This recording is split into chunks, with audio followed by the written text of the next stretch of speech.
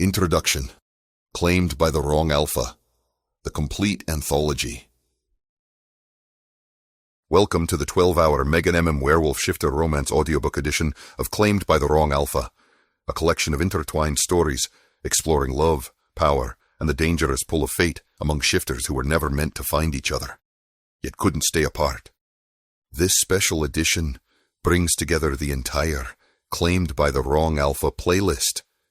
Every story, every heart-stopping moment, now in one seamless anthology experience. All rights reserved. No part of this audiobook may be reproduced, distributed, or transmitted in any form or by any means. Electronic, mechanical, photocopying, recording, or otherwise, without the prior written permission of the author. Unauthorized duplication or distribution of this recording is a violation of applicable laws. We hope you enjoy part 1 of the series. Get comfortable, take a deep breath, and step into a world where desire defies destiny. And being claimed by the wrong alpha might be the most dangerous thing of all. I knew I was in trouble the moment his teeth pierced my skin. He wasn't supposed to be my mate. He was meant for my sister, a union designed to strengthen the bond between wolves and lions, an alliance meant to keep the peace as war loomed on the horizon. But fate got it wrong. A lion and a wolf were sworn enemies, their fates never meant to intertwine. But the war with the tigers had changed everything. Alliances were no longer about tradition, they were about survival. Yet here I stood, claimed by the wrong alpha, bound by a bite that defied every law of our world. And there was no turning back. I had been desperate to keep my pack safe, so desperate I made a deal with the devil himself. A brute of an alpha with blood on his hands and fire in his eyes. I thought I could outsmart him, outmaneuver him. But the moment his teeth sank into me, I realized the truth. I hadn't made a deal. I had made a mistake. Chapter 1. I stood at the edge of the forest, the trees stretching endlessly before me. A sharp breeze swept through, rustling the leaves, but all I could hear was the silence that seemed to swallow the world whole. "What are you saying, Roderick?" I kept my voice neutral, collected, but I felt none of it. Roderick kept his gaze on the horizon, his hands clasped behind his back. "I'm saying, Cassian has made a generous offer, you should consider it." My eyes flashed with hatred. A generous offer. Is that what we were calling it now? The bastard had his foot on our neck and he was calling it an offer. "We're boxed in from all sides," I all but snarled at him, "with Emberfang to the right and Bloodmoon to the left, Solar Flare to the north and those bastards Thundercrest to the south. Where are we to turn to?" Roderick took in a deep breath, then turned to me, his eyes wrinkled and his expression complacent. "I know what you're thinking. We are naught but humble wolves. Nothing against the strength of the lion. But power is not merely in muscle, nor in the weight of one's bite. A beast that relies only on its strength is nothing more than a mindless brute, doomed to fall to cunning and patience. We have our pack, our unity. A single fang may shatter, but together, we are the jaws that shape destiny itself." My chest tightened, breath hitching as the forest closed in. Roderick's words coiled around my throat, a slow, crushing squeeze. He's giving in. The thought cracked through me like a fault line. My fingers curled, nails digging deep, but the sting felt distant, small against the rising tide of helpless fury. The ground beneath me felt wrong, like I was standing on the edge of something vast, something crumbling. "And the price," I whispered. "Mina, you've chosen to trade my sister like a bargaining chip." My rage flared, hot and unforgiving, searing through every word. "The Moonvale heiress has always known her fate," Roderick replied. The old seer stepped forward, his tattered robes whispering against the dirt. Once rich in colour, they had faded to the shade of dying embers, frayed at the edges, runes of old magic barely visible along the seams. Bone and beads clattered softly from his sleeves as he moved, his silvered hair wild and unkempt. His milky eyes locked onto me, unreadable, yet knowing. It has all been arranged. Thank you. Dismissed. Yes, Alpha. He bowed and withdrew. I kept my gaze forward, my hands clasped behind my back, using every ounce of my strength not to grab Roderick by the throat and squeeze the life from him. Mina was the sacrifice, given to those barbaric lions of the Solarflare clan to ensure the survival of our pack. My teeth ground together, hands curling into fists. It was common knowledge that the Solarflare ate their pups. They butchered their young, slaughtered the old or those they deemed weak. And Cassian Rex was a monstrosity of a man. They said when he moved, the very earth trembled beneath his feet. He was known to knot Omegas to death, and that was the man my pack had elected to give my sister to, and there was nothing I could do. We were on the brink of war, each shifter clan in the region out for their own self-interests. Alliances were the key, and the destruction. My skin itched, a desperate burning need clawing at me from the inside. I wanted to tear it off, to shift into my wolf form and lose myself in the wild, to become one with the trees, the wind, the earth. But I was their alpha. I couldn't run. I had a duty. My pack, my people, depended on me. With a growl simmering low in my chest, I spun on my heel and marched down the hill. Each step was heavy, dragging me toward the packlands nestled in the small town of Shiver Creek, our last semblance of home, our fragile sanctuary. Shiver Creek was a quiet town, tucked between towering pines and the misty slopes of the mountains. The air was always cool, filled with the scent of pine needles and fresh earth, a place where the world seemed to slow down. Children ran freely through the town, their wolf forms bounding through the streets, fur sleek and gleaming under the sun. They nipped at each other's heels, growling playfully, their laughter like the rustling of leaves. Their energy was wild, untamed, pure, like the land itself. Most of them bowed when they saw me, the alpha, but I kept my head held high. Jarek caught my gaze, his dark eyes sharp with understanding. I gave him a quick, subtle signal, and without hesitation, he moved to gather the others, directing them toward the main hall. The meeting with the elders was about to commence. I took my throne at the front of the gathering, the weight of every gaze pressing down on me. The hall was packed, wolves standing shoulder to shoulder, their murmurs fading as Mina entered. A hush swept through the crowd, reverent and heavy as she walked forward, parting them like the Red Sea. She wore white, the colour of the Moonvale heiress, her robes flowing behind her like liquid silver. Her auburn hair cascaded in wild, untamed tresses, aflame against the pale fabric. She was breathtaking, a vision of grace and quiet strength. But all I could see was our mother. The resemblance twisted something deep in my gut, sharp and merciless. I clenched my jaw, fingers digging into the arms of my chair. How could I let her go, hand her over to some beast, to a monster with no humanity left in him? Cassian Rex didn't take mates, he devoured them. And my pack expected me to stand by and watch as they sent Mina to be his next conquest. No. I wouldn't accept it.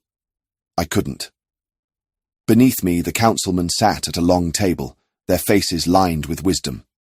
Their robes, though once grand, had faded over the years, some adorned with furs, others stitched with old sigils of past losses too great to name.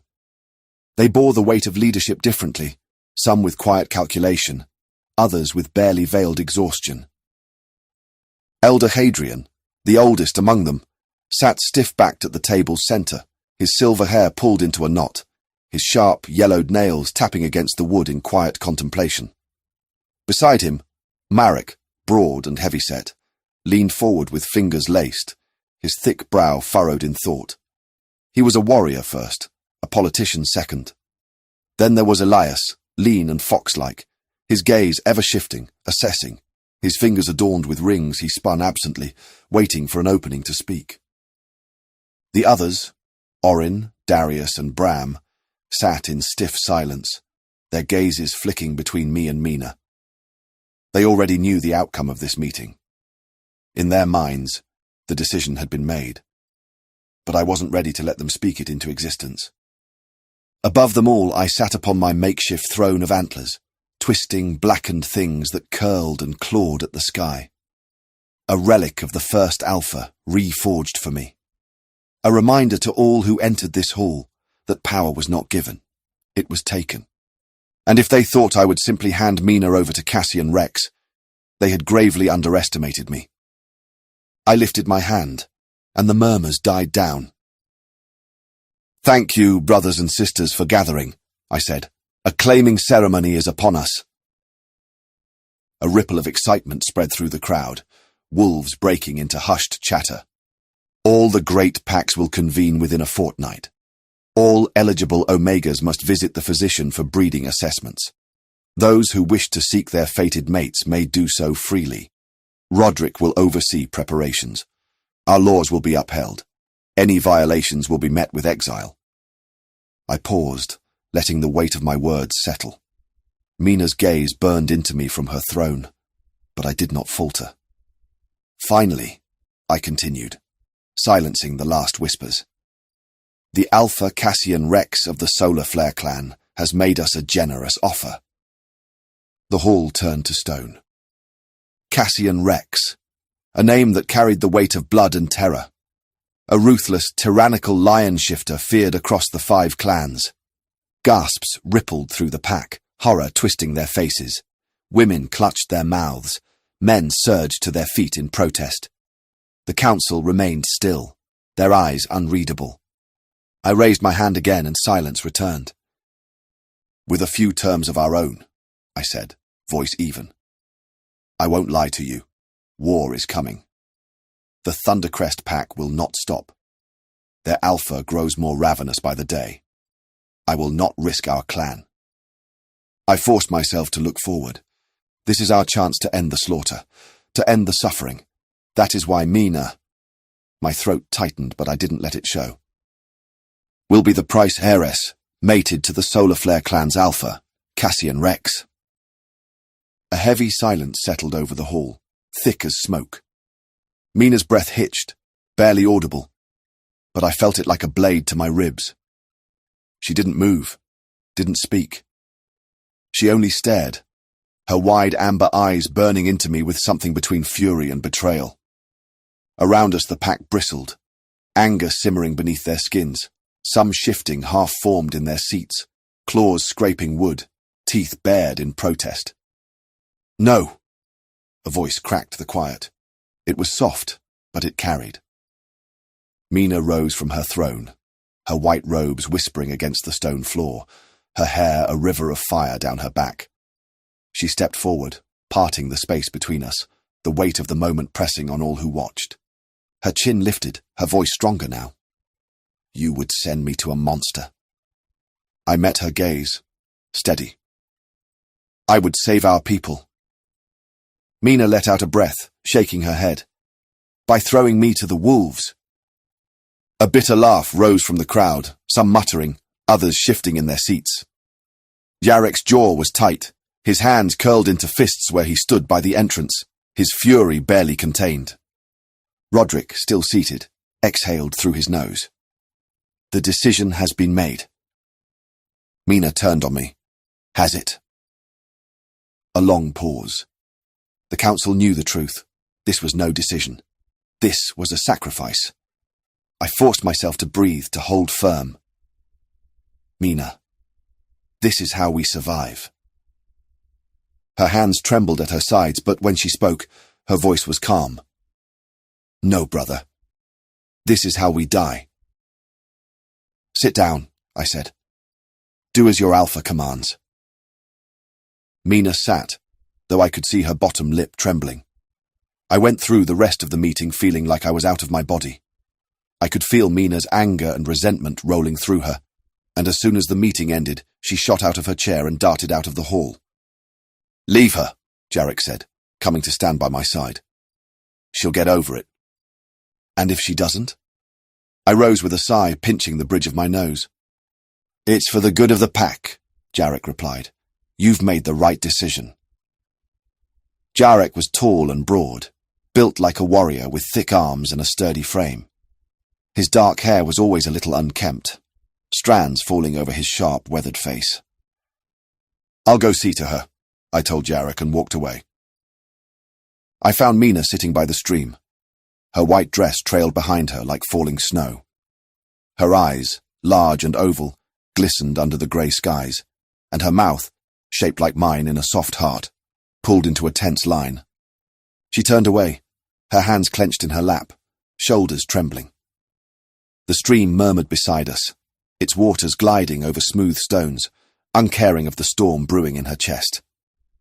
The scent of damp earth and pine filled the air, but all I could focus on was the quiet, seething rage radiating from my sister. "You sold me off like cattle," she whispered. "Do you even care?" I sighed, rubbing a hand over my face. "Of course I care, Mina." But I had no choice. "There's always a choice," she laughed, sharp and bitter. Mina turned to me then, her eyes blazing, wet with unshed tears. "You're the alpha," she spat. "Your word is law. And yet, when it came to me, to my life, you bent the knee." I clenched my jaw. I bent nothing. She shot to her feet, her white dress fanning out around her like a spectre. "You gave me to a monster, to a beast that will rip me apart. And for what? Peace? Safety?" She let out a hollow laugh. "We both know there's no such thing." I exhaled, staring at the flowing stream, searching for the right words. But what could I say? That she was wrong. That Cassian Rex wasn't as bad as the stories claimed. That would be a lie. Mina shook her head, stepping back from me. "You were supposed to protect me." Her words struck harder than any wound I'd ever taken in battle. "I am protecting you." She scoffed. "No, you're protecting them." I snatched her wrist, stopping her from walking away. "The Thundercrest clan has declared war." She froze. Her eyes widened, her breath caught in her throat as I held her wrist, the gravity of my words sinking in. The fight drained from her expression, replaced by something darker, something I hadn't expected. Fear. "You can't be serious," she whispered, her voice trembling. "I am." I let go of her wrist, running a hand through my hair. "The Thundercrest will tear us apart if we don't act. Cassian Rex is our only hope to stop them." Mina shook her head slowly, her eyes narrowing, as though she was trying to make sense of the madness I'd just spoken. "So, this is how it ends then. You sell me to the solar flare to save your pack, to save your people." "It's not about that," I said, voice tight. "It's about survival. If we don't make this deal, we'll lose everything." She stepped back, her chest rising and falling quickly. Her shoulders were stiff, her jaw set. "And I'm just supposed to sit here and accept it? To be the price for your war?" I swallowed hard, guilt eating at me, but I forced myself to stand tall. "You'll never be a price, Mina. You'll be a part of something bigger than us, than me." She stared at me, disbelief written across her face. "I don't want to be a part of this." Me either. I felt my heart twist. But I couldn't change what was already set in motion. I wished there were another way. Mina stepped forward suddenly, her arms wrapping tightly around me, her body shaking against mine. Everything went still. The world, the pain, the weight of our fates. It all faded as she held on. Her sobs were muffled against my chest, her breath coming in ragged gasps. "I hate you," she whispered, her voice thick with emotion, but her arms never loosened. "But I need you." I exhaled sharply, my hands hovering at her back, unsure whether to push her away or hold her tighter. "I'm sorry," I murmured. "I never wanted this for you." Her grip tightened, as if she couldn't let go of me, even if she wanted to. They arrived. I straightened fractionally, tilting my chin up in a way I knew was intimidating as the lion shifters bled from the trees. They were tall, hulking figures of pure muscle, their bodies sculpted from the earth itself, all sinew and muscle. The ground seemed to tremble beneath their feet as they moved, their steps slow, deliberate, untamable force that ran through their veins. The air thickened, heavy with their scent. Raw, untethered power. They were a storm about to break, and I would stand in its eye. My pack formed a tense line, an impenetrable barrier, with Jarek to my left and Raven to my right, seasoned and trained, ready to pounce at a moment's notice. The ground shook as Cassian Rex stepped into the clearing. My heart lodged in my throat. The man was a mountain, towering above everyone, a wall of muscle and raw power. His eyes met mine, dark and unyielding. Jesus Christ. I breathed out, trying to steady my pulse. His presence swallowed the air, thick with danger. His pack parted for him, like water to a storm. I stood firm, but a cold shiver ran through me. I was facing something unstoppable, something that would break if I didn't bend. The delegation stood in silence, cloaked in deep furs and rich leathers. Dark tunics embroidered with our sigils caught the fading light. The women wore gowns of fur and fabric, colours like blood and earth. The men, strong and tall, wore leather vests with silver buckles that gleamed. My own attire was dark, leather and shadows, a cloak woven with moonlight. We were a picture of power, but beneath it, tension hummed.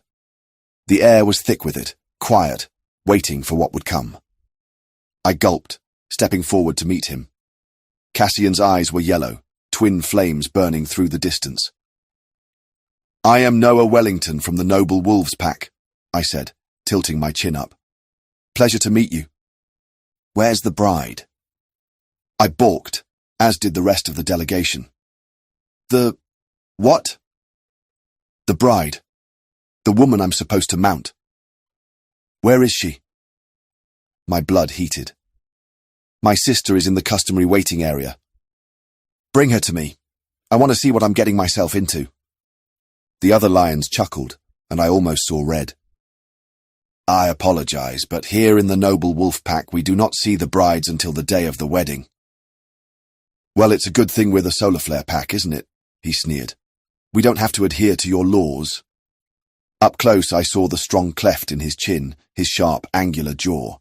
His wavy hair framed his face like a crown. He was incredibly handsome. Even his Cupid's bow lips made my face heat. "What if she's a hideous dog? You can't expect me to mount that." A chill rippled down my spine at the words. His tone was low, mocking. My vision blurred with red, the need to snap his neck nearly overwhelming. "What did you just say?" I demanded. Cassian smirked, leaning closer, his eyes never leaving mine. "I said, what if she's a hideous dog? You can't expect me to mount that." The insult hung in the air like poison, thick and suffocating. I forced myself to stay calm, but my body trembled with the effort. "You will keep your tongue civil," I growled, taking a step toward him. My pack behind me tensed, ready. "Or I'll make you regret it." Cassian's gaze hardened, but he just smiled, his lips curling in a way that made my blood boil. "I'll do what I want," he muttered, dismissing me with a flick of his wrist. "And I'll have the bride brought to me. Now." The nerve of this bastard. I could barely hold back, but I stayed still, my fists clenched at my sides. Every muscle in me screamed for action, but I knew I had to play this game, at least for now. "Fine. We will show you to your lodgings. Now, if you'll excuse me, the rest of the clans have arrived." It was the fastest and easiest way to dismiss him, just as the Emberflang clan of panthers made their way through the foliage. Cassian grunted, stomping through the delegation as they leaped out of his way to avoid being crushed. I barely held my temper as I watched him stomp past, the others quickly getting out of his way. "Asshole," I muttered under my breath, sneering at his back. I then plastered a big fake smile on my face as Aiden from the Emberfang approached. The halls filled with the rest of the great clans, but it was Mina who stood out, her white dress gleaming under the lanterns, the only one wearing white among the other Omegas in their red ceremonial gowns. The others kept their faces shielded behind veils, the air thick with anticipation as the ceremony loomed near. I couldn't tear my eyes away from her. She stood like a queen, but there was a sadness in her posture I couldn't ignore. It twisted in my gut. The food and drink were passed around, but I barely noticed. My thoughts were too occupied with Cassian, with Mina, with what this ceremony meant. Aiden strolled over to me, his gaze sharp and calculating in the way only a panther could be. His eyes flickered to Cassian, then back to me. "Enjoying yourself?" "Not in the least," I muttered, then forced a smile and clasped his arm. "How are you, brother?" "Curious," Aiden replied smoothly. "I heard he wields his shaft like an almighty blade. Is it true several Omegas have lost the sensation in their legs after one night with the lion?" I snorted. "You make him sound like some kind of beast." Aiden smirked. "Aren't lions supposed to be beasts?" He flicked a glance toward Cassian, who was now tipping back another goblet of ale, his throat working as he drank like a man starved. "Though I admit, I expected more grace. Less caveman."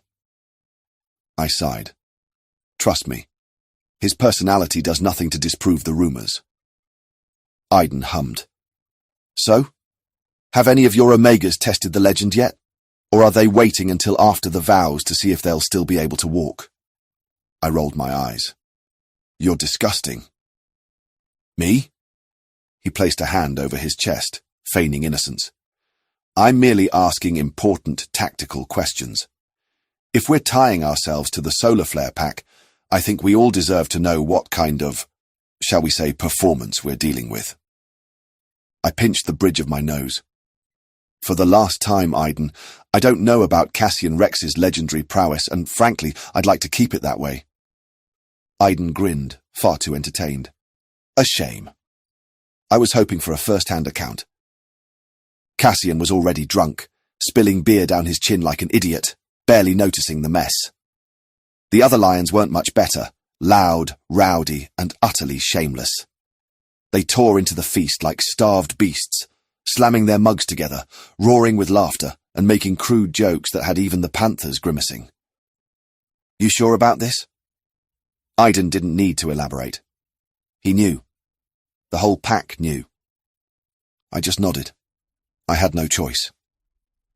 "You know what they say about a lion's pride," Aiden said. "It's not just about the lion. It's the whole pride.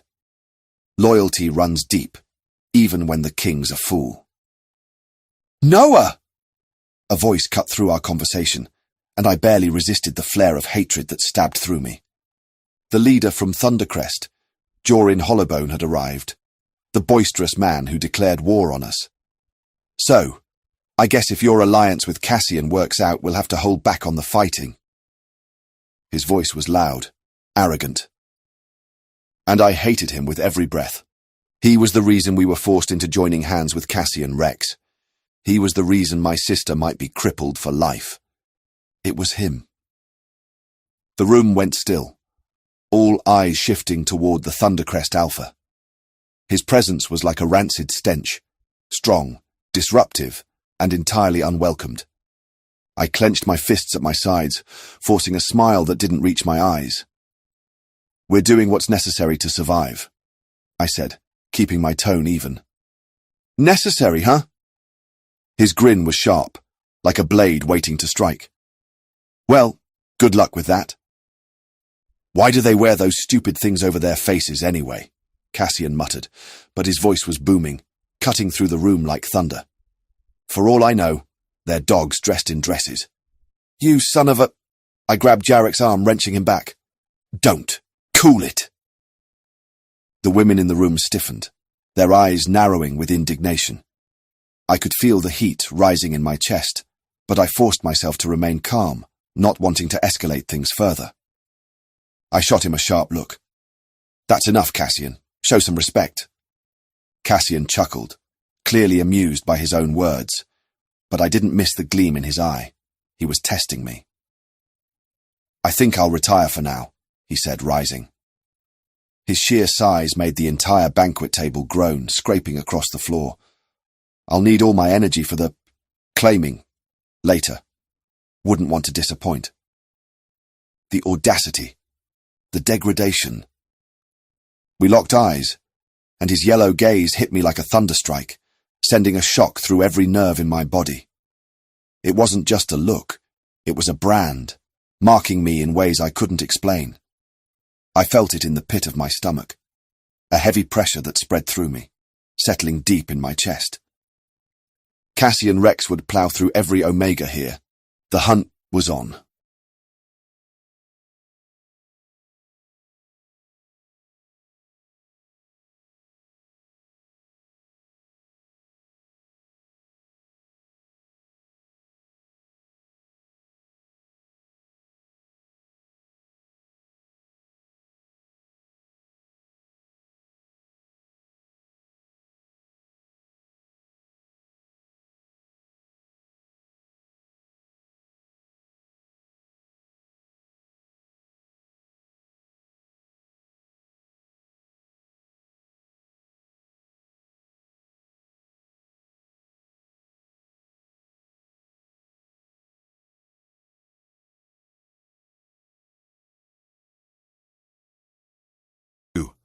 Cassian. Goddamn pricks! I woke groggily just before dawn, feeling like I'd been hit by a damn hammer. What the hell was in that ale? Piss. It tasted like ass, and I was used to eating it, so I would know. The Omega male rolled off me, hitting the floor with a splattered thud of tangled limbs. Whatever.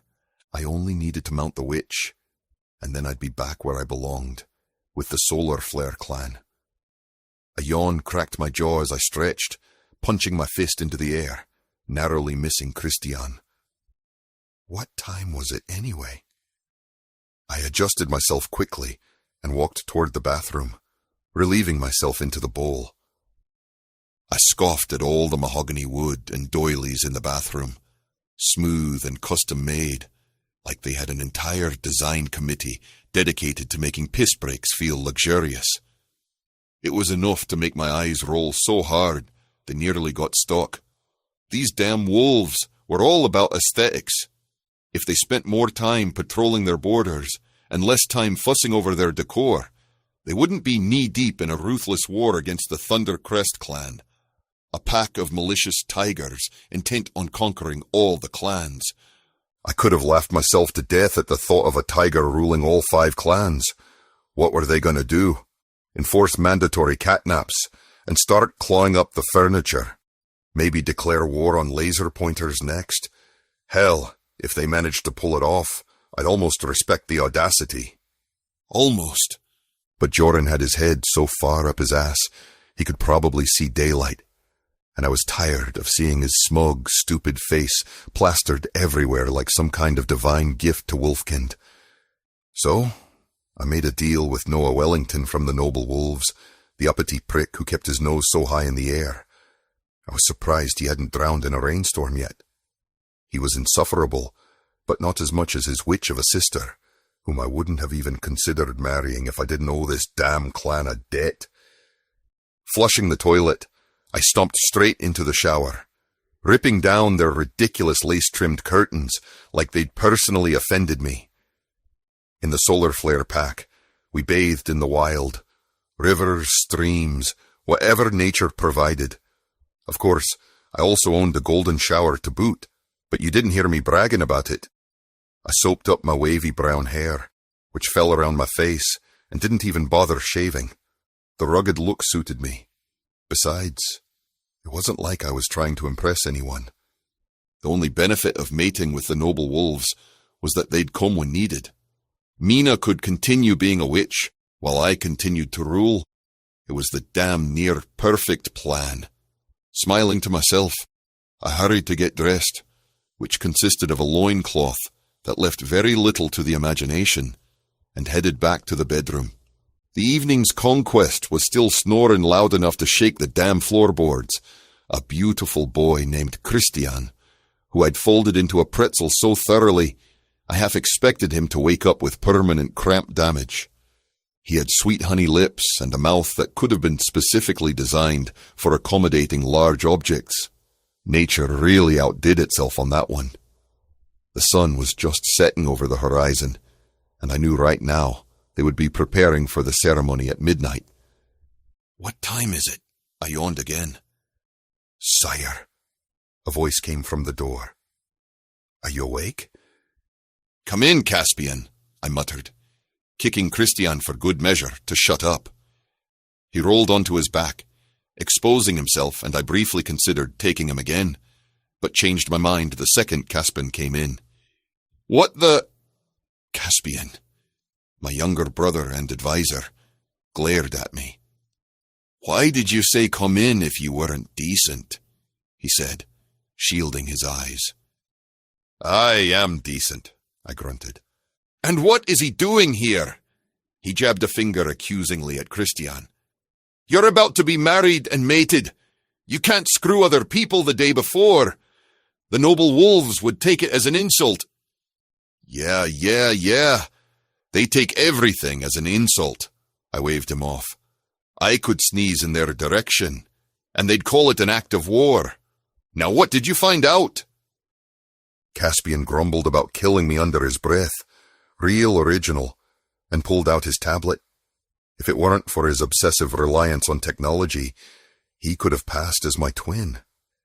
His brown hair was cropped short, and we shared the same yellow eyes, blazing like fireballs, just like most lion shifters. "Look here," he huffed, shoving the tablet in my face. I shoved it right back. "Just look at it!" "You know I can't read that stupid thing without my glasses," I snarled. My glasses made me look less badass and more like a nerdy accountant, so I avoided wearing them like the plague. "Fine," Caspian huffed. "Do you see that there? That's Joran." He pointed to the tiger, scenting the area behind the forest, right before the ceremony was about to begin. "He's been doing that since he arrived." That got my attention. I straightened. "Do you think he still plans to go through with the war?" "Of course he does," Caspian said, nodding. "Marrying Mina only bought time. It didn't change his mind. The noble wolves control the largest reserve of freshwater, and the tiger region is drying up fast. Climate change has pushed them inland, not close enough to the humans, but close enough to threaten the wolves' territory. They're desperate. Joran sees an opening, and if he gets the chance, he'll take their land by force." My stomach tightened. So the war wasn't off the table. It was just waiting for the right moment to explode. Does Noah know? "I'm sure he suspects. Not that the hard-headed wolf would listen to reason," Caspian said.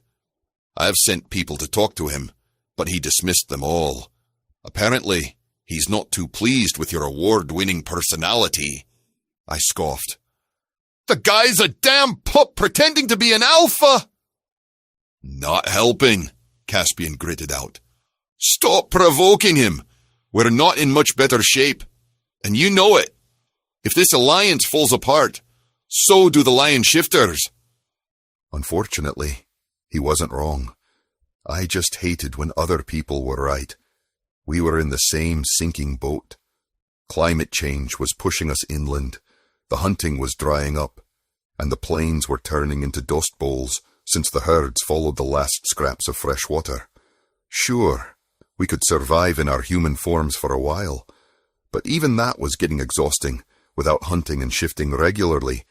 And on top of that, more humans were showing up in droves, putting our conservation lands at risk. "After I claim Mina, we can talk about it tonight," I said, already dreading it. Nothing like celebrating my wedding with a fun little war meeting. "Now get Christian out of here!" Caspian snarled. He shoved his tablet away and slammed the door shut. I checked the time and realized I had a few hours until the ceremony. If Joran was scouting out the area, perhaps I should too. The noble wolf forest stretched before me, a sea of endless green, its towering pines whispering secrets to the wind. Lush ferns curled at my paws, and the murmuring rivers wove silver ribbons through the land, their gentle rush harmonizing with the distant roar of waterfalls. Then came the scent. It filled my nostrils, thick and heady, earthy, wild, laced with something dangerously sweet. It curled around my senses, hypnotizing me, sinking into my bones. I felt drunk, high. My mouth watered as I followed it, my lion form prowling forward, instinct drowning out reason. It twined in my nostrils, reaching deep into the very core of me, like a siren's call that couldn't be ignored. Mate, take claim. Take claim! The word pulsed through me. Urgent, primal. My body trembled with the need to follow it, to claim, to possess. My paws moved before my mind could catch up, the forest around me blurring into a hazy backdrop as the scent grew stronger, thicker, intoxicating. My heart pounded, the hunger rising like a storm inside me. Every part of me screamed to chase, to find, to claim. The word echoed in my chest, vibrating with every breath I took. Take. A twig snapped, and I snarled, my lips curling over jagged teeth, the growl rumbling deep in my chest. My eyes locked on the movement through the trees, and there he was, Joran's striped tiger, bleeding through the shadows. His massive body slinked low, paws digging into the dirt as he stalked closer. We circled each other. With a snort, Joran shifted back into his human form, tall and lean, his eyes glowing like molten amber. His stance was calm, too calm, like he knew exactly how this would play out. "Didn't expect to see you here," he said. I shifted back too, glaring down at him. "What are you doing here?" "The same as you," Joran replied, his tone dripping with amusement. "I'm sure your scouts told you." "Yes, well." I crossed my arms, my gaze hardening. "All of this will soon belong to the solar flare pack, so you better get a good look while you're at it." Joran's feline eyes settled on me, steady and unblinking. "Is that what you think? Because I have it on good authority that your soon-to-be mate is refusing to go through with the claim. As it turns out, she has a lover." My nostrils flared. Of course, leave it to a wolf to dress their brides up like dogs. "She could have 10 lovers," I snorted.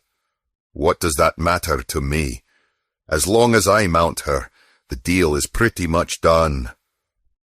Joran's smile turned oily. "See, that's where you're wrong, lion," he said, circling me. "The noble wolves are much different.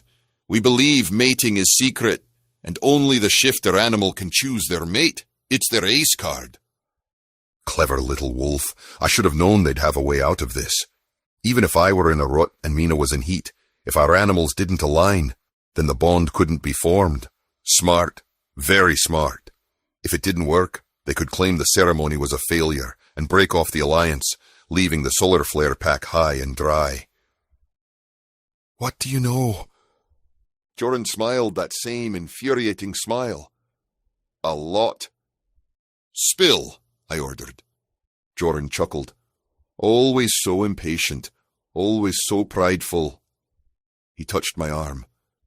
"I heard they believe it will be a failure, hence why they have all 5 clans here. They want to make their alliances their own way." "They planned this." "Yes," Joran purred. "Or else they would have just had you mounting Mina in the damn forest." I shrugged his hand off me. "And what do you get out of this, tiger?" "Me?" He laughed.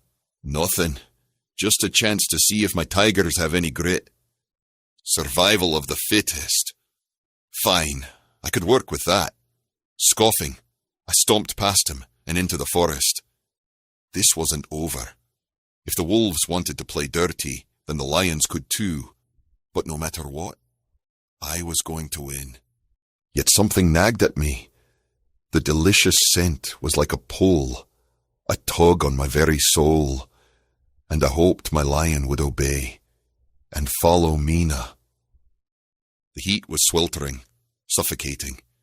The breeze, cool as it was, didn't reach the fire building in my chest. My skin burned under the weight of the air. That damn scent. It wrapped around me like a vice, thick and heady.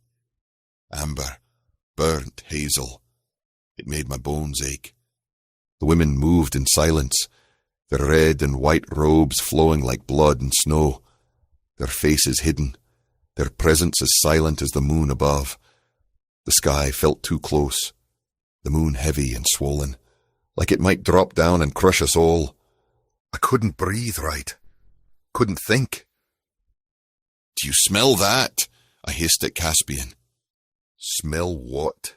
he asked, nudging me as I interrupted the seer for the second time. The seer raised his hands over Noah, his voice soft, chanting in a tongue as ancient as the land itself. He blessed Noah, draping the white ceremonial cloth over him, the fabric almost glowing against his dark skin. I couldn't focus on the words. My eyes were locked on Noah. His grin spread wide as he turned, heading straight for Mina. My jaw clenched. Mina stepped into his embrace, and my mouth watered, but not from hunger. She beamed, tears glistening in her eyes, as he hugged her tightly. She pulled back, her gaze soft, lingering for just a moment too long, and then she stepped away. The men were lined up, standing tall in their lion clothes, nothing else to hide their raw power. Muscles bulging, sweat gleaming under the moonlight. The change was coming. I could feel it in my bones. The women were seated several yards away, given a head start. I could see them watching, waiting, and yet I couldn't look away from Mina. I tracked her every move like a hawk, my gaze pinned to her, drilling into her. Objectively, she was beautiful, long auburn hair cascading down to her waist, a tiny waist, skin smooth and creamy. But I almost clutched my head, my fingers digging into my scalp. That damn smell! It twisted my insides, suffocating me, burning me from the inside out. It was killing me. The seer raised his hands to the sky, and the moon flared, blinding. Aiden groaned, dropping to all fours, his body twisting and snarling, bones cracking. The shift was upon us. Another man burst into his panther form. Another exploded into his beast. I fought the change with everything I had. My lion pulsed beneath my skin, rippling like popcorn, bones tearing through. The air thickened, rising like a suffocating shadow. Caspian grunted, his human skin shedding like grated cheese. Only Joran and I held our ground, both of us resisting the animal's pull. I needed Mina's scent, needed it to take control, to make this a fair fight. But the air, it twisted. That damn scent. It was maddening, suffocating. My lion wanted to roar and wanted to tear the world apart. Joran's claws punched through his fist, nails elongating, and he tore into his tiger form. No, not yet. I searched the field, eyes wild, and then I found her. Mina. She had shifted into her wolf form, shedding her white dress, her body sleek and wild. Noah stood beside her, his wolf form black and sleek, a shadow at her side. Together, they darted into the trees. I exploded into my lion form, shredding my human skin, ignoring the seer's cries.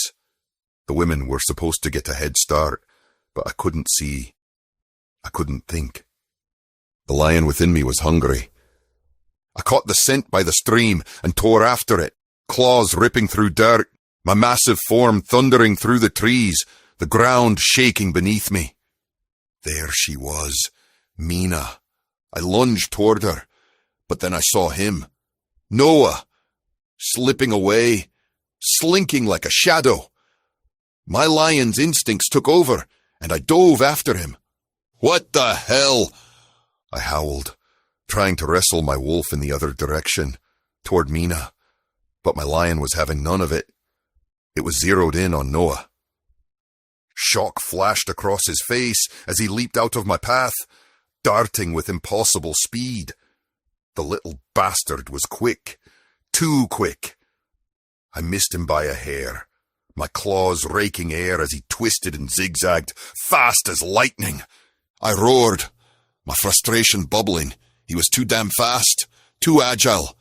My lion was getting hotter, angrier, needing to pound through me like a wild drum. That scent, it was Noah. All this time, I could have torn something apart. Instead, I smashed the ground, punching holes through the dirt as if the earth itself was to blame for my maddening chase. Noah faked left, then darted right, but my lion wasn't fooled. I pounced. A wail tore from Noah's throat like a trumpet's final note. It echoed through the trees, but I couldn't stop. My claws sank into his flesh, the overwhelming need for control, for dominance, flooding every part of me. This was it, the scent, the maddening chase. My lion was in charge now, and it didn't care how much Noah screamed. I sank my teeth into his neck, my jaws tightening, almost tearing out his throat. Blood rushed over my tongue, hot and coppery. Noah bucked wildly beneath me, twisting and thrashing, his claws raking across my fur in a desperate attempt to dislodge me. But the lion inside me roared louder, tightening its grip. He struggled, his breath ragged, but it didn't matter. The taste, the power, the dominance, I needed it all. He was mine, and no matter how much he fought, the lion wouldn't let go. Noah shifted back into human form, trembling, his face pale as the moonlight. His dirty blonde hair clung to his forehead, dripping with sweat, his body tight and tense. Blood oozed from the gash in his neck, staining his skin. My eyes locked on him. Why had I never noticed how beautiful he was before? My body, still thrumming with the lion's energy, shifted back, towering over him. A strange, overwhelming ache surged through me. The urge to pull away fought with the need to be closer, to comfort him, to understand what was happening between us. Wait! Noah gasped, trying to push away the wave of panic rising in his chest. I couldn't hold back. My body moved before I could think. The distance between us was too much to bear. My heart raced, my breath coming fast, and every part of me screamed to act, to protect him, to do something before this tension swallowed us whole. I kissed him, forceful and hungry. His lips trembled beneath mine, but I couldn't stop. My hands roamed, desperate, trying to ground myself. Every inch of him burned like fire against my skin. He pulled away, gasping, "Wait, please!" But I couldn't hear him. The world outside faded. My heart was hammered. I needed him. My grip tightened, but something inside me, a sliver of control, broke through. I paused, breathing hard. His chest heaved beneath my hands. His eyes were wide, searching. Noah hesitated, breath hitching, as his lips brushed mine. Then, without warning, he kissed me back. It wasn't gentle or tentative. It was fierce, raw, as though the kiss was a desperate act to stake some claim, to say something neither of us had the words for. His hands, shaking but determined, gripped my shoulders, pulling himself deeper into me, as if he was trying to merge with my very essence. The moment his touch met my skin, a surge of heat exploded between us. The bond. It solidified in an instant, like molten fire coursing through my veins, searing everything in its path. It didn't just burn. It melted down to lava, pooling hot and unstoppable, pulling us together in a way that left no room for doubt. His body, pressed against mine, felt like a final jagged piece snapping into place. His kiss deepened, urgent, the rhythm of our breath sinking as though we were always meant to move like this. Every inch of him.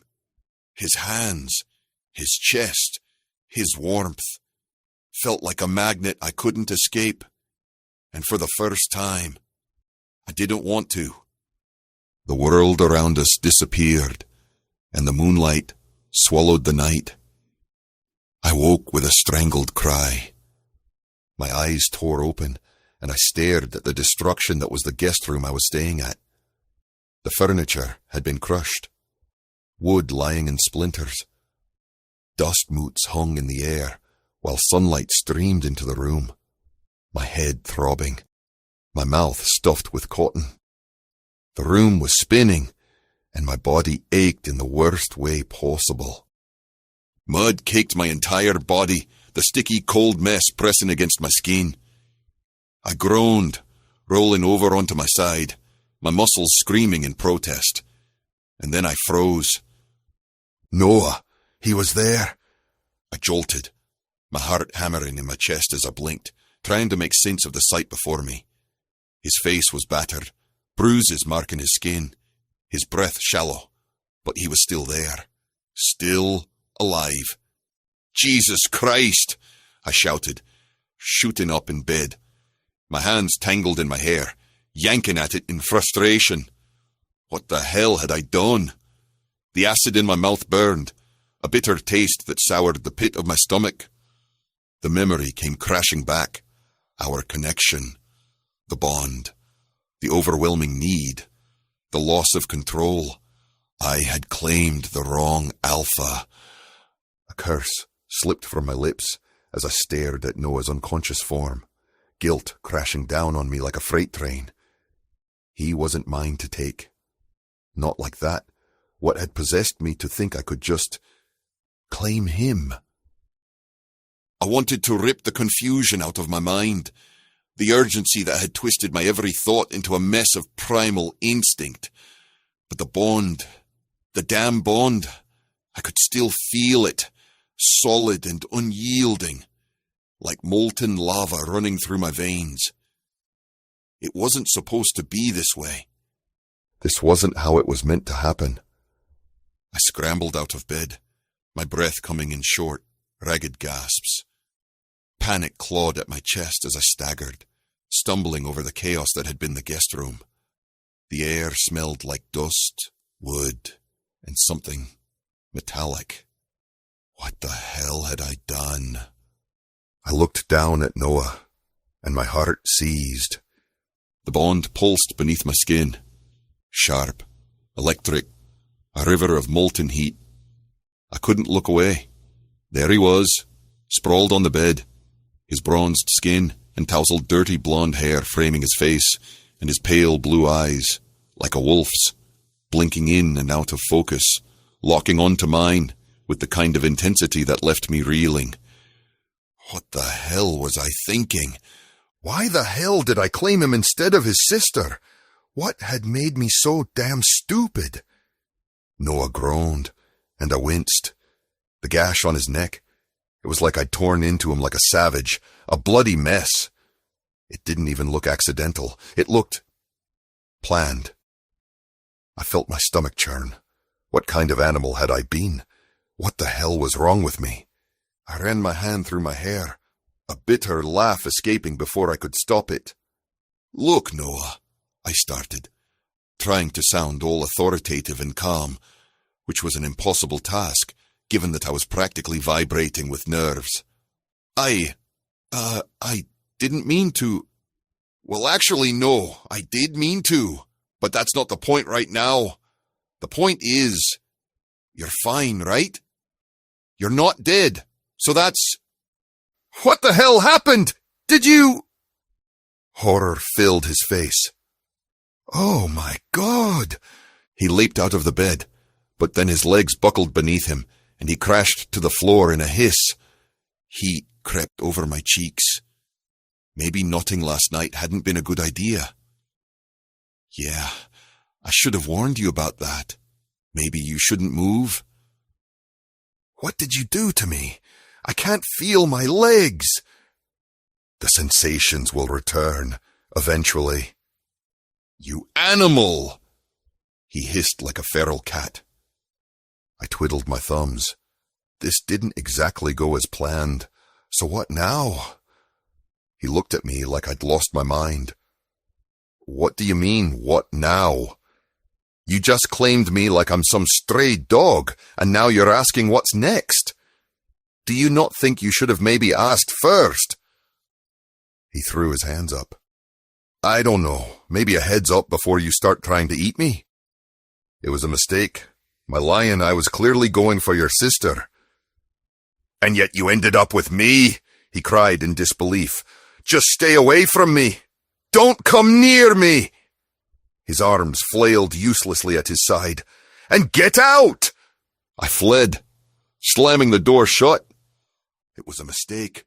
A horrible, disastrous mistake. And yet, I couldn't bring myself to regret it. Chapter 3. Noah. This was a freaking disaster. I winced, each step causing pain to lance through my backside as I scurried through the hall of my own damn pack. God damn Cassian. He had one job, one simple job. Mate with my sister. That was it. Then the solar flare pack would have been aligned, and yet he'd managed to screw that up entirely. Jarek and several others were waiting by my door the second I rounded the corner. Don't, I hissed at him, and Jarek snickered behind the door. It's not as bad as you think. I slammed the door in his face. It was bad. Catastrophic bad. Nuclear bad. My nightmare having a nightmare bad. Showing up to work and forgetting my underwear bad. God, it was so bad I was running out of scenarios. I tore off my clothes and stepped into the shower, turning the water as hot as my skin could stand. Mud and grime swirled around the drain, the evidence of my ordeal washing away. But the reality remained. The skin around my neck was raw and tender from Cassian's bite. Mates. We were mates. As soon as I thought of him, pain sparked across my skin, and I felt like I was being yanked in his direction. Oh no. The pull. It was unavoidable. I'd need to be near him for the next few weeks. Jesus. I ran a hand through my dirty blonde hair, my lip trembling. What the hell am I going to do? An alpha mated to another alpha was bound for disaster. Cassian wouldn't bend, and neither would I. There was too much at stake. I'd lose my standing as packmaster if Cassian took over, the way of the noble wolves decimated. I was hyperventilating before I realized, sucking in ragged peals of breath. Elders. I needed to consult the elders. That was the only way to solve this. Humiliation. With a groan, I finished with my shower, which was almost impossible from the pain throbbing in my backside. No wonder women went crippled after one night with the beast. I felt like my insides had been shredded. A flush worked over my cheeks as I dressed, stabbing my legs into a pair of dark wash jeans, a white V-neck shirt and a leather jacket. I shoved the door open and paused when Jarek was still waiting there. He straightened and bowed. Alpha. He rose, his gaze assessing me. How? Are you feeling? Like I could kill something.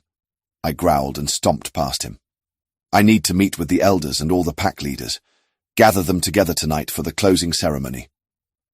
Ah, aren't you forgetting something? Jarek said, halting me in my steps. No, what? It's customary for the seers to inspect the sheets to make sure the mating has taken place and... You've got to be kidding me, I shrilled. You can't expect me to... I swallowed down my rage. Jarek shot me an apologetic look. It was tradition. I straightened, holding my chin high, my face burning. Fine, alert that beast and tell him... Tell me what? A deep voice rumbled from the side. I closed my eyes. Was this hell? It felt like hell. I turned, reluctantly, and saw Cassian was leaning against the wall behind us, wearing a black t-shirt that stretched across his absurdly muscular chest, dark jeans slung low on his hips, and a golden belt buckle so bright I was pretty sure it was trying to blind me. Maybe I'd choked on a Dorito and died. If only I could be so lucky. Cassian. I bowed because it was necessary, and not because I was submitting to him. "Noah," his smirk grew. "You left so quickly this morning. I wasn't sure what to do when the seers came barging into our rooms to inspect the sheets." Alarm ripped through me. "You let them in, though, right?" "Of course." Cassian tilted his head. They were satisfied with the results. I felt my skin grow hotter beneath his gaze. "Thank you." I cleared my throat. "Now if you'll excuse me, I have some errands to run today, and—" "You're forgetting something," Cassian replied. "Yes, well, it's been a long freaking day," I clipped. Cassian regarded me. His yellow eyes weren't just bright, they were hungry, a pair of hollow suns, orbiting something deep and dark at his core, promising ruin with a single glance. He stood at least 2 heads taller than me, a mountain of muscle. Cassian stepped forward and cupped the back of my neck. I melted, instantly, my entire body relaxing infinitesimally in a way I didn't even realize I had been so freaking stressed. He smoothed it down the nape, touching the gash, the wound. It flared to life, sizzling beneath his fingertips. I watched his eyes dart down to my lips, and for one horrifying second I thought he was going to kiss me. No, this was a mistake. A mistake. I knocked his hand away violently and saw the rage flash in his eyes. "I'll see you at dinner." I stomped past him, ignoring my heart trying to rip itself out of my chest. I headed to the elders. A large council room in the library of the noble wolf den. The seers were already there, waiting for me. But the elders, Hadrian, the oldest among them, sat stiff-backed at the table's centre, his silver hair pulled into a knot, his sharp, yellowed nails resting on the polished wood. Marek, Orin, Darius and Bram, they were all waiting for me, as if they expected this. I bent the knee as soon as I saw them, shame crawling all over my skin. "Rise," Hadrian said. "Why have you come? Why are you not with your intended mate?" The words caught me off guard. "There's been some kind of mistake. I can't. It was supposed to be Mina." "The spirits do not make mistakes," Hadrian replied easily. "You were chosen by Cassian's lion, and you are now his wolf." I cannot be," I stammered. "I am the noble wolf pack alpha. I cannot bear pups or—" "The spirits do not make mistakes. Your body will align with your alphas." Horror struck me. What? No, it couldn't be. What of the alliances? How could 2 alphas rule? Cassian would destroy the noble wolf pack. He was a brute, a mindless ape pounding his fists against his chest. He only ruled through brute force. How could we get around this? Not to mention the ways of the lion were much different from the ways of the wolf. How could this work? How would our world integrate? A wave of dizziness rushed over me, and I felt so light-headed I thought I might tip right over. Marek regarded me. "You should be with your alpha."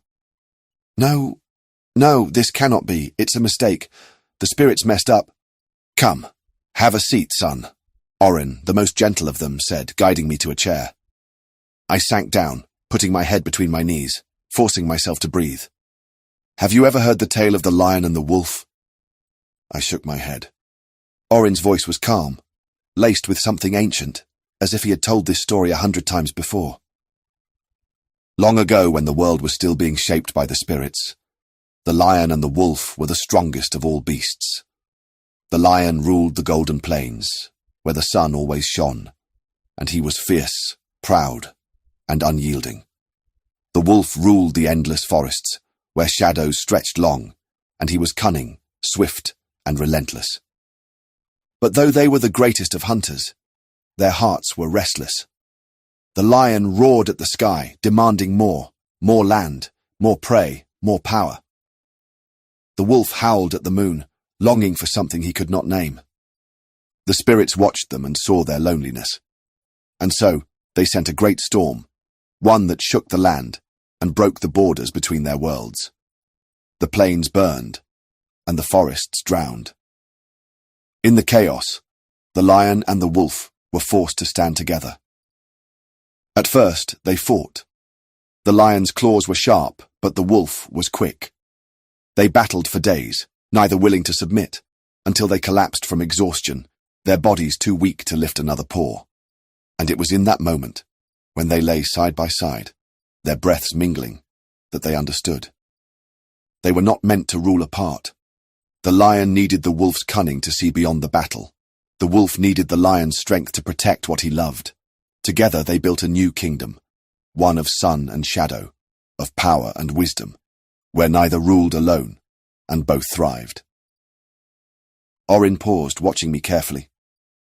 I swallowed hard, my pulse pounding in my ears. "You see," he murmured, "the spirits do not make mistakes. You were never meant to rule alone. The wolf envies the lion's throne, the lion envies the wolf's freedom, yet neither would trade, for each is bound by what makes them legendary." My throat constricted at the words. A great battle was coming, and the lion needed the wolf, vice versa. Tears burned my eyes as I thought of the humiliation Mina would face, the laughs and jeers of an alpha who had no interest in her, but her brother. I had to go to her. To see, but my feet wouldn't budge. Cassian's face came before my eyes again, and the pull to be with him felt like I was being strangled. "Go to him," Orin urged. "This is a crucial time for solidifying the bond. You must go to him." Jarek patted my shoulder and helped me to my feet. I stood on trembling legs as he led me out of there. I was somewhat surprised that Cassian wasn't there waiting for me like a damn leech. I rolled my shoulders, avoiding the mating glands at all cost. "Where's Mina?" "With the other witches," Jarek said. "She's taking the news well better than expected." "Of course she is," I muttered. "She never wanted to mate with the brute anyway." "I will go to her." "Noah!" He grabbed my bicep.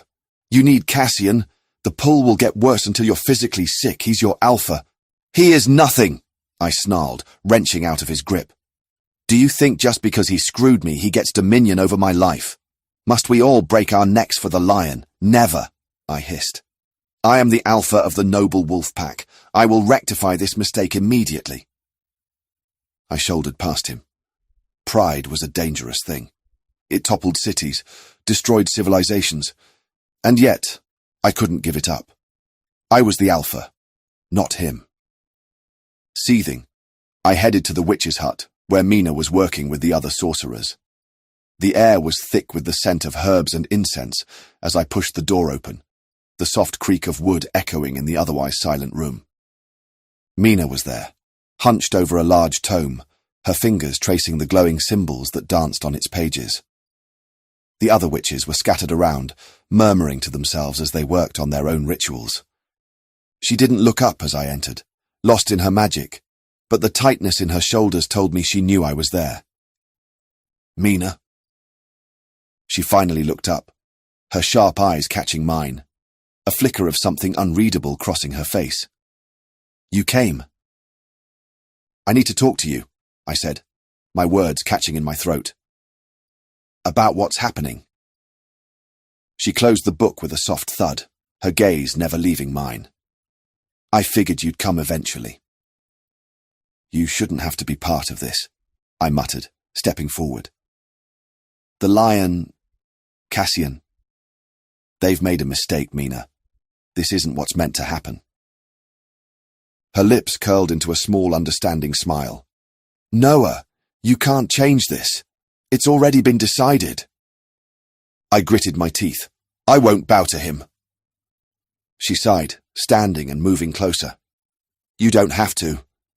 But your pride might break you before the bond does." I couldn't bring myself to answer, the weight of the truth too much to bear. Mina stepped away, a knowing look in her eyes as she returned to her work. "I've already come to terms with it. You should too." "Mina," I breathed. "I'm sorry, She smiled at me. "I can handle it, Noah. I think there might be more to the lion than he appears."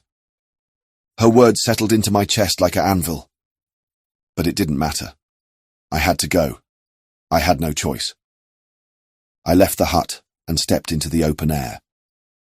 The pack was there, their eyes on me, watching, waiting. Pain flared hot in my chest, like a brand being pressed into my skin. Sweat dripped down my face in rivulets. The bond, it was shattering me. Inside, I didn't want it. I wanted to reject it, but my skin was tearing. The pain in my sternum was insurmountable. I staggered through the pack houses, each step dragging me deeper into agony. Wolves watched, whispering. Tears burned my eyes like acid. I had bled for Shiver Creek. This was my home, my pack. I was the alpha. How could I give it up? I staggered, my legs refusing to keep me upright, and then I fell, the world spinning, collapsing beneath me. But sturdy arms caught me, lifting me effortlessly. I gasped, the scent of warmth and sunlight engulfing me, like desert sand. Cassian. "Stubborn fool," he muttered, his voice rough but familiar. Then everything faded to darkness. I woke trembling, my body heavy and unfamiliar in Cassian's arms.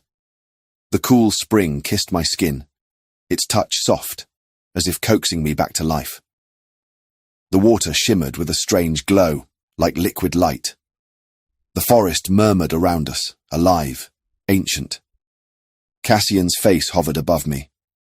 Wet droplets clung to his chiseled cheeks, catching the faint glow of the spring. His brown hair, damp and tousled, framed his face like dark silk. His breath, warm against my ear, steadied me. I could barely breathe. The world felt suspended in the stillness. Cassian's thumb brushed over my trembling lips, the soft touch like a spark against my skin. He was so close.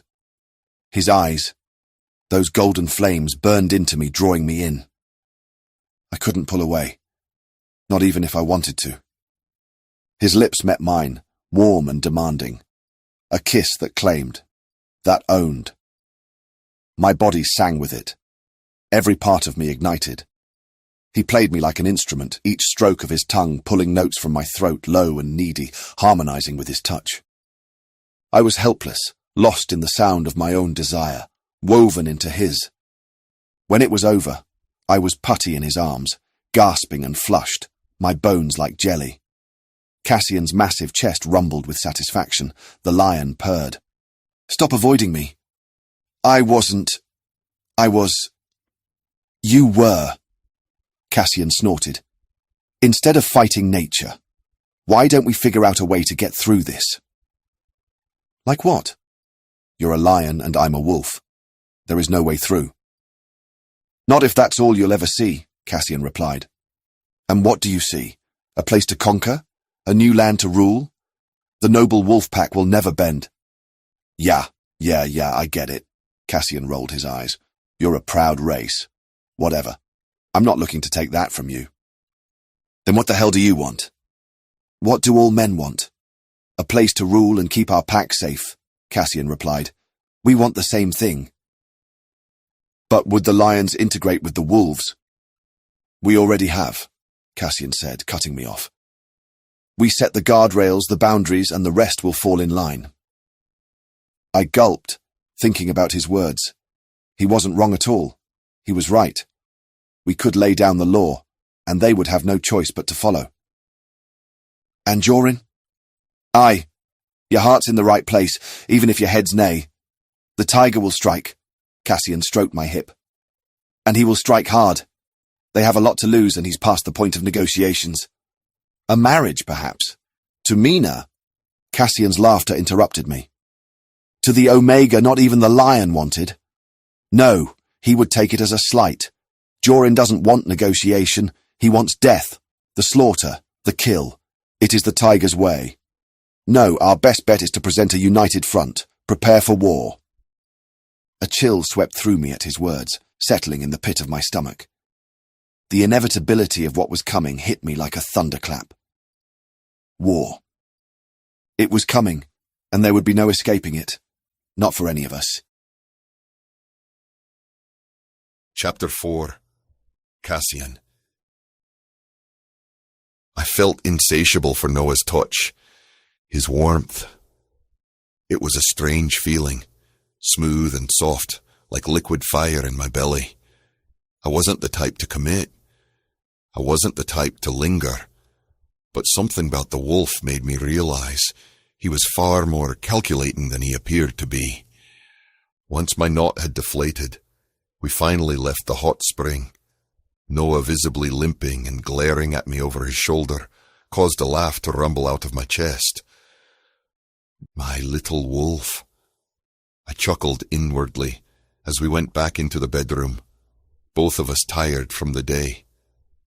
Noah stripped down, and I did the same, comfortable now around each other. I lounged on the bed, unfurling like a kitten while Noah paced the room. "So, this is really happening," Noah said, voice flat. "We're mates." "Looks like it," I said. "Convenient, right? Solves both our problems." Noah let out a slow, exhausted sigh, like he was reconsidering all his life choices. "Right. Because merging two completely different packs with completely different rules and zero mutual respect is convenient." "We'll make it work," I said. "Oh, good. I love vague, untested plans. Very reassuring." I ignored that. Lions respect strength. You wolves are more haughty-taughty. "If you say haughty-taughty again, I'm leaving." I lifted an eyebrow. "Wolves are touchy." "Wolves are realistic," Noah corrected. "This only works if we get both sides to cooperate.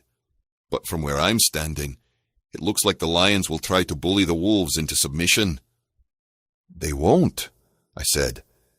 "Why's that?" "Because they answer to me. And if my mate is a wolf, they'll respect you too."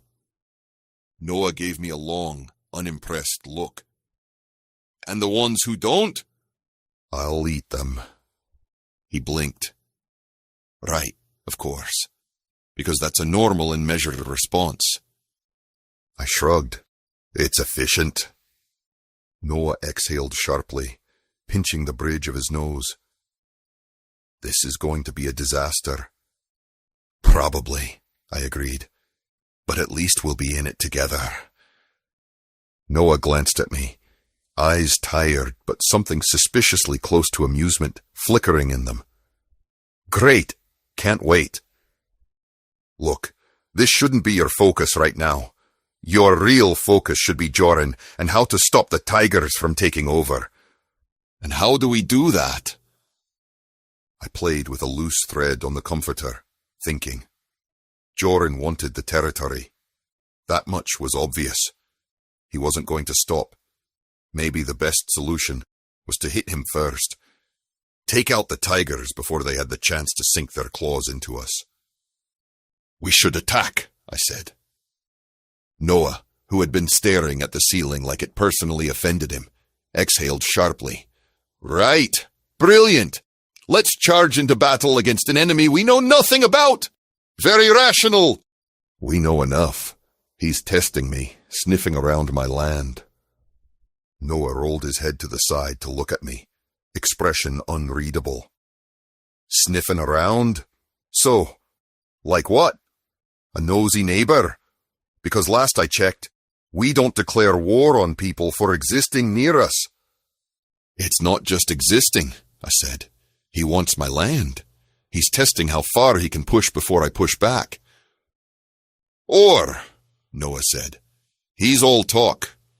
And you launching an attack turns an empty threat into a real war. You know, the kind that ends with a body count." I shrugged. "Then we win." Noah's mouth twitched, like he wasn't sure if he wanted to laugh or strangle me. "I see. Simple, efficient. Just a small minor detail. You're forgetting that if we're wrong, the noble wolves are wiped out in a pointless battle." I crossed my arms. "And if we wait, the tigers get stronger. If we wait, we give them control of the situation. You really want to sit back and see what happens?" Noah let out a slow breath. "No. I want to not walk into a bloodbath because you got territorial." I bared my teeth in something that wasn't quite a smile. It's not territorial, it's strategy. Oh, sure, strategy. The same way a toddler screaming mine is strategy. I huffed. That's an unfair comparison. Is it? Noah asked dryly. Because from where I'm standing, you're making a lot of noise and lunging at shadows. Maybe we think first, fight second. I considered him. I hated waiting. I hated standing still. But I trusted him. I sighed. Fine, we wait. But the second he crosses the line, then we rip his throat out. Got it. Noah stretched. See, compromise. Who knew we were capable of it? I laughed, the sound vibrating through my chest as I tugged Noah onto the bed. He let out a small grunt of protest, but he didn't resist. Didn't pull away. His hair, always a little messy, fanned out against the pillow, a few strands fallen across his forehead. Those sharp, sky-blue eyes locked onto mine, steady, waiting. I brushed my fingers over his cheek, letting my thumb rest just below his jaw. Does it hurt you to yield to me? I teased. Noah exhaled through his nose, the corner of his mouth twitching. It's a mortal wound. I smirked, leaning in.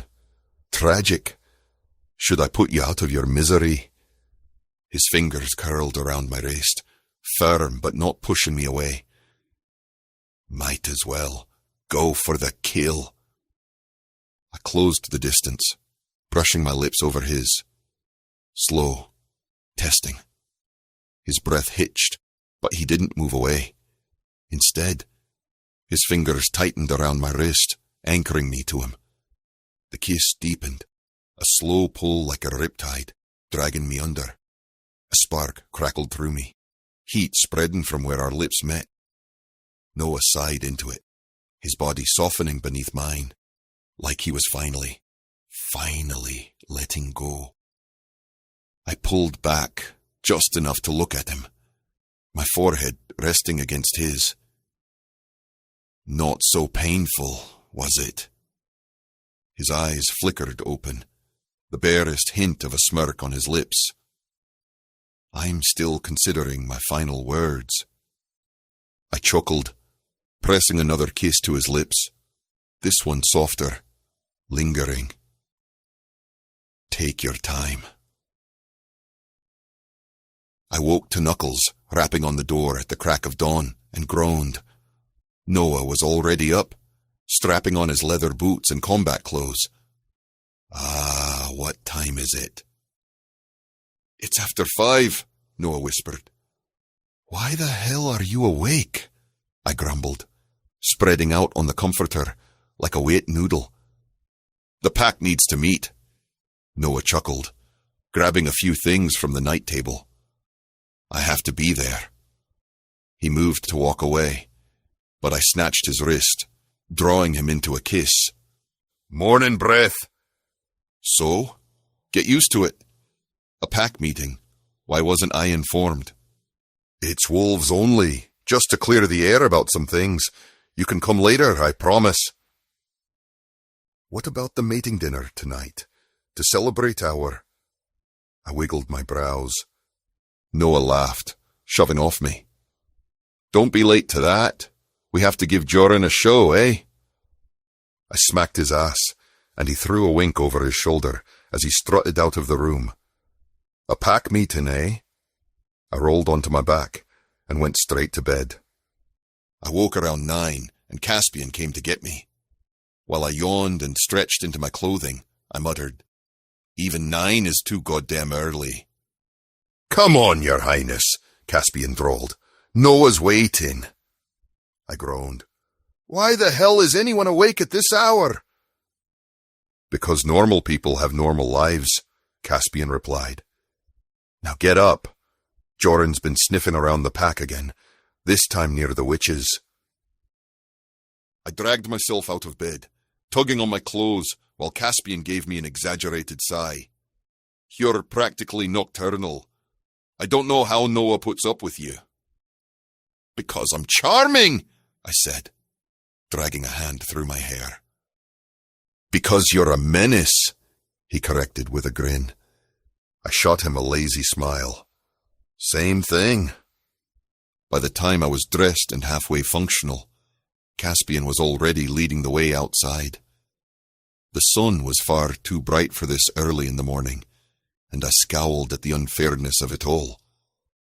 We reached the clearing where the pack had gathered, and I immediately noticed the stiff posture of the wolves, all standing in tight circles, murmuring amongst themselves. Noah was at the center, his arms crossed, already deep in conversation. His eyes flicked to me as I approached, and there was an unmistakable glint of amusement. "You're late." "I was on time for me," I shot back. Noah exhaled a soft laugh, shaking his head. "Try to behave." "Absolutely not," I replied, stepping closer, just to get under his skin. "I hear Joran's been sniffing around." His expression tightened a fraction, but he didn't say anything right away. "We're handling it," Noah finally said.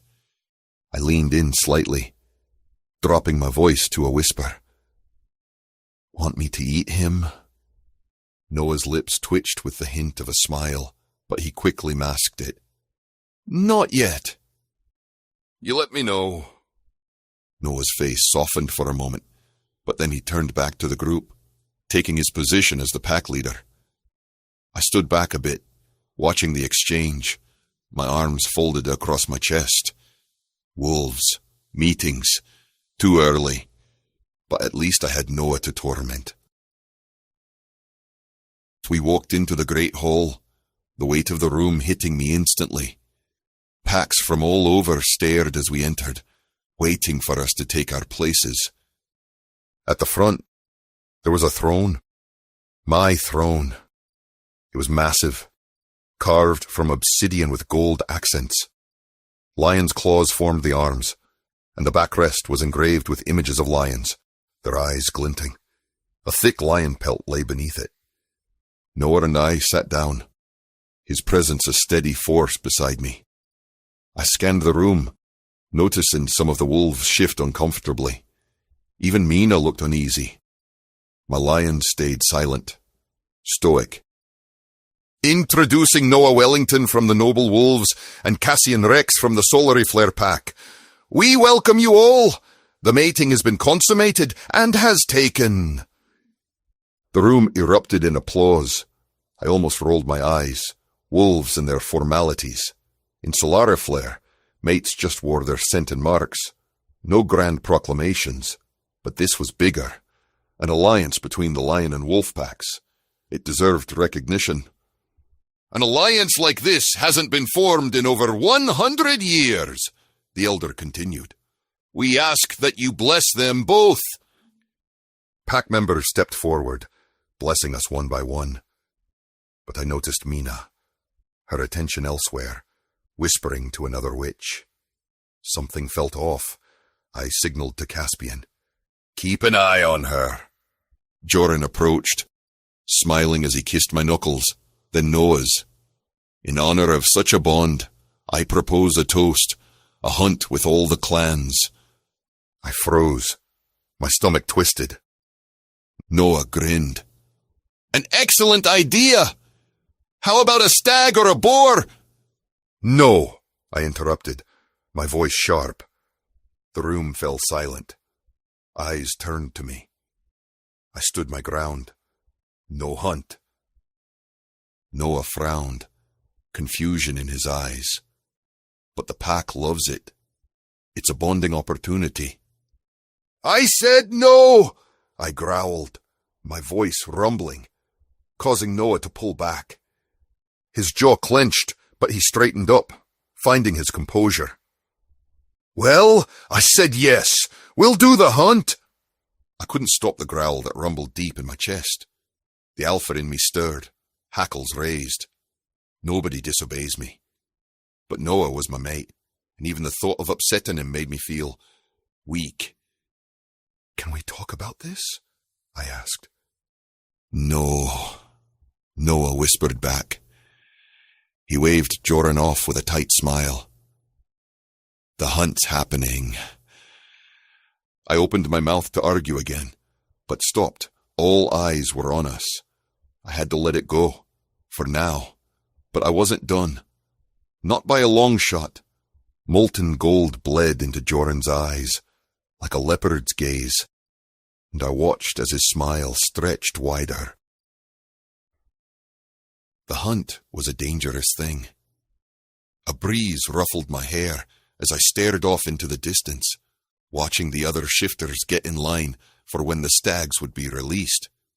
Joran was with the rest of the tigers, prowling, waiting. The scent of the stags made them antsy. My teeth clenched. Noah was talking to Jarek beside him, deep in conversation about strategy, but impatience was getting the best of me. I touched the small of his back, winding my arm around his waist and hauled him to me. Noah's eyes flared with surprise, then annoyance, but he quickly stamped it down. "Are you sure you want to do this?" I kept my voice low, my gaze flicking to the others, to the tense air around us. "Yes, stop asking," he hissed at me. "It's dangerous," I persisted, undeterred. "You're fighting with panthers, tigers, and lions. We should think again before joining." "Thank you for your concern," Noah snapped, brushing off my hand as he untangled himself from my grasp. "We're skilled fighters. We can handle it." "Noah," I warned. "We aren't weak," Noah insisted, straightening up. He shot me a look, as if daring me to challenge him further. "Now, if you'll excuse me, I have to give the signal for the stags to be released." I barely kept myself from grabbing him, pulling him back. It was too dangerous. So many things could go wrong, and I was sure Joran was counting on that. My gaze caught Mina from the corner of my eye. She was standing off to the side, a strange light flashing on her left arm. When I blinked, it was gone. Everyone got into formation. Caspian caught my eye, his expression filled with concern. "Tell the others to stand down." I gave a tight nod. What Noah failed to understand was that once the scent of blood hit, we all turned into animals. Control went out the window. A gunshot pierced the air, sharp and sudden. The others burst into their forms in an instant, the air crackling with the primal energy of the hunt. The hunt had begun. My skin shredded like cheese as I exploded into my lion form. I kept my eyes on Noah. The pack moved like a well-oiled machine, working in unity to take down a stag. Meanwhile, the tigers and panthers were savages, tearing into their kills with brute force, each one for themselves. I took down a few stags of my own, my claws sinking into their necks, feeling the snap of bone and tearing flesh, counting each as ours. The hunt was going well, too well. Then, something shifted. A wolf wandered too close to a tiger's territory, sniffing the air. My instincts flared. Joran exploded from the trees, tearing after the wolf, ripping up the dirt in his wake. I leaped after them, crashing into Joran's side and knocking him off course. The wolf scrambled for freedom, disappearing into the distance. Joran and I squared off, his tiger stripes gleaming red under the sunlight, eyes burning with hatred. He darted off again, a flash of orange and black, and I followed him, faster than I thought possible. We burst into the clearing, and there, the same wolf was cornered by a pack of tigers. No! My stomach twisted. The wolf was wounded, a deep gash on its leg. The scent of blood filled the air. Once the tigers caught wind of it, there would be no chance for survival. I fought against my instincts, the animal side of me clawing to rip apart the tigers, but I let out a massive roar instead. The tigers froze. Slowly, they slinked back into the shadows, retreating like cowardly cats. I shifted back into my human form, my body aching with the change. "Are you all right?" I asked, stepping closer to the wolf. The wolf shifted too. "Mina, what the hell?" I narrowed my eyes, my thoughts scrambling. "What are you doing out here alone?" She didn't answer right away, but before she could, Noah appeared with the pack, shifting as he approached. His eyes scanned the scene. "What happened? Are you all right?" Mina's gaze turned to Noah, then back to me. "Joran, he went mad and tried to attack me." I frowned, watching her carefully. Joran wouldn't attack unless she was intercepting on the tiger's kill. This wasn't adding up. I studied Mina. She didn't look hurt. She was playing some kind of game. I could feel it. Noah helped her to her feet and then went back to the pack, the others carrying Mina. My frown deepened when I looked into the trees and saw Joran's eyes like two burning balls staring back at me. At the banquet, I kept my gaze locked on Mina. She sat with the other witches, looking as unassuming as ever, while Noah mingled, making small talk with the guests around him. Caspian jerked his head toward the door, a subtle signal, and I followed him outside, away from the noise and chatter. "What did you find out?" I asked, as soon as we were out of earshot. "You know when I mentioned Mina had a lover," Caspian began. I nodded. It was Joran. Surprise flickered across my face. "Does Noah know?" "No," he replied. "From what I gather, the elders were the ones who decided you were the better choice for mating. As an Omega, she had no say in the matter." "What else?" I pressed. "The tigers are getting desperate," Caspian continued. "The stags were apparently the first time some of them had hunted in months. The land here is rich, and Joran won't give it up, especially if he and Mina had a bond before." "What do the wolves think?" I asked, my mind racing. "They don't trust the tigers," Caspian said with a sigh. "Long ago, they've always been at odds. Mina only met Joran after the delegates tried to negotiate peace. Apparently, that's when they fell for each other." "Jesus Christ," I muttered, running a hand over my face. "Noah needs to know. He won't take the news well, especially if it comes from you." "Who else will tell him? I'm his mate. He'll see reason in the end. Do you have proof?" Caspian handed me his tablet. "Here are some pictures. Hope you didn't make an arse o' it," he muttered under his breath. I took the tablet from him, scanning through the images. Yeah, I would need it. No way I was walking into that conversation without the truth in hand. I scanned the banquet hall, my eyes landing on Noah as he mingled with the others, effortlessly making conversation, his charm radiating around him. But I could tell he wasn't fully present. His thoughts were elsewhere. I didn't like the way he was holding himself, like something was eating at him. I couldn't wait any longer. I made my way through the crowd, weaving between the tables, until I was right beside him. "Noah," I murmured. He turned, surprise flashing in his eyes before his expression softened. "Cassian, what is it?" "Come with me. I need to talk to you."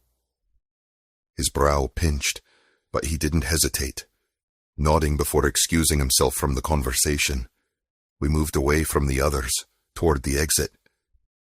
I could feel the weight of his gaze on me as we walked down the hall toward our bedroom. The door clicked shut behind us, and I took a deep breath, trying to steady the unease in my chest. Noah looked at me, his arms crossing over his chest. What's going on? What's so urgent? There's something you need to know. Something important. Noah's expression shifted, concern lining his features. Cassian, what is it? I hesitated, the words suddenly hard to form. It's about your sister and the tigers. There's a lot going on, and it's not what you think. I know this isn't easy, but you need to hear it, I said. Your sister is sleeping with Joran. I shoved the tablet in his face, forcing him to have a look at the pictures. There were half a dozen or so, each one worse than the last. Impossible! Noah shook his head, his jaw set. No! I don't want to hear any more lies. I'm not lying to you, I said, frustration creeping into my voice. Please just listen. No! He cut me off, his voice rising.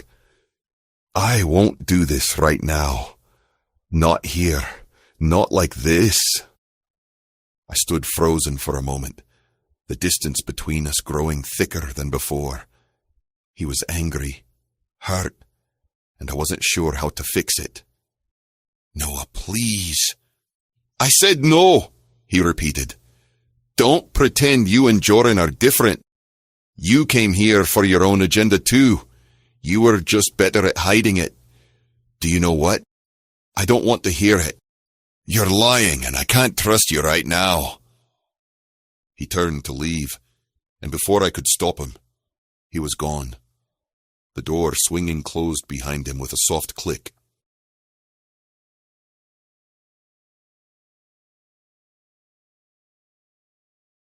I'd always been good at minding my own business, so when some towering guy slammed into me at the subway station, gripping my shoulders a little too tight, inhaling like I was the last dish on a buffet line, I did what any halfway sane New Yorker would do. I muttered, "Sorry," and kept walking. By the time I got home, the whole thing was already fading. Just another weird city moment. Then, sometime after midnight, something shifted in my room. A presence. Heavy. Close. Watching. I froze under the covers, my breath catching in my throat. My pulse skipped, then stuttered, then started racing. I turned over slowly, heart pounding in my ears, and that's when I saw them, gold eyes gleaming in the dark. Not a dream, not a trick of the light. There was a man standing at the foot of my bed. A horned man. And he wasn't alone. Opening. This is an audiobook recording of Taken by the Bull, an Werewolf shifter romance, written by J.K. Jones and narrated by C.J. Murphy and Cornelius Oxford. This is a paranormal shifter romance intended for adult audiences and contains content and themes that may not be suitable for all listeners. No part of this audiobook may be reproduced, distributed, or transmitted in any form without the prior written permission of the author. Any resemblance to actual persons, living or dead, is purely coincidental. If you enjoy this story and would like to hear more, please like and subscribe. Thank you for supporting the hard work of the author, and we hope you enjoy the ride. Chapter 1.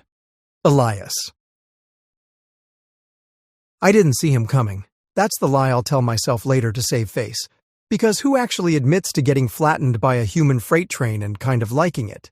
See, the thing is, I'm good at minding my own business. You have to be when you live in New York City. If you want to reach the subway unscathed and with your wallet intact, you learn to keep your eyes forward. Not even when someone's screaming about the end times or demanding you repent for sins you haven't committed. Just another day for a broke, half-dead Juilliard student.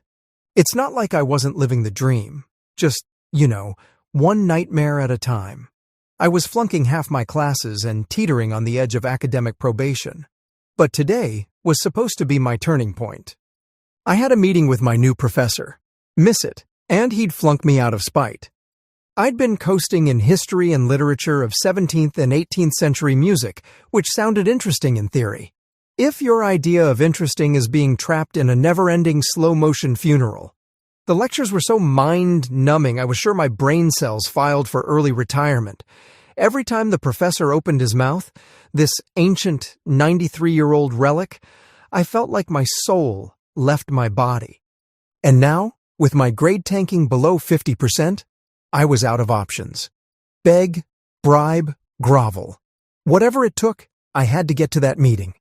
I glanced down at the email, double-checking the building, then I slammed into a brick wall. Or at least, it felt like one. My breath shot out of me like I'd taken a punch to the lungs. I stumbled back, dazed, only to be caught by two massive, rough hands. "Jesus," I wheezed, laughing. "That's some shoulder you've got there." And then I looked up, and up, and up, right into the most intense, sepia eyes I'd ever seen. The guy was built like he'd been chiseled out of a statue nobody was brave enough to put in a museum. Brown hair flopped perfectly over his forehead, his chest. Pecs rose and fell beneath a tight black tee. And the arms holding me were the size of oven mitts, radiating enough heat to toast bread. "Sorry," he muttered, but he didn't look all that sorry. In fact, he was staring at me like he hadn't meant to catch me, but wasn't in a rush to let go either. My brain short-circuited. I coughed, flushed, and stumbled back like I'd been burned. "No worries. Yeah." I pointed in the completely wrong direction and started walking that way, one hand awkwardly rubbing my shoulder like it could erase the memory of touching him. He was gorgeous, ridiculously, absurdly hot. But, like I said, I'm good at minding my own business, even when it tries to run me over. I got turned around, thinking about that stupidly good-looking guy who tried to run me over and finally ended up at the right faculty office. There was a smell of light incense coming out of the room, and I gently knocked on the door. "Come in." The deep rumble of that voice went straight to my spine. That didn't sound like 90-year-old Professor Rodney. It sounded like... I opened the door to see that insanely hot guy sitting behind my old professor's desk, at his computer, packing some of his things away. Crap. "Elias Snacarias?" he asked. I winced. Okay, my last name was stupid, but what could I do about it? My great-great-grandfather wasn't exactly the most inventive man, and apparently we came from a long line of thieves known for stealing snacks at every royal feast. "Elias, please," I stressed, taking a seat in the empty chair. "Where's Professor Rodney?" "Dead," I balked. "Oh, Jesus, really?" "Yes, I'm afraid," the man said. "My deepest condolences. He died last night. Effective immediately. I will be your new professor, Asterion Ragehorn, but most people call me Asterion." Asterion? What an unusual name, but I liked it. It means, well, it's Latin. The Asterion is an anatomical landmark on the lateral aspect of the skull, formed at the junction of the occipital bone, the temporal bone, and the parietal bone, he explained, typing into his computer. I'm pretty sure I didn't say the words out loud. I just stared, trying to make sense of this new reality, and watched as a smile curled his lips. "I'm sorry," he said, chuckling softly. "I get that a lot. You're probably the 20th person to ask me." But I didn't ask him. I frowned, but decided to press him on it. "Oh," I said. "Thanks for sharing," I replied. "Yeah." He turned to face me, and I was struck by how dark his eyes were. His irises were almost black. "So, I'll cut to the chase. You're failing. Badly. I cannot, in good conscience, pass you unless some significant rework is done on your assignments." "I know, and I'm willing to do anything to pass," I said solemnly. "What's your major?" "Bachelor of Music for the Clarinet," I said automatically, Ah, so why did you take this course? It was mandatory, I said, ducking my head a little. I know it's a poor excuse, but I needed the extra credits or else I wouldn't qualify for my major, and this was the only elective available. Say no more, he chuckled, and it went straight to my southern regions. I get that a lot, but even though it's an elective, I still believe every student should put their best foot forward. Aside from that, history and literature of 17th and 18th century music is indispensable to your degree, as it forms the foundational underpinnings of the entire classical canon and provides indispensable insight into the confluence of cultural, socio-political, and aesthetic evolution that defines how Western music history interlocks with the broader historical paradigm. Say what? My smile froze, and I completely zoned out. He smiled at me, and I went weak in the knees, even though I was sitting down. Yeah. Sure, that whatchamacallit, I muttered. He laughed again, and it sent a jolt through me. Okay, let's start with the invention of the violin family in the 16th and 17th centuries. The gradual refinement of these instruments, particularly under the hands of masters like Amati and Stradivari, set the stage for an unprecedented level of expressivity and tonal complexity. The early use of gut strings, their tension and calibration, and how this influenced the various regional schools of string playing. My mind just shut down. I tried to focus, really, I did. But all I could do was stare at his lips as they moved. The way they parted when he spoke, the faint curve of them when he smiled, the way his mouth shaped every word. It was like everything else faded into the background. He droned on about the violin's role in the Baroque period and how the rise of continuo accompaniment influenced string orchestration. But I was long gone. His voice was smooth, like dark velvet, but all I could focus on was the subtle shift of his mouth. Finally, I managed to pull myself back together enough to realize I was staring like an idiot. I flushed hard and looked anywhere but at him. After what felt like years, he finished whatever incredibly boring point he was trying to make about the influence of the 17th century violin on 18th century orchestral music, and I scrambled to my feet. Right. Well, I mumbled, grabbing my bag, still trying not to think about the fact that my face was probably redder than a tomato. Thanks, for the help.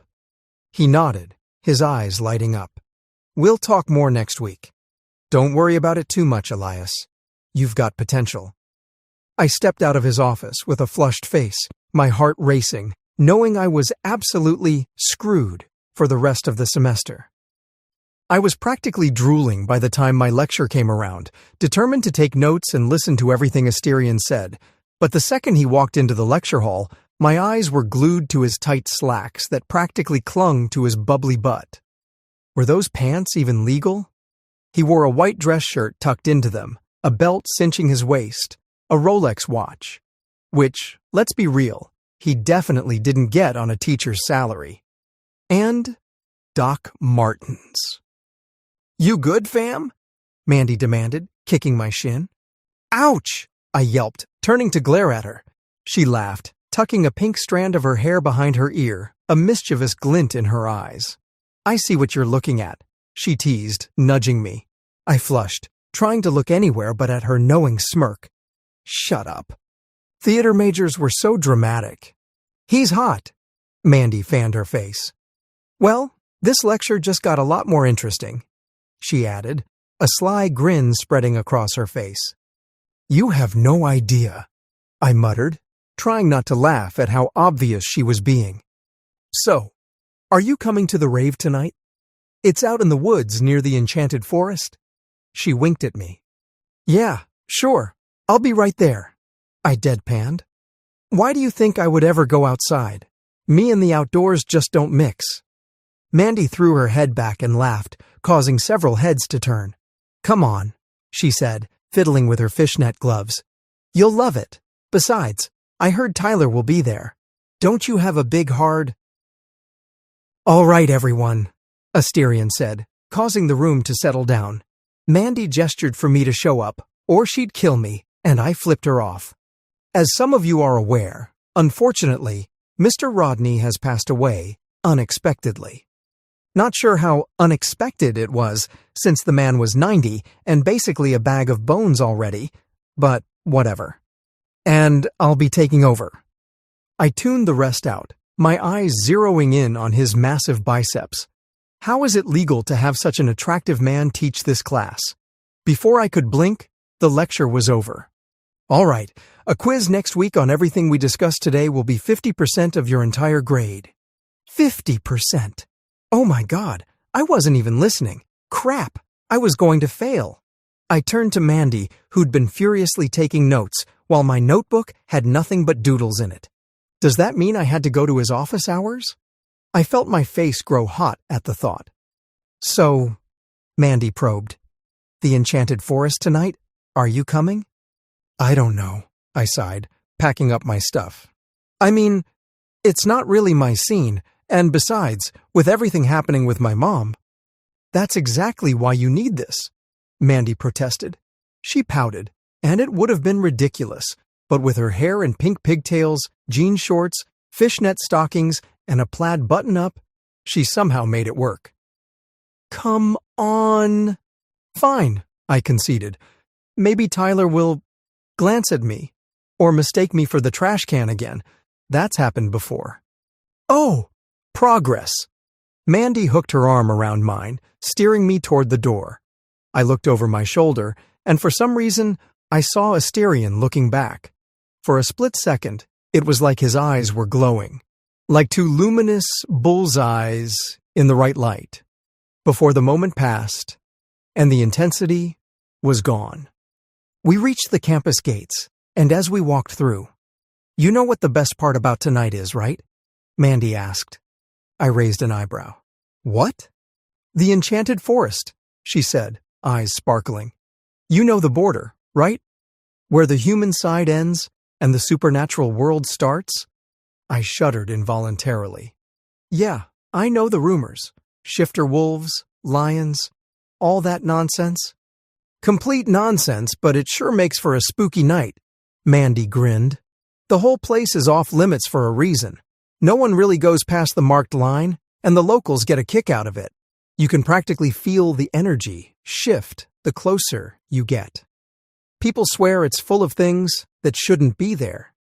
Right, and those things are supposed to be what again? Ghosts? Goblins? Werewolves? I laughed, rolling my eyes. Exactly, she said, bouncing with excitement. But hey, it's a nice place to get a little freaked out. We'll stay on the safe side, I promise. I nodded, but the thought of the mysterious border, the one where reality seemed to blur just enough to make you second-guess everything, made my stomach twist. The whole supernatural thing was way too close to the line for comfort. Still, part of me was intrigued. Spooky night, weird vibes, and maybe Tyler would notice me for real this time. I hurried home, kicking off my shoes and heading straight to my mother's room. The tubes were hooked into her mouth, connected to the breathing ventilator, and she was still asleep. The steady rhythm of the machine was oddly calming. How was it today? I asked, hurrying to take off my backpack. The nurse, a kind black woman named Claudia, gave me a small smile. It was a rough day. My heart sank, and I forced a smile back. Thanks for being here. Of course, kid. She patted my arm. I had some dinner for you. Clarissa didn't eat much today, but maybe tomorrow will be better. She's resting now. Let me know if you need anything. I nodded, heading to the kitchen. I ate quickly, not feeling much like food, but trying to force something down as Claudia packed up her things. When she left, she told me that Mom's catheter had already been changed, and there was nothing else to do except keep her comfortable. The words felt hollow, but I appreciated her steady presence. After she left, I checked on my mom again, my emotions threatening to burst. Her diabetes had spread like wildfire, leaving her barely able to move. The leg had been amputated months ago, and I hated how it felt to watch her slowly disappear, piece by piece, as if the woman I used to know was fading away into a shell. She was my sole provider now, my everything, and the thought of that burden weighing on me made me feel both heavy and determined at the same time. I leaned down to kiss her forehead, and she stirred, her eyes fluttering open. "Hey, baby, how was school today?" she asked. "Good. Got a hot new professor." I smirked, trying to keep it light. She chuckled softly, and for a moment I could see the spark of humor in her eyes. "Oh yeah, I'm sure you're just waiting to have your wicked way with him." Then she winced, her face tightening with discomfort. "Sorry, it was a bad day." I reached for her hand, squeezing it gently. "No problem. I'm going out with Mandy later. Let me know if you need anything." "I'm okay," she replied, her brown hair plastered to her forehead from the heat. "Claudia took care of everything. Just call me, and don't stay out too late." "I won't," I promised, brushing a stray lock of hair from her face. Then I stood and went to my bedroom, the weight of everything sinking in. I didn't know how much longer this could go on, how long I could keep pretending that I had it all together. But for now, I would go through the motions. For her. I finished my homework, and then, as promised, Mandy was waiting downstairs for me. I threw on a blue plaid button-up, some jeans, and white sneakers, hitching my glasses higher on my nose before heading out. I wasn't under any illusions about my looks. With my auburn hair that curled at the sides, fair skin, and wide eyes, I didn't exactly turn heads. But it didn't matter. Mandy, on the other hand, was a force to be reckoned with. She wore a glowing, sequined, pink tube dress that practically screamed for attention. The moment she saw me, she groaned. "Where are you going? To a Bible study?" she teased, looking me up and down. "I'm sure it would be better," I shot back sarcastically. "Hell no!" Mandy laughed, pulling me toward her with a firm grip. "We're going to my place and changing right now." The makeover from hell followed. Mandy painted a thick layer of charcoal black eyeliner around my eyes, painted my nails black, and shoved me into a weird fishnet shirt that barely covered my chest. My very cold chest. For some reason, her black jeans fit me perfectly, and she squealed, "Your ass looks amazing." I wanted to mutter about how my junk was gasping for air, but before I could protest, we were pre-drinking, and I couldn't remember much after that. By the time we arrived at the rave, the party was in full swing.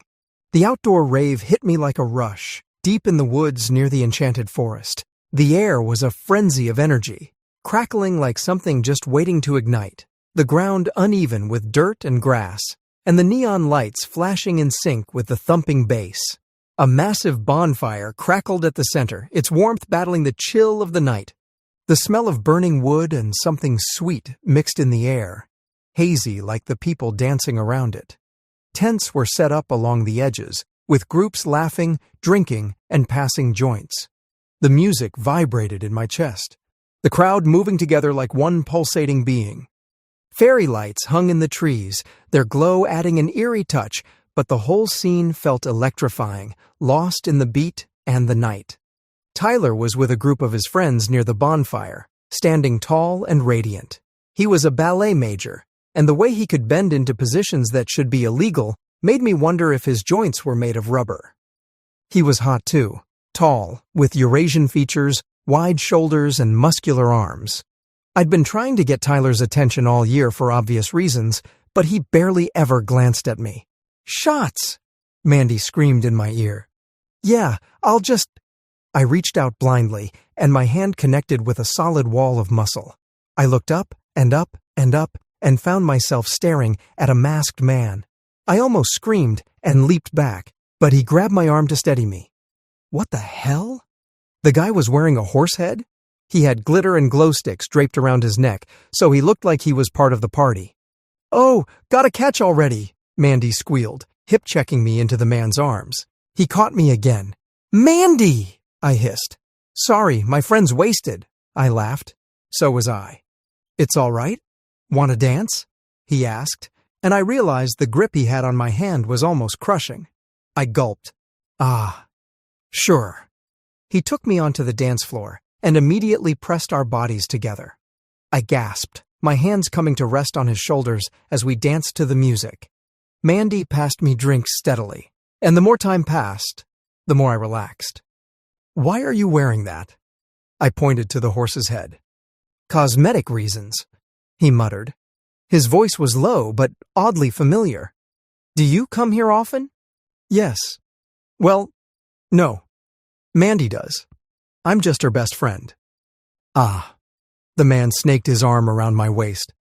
Why don't we go somewhere a little more private? Ah, I should go. It's late and... My breath caught when the man rested his hand on my backside, giving it a firm squeeze.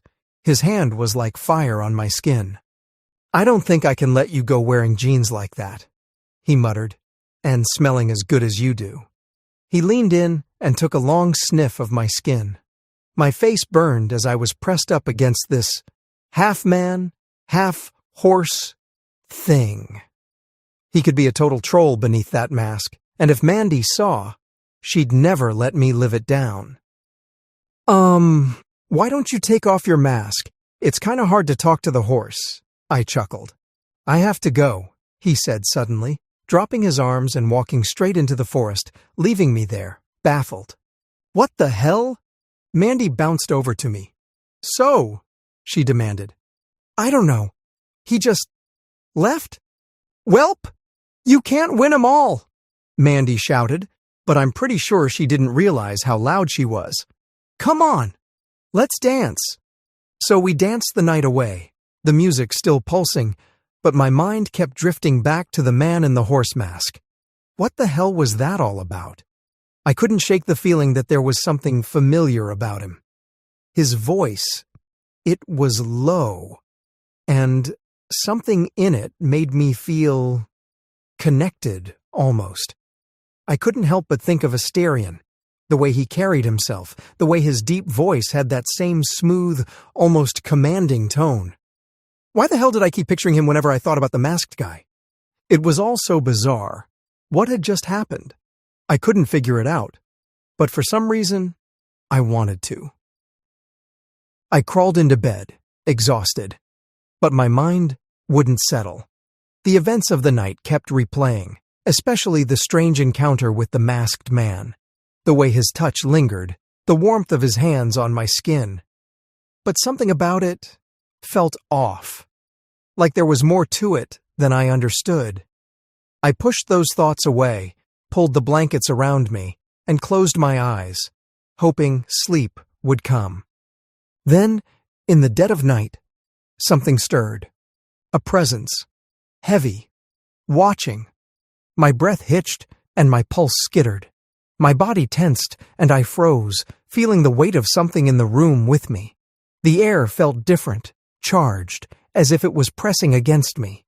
I finally turned over, and that's when I saw it. Gold eyes. Not a dream. Not a hallucination. A horned man stood at the foot of my bed, his gaze locked on me. And he wasn't alone. Chapter 2. The Bull. In the 500 years that I'd been alive, this had never happened.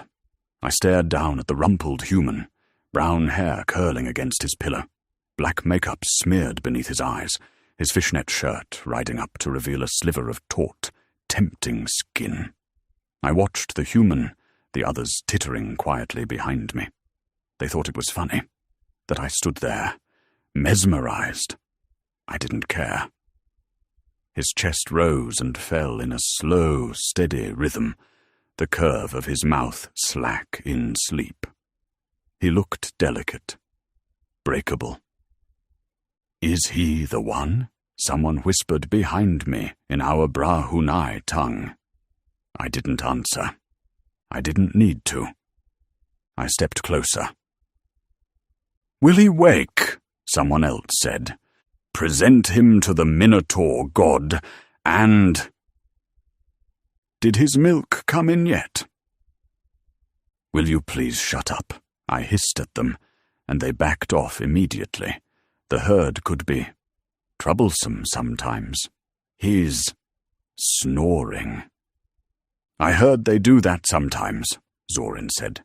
He's lived among the humans the longest, even going as far as having another human lover, which I had strongly disapproved of, but Zorin being the youngest, I let him off for now. He stood close to me, nuzzling slightly, sniffing his alpha. I let him do that for a while, annoyed because I needed to concentrate, and Zorin could be a big distraction when he wanted to. "Shh," someone hissed. "He's waking up." "Speak softer. Speak softer." Elias stirred, twisting a little in the sheets, his eyes blinking blearily. I froze, wondering how he'd react to me. In this form. He rubbed his eyes, moaning, and then turned onto his side, some drool clinging to the corner of his mouth. He blinked again, squinting at the five of us, like we were a hallucination that hadn't quite committed to the bit.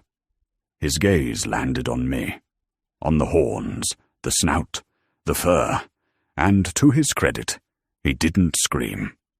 He did, however, jolt upright so fast he smacked his head against the wall behind him. "Ow! What the fu—" His words cut off as his eyes darted from one person to the next, then back to me. He stared. We stared back. A long beat passed. "Okay," he croaked finally, voice still thick with sleep. "Either I'm dreaming, dead, or Mandy slipped something into my drink again." "I vote dream," said Seraphine, popping a piece of gum she definitely hadn't been chewing earlier. "I vote drugged," murmured Orion, sniffing the air around Elias with a disturbingly interested expression. Elias looked down at himself, then back at us. "Why am I shirtless, and why is there a bull man in my room?" I stepped forward and raised a hand in greeting. "Peace," I said. "We come in." "Peace, yeah, got it," Elias interrupted, waving his hand dismissively. "Listen, can one of you explain what's going on? Or at least tell me this isn't the world's weirdest fetish intervention?" Orion snorted. "That depends. How do you feel about hooves?" Elias blinked, glanced at my feet, and then lay back down slowly. "Nope," he said, pulling the covers over his head. "Not dealing with this before coffee." "You mustn't," Zorin hissed. "You must not rise before the Alpha has—" I lifted my hand, and it silenced everyone. My nerves were getting the best of me. Elias looked so beautiful like this. Rumpled hair, dazed and slightly confused expression, like he was just realizing now that this wasn't a dream, and we were actually here. "Don't be afraid," I said soothingly. "You know me. It's Asterion. I'm your professor." Elias scrambled off the bed, his eyes wide with fright. You! He pointed shakily at my head. "Yes. Well, I will explain that later, but you must come with me." "No way!" Elias shrilled. Get out of my room, or I'll call the police." I should have expected this, but the others started gasping in horror. Some of the younger ones, like Orion, were getting visibly upset. "Elias," I growled, a warning threading through my voice now. "Enough." He was trembling, wild-eyed, hands scrambling for his phone, until I stepped forward. I locked eyes with him. Human eyes were so expressive, so fragile. I saw the confusion, the fear, and the flicker of recognition that hadn't yet caught fire. "Look at me, Elias!" He froze. His breath hitched. "Just breathe," I murmured, letting the old language slip under my tongue, gentle and ancient. His pupils dilated. The phone slipped from his fingers and hit the carpet with a soft thud. "That's it," I whispered. "Good boy." A pulse of golden light surged beneath my skin, and the world cracked open. One moment we stood in his dim bedroom. The next, we were falling, no, shifting, as colour and sound twisted inside out. When the air stilled again, we were standing in a wide valley under a dark lavender sky. Rolling hills of silver grass shimmered in the moonlight, and great horned shapes grazed in the distance, silhouetted by the twin moons. Welcome to Velmora, the sacred homeland of the horned. The herd had returned. I dismissed the harem almost immediately, taking the human to my private chambers where I could look after him carefully. Zorin had looked a little annoyed, because I did promise him some time together. But I waved him off. This was important. It was too important to ignore. I set Elias down on the plush pillows, making sure to have the servants bring us some fresh milk. Velun would see that it calmed his nerves. The herd was anxious. I could hear them tittering outside the tents, all of them too excited by the newcomer to sit still. "Please, allow us some privacy. Alpha, what shall we call this one? Does he shift? Why does he smell like that?" I used my command to force them away, gently telling them all would be explained later. Elias stirred, rubbing his tired eyes, his curly hair spread out on the pillow. I sighed, staring down at him, my heart hammering. He was so beautiful, not like any of the humans I first laid eyes on when I came to their realm. It would be difficult, but I had to make Elias understand what was going on. Our lives depended on it. Elias woke up, took one look at me, and screamed, "Shh, I won't hurt you." "Get away!" He scrambled off the bed, his feet getting twisted in the covers. "Stay away!" I backed up. "Elias, please, you're safe." "What have you done to me?" "Oh my God, did you kidnap me? Am I being kidnapped?" I nodded, and he shrieked in horror. "It's imperative you listen to me." "I don't want to. Let me go." Elias was hysterical now. "Please, let me go. I don't have any more hay. I'm a broke college student." "Well, I'm affronted you'd think I'd take hay as currency. Anyway, here, drink this and try to relax."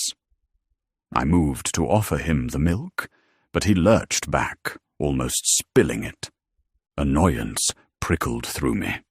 We didn't have time for this, and enough time had already been wasted. I stepped closer, my eyes locking on his. "Elias," I said firmly.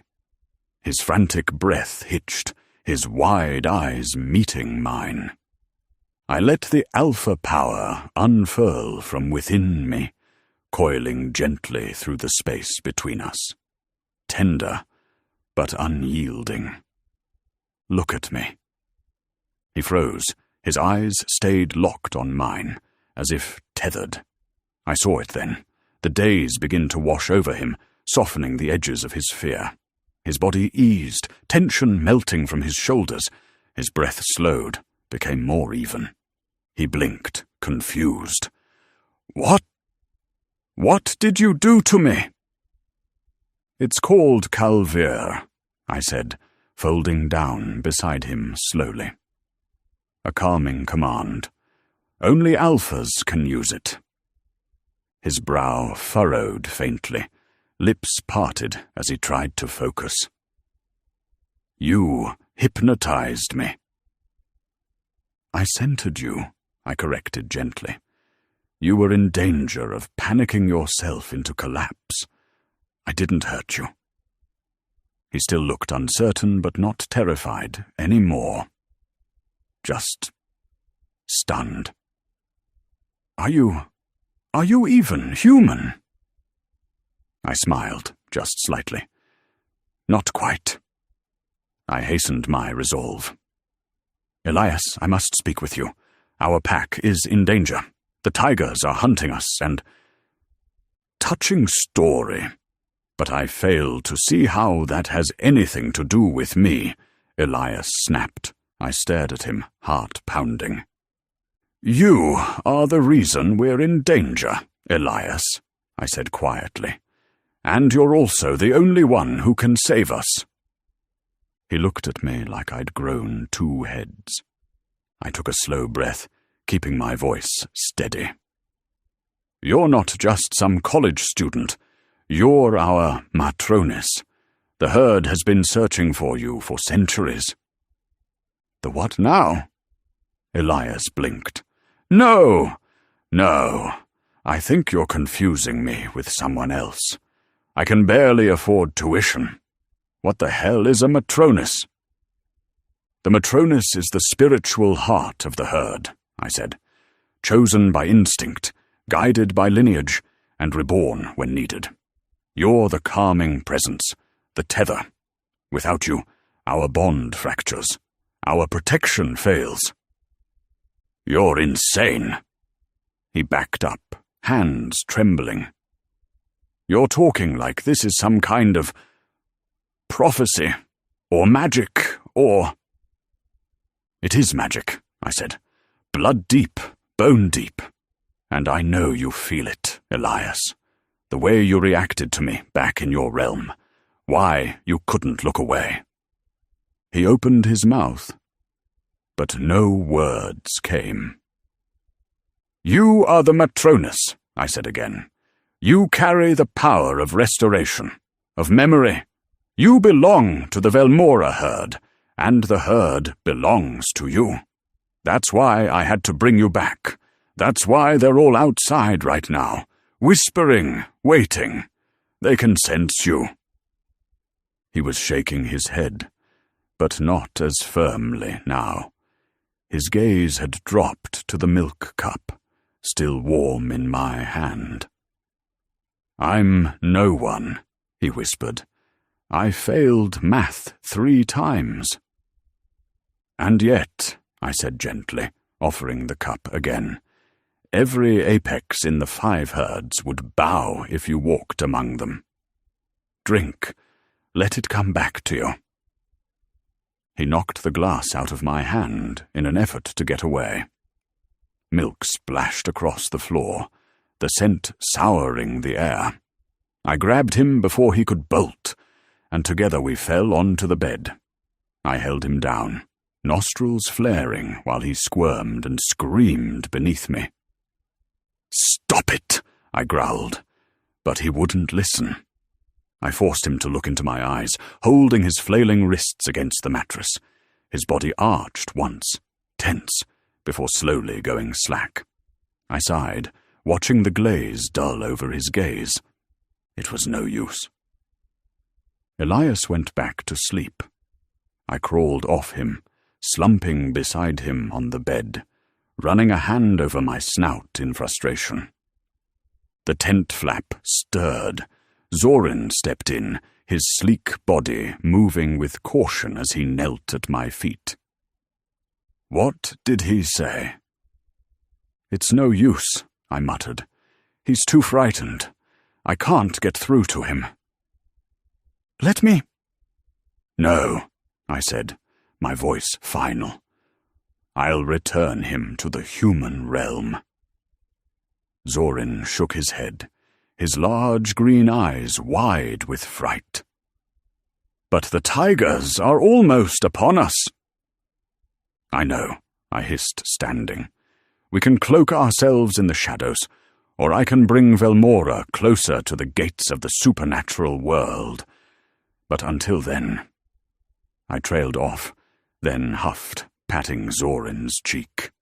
"I have no choice. I will go alone." "Alpha," he whined, inching forward on his knees. I patted his arm. "You'll be okay. I'll be back soon."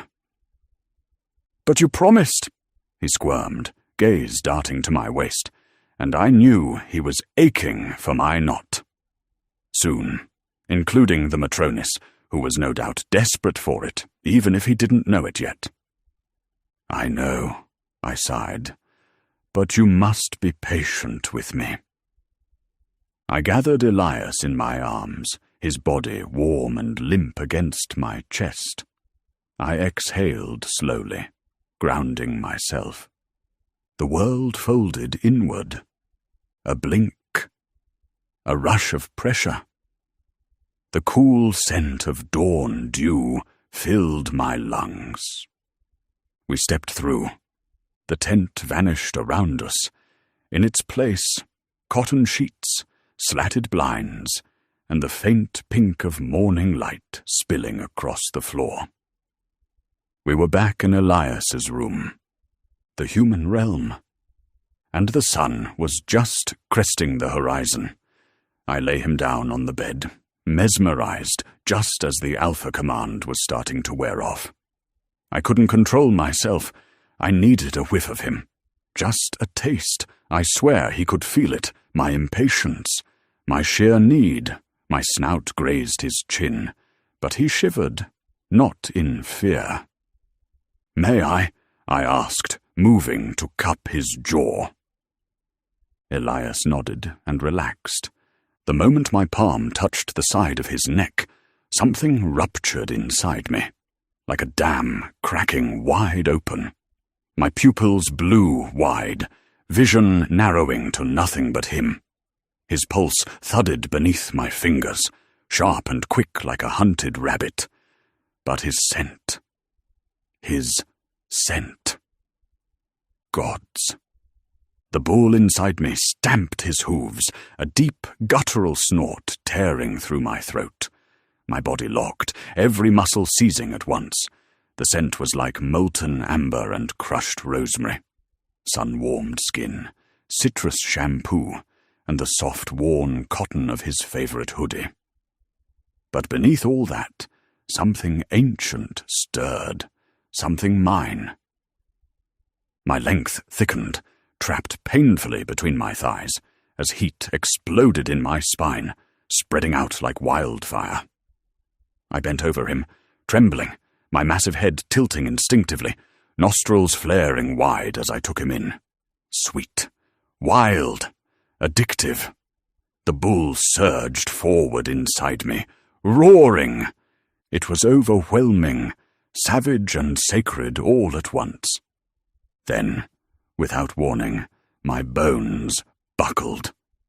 A crack, a pop, my body convulsed and collapsed against him as my snout shrank back into a mouth, my horns retracting into my skull.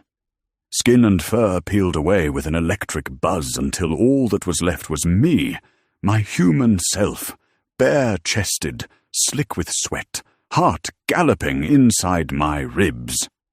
I almost collapsed on top of him. Elias shoved hard at my shoulders with a yelp. I grunted, dazed, barely managing to push myself upright, arms trembling as I braced on either side of him, panting, dizzy, still humming from the scent.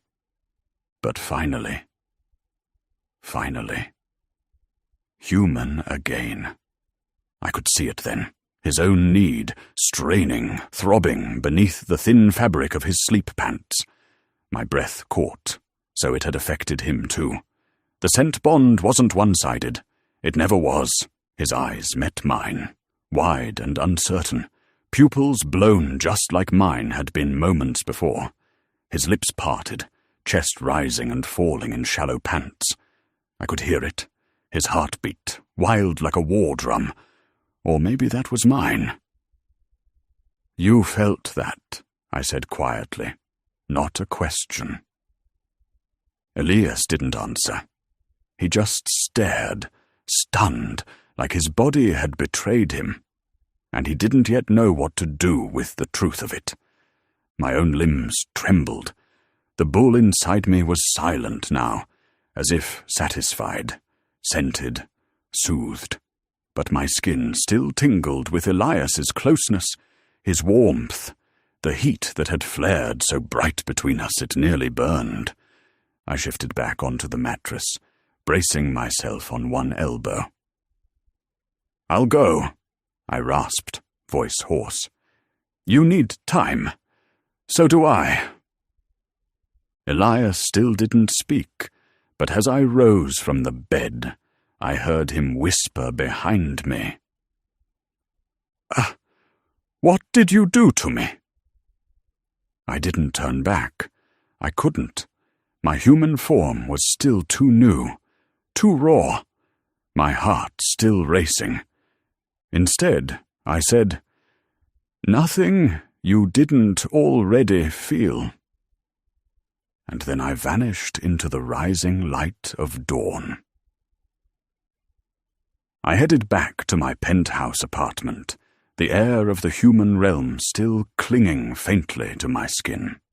When I arrived, Zorin was already there, standing by the large bay windows, his body bathed in the golden light of the sun. His bare skin gleamed, the sharp planes of his torso haloed by morning gold. He smiled when he saw me, lazy and familiar, his eyes lidded with want as he walked up to me. I smiled too, watching him. His dirty blonde hair shimmered in the sunlight, tousled from sleep or anticipation. I didn't ask. I let my eyes drift down his rippling chest, the soft sheen of sweat already rising on his skin. "I missed you," he whispered, brushing his lips over mine. I sighed into the kiss, fisting a hand into his hair and tugging him closer. "Where's Orion?" "Waiting for you," he murmured, eyes fluttering shut as I kissed the corner of his mouth. "We both are." I began to undo the buttons on my shirt, my gaze raking up and down his bare form. "Get on the bed," I said, my voice thick. "I'll mount you both." Zorin nodded, but he didn't let go of me. Out of everyone in the harem, he was my favorite. Everyone knew that. He never said it aloud, but I wondered how kindly he'd take to the arrival of a Matronus, or what Elias would think of him. Things could get tricky. But I tried. I tried my best to spread as much love as I could. Gently, fiercely, equally. Even if it was never really equal. Zorin groaned softly, squirming against me, pressing urgent kisses beneath my jaw, his lips trailing under my chin. My beard rasped against his cheek, and he shivered. "Please, Alpha," he whispered, voice hitching. I put my hand on the back of his neck, stilling him with a firm grip. My touch was gentle, reassuring, but commanding. I guided him toward the bedroom, where Orion was already waiting, sprawled across the bed, his limbs long and inviting, his body displayed like an offering. It was going to be a long morning. Afterward, I told Orion and Zorin to stay, mostly because I knew I'd need to take them once again tonight, maybe a few others too. Breeding season was almost upon us, and I had the rest of the harem to take care of, along with the growing threat of the tigers. I was stretched thin, wasting time in the human realm. But the thought of letting Elias go was far too painful for me to even consider. I dressed for work, slipping on a black button-up and grey slacks, while Zorin helped me with my watch, gently scenting me. "When will you be back?" he asked softly. I chuckled at his eagerness. "You can't part with me for a day." Zorin shook his head. "It's just... my human is getting restless. I told him we'd leave soon." I frowned, not liking the mention of his human. "You know my thoughts on that, Zorin." He kissed my chin. "Alpha, but..." "No buts," I said sternly. "You must dispose of this human immediately." Zorin's scent went sour.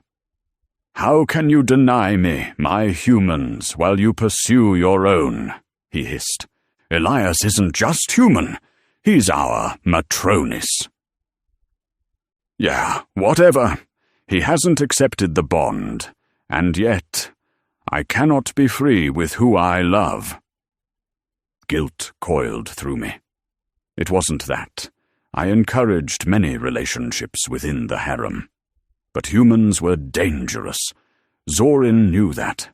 Having been captured once, Orion looked between the two of us, his wide brown eyes turning liquid. "Please don't fight." I sighed and kissed them both. "I have to go. We'll talk more later." Zorin looked pissed, but I let him sulk. We didn't have time for this now. I finished dressing, grabbed my briefcase, and headed straight to the school. Students were bustling everywhere by the time I arrived at the lecture hall. Teaching history and music in the 17th to 18th centuries to humans was something of a novelty for me, since I had lived through it. Bulls lived a long time, longer than humans. We were ancient. I knew some of my human students nodded off, but that was the beauty of lecturing, because the ones that listened seemed very engaged. I stood at the front, eyes scanning the room, and my shoulders slumped in relief when I saw Elias there, sitting next to the pink-haired human, Mandy. She seemed colourful. I cleared my throat and placed my briefcase on the lectern. The students, already half-dazed by the early morning hour, glanced up with varying degrees of disinterest. Most were slouched in their seats, phones barely concealed beneath desks, or heads propped up with elbows. "Today," I began, "we delve into the philosophical ramifications and socio-political undercurrents of Baroque symphonies as they intertwine with the burgeoning ideologies of proto-nationalism during the waning years of the Habsburg monarchy." There was an audible groan from the back. I ignored it. "It is imperative to understand," I continued, beginning to pace, "that music, especially that of the late 17th century, was not merely an auditory indulgence or decorative entertainment. No, it was a weapon, a mirror, a means of subjugation and liberation alike.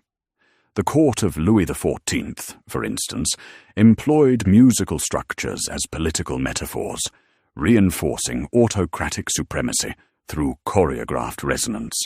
Just imagine, an entire sonata crafted not for pleasure, but to echo the divine right of kings.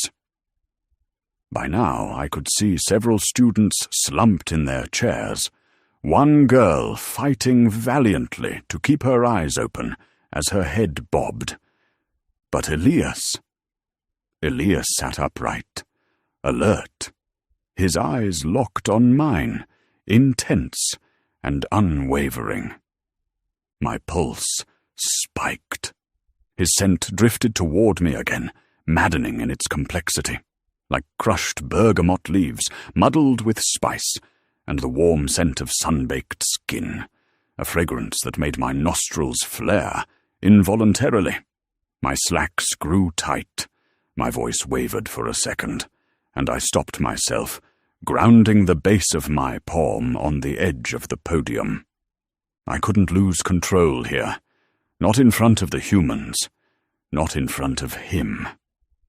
Soon, I reminded myself. Soon. I straightened, pushing the heat back down as best I could. Johann Sebastian Bach, of course, took these themes to a theological extreme, layering his fugues with a divine precision that even modern mathematics struggles to emulate. Tell me, class, what happens when man seeks to mimic the divine through harmonic structure? What is sacrificed in the name of symmetry? A boy in the front row snored audibly. Elias tilted his head, eyes still on me.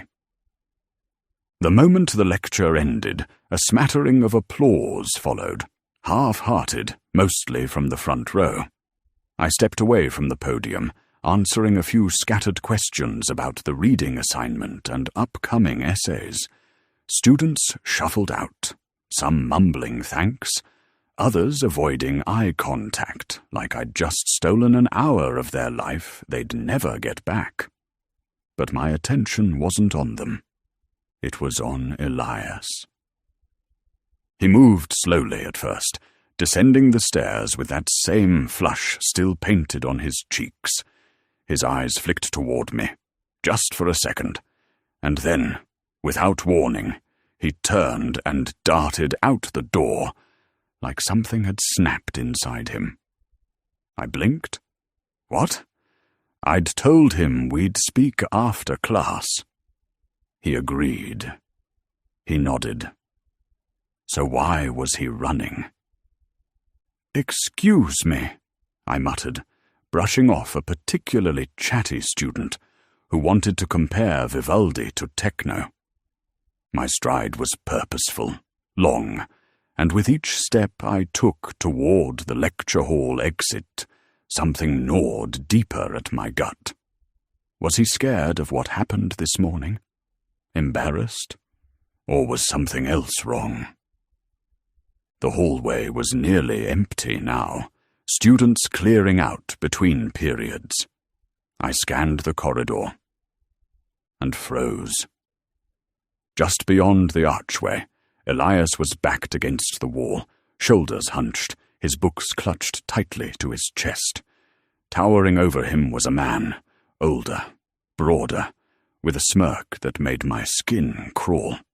His hand was braced against the wall by Elias's head, leaning in too close, too intimate, too wrong. I saw red. My vision tunneled. The bull inside me surged to the surface with a vengeance, nostrils flaring so violently the air vibrated. I charged down the corridor, students gasping and parting instinctively around me. Without thinking, I shoved myself between them, ripping the stranger back with a strength I didn't bother hiding. Elias's wide eyes met mine, fearful, relieved, and I roared, "Don't you dare touch my mate!" Gasps filtered through the hallway, then silence. All heads turned. My chest heaved as I loomed over the man, whose smirk had slipped into something pale and shaken. The human world had just heard the word mate, and Elias was staring at me like I'd just ripped the sky in half. Chapter 3. Elias. I considered faking my own death just to escape this conversation, but instead I ended up dodging the bull altogether. Asterion looked furious, nostrils flaring, hands balled into fists like he was about to charge Tyler. God, the one day Tyler noticed me as something other than a sentient human cactus. And now, this was happening. I couldn't catch a break. We were in the middle of the hallway, so naturally everyone heard. Heads turned. Some whispered, probably betting on who would survive the encounter. Their professor, mind you, was in the middle of the hall screaming about, "Mates!" Tyler looked between us, blinking like he'd just wandered into an episode of Jerry Springer. I felt vaguely sick, like my stomach had decided to tap out of this timeline. I laughed. Too loud. Too desperate. "Mates, yeah, ha ha ha. The assignment, right?" Nailed it. Totally convincing. Definitely not unhinged. Asterion blinked several times as if finally remembering himself. Yes, the assignment on the emotional arc of tragic mating calls in prehistoric whale symphonies. Right. The whatchamacallit, I grinned, walking over to Asterion, grabbing his arm and gently steering him away from the crowds. The second I touched his arm, though, I noticed he instantly relaxed, and I noticed how smooth and muscular his skin was. It was kind of making me weak in the knees, so I let go as soon as we were a safe distance away.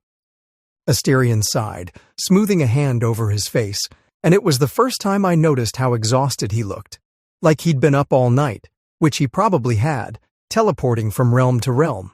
My mind wasn't ready to go there yet. "Look, I need to speak to you as soon as possible," he breathed. "Please, it's of the utmost importance. Can you grab a coffee with me?" His eyes were so wide and earnest, making my stomach flip. I nodded, and together we crossed the foyer, heading outside to the Starbucks across the street. He ordered 2 coffees, his with an insane amount of cream and milk, and mine, just a regular coffee with cream and sugar. Asterion dwarfed the chairs he sat on, his muscular body looking kinda ridiculous on the small wooden seat. "I'll cut to the chase. You must return with me to Velmora." I almost spat out my drink. "What?" "We are being hunted by tigers. We don't have much time until they're upon us. I've made a pact with Noah from the Noble Wolves, and we've claimed sanctuary there. But we must move. I'm sorry, but you must leave and return with me." "Leave with you? I don't even know who you are. I'm in school. I have my entire life here. There's no way I can do that." "Please don't make me order you to do it," Asterion said softly. "I don't want to do that."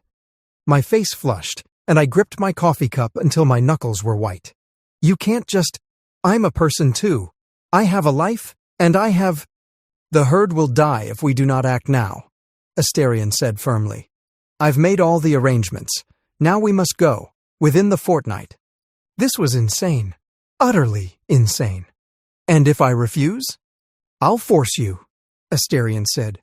"Your mother will be well taken care of. She'll want for nothing, and you can return once we're safe. Trust me. Once we're safe, I personally will arrange for her safe transport to the supernatural realm." "No," I said, my face growing hot. Desperation crept into his voice. "Elias, please." He reached for me, and I knew if he touched me again, my resolve would crumple. God, what is it with this guy? Does he have magic hands or something? My willpower folds like a wet noodle around him. "Don't touch me," I hissed, yanking my hand away so fast the coffee spilled onto the table. "This isn't happening. This isn't happening.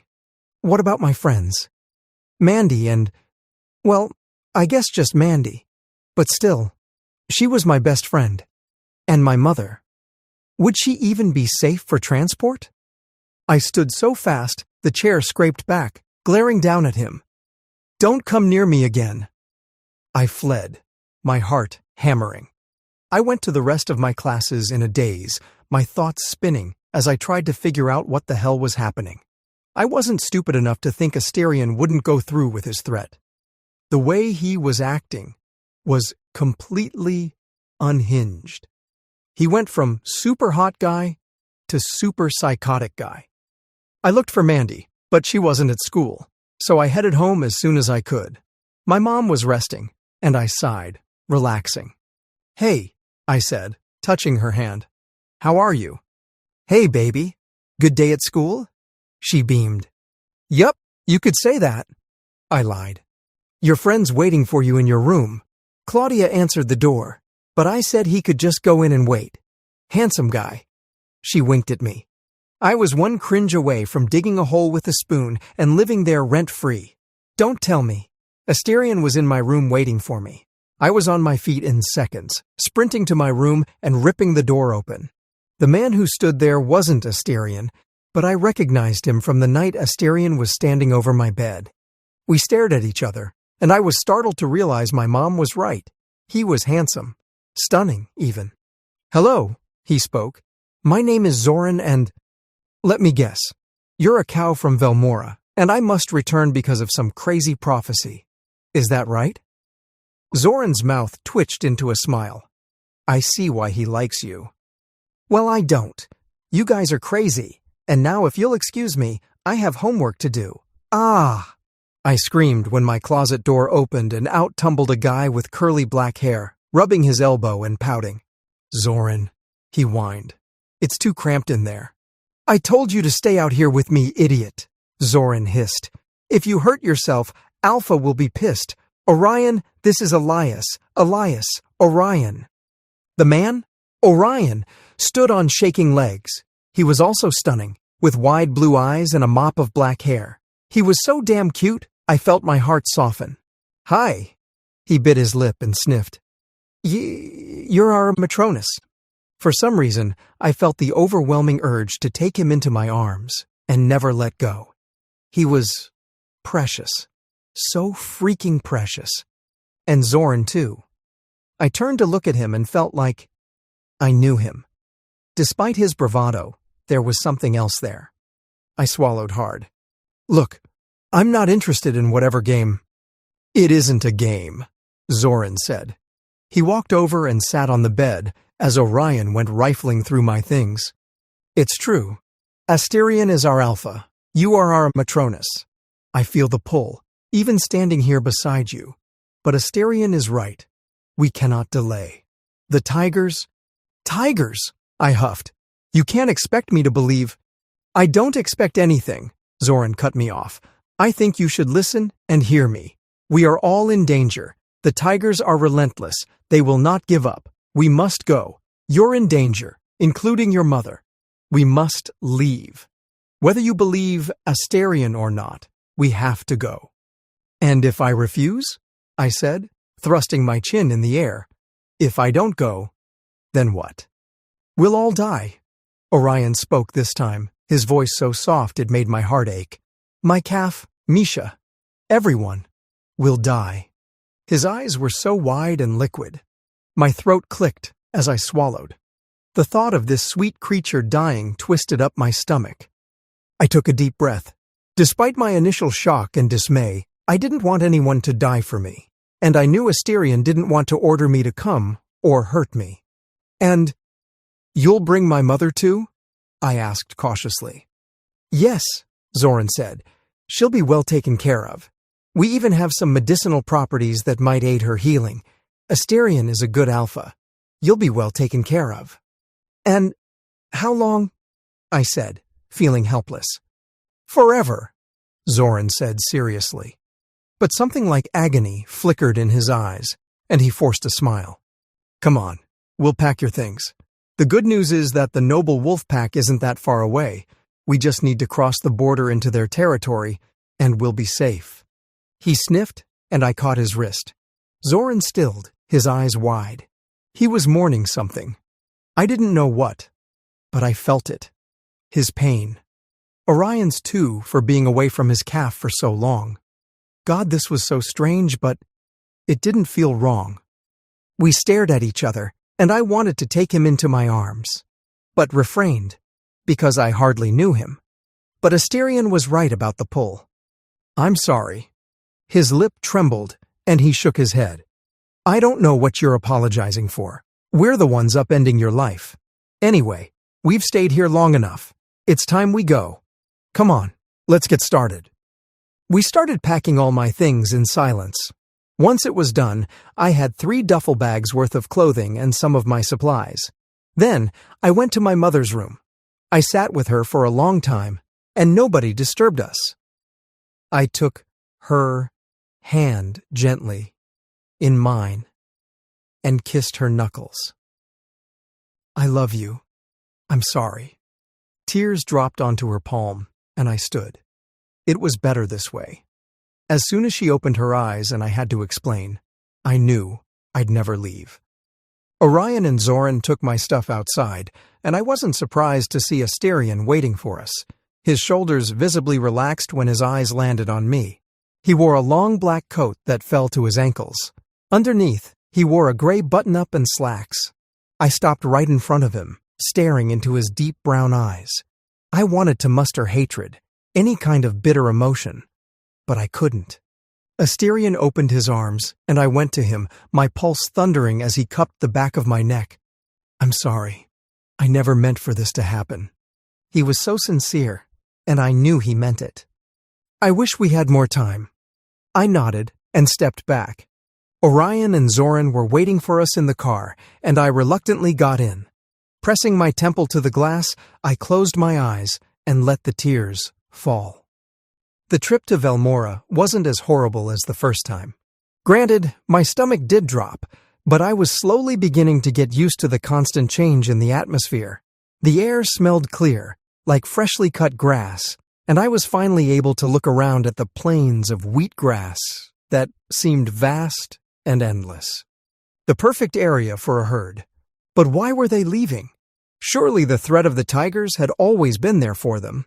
As we headed to where the herd was gathering, I spotted a number of RVs set up and campers nestled between them.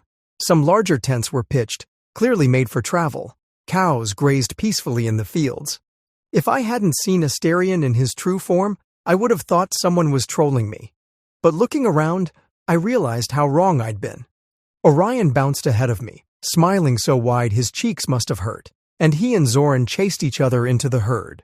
Then, suddenly, they exploded, shifting into massive beasts, kicking up their legs in excitement and charging playfully through the grass. A laugh burst out of me, and I chuckled, shaking my head. Asterion stood beside me, watching. "Come on, I'll show you to your tent."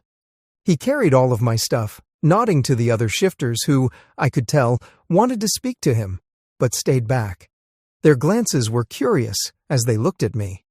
There was a wide range of them, men and women alike, most tending to the little ones.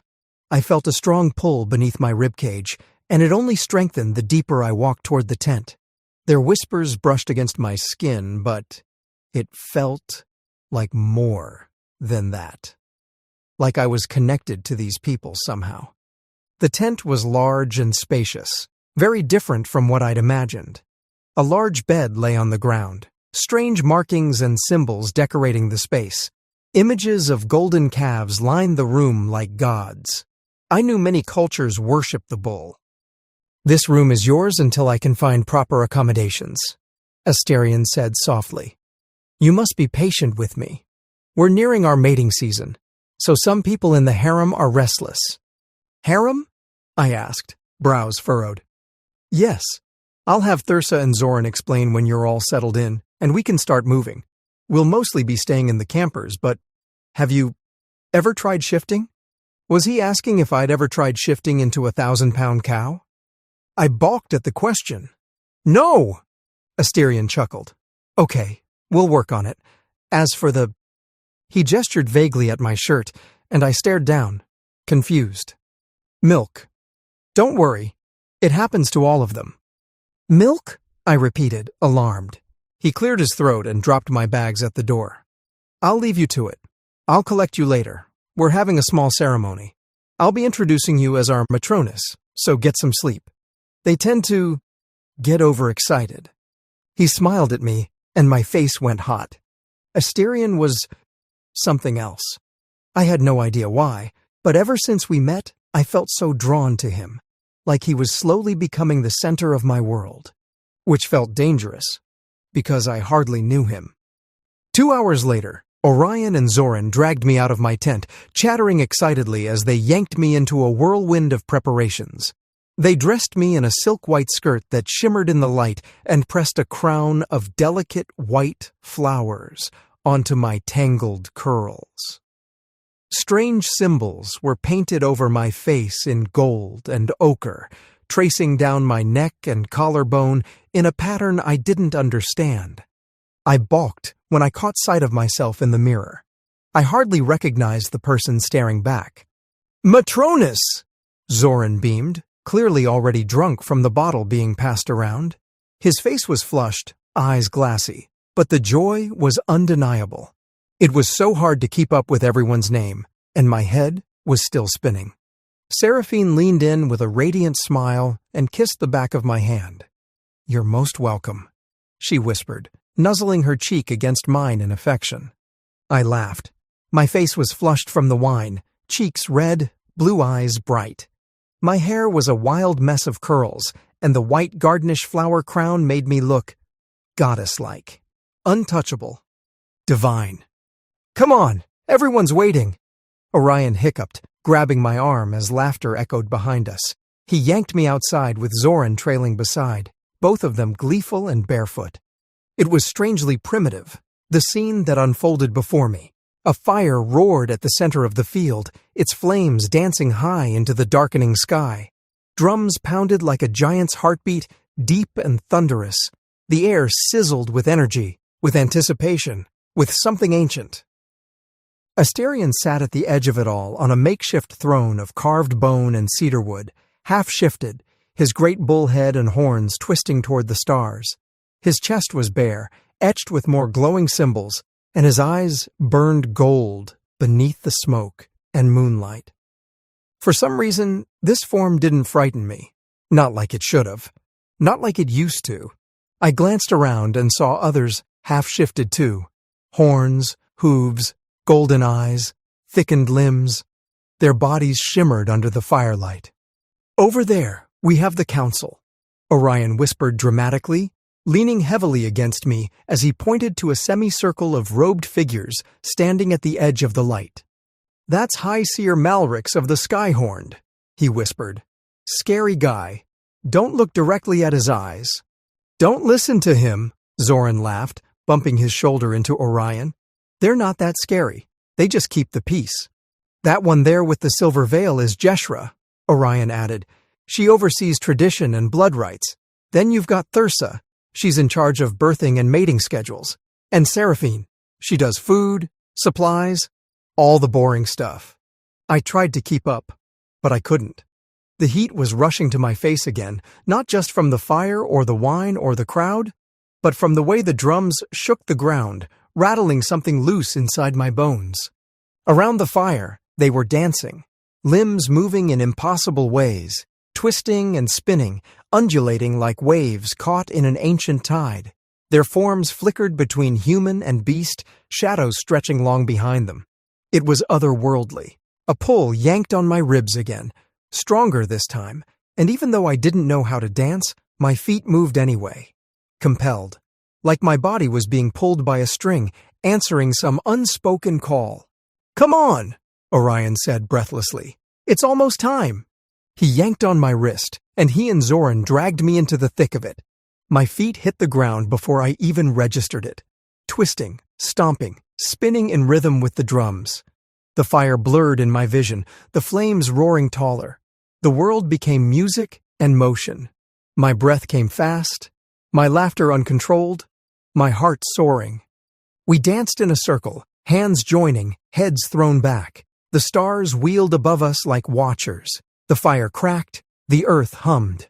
I felt alive. My eyes were drawn to Asterion. We locked eyes, and everything else fell away. The people, the sound, the flames, the field. Only him. Only me. The world spun off its axis, and I went flying. Asterion lifted his hand. The drums cut off in an instant. Silence fell like a shroud. The flames snapped, frozen mid-lick. My heart thundered, and every single person turned toward me, waiting. I was breathing so hard my ribs almost cracked. A part of me wanted to sink to my knees and, gods, it was unthinkable, too embarrassing. I couldn't do that. I wouldn't. Asterion stood over me, his horns eclipsing the sky, a shadow made of myth and flame. He lifted his hands, and without hesitation, Everyone around me dropped to their knees, like a tide, booing to the moon. "All hail Matronus!" he declared, voice like thunder. "All hail Matronus!" they roared back in unison, the sound vibrating through the ground beneath my feet. Asterion held out his hand. I took it, breathless, dazed, trembling as he led me toward his throne. My legs barely worked as I climbed the few steps and sat down beside him. The carved wood was warm from the fire, the moment too surreal to grasp. He signaled with a nod, and the music resumed, wilder now, more ecstatic, and a large goblet was pressed into my hands, brimming with dark red liquid, thick as syrup. I sniffed it cautiously and took a sip. "What the hell is this stuff?" I asked, dopily. There was enough wine in there to tranquilize a horse. Asterion chuckled. "It's called Velmortis, the wine of the blood moon. Stronger than it looks. It's ceremonial." I raised an eyebrow.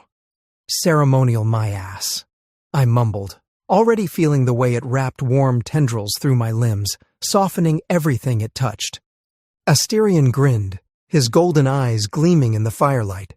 "It brings truth to the surface, reveals what's hidden beneath." I wasn't sure if that was a promise or a threat. It struck me then that Asterion wasn't speaking English. He hadn't been the entire time. "Can I understand your language?" I gasped. Asterion smiled fondly. "You are the Matronus. Of course you can understand and speak it fluently. The Brahunai tongue is passed down linear, usually through the mothers." I frowned. But my mother was human, right? I never knew who my father was, but all my life, I knew he was still out there somewhere. "So, what happens now?" "We drink," Asterion said simply. "We celebrate. I did plan to send you later on, but I'll wait until you're ready. It might be too overwhelming." "I'm ready," I slurred, raising the goblet too fast and nearly spilling its contents. "Let's do it." He chuckled, shaking his head. "I see Zori and Orion have been a bad influence on you. I'll need to punish them. Thoroughly." Something about the way his voice dropped made my cheeks burn. "Don't feel you have to rush," Asterion continued, softer this time. "They can be quite naughty." He chuckled again, a warm, dangerous sound. "Take your time, Elias. I'll be there. We all will." He touched my hand, and the connection sizzled, like lightning licking across my skin. My breath hitched. I looked up, eyes locking with his. Those big brown irises, nearly black at the center, were rimmed in gold. I couldn't look away. The temperature inside me rose like a wave cresting over my head. I watched Asterion's throat bob as he swallowed hard. Then he looked away, chuckling under his breath. "You tempt me," he sighed, withdrawing his hand. "But we'll go slow. I promised myself I wouldn't rush." "Right. No rushing," I breathed. But the fire crackled louder, the wine swirled heavier in my chest, and when our eyes met again, yes, he said he wouldn't rush. But his gaze told another story. My breath hitched again as he leaned in, just slightly, close enough that I could feel the warmth radiating off him, the scent of firewood and something deeper, more primal. "You're dangerous," I murmured. Asterion grinned, slow and wolfish despite the bull's horns crowning his head. "Only to those who don't know what they want." "And if I do?" His hand ghosted over my thigh, the heat of it burning straight through the silk of my skirt. "Then the real ceremony begins." The drums thundered in the distance. My heart had taken up the beat now, pounding out a rhythm of its own. I didn't know what came next, but I knew I wanted him to show me. Chapter 4. Elias. Asterion guided me away from the firelight with a hand resting low on my back. His human form shimmered under the moons, barefoot and bare-chested, ritual paint still drying in jagged black lines across his copper skin. His tent loomed ahead, strange and curved, stitched from thick pelts dyed in spirals and symbols I couldn't decipher. The flap opened as if by magic, or maybe it was just him, and we stepped inside.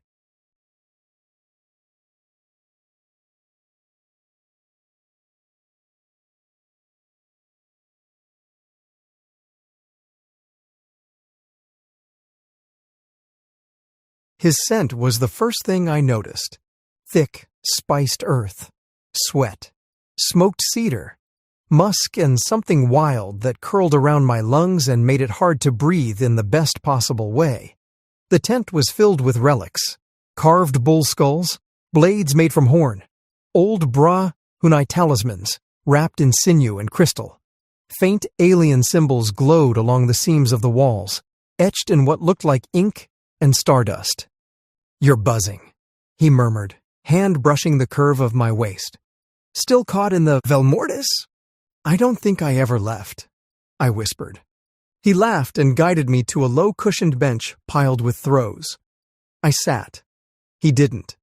Instead, he crouched in front of me, knees brushing mine, fingers ghosting over the sheer white silk draped across my thighs.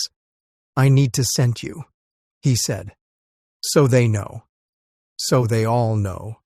His touch was barely there, but I shivered like he'd kissed my spine. I tilted my head, gave him my throat without thinking. He leaned in, lips grazing the skin just below my jaw, his breath hot and ragged.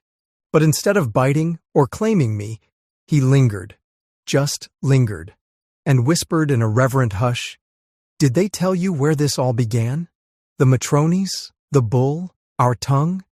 I shook my head. I could barely swallow. The Brahunai were born from ash and famine. We were once beasts, raging, wild, leaderless, until the bull descended, horns kissed by fire, eyes made of stars. He gave us law, language. He taught us to hold. His hand slid up my thigh, palm warm and rough through the silk, to carry burden with pride. I let out a soft sound I didn't recognize. "And the Matronas?" I asked, voice thinner than it should have been. He smiled, feral and fond. It was the first vow. The bull offered himself, body and blood, to his mate, a gift of trust so complete it shattered the sky and stitched us together in a tongue not even time could erode. I looked at his mouth. He hadn't stopped touching me, his fingers lazily tracing my arm, mapping the inside of my wrist, his other hand slipping over the curve of my hip, thumbs brushing just under the fabric. I was lightheaded, drenched in his scent. I felt like I could float straight into him. "Say something in Brahunai," I said, needing to hear it. His gaze dropped to my lips. "Shal Varatan Torhali, Elias." The words weren't just words. They were a touch, a promise, a flame running down my spine. "What does that mean?" I breathed. Yet, I already knew. "That your name feels good on my tongue," he said simply. I swallowed hard. My thighs clenched. My whole body responded to his closeness, the heat radiating off him like a sun. "And you feel," he added, his fingers trailing over my chest, slow and curious, "like you were meant to be mine." Our foreheads touched. His mouth hovered over mine. I could feel it, like we were suspended at the edge of something huge and irreversible. Then, a sharp knock against the outside of the tent. I jolted. So did he. Asterian's eyes flared gold for half a second, teeth gritting, his body still half wrapped around me like instinct wouldn't let him pull away. "Ignore it," he whispered, his voice rough with hunger. But the knock came again. Urgent. Unwelcome. He closed his eyes, pulled back, barely, and sighed against my temple. They always want me when I'm about to take what I truly want. My skin was burning. My heart thundered.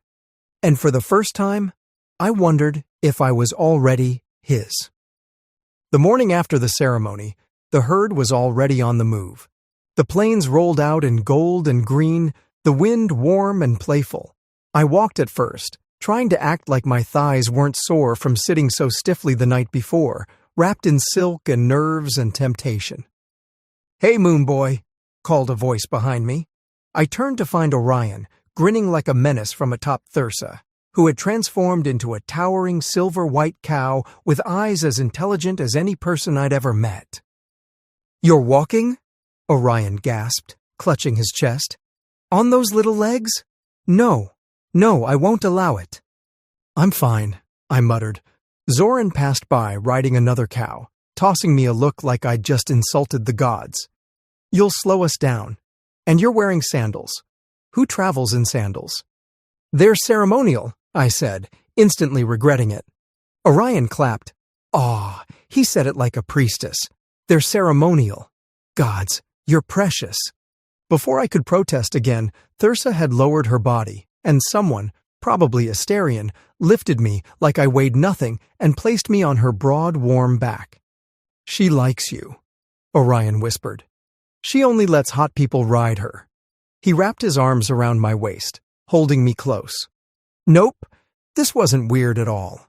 Riding a cow with people I hardly knew was a perfectly normal Tuesday morning. "Oh my God, shut up," I groaned, but I was smiling. Asterion appeared then, walking beside Thyrsa in his half-form, his bullhorns curved back like polished obsidian, eyes glowing faintly gold. He looked like a myth, all dark power and steady silence. "You okay?" he asked. I nodded, feeling weirdly shy. He offered up a piece of dried fruit, sweet, sticky, fragrant with something citrusy and strange. "What is it?" "Brahunai orchard fruit," he said. "We only harvest them during mating season."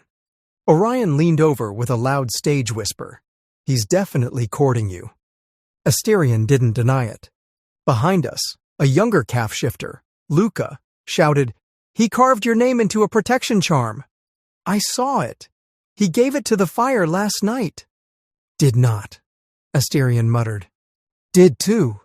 Zoran passed by again with his arms crossed, muttering something that sounded like, "pathetic." But I didn't miss the flare of tension in his shoulders. As the day stretched on, I started laughing more than I had in months. They made fun of each other constantly. Seraphine had a razor tongue and could cut down anyone in 5 words or less. Orion kept challenging everyone to games that were more than likely rigged in his favor. Even Thyrsa made disgruntled cow noises when anyone got too loud. Asterion didn't say much, but he never drifted far from my side. His fingers brushed mine again and again.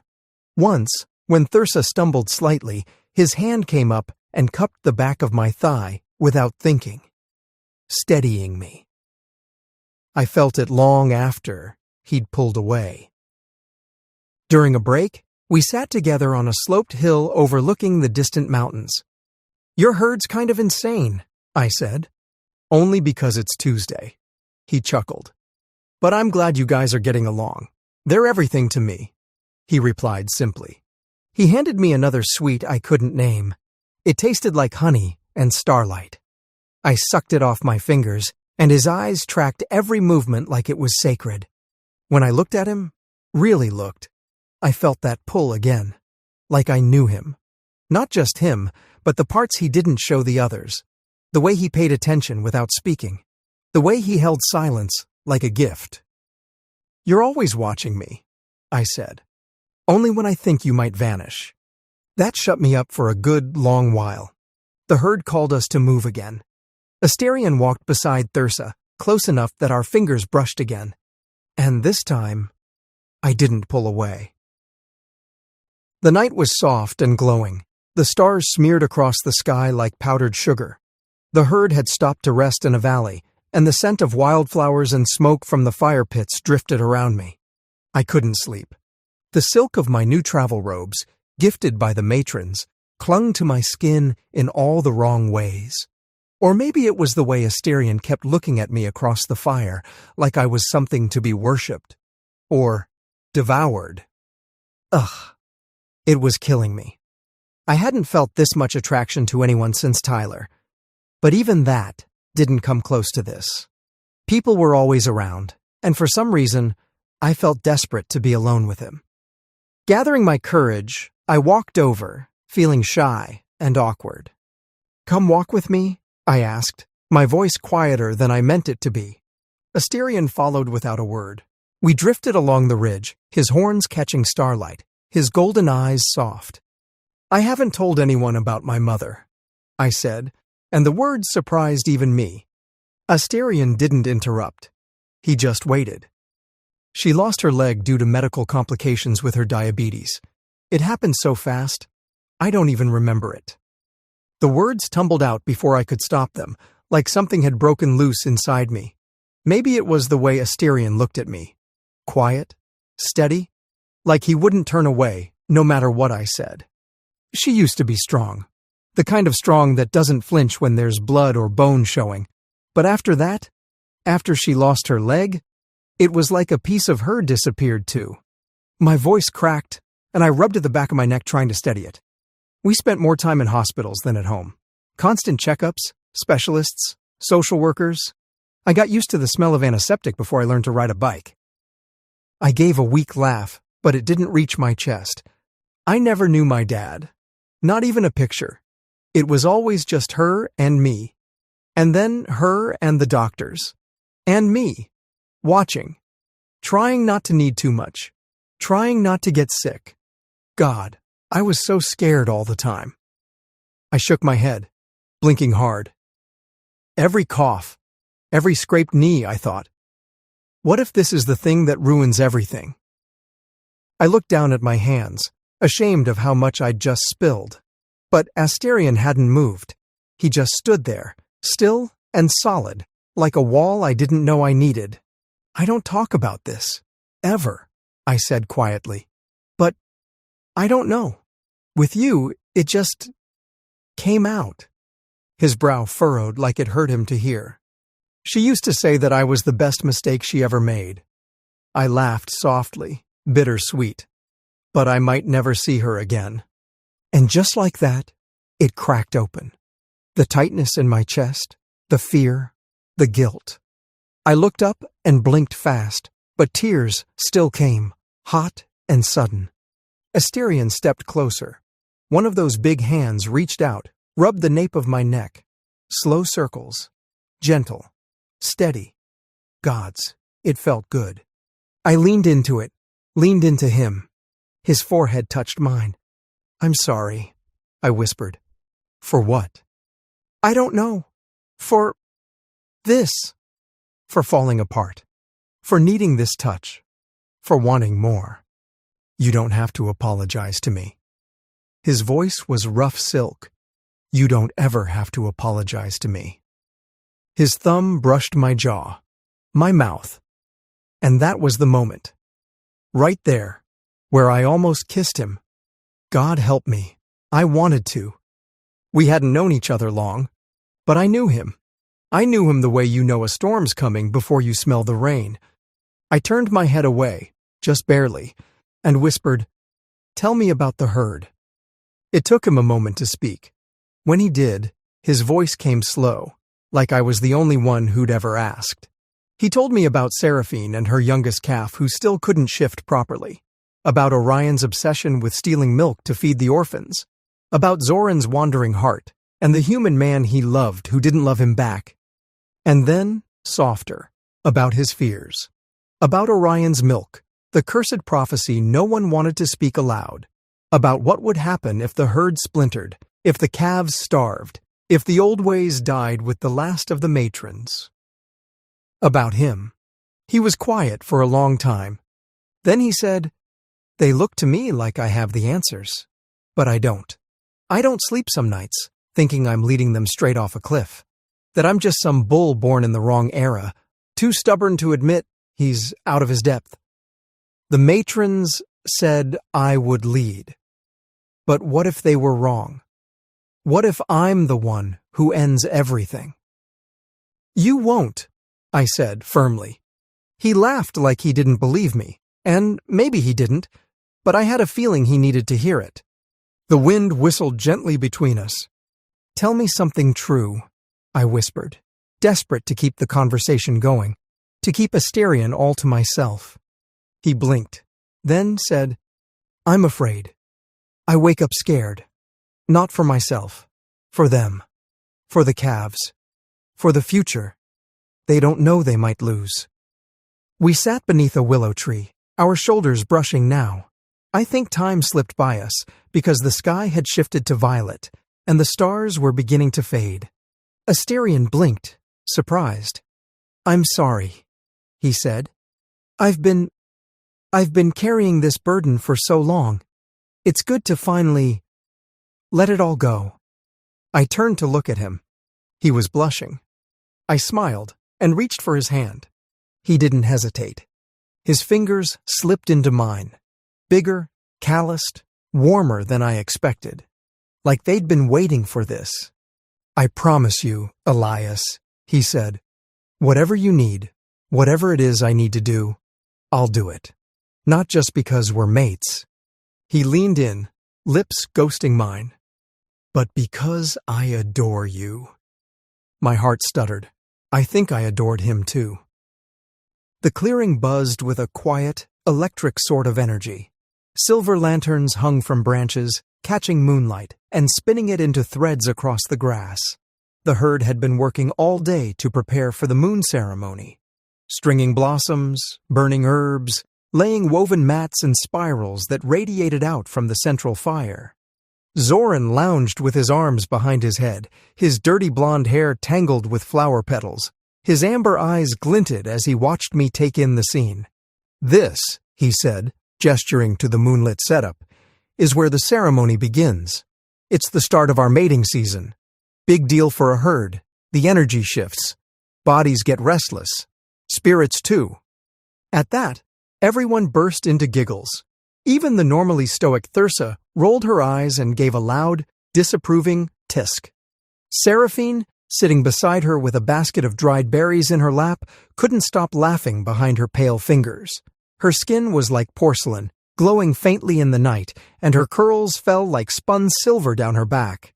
She wore a sheer gown stitched with tiny bone charms, and her eyes, lavender and always soft, crinkled at the corners.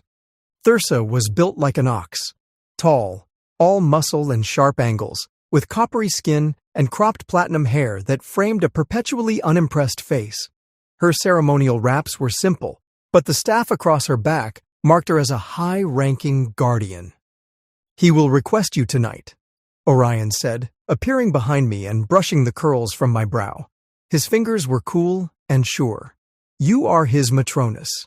He will have to request you." I felt my face warm instantly at the implication, but the moment was cut short by a loud, inelegant snort. "How do you know that?" Zoran snapped. "Don't fill his head with such nonsense." Orion stuck his tongue out at Zoran, who flipped him off with no hesitation. "Request?" I repeated slowly, frowning. "I don't understand." They all started giggling again, like children with a secret, and annoyance flared in my chest. "Aw, don't be upset," Seraphine teased. "It's tradition that the bull takes the Matronus on the night of the ceremony. It helps him prepare for mating season." "Obviously," Thyrsa added dryly, "we need to be at the noble wolf pack before then. But some people in the herd get restless. It's his duty to service them." "Service them?" I blinked, completely lost. "Screw them," Zoran clarified with a bark of laughter at my stunned expression. "All of them?" I gasped, eyes wide. They nodded solemnly. Well, as solemn as you can be while fighting back giggles. "Yes," Seraphine said, her voice like wind chimes. "Quite thoroughly." You mean the harem and—" "Yup," Orion said, popping a piece of fruit into his mouth. "He takes 3 or 4 at a time." I stared at them. I honestly should have expected this. They were a herd, after all, with one bull. No wonder Asterion always looked so utterly wrung out. But obviously, all of that would change after we officially became mates, and I appreciated them telling me.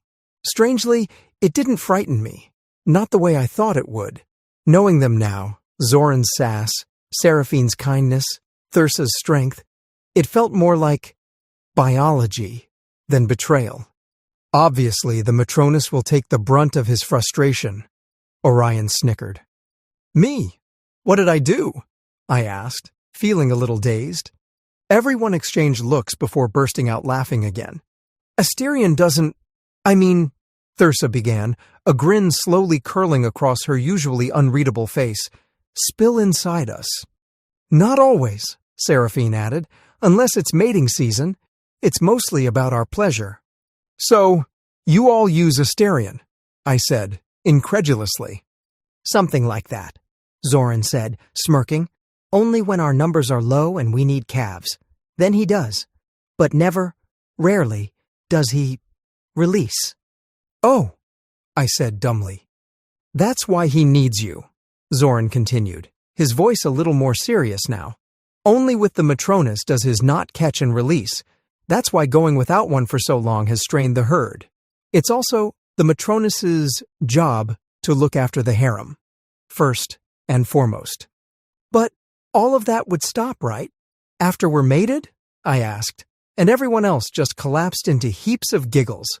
The only person who didn't laugh was Zoran. In fact, he eyed me, his eyes dark with something akin to anger. I looked away, trying to process everything. Herd, harem, Matronus. I felt slightly dizzy. How did I get myself into this? It didn't matter. It was good they let me know about all of this because soon we'd be mated, and I wanted Asterion all to myself once we were official. I smiled at them, feeling a lot better. Soon, Asterion would be all mine.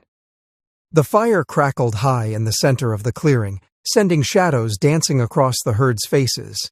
Music drifted through the night, reedy flutes, the beat of hand drums, and laughter. Warmth bloomed in my chest, helped along by the sweet, potent wine in my cup. Orion twirled around the fire, his calf giggling as he swung her up in his arms. Her tiny hooves barely touched the ground as she squealed with joy. He dipped her low, then lifted her high, her curls bouncing, his own laughter infectious. "You're flying!" he cried. "Papa!" she shrieked, clinging to his neck. Again! Again! I sat at the head of the circle, the seat beside me heavy with Asterion's presence. His shoulder brushed mine, warm and solid as a mountain. I could feel every breath he took. My heart beat in my throat. A blush stained my cheeks, high and hot. Would he ask now? Or later? Should I wait? Or go to him? I fidgeted, eyes darting to him as he passed me another cup of wine. "What's this ceremony called?" I asked, desperate to distract myself. He looked at me with that soft, sleepy gaze of his and said, "Luna Vera." It means the turning moon, in our tongue. "Luna Vera," I echoed. It felt ancient, sacred, like wind through trees. "It marks the crossing," Asterion continued, his voice a low rumble. "From rest to rut, from plenty to protection. When the moon turns silver and the grasses sweeten, we begin the season of seed. This fire calls our ancestors to witness the health of the herd, the strength of our bonds, and the readiness of the Matronus." That last part made my stomach flip and my thighs squeeze together beneath the fine silk robes they'd dressed me in. I nodded solemnly, even as my head spun slightly. Was it the wine? The heat? Or just him? Halfway through his explanation, I took another long sip, maybe two. My limbs turned syrupy. I leaned back in my chair, giggling softly to myself. He was so handsome. The fire made his skin glow gold. I watched him stand, graceful despite his size. "I'll be back in a moment," he murmured, brushing his knuckles lightly against my hand. I blinked up at him, dazed. And then he was walking away, disappearing between the tall grass and swaying tents. I watched the muscles in his back flex with every step, the taper of his waist, the swing of his tail. My breath caught. Why had I ever been so hung up on Tyler back in the human realm? All I ever needed was a giant bull. I laughed again, slouched in my seat, feeling warm and soft and just ready.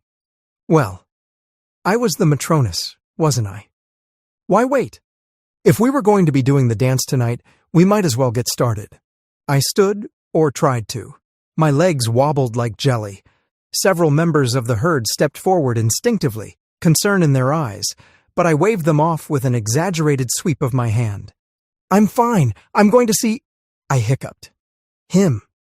The air outside the fire circle was cool and quiet, the tall tents lit softly by lanterns shaped like moons. I wandered through them, humming to myself, feeling the wine in my bloodstream, tugging me toward him. Asterion's tent was tucked further back, half concealed by swaying ferns. I approached on light feet, brushing the canvas aside, and froze. My stomach dropped through the floor. Inside, Asterion was leaning into Zoran, One large hand wrapped around the back of his neck. They were kissing. Slow. Deep. Familiar. Like it wasn't the first time. The tent blurred. My chest felt too tight. Like someone had wrapped a rope around it and pulled. I shouldn't have been surprised, honestly. They mentioned the harem. They mentioned his lovers. But I assumed all of that would stop once we were mated. I didn't know whether to scream, cry, or throw up. Zoran. Of course it was Zoran. Chapter 5. The Bull. I nibbled on Zoran's lip, and he made a noise in his throat before he pulled away with a soft pop. I held him close as he nuzzled into my neck. I sighed, giving him the comfort he craved, even though my heart ached for someone else. "Are you okay?" Zoran asked, his lips brushing against my throat. "I'm fine. Are you okay?" I pulled back slightly to look at him. "You aren't normally this impatient. Get on the bed and spread." He shrugged, beginning to undress. "I wanted some alone time with you, before you claim the Matronis. I know you're eager for him tonight. He's eager for you too." I snorted. "Don't tease him too much," I said, though I knew how deeply they cared for Elias, just like I did. "I'm not," he grinned slyly, settling onto the bed and stretching out. I don't know where this leaves me." I frowned, undressing slowly. "What do you mean?" "Am I—" He hesitated, eyes flicking to mine. "Still your favorite?" "Of course. Why wouldn't you be?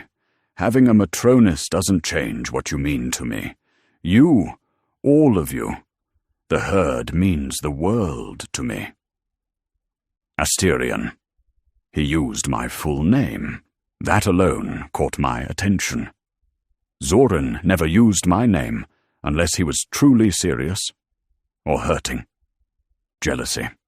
I recognized the tightness in his voice, the heaviness in his eyes. It happened sometimes, especially among the herd. I'd seen it before. Fights, silent glares, small acts of defiance. Even Seraphine had her moments. I always tried to spread my affection equally, but maybe sometimes I missed something. "What would you have me do?" I asked gently. Zoran bit his lip. "Would you allow me to take a lover?" The question hit me like a punch to the chest. My jaw clenched. I hated the thought, even though I knew he'd had others before. Some humans, a few shifters. Never anything serious. Never within the herd. Not when we were this close to mating season. Still, the timing was hard. "I'll think about it," I said after a moment, "when we reach the noble wolf sect." He nodded, though not happily. I stepped closer, resting my forehead to his. "Don't be reckless," I murmured. "It's too dangerous now. I promise I'll think about it later. Right now, our focus is getting Elias settled with the pack." "Okay," Zoran muttered, grumpy but relenting. He let out a shaky breath and pulled me close again, clinging. "I'll miss you." "You'll always have me," I whispered, brushing my lips to his temple. What followed was familiar, comforting. A dance we'd done before, an outlet for longing, for reassurance, for the bond we shared. I held him, gave him what he needed, even as my thoughts strayed.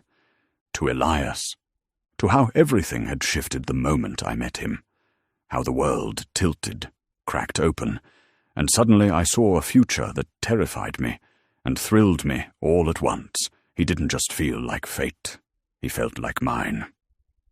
Afterward, Zoran lay still beside me, his breaths evening out as I traced slow patterns along his back. He looked peaceful, but I knew the doubt still lingered beneath his quiet. "You okay?" I asked softly. He murmured. "Thank you, Alpha." I kissed the top of his head and closed my eyes, pretending, for just a second, that it was enough. But I knew better, because no matter how close Zorin held me, my heart was already elsewhere, caught on Elias. After we finished, my chest rumbled at his content noises, and I quickly got off the bed, hurrying to pull up my pants and tie the strings. The party was still raging, and I knew they'd be wondering where I am. "How's Orion doing?" Zorin was already half asleep and drooling. "He's fine. Baby, fine." His voice tapered off into a snore, and I chuckled. Stepping out of the tent, I found when I caught Elias's scent, it was weak, as if he'd been standing there seconds ago, and then it was gone. A hush fell inside me, loud and heavy, as if my instincts had stepped back to watch something unravel. Something was wrong.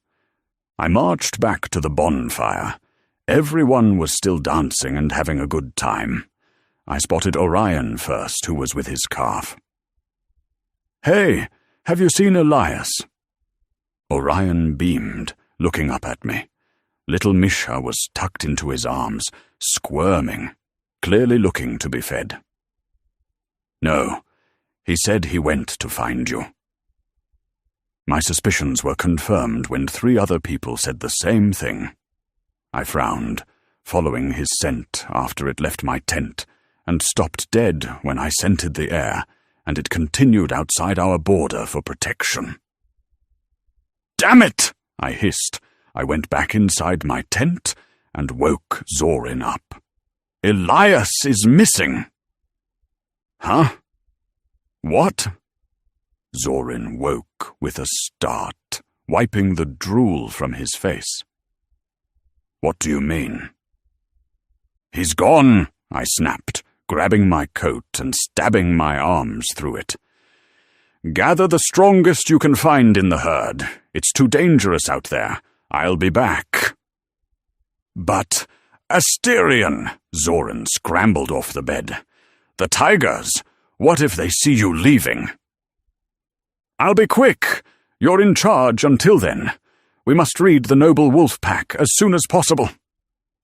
Zorin nodded, and I quickly fled the tent, following Elias's scent, sprinting after him. I sprinted through the tall grass, each blade slapping against my legs as the night air rushed past. My heart pounded, not just from the run, but from something deeper, an old, bone-deep instinct flaring to life. The scent trail was sharp and clumsy, soaked in wine and Elias's wild magic. Then I saw him.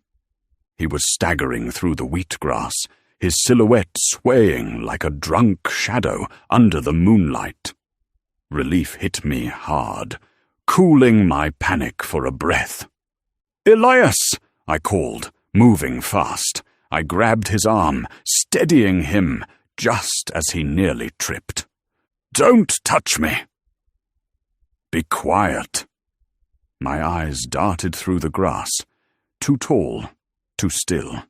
Tigers could crouch low and wait for the perfect moment. I didn't like this. "We need to go. Now!" I turned back and yanked Elias forward by the arm, but he resisted, his body heavy and uncooperative. He groaned, his eyes glassy. "I can't. Walk straight."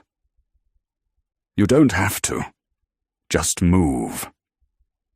But he stumbled again, his weight dragging against mine. I caught him before he fell, slinging his arm over my shoulder, scanning the shifting darkness around us. Every sound felt sharper now. A breeze through the grass, a branch cracking too cleanly. My skin prickled. If anything was out here with us, It already knew we were vulnerable. "Zorin better be holding that damn line," I muttered, hauling Elias forward, one slow, dragging step at a time. I dumped Elias onto the bedding, careful but firm, but he twisted away from me, shoving weakly at my chest. "Go to hell! Leave me alone," he mumbled, voice thick with alcohol and something else, something sharper. I frowned, heart pinching tight. He was drunk, yes, but that sounded like more than just a haze of wine. That sounded personal. Orion and Zorin burst into the tent, breathless and flushed. "Is he okay?" Orion asked, his gaze sweeping over Elias with quick concern. "Help him get ready for bed. He's drunk," I muttered, stepping back. "Keep an eye on him." Zorin crouched beside Elias and reached to help, but Elias shoved at him too, more agitated now, his movements sluggish and stubborn. "Don't touch me! Get off!" he slurred. Orion exchanged a glance with me, worry written plain on his face. "He looks upset. Maybe you two should just leave," he said gently. "Let Thursa and I handle it." I hesitated for a moment, frustration biting at the edges of my calm. Tonight should have been our bonding night, our mating ceremony. Instead, Elias could barely keep upright. Whatever I'd expected, it hadn't been this. "Fine," I waved them off with a sigh. "Clean him up. Get some rest. And Orion," I turned to him sharply. "Don't leave his sight. He's your responsibility tonight." Orion gave a curt nod, already moving to Elias's side with quiet efficiency. I didn't look back as I stepped out of the tent. Zorin followed behind me, yawning so wide his jaw gave an audible pop. "Night," he mumbled, rubbing at his eyes. I patted his arm. "Get some rest." He disappeared into the shadows of the camp, leaving me alone under the dark stretch of sky. Stars blinked overhead, cold and watching, and the wind whispered through the tall grass beyond the tents. That's when I felt it. The prickle at the back of my neck, the uncanny stillness in the air. My gaze snapped toward the fields.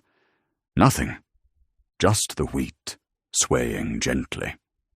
But I knew. We were being watched. Elias was in a foul mood the next morning, snapping at everyone. It was so bad he almost made Orion cry, which I drew the line there. I told everyone to stop and parked the RVs here for a moment, while I pulled Elias aside. He yanked his arm out of my grip, scowling at the lowering sun on the skyline. "What the hell's gotten into you?" I fumed. "Just where do you get off yelling at Orion?" "He keeps following me around," Elias flung the words back at me. "What do you think I am? Some kind of child? That I need to be watched 24/7? God forbid I make a decision for myself and try to leave this damn place." Where was all this hostility coming from? Hadn't we treated him with respect and kindness? Maybe he was just fearful for his mother, or something happened last night. A cold thread unwound in my gut, stitching dread into every breath I took. "Elias, if it's about your mom, I can assure you—" "No, it's not about my freaking mother," he spat, arms crossed. "It's about you and this whole messed up thing. How you're saying one thing to me and another thing to Zorin." "What? What are you talking about?" "You know what I'm talking about." He walked right up to me, Even though he was a head shorter, I felt his rage as if it were a palpable thing. "You're calling me your Matronis and sleeping with Zorin," he accused. I blinked at him in surprise. "I'm sleeping with Zorin," I repeated. "Yes," he breathed. "I can't believe you would keep this from me," he said. He looked so utterly betrayed, and my heart clenched. Did Zorin explain this to him? Or at least Orion? Did he know I was the alpha to the herd? Then again, it should have been my responsibility. I shouldn't have left it up to them to explain his rank, I groaned, rubbing the bridge of my nose. "Look, I'm so sorry, Elias. I thought they explained the hierarchy in the pack, and—" "They didn't explain anything. All I see is you kissing Zorin, even after sharing everything with me." His voice cracked. "God damn it!" I sighed, looking up at the sky. "It's not what you think," I said after a beat of silence. "I am the alpha. All herds have one. They come to me for mating and protection, but it's different with me." "How's it different?" Elias demanded. "Because I'm not in love with any of them," I said coolly. "I loved them, yes, but it was familial. They were my family. We all lived as one, but in terms of partnership, that position is only reserved for the Matronis." Elias's jaw dropped. "And they're okay with that. They're okay with you having multiple lovers." I shrugged.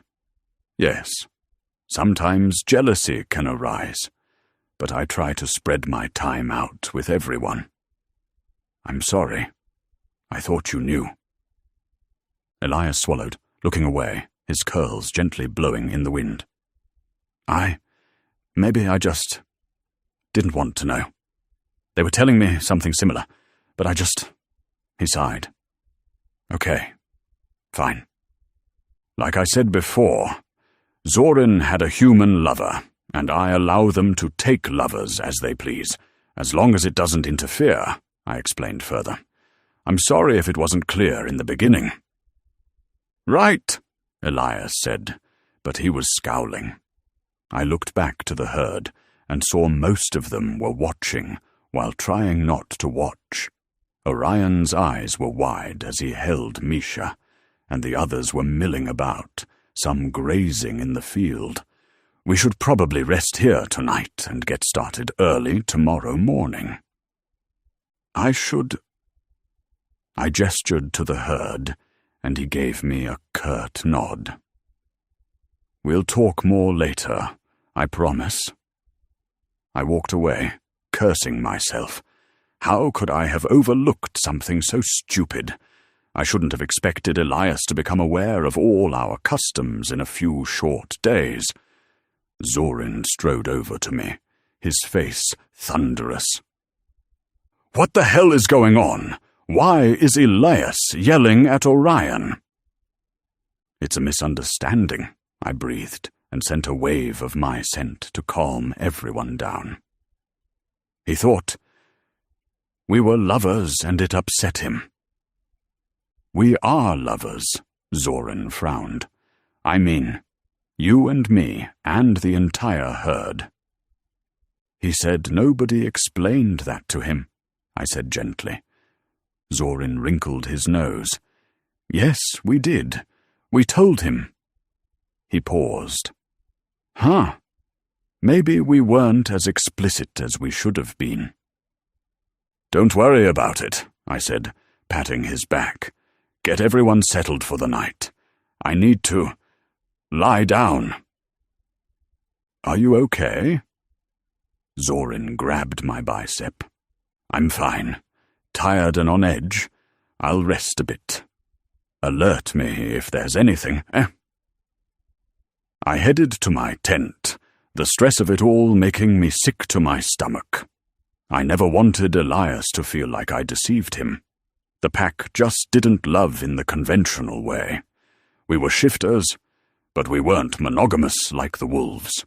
We had our alphas and omegas, But with herds, there was only one alpha and a sea of omegas. However, there was a dominant omega, one to rule the rest, and that was Elias, even if he didn't see it yet. My stomach twisted into knots, remembering his sad expression. He looked like I'd stabbed him, like I had personally cut him open. I couldn't imagine how shocked he must have been to see two people he thought he could trust sleeping with each other. But it wasn't like that. I loved Zorin. For so long, he was what Elias couldn't be. But now that I had Elias here, my feelings were slowly shifting. And all I wanted was Elias. I laid on the bed of my tent and slowly fell asleep. I woke to light fingers cording through my hair. Elias was sitting on the side of the bed, dressed in night clothes. "You're here," I smiled. "Thank you for waking me." "Well, your snoring would have alerted the tigers anyway," he smiled. I chuckled, sitting up. "How are you?" "Did you eat? I can get you something." "I'm fine. I just came to apologize about earlier. And Orion, I spoke with him." Elias bit his lip. I lost my temper. It was just unexpected, that's all. "We understand," I said firmly. "And there's nothing to forgive." Elias snorted, shaking his head. "That's not a normal person response," he sighed. "You guys are so forgiving and so wonderful to be around. I love being around all of you, especially Orion and Zoran. You guys feel like family." "We are your family," I said earnestly. "If you'll let us be." I still feel like there's so much I don't know," Elias explained. "Why are the tigers hunting you? From my understanding, everyone here is a shifter with their own packs." "That is true," I confided. "Tigers aren't mindless killers, at least not like the ones in the human world. And you're right, they aren't after us for no reason." I sighed, running a hand through my hair. "We're leaving these lands. Jorin, the previous leader of the tigers, sought to make a pact with the noble wolves because food has become scarce, our way of life threatened by the shifting of humans. But it's more than that. Long ago, the tigers used to hunt with us. It was all playful and in good fun, until one of the younger calves provoked a tiger, and it ended in bloodshed. Since then, they've requested we offer up a calf every year for the slaughter to keep the peace. And every year, I swallowed hard, choking down my disgust. I never wanted Elias to know the darkness I had to endure, we all had, just to stay in our home. Anyways, with the harvest so bad this year, few have been able to conceive. Except Orion, I finally got out, and Elias looked horrified. "Does he know?" "No, not yet," I muttered. "If I don't do this, they would have slaughtered us all." "Jesus," Elias muttered. "What do you tell the mothers?" "Nothing. That they died. We mourn and move on. But I've been—" "Stalling," Elias said. "You've been stalling." "Yes, long enough to make a pact with Noah. He said once we arrive, we'll be under his protection, and he's been kind, more than a humble bull like myself could ever ask for," I muttered, and tears were burning my eyes. "I never wanted this, Elias. I've never told anyone either. I couldn't. What would they think? A single bull cannot fight a tiger. I'd go down before they even got 10 feet. This is the darkness I carry. The heavy boulder on my shoulders, I breathed. You won't carry it alone. I will lift this weight with you, Elias said. Hope flared inside my chest, and bitter tears filled my eyes. Come here, Elias whispered, and hugged me tightly. I wept in his arms, feeling myself break from trying to hold it all together. Nobody knew what it took to keep the herd together. The sacrifices, the pieces of myself that chipped away day by day, just to see them happy. To watch Orion feed his calf, and Zorin take as many lovers as he pleased. To watch Theresa work the fields, and Seraphine thrive with her herbs. They were my family. I loved them all. Shh, Elias patted my spine. I'm here. I promise. I wiped at my tears, my face hot with embarrassment. I hadn't cried like that in years, and there was something about Elias that made me feel like I could tell him anything, bare the deepest parts of me, and he wouldn't judge. He would console. I kissed his smooth, pale neck, sighing against his skin, breathing into the hollow of his throat. I felt him shudder beneath me, and it was nothing like Zoran's touch or Orion's. Whenever I touched Elias, it sizzled, ripping across my nerve endings. It felt raw. I cupped his face and pulled back. If I got too carried away, I'd take him now, and we needed to be on the move. Sorry, I breathed.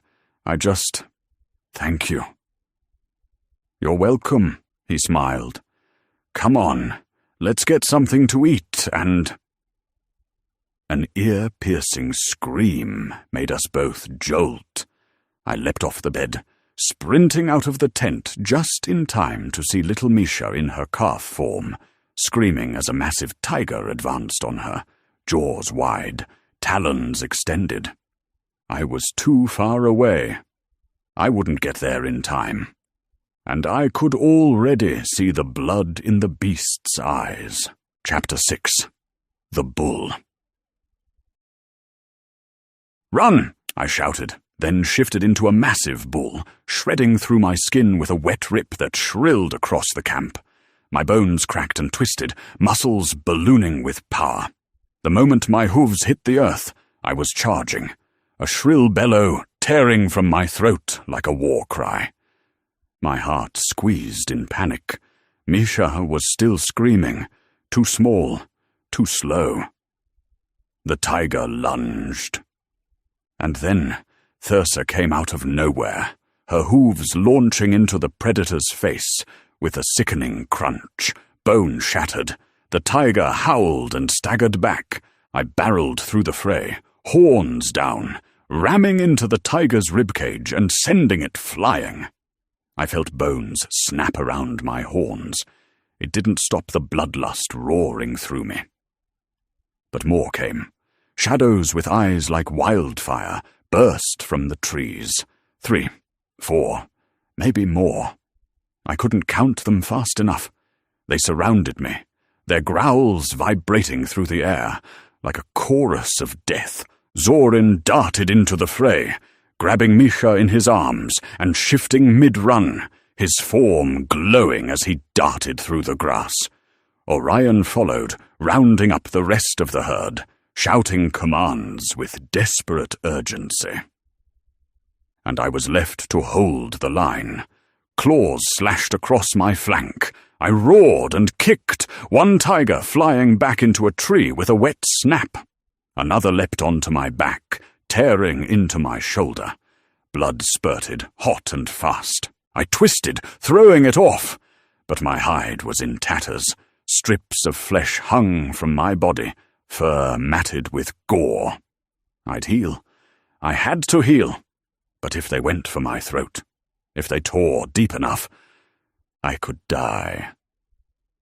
You knew this was coming, Asterion, a voice purred from behind me, silk over steel. I whipped around, hooves digging into the dirt, my breath ragged. A tiger slinked down from the trees, like shadow come alive, sleek and monstrous, his body coiled with strength and cruelty. "Why fight it?" he asked with a grin full of teeth. "Give us what we want." "Never!" I hissed, blood dripping from my mouth, from my horns, soaking the grass. He laughed, low, rich, amused. But something was wrong. My stomach twisted. This wasn't Jorin. "Where is Jorin?" I demanded, heart thundering like war drums. He would never attack like this. Even though we made a deal, Jorin was respectful of the bulls, of the ranks and hierarchies. This tiger wasn't.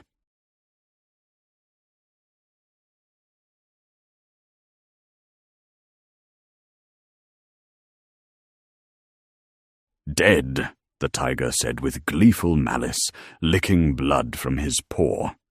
"Died crying like a pup." He stepped closer, pupils wide and rimmed in gold, glowing like firelight on oil. "My name is Vincentius," he said, "and I think I'll just take you instead."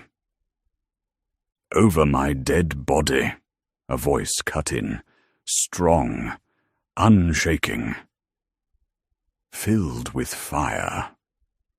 I turned, and there stood Elias. His face was streaked with soot. His eyes were twin infernos. In his hands he held a blazing torch, flame licking up into the night sky, casting his shadow across the grass like a phantom god. The fire roared, and for a split second, just a second, the tigers hesitated. "Elias," I whispered, breath catching. He stepped forward, wind tossing his hair, the torch flaring with each stride. "You want him?" he snarled. "Then come through me." Vincentius sneered, his eyes reflecting the flame like polished gold. "So be it," he said. And the tigers charged. Elias took out some lighter fluid he had in his pocket and sprayed it. Whoosh! The fire exploded like a blowtorch, roaring to life in the dark, forcing the tigers back. Flames licked the air as snarls turned into startled yowls. "Come on!" he shouted, whipping the torch left and right, spraying again. Another jet of fire sent the tigers scattering, smoke skittering like frightened ghosts into the trees. But there were too many bodies, too many teeth. One tiger got too close. Elias didn't flinch. He sprayed its face directly and lit it on fire. The beast screamed, twisting in agony as fire devoured its fur, its claws digging trenches in the earth. It bucked and flailed blindly into the others, flames leaping from its body to theirs, like wildfire taking root. Everything erupted, screams and roars, shadows crashing into one another in a blaze of terror. "Run!" Elias screamed, and then he tossed the torch. It landed in the wheatgrass with a whoosh, and everything ignited. Flames tore through the field. I lurched forward, adrenaline ripping through my body. Elias leapt onto my back just as we blasted off, hooves pounding the earth so hard I thought they'd split stone. We tore through the fields, the fire a living, breathing monster behind us. Tigers chased, snarling and snapping at our heels, but they hesitated at the fire. It moved like a riptide, chasing them back, devouring everything. The smoke was thick, choking the air, turning night into something suffocating and red. It was spreading, too fast. I snarled, digging deeper, pumping my legs harder until I couldn't feel them. My hooves were slick with blood. Elias held on tight, arms wrapped around my shoulders, his breath hot against my scorched fur. The herd Orion, Misha, Zorin. Their faces surged in my mind and pushed me faster, harder, beyond anything I thought I had left. I was about to collapse. My body was done. And then something wet hit my back. A single drop. Then another. And another. I looked up. Rain. Rain! It fell in thick sheets, cold and glorious, and I almost sobbed with relief. It kissed my wounds, hissed against the burning earth, turned flames into steam. Behind us, the sky was hellfire. A churning wall of smoke and embers, dyed orange and black, like clawed fingers raking at the heavens. But the rain kept falling, and we kept running, because we had survived the night. And I'd be damned if we didn't live to see the dawn. "When do we stop?" Elias shouted over the thunder of my hooves. "The noble wolf pack is there, just across the tree line, and—" I reeled back as a tiger lunged from the shadows, jaws wide, nearly slamming into me. Elias screamed. I felt his weight slip and vanish. He fell, hard, tumbling to the ground in a crumpled heap. "No!" I snarled, hooves skidding as I twisted mid-stride, desperate not to trample him. My muscles screamed in protest. Then 4 figures peeled from the shadows. Not figures. Tigers. "Not so fast," Vindictus purred, his voice oily with delight. His teeth glinted. "You owe us a sacrifice, and I've come to claim it." He lunged. I ducked, spun, but claws ripped down my back. A tiger had launched onto me from behind, its weight dragging me sideways. Agony tore through my spine. I bellowed, trying to buck it off. But another came, snapping at my legs, slashing for my hooves. I was in agony, shaking, stumbling, blood blinding my vision. Through the haze, I saw Elias crawling backward, hands trembling as he fumbled for the lighter. His face, God, his face, was streaked with tears and ash. They were circling him. I screamed. I lunged forward, but my legs weren't working right. My body was giving out. Still, I dragged myself closer, ready to throw myself over him, shield him even if it meant dying right there in the dirt. And then a howl, a fierce, bone-splitting howl cracked through the night. A blur of silver-grey exploded from the trees. Noah. He slammed into Vindictus with a fury I'd never seen, the tiger snarling as they tore into each other, fangs and claws, fur and blood, colliding in a whirlwind of violence. Before I could even breathe, a massive lion crashed through the hedges. And then 10 more. My soul nearly left my body. They rushed the tigers, roaring, slashing, throwing them like rag dolls into the underbrush. The tide had turned. The tigers, so bold, now whimpered as they turned tail and fled, vanishing into the trees like smoke in wind. I was panting, heaving, my knees locking up beneath me. The lion stepped forward, towering, radiant, familiar. "Asterion," he said, voice catching. I blinked through the haze. The world spun. It was Cassian. I snorted, tried to speak, but only a cloud of steam burst from my nostrils. My legs crumpled. My body gave out. The ground rose to meet me. And the last thing I saw was Elias. And then everything went black. I woke 1 week later. Someone was in my room, cleaning my wounds. I groaned, twisting in the sheets. "Shh, don't move so much," a voice said, and my heart lurched when I realized it was Elias. He looked awful. Deep bags sat beneath his eyes, his mouth turned into a frown, and he looked like he hadn't showered in days. You're safe," I whispered. Elias burst into tears and hugged me. "Damn you, idiot! Why didn't you wait for reinforcements? Why didn't you wait for anyone to come back to help you?" I chuckled and winced, my hand coming up to cup his head. "Sorry. I will endeavor to do better next time." Elias pulled back, wiping his tears. "I'm just glad you weren't ripped to shreds," he complained. "God, Asterion, what were you thinking?" "That I needed to keep you and the herd safe," I muttered. "How's everyone?" "I assume we made it." "Yes. Noah has been very accommodating. I'm not sure about that lion, though." I laughed. "Yeah, Cassian can be.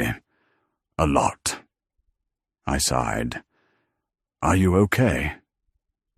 "Traumatized for life, but I'm fine. Just never do that again. You aren't alone anymore, Asterion. If we fight together. We're strong together." He was right.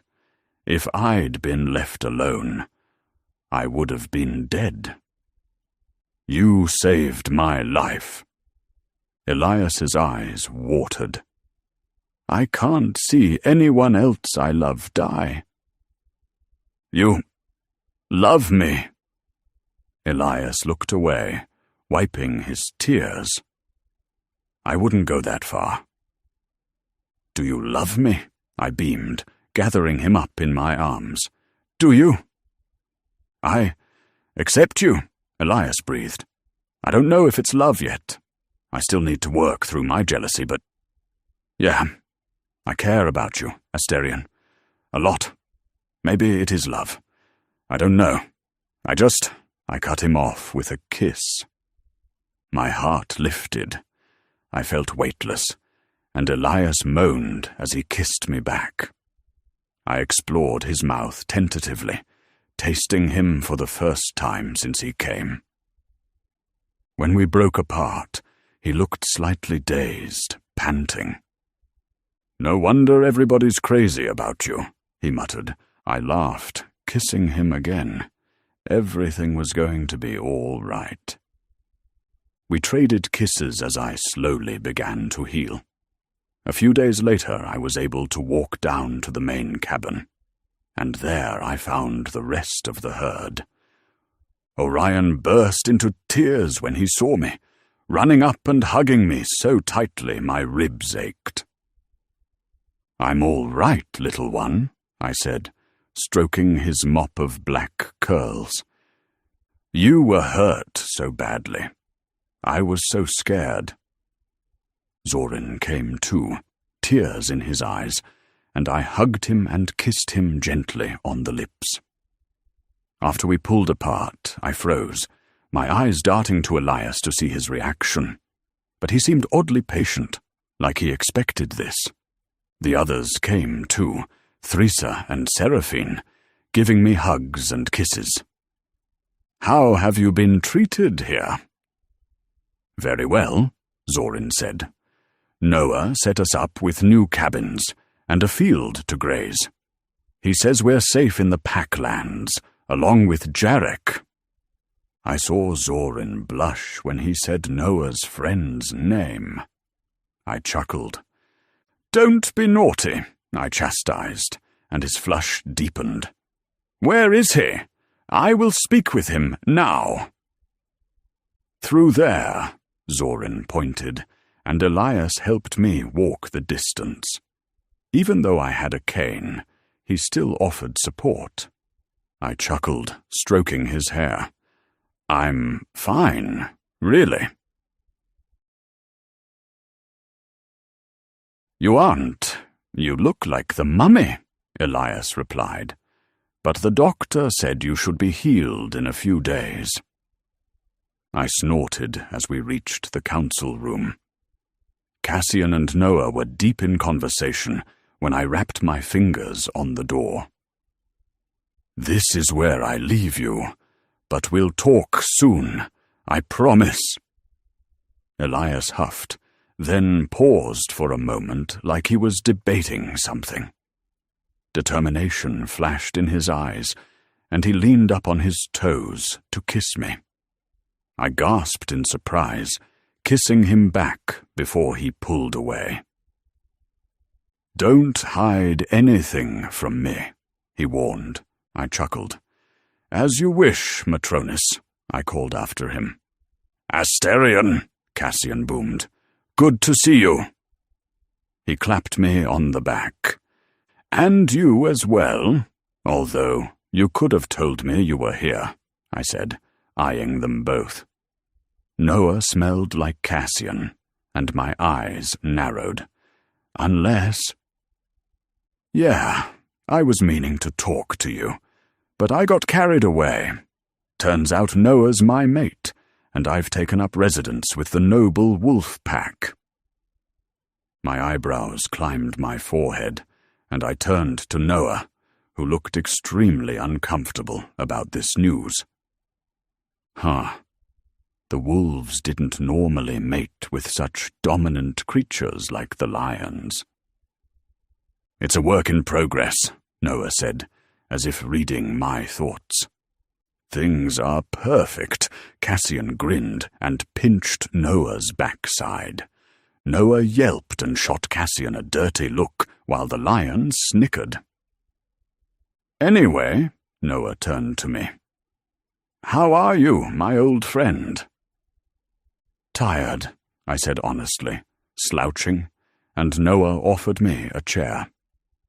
The tigers have chased us from our homeland. And they plan to do the same to us here, Cassian sneered. I thought Jorin was bad enough, but Vindictus is a bastard. We're facing an all-out war if we don't stop them. It can't be all of them, I muttered. Jorin had been ruthless, but he was never cruel like this. There's so much malice in them. They were peaceful once.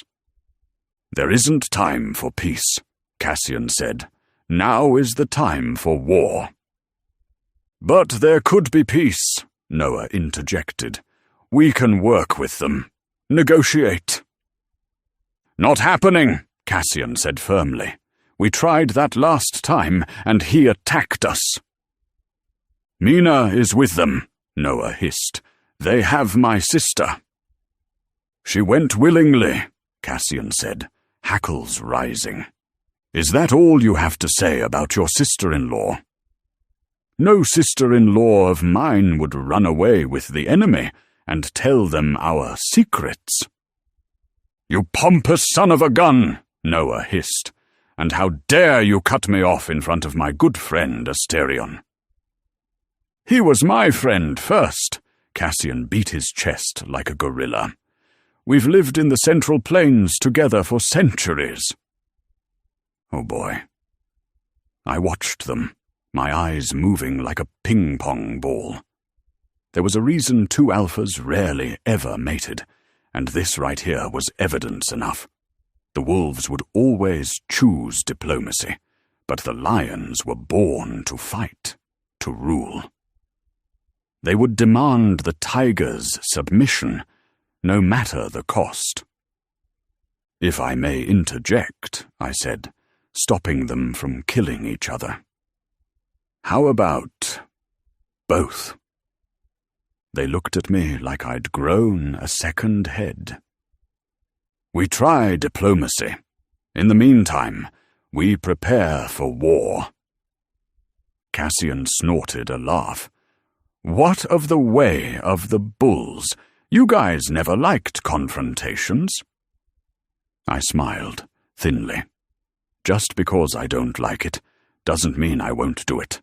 The tigers have taken everything from us. It's time we started fighting back. We'll train for war, but hope for peace. Ashakaithuram nos dai. We move as one beneath the sky." Noah walked me back to my room, his presence warm and steady at my side.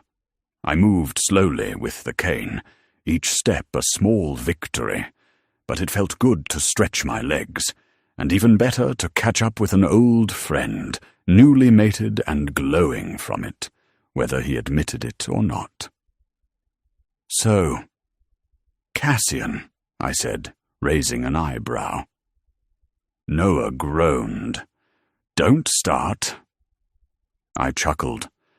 "You fight like two old crones arguing over a soup recipe." "We are two old crones," he muttered. "But he's impossible. Stubborn as a rock and twice as thick. He keeps saying we're perfectly balanced. I say he just wants to win every argument." "Have you considered pups?" Noah stopped dead in his tracks, staring at me in horror. "What?" I burst into laughter, nearly dropping my cane. "The look on your face." "You absolute arse," Noah said, shaking his head, though his mouth twitched with a smile. "I've missed you, dear friend." "I've missed you too," I said, sobering slightly. I was sorry to hear about Mina. She was a dear soul. He nodded, expression clouding. I don't know why she did it, or what she'll get out of it. She never talked to me about any of it. Maybe she didn't trust me. Maybe I didn't listen." There was a long pause between us before he exhaled. "Anyway, we'll talk about it later. I've got business to attend to. Get your herd settled, and once you're back on your feet, we'll run like we used to." I smiled at that, the thought of old times filling me with a strange comfort. "Will Elias's mother be ready to greet her son?" I asked softly. Noah's lips tugged upward. "She's been counting the days. You'll see her soon." "You better tell me everything, and not leave a single thing out," Elias ordered, his voice firm. But he stopped short when he saw Noah standing beside me, a blush rising up his neck. "Oh, sorry, Alpha," Noah chuckled. "At ease. Anyway, I'll leave you to it." He winked and closed the door behind him. Elias's arms were around me before I could even speak. "What's wrong?" "Nothing," he muttered, his face buried in my chest. "I missed you." I laughed, stroking his head gently. "Come, I have a surprise for you." He lifted his face, confused but curious, and I led him slowly out of the room, through the long corridor of connected cabins until we reached a smaller one near the back, quiet and tucked away in the trees. I held the door open and motioned him inside. Elias stepped in, his brow furrowed, and then froze. There, sitting by the window, was a woman with silver-streaked hair and strong eyes. Her posture was regal despite the prosthetic limbs attached to where her legs had once been. She stood as we entered, slow but proud, rising to her full height with dignity. "Elias," she breathed, her voice trembling. "Welcome home." Elias didn't move at first. Then, like a dam breaking, he rushed forward with a choked sob, falling into her arms. She caught him tightly, wrapping her arms around her son, both of them shaking. It had been too long for both of them. Chapter 7. Elias. I clung to my mother, breathing in her scent, my face tucked into the curve of her neck. The door closed gently behind us, and I knew Asterion was giving us privacy. How'd you get here? What happened? How do you have those? I asked, glancing at the prosthetics. She smiled at me, eyes twinkling like stars. I'm afraid I haven't been entirely honest with you, sweetheart. We sat together on the bed, and she took my hands in hers, warm, firm, reassuring. I always knew this day would come. And then it struck me. She wasn't speaking English anymore. She was speaking the Brahunai tongue. You're part of the herd. She nodded. Yes. My injuries weren't from diabetes, although that might have been kinder. I was attacked by a tiger. He took my legs, many years ago. Oh, I gasped. I'm so sorry. She waved me off like she was brushing away a fly. Don't worry, honey. I barely remember it. I had you soon after I fled to the human realm. Met your father, fell madly in love, and then, well, he died, not long after. She looked away, but there was no bitterness in her voice, just a soft ache that hung in the air. My body couldn't take the strain of staying in human form so long. That's when the sickness began, but I knew I had to remain for you. So, you're part of Asterion's herd? I asked gently. No. There are many shifters in these lands. His is just one of them. Her expression turned wistful. But the moment I saw him, I knew you'd go with them. You felt the call. I felt it too. It was time to go home. But my friends? And school? And... She cupped my face with both hands, pulling me back to her eyes. You'll make a new life here. As Matronus, you will be the guiding light, the beacon, the stars. I don't know if I can do it. I slumped. It's so much responsibility. I don't know if I'm worthy. You, she said firmly, are more worthy than anyone else. Elias, I can tell you're in love, aren't you? I blushed, turning my head, trying to hide my face like a child caught with candy before dinner. Am I that obvious? She chuckled. Yes, but so is he. I groaned. Ugh, don't tell me you saw it in my aura or something. No, sweetheart. I saw it in your face when he walked into the room. You looked like someone just handed you the moon wrapped in a bow. The other people, the herd, how can he promise to be with me and still be with them too? She took my hands again, her touch grounding. Because they are his duty. He must perform his role as the bull. But you are his desire. Don't you understand? He fixes all their needs, and you fulfill his. I thought back to everything. Asterion protecting the herd, shielding them, carrying all of their burdens alone. They cowered in fear and left him to pick up the scraps. If I hadn't been there... Gods, it was too horrifying to imagine. He needed me. I was his mate, someone who could stand shoulder to shoulder with him, someone to hold off the harem when things got too rough or dramatic, someone to say, he's busy, Brenda. Take your emotional storm elsewhere. Thank you, I whispered, wrapping my arms around her again. I'm glad you're safe. Me too, darling. Me too. She patted my back with affection. And now that you're Matronus, you might want to invest in some better shoes. You'll be doing a lot more walking, and possibly stomping. I laughed into her shoulder. Gods, I missed her so much. A few nights later, when Asterion had fully healed, Noah threw us a welcome party. The great hall brimmed with warm lights and warm bodies. Wolves and lions gathered side by side, mingling over drinks and chatter, laughter tinkling under the tall arched ceiling.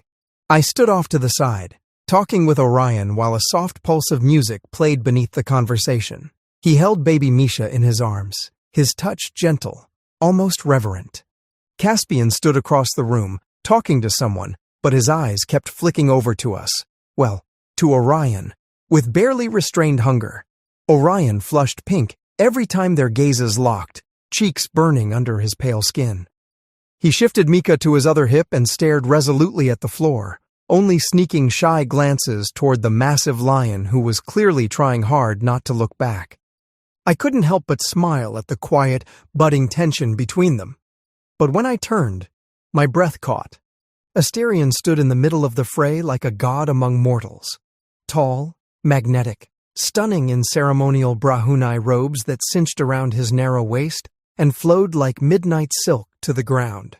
Delegates from every shifter realm flocked to him, hands outstretched in greeting, their voices rising with awe and deference. And me? I stood on the edge, wondering how I fit into it all. "I know what you're thinking," Orion said. "Do you now?" I asked. "Yes." He looked over at me with eyes that shimmered with truth. "He loves you. A lot. He's never looked at me that way. Or Zoran. And you saved his life, Elias. You have more courage than the rest of us. How can we even measure up to that?"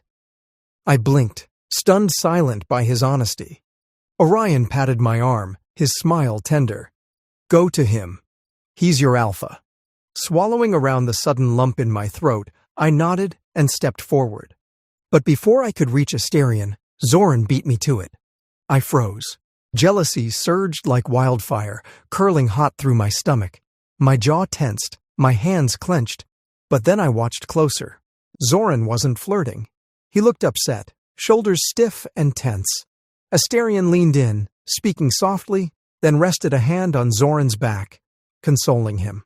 I watched Asterion pat his cheek gently, Zoran's eyes drifting not toward Asterion but to Jarek across the room. "Oh," I let out a breath. It wasn't what I thought. Of course Zoran would be part of our lives. That didn't threaten my place. I liked Zoran. I liked Orion. They were part of the family. And Asterion, he needed someone who would stand beside him, not just fade into the background. And then our eyes locked. A familiar heat pulsed through my belly, like lightning licking up my spine. Asterion's pupils were wide, rimmed in burning gold. His horns twitched, inching out of his skull. He looked like a beast trying to stay civil. Barely. I swallowed and excused myself, setting down my drink, the glass trembling slightly in my hand. I wasn't sure what was happening. I felt off, feverish, like my blood was boiling just under the skin. My legs wobbled as I turned the corner, and then strong, sure arms caught me. "Asterion." "You," he whispered, pressing me to the wall, his nose brushing against my neck, breath hot. "Matronus, are you in heat?" I don't know," I panted, my skin prickling everywhere. "Maybe? I feel feverish."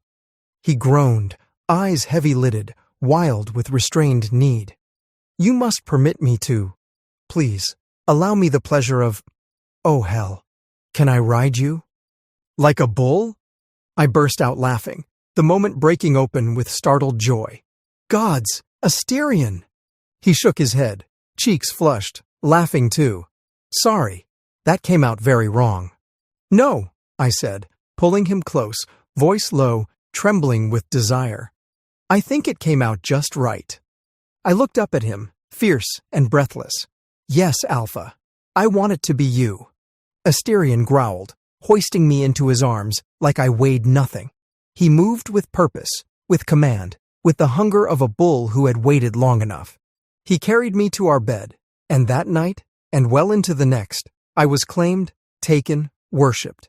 I was the Matronus, taken by the bull, and I was his. The end. The end.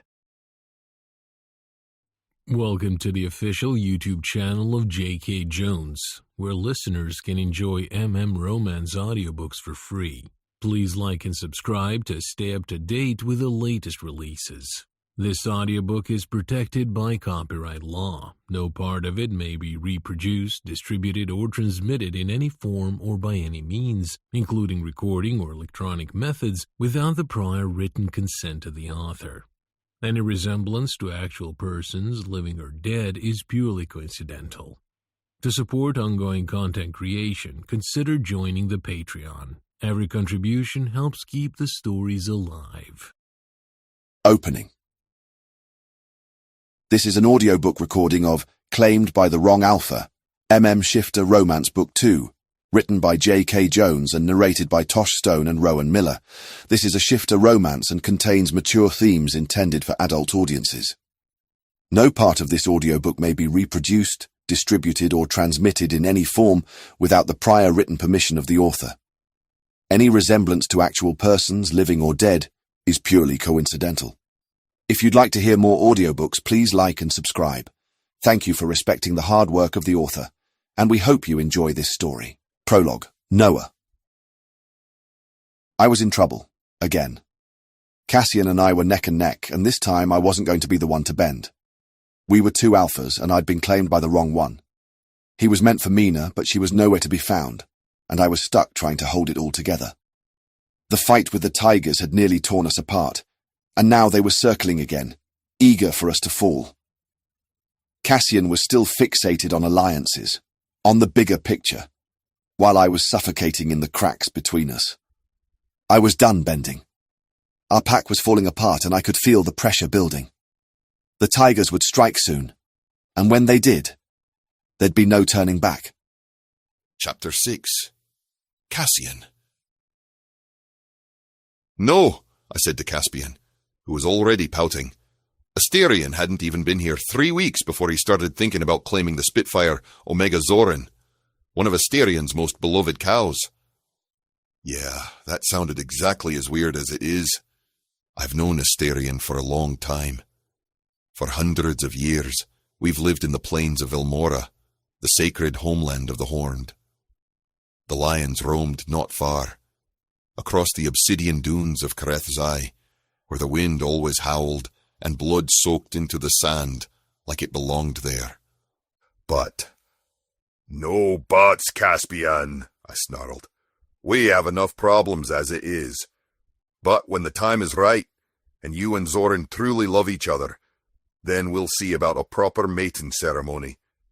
The bulls are complicated. He'll still need his alpha. Can you honestly say you'll be okay with sharing him? That you wouldn't mind if Asterion needed to mount him every so often? Caspian's brow wrinkled, and I hated that I had to be the one to tell him this. Interspecies mating wasn't uncommon, not frowned upon, but complicated in its own right. I knew my brother, and if Caspian chose Zorin, it was because he loved him. But could Zorin love Caspian? Especially when the bulls had their own language, their own way of life. Nothing was guaranteed. At least with the wolves of Clan Verethis, things were transparent. But Zorin would always be bound to Asterion, especially when it came to producing pups. I didn't think I could willingly sit by while my brother, second general to the lion clan of Karethzai, was disrespected so thoroughly. I don't care about all that stuff, Caspian said, straightening his spine. We were in my designated office space. Noah would be arriving any minute now with Asterion to prepare for war with the tigers of Clan Cernai. Things were reaching their apex, and I wanted to make sure we were ready to fight. Still no word from Mina, but my understanding was she was gearing up to fight against us. The witch never agreed to this, and I know Noah found it hard to believe, but something sinister was at work here, and we have to defend what's ours. Illis and General Askard from the Panther clan of Duskmaw would be here too, along with the foxes of Clan Veren, the leopards of Clan Solari, and finally, Clyde and the stallions of Clan Orind. There was so much to do and so little time, and I needed Caspian to put his focus into keeping the lions safe and on top, not worrying about some Omega who would have to return to his alpha, even if that alpha was happily mated. Like I said before, complicated didn't even begin to cover it. I heard Noah before I saw him, the deep timbre of his voice never failing to tickle my insides silly.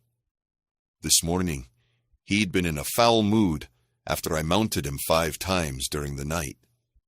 He always complained about having weak ankles when I'd bred him so thoroughly. I chuckled, picturing his pouty face this morning. I rose from my seat, ready to greet my mate, and saw Caspian's shoulders slump. "We can talk about it later, I promise." There was a soft knock on the door, and Noah entered, with Asterion right on his heels. The warmth and sun had done wonders for Asterion. When he'd arrived, heavily injured and suffering from wounds the tigers had inflicted, my heart had lurched. Asterion was a dear friend, a kind-hearted bull who loved his herd. When we left, I hadn't considered the effects it would have on him and those we protected. I was glad he'd arrived safely, with a new Matronus to boot. "Cassian!" Asterion's face lit up. "Causing trouble already?" I chuckled, wrapping my arm around Noah. "Yup." I turned to kiss him, but Noah turned his face away, squirming out of my grip. He didn't like when I was physically affectionate with him during formal pack meetings, and to be honest, it was starting to annoy me. I wanted to hug my mate, kiss him, shower him with attention, while Noah wanted to be all business. But behind closed doors, he was putty in my hands. I dropped my arm, and I felt him visibly relax. "Okay, let's get started. Ouch!" he yelped when I pinched his ass. He shot me a dirty look and quickly strode over to the desk, as if to shield himself from me. I grinned wickedly, but kept my distance. Asterion chuckled. "How goes our plans?" "Good," Noah answered for me. "General Askard from the Panther clan of Duskmaw will be arriving shortly, and then the foxes of Clan Varen, the leopards of Clan Solari, and finally, Clyde and the stallions of Clan Orind. However, Clyde said he was running late due to a disturbance on his ranch." I opened my mouth to elaborate on that.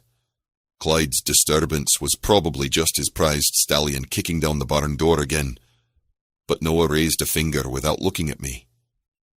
"And," he continued, as if I weren't standing there, with 500 years of first-hand knowledge, "we'll need to offer Clan Varen an incentive. The foxes are notorious for switching sides mid-battle. They're sly like that." I blinked, slowly. "Oh, are they?" "Thank you for the zoological insight, Professor Noah," I said, folding my arms. Asterion coughed into his fist. Noah ignored me completely. "We'll also need to adjust our tone with General Askard.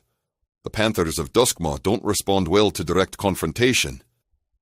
"They're panthers, not toddlers," I muttered under my breath. "They don't need a tone adjustment. They need respect. Askard and I hunted sand beasts together before you were even born, babe." Caspian's eyes bounced between us like he was watching a tennis match. Asterion had subtly taken a step back. Noah gave me a pointed look. "And yet, the last time you negotiated with Askard, he stormed off and called you a mane-fluffed egomaniac with the patience of a starving lion." "He was cranky because I beat him at dice," I grumbled. "You bet his war banner," Noah said flatly. "His war banner." "He was losing. What else was I supposed to do? Not raise the stakes?" Caspian groaned and slumped into a chair. Asterion raised a brow and leaned toward him. "Are they always like this?" "Worse," Caspian muttered. "This is them flirting." "Anyway," Noah said loudly, clearly determined to stay on script, "the leopards of Clan Solari will likely demand a private audience." "With me," I cut in smugly, because unlike someone in this room, I didn't once suggest their spotted coats were a sign of weak bloodlines. "That was scientific curiosity," Noah barked, flustered now. "I asked a question. One question!" I stepped closer, grinning. "You said they looked like diseased jaguars." "I was tired." "And drunk." "That's beside the point." Asterion started laughing. Caspian stood up, muttering something under his breath. "Okay, you know what? I'm out. This is above my pay grade and below my sanity threshold." "Caspian, wait!" Asterion called after him. but he was already gone, tossing his hands in the air, like a man fleeing a burning building. There was a brief silence after the door slammed. I turned to Noah, raising an eyebrow. "Well, that went well." He sniffed. "Maybe next time you can run the meeting." "I was running the meeting until someone decided to stage a coup." Asterion looked between us and said brightly, "I'll go check on Caspian before he joins the foxes out of spite." As the door clicked shut behind him, I leaned in close to Noah. "You know, for someone who complains about having weak ankles, you sure do stomp around like you own the place." He narrowed his eyes. "That's because I do." I grinned. "Then you won't mind me showing you later just how much I appreciate your leadership." Noah's ears turned pink. "Shut up." "Never!" I started walking toward him, slow and deliberate, like a predator closing in on prey. Noah immediately backed up, still blushing, eyes darting toward the door like he was considering making a break for it. "You interrupted me," I warned, voice low and full of heat. He flushed deeper, that beautiful stubborn pink spreading all the way up his neck. I told you it was my meeting. I set it up." I growled when he kept backing away, bumping into the edge of the desk. His hands braced behind him, and I could see the flicker of panic and anticipation in his eyes. "You set it up," I echoed, stalking closer. "But I was speaking, and the next time you cut me off in front of the others, mate or not, I'll remind you exactly who leads this pack." His breath hitched, and I could smell the spike of his arousal. He could pretend to be all business in the war room, but his body always gave him away. "I'm not some little Omega to roll over and let you—" I leaned in close, brushing my lips against his ear. "No, you're my mate, and that comes with consequences." He made a choked noise, gripping the edge of the desk, like it might save him from melting into the floor. I'll file a complaint," he whispered. "With who?"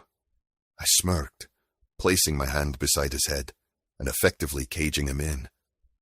"Your ankles?" "You're such an ass," he hissed. I let my nose graze his jaw. "But you like this ass." He looked like he was about to say something snarky, but the door creaked open again, and Asterion reappeared, dragging Caspian in behind him like a reluctant cub. I straightened, and Noah practically dove for the far end of the desk, pretending to read over a stack of maps like he hadn't just been cornered and teased into submission. Caspian took one look at the situation and muttered, "Unbelievable." I was gone 2 minutes. Asterion just looked amused. "Can we continue the meeting?" Asterion just looked amused. "Can we continue the meeting?" Noah nodded, and I moved to stand beside him, not wanting to be too far away from my mate. "On a more serious note, we're not prepared."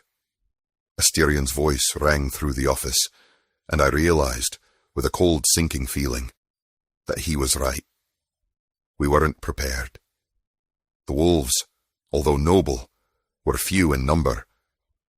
General Askard from the Panther clan of Duskmaw were mighty but few. Then the foxes of Clan Verin switched sides depending on their moods. The leopards of Clan Solari were small, and the stallions of Clan Orinde. Fierce, yes, but almost useless against claws and teeth. "He's right," Caspian said. "We're outnumbered." The Tigers were still one of the largest clans, and if they decided to attack, we'd be easily overrun. "There is another way, if you're willing to allow shifters to fight in their human forms." "No way," Noah said immediately. "They'd be decimated." "Not necessarily," Asterion replied, his voice calm. "My mate, before he could shift, Fought off half a dozen or so tigers just in his human form. Everyone balked at that, including myself. How? Caspian demanded. Fire? Fire? I crossed my arms over my chest, deep in thought. Fire was dangerous for obvious reasons, but I was curious to see where Asterion was going with this. If it can be contained, it can be a reckoning, Asterion continued. No, Noah said, shaking his head. No way. It would decimate the noble wolf pack, just like it did Velmora. I won't allow everything we've built to be wasted away just to destroy the tigers. If we destroy them, but destroy ourselves, then what's the point? Yeah, I'm with Noah on this one, Caspian replied. We can't control it. We can, Asterion said. He was always so calm, so regal. If we dig fire pits, set traps, we can outsmart the tigers without too much bloodshed. He was right, but Noah was already shaking his head. No, it would destroy our home, the tranquility. If I may, Asterion cut in. You are a young wolf, but Cassian and I have seen many wars. There will be casualties, there will be sacrifices, there will be destruction. But what matters is the people, the pack. As long as we are alive, we can rebuild. I agree, I said. This is what we should do. I said no. My entire body stiffened, like I'd been stabbed with a shard of ice.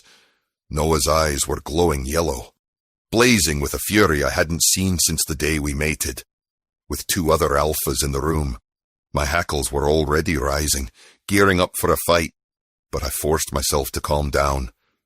It wasn't a challenge. Noah didn't like the ideas presented to him. I see, Asterion said graciously. Very well.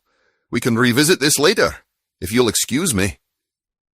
I clenched my jaw as he and Caspian left. I knew Asterion.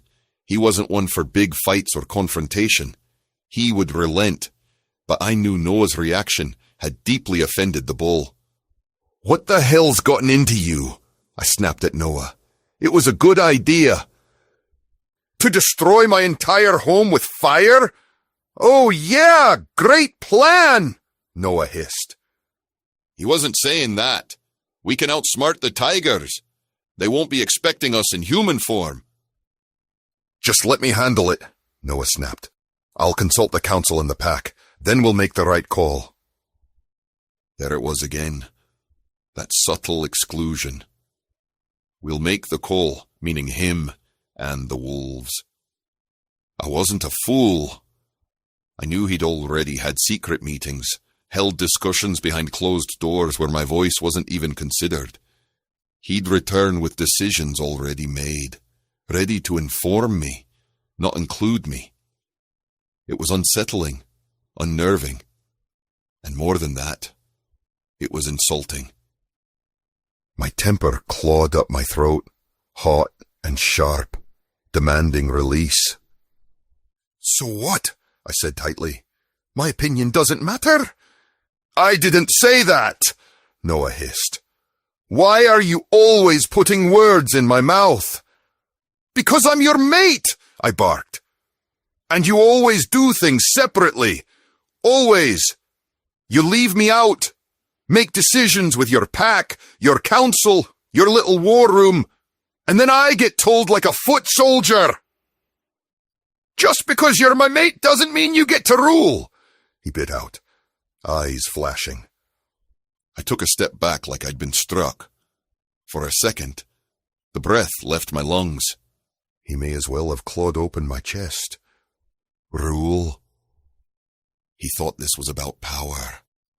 He didn't understand. He never understood. For a lion, pride wasn't just a word. It was our family, our blood, our identity.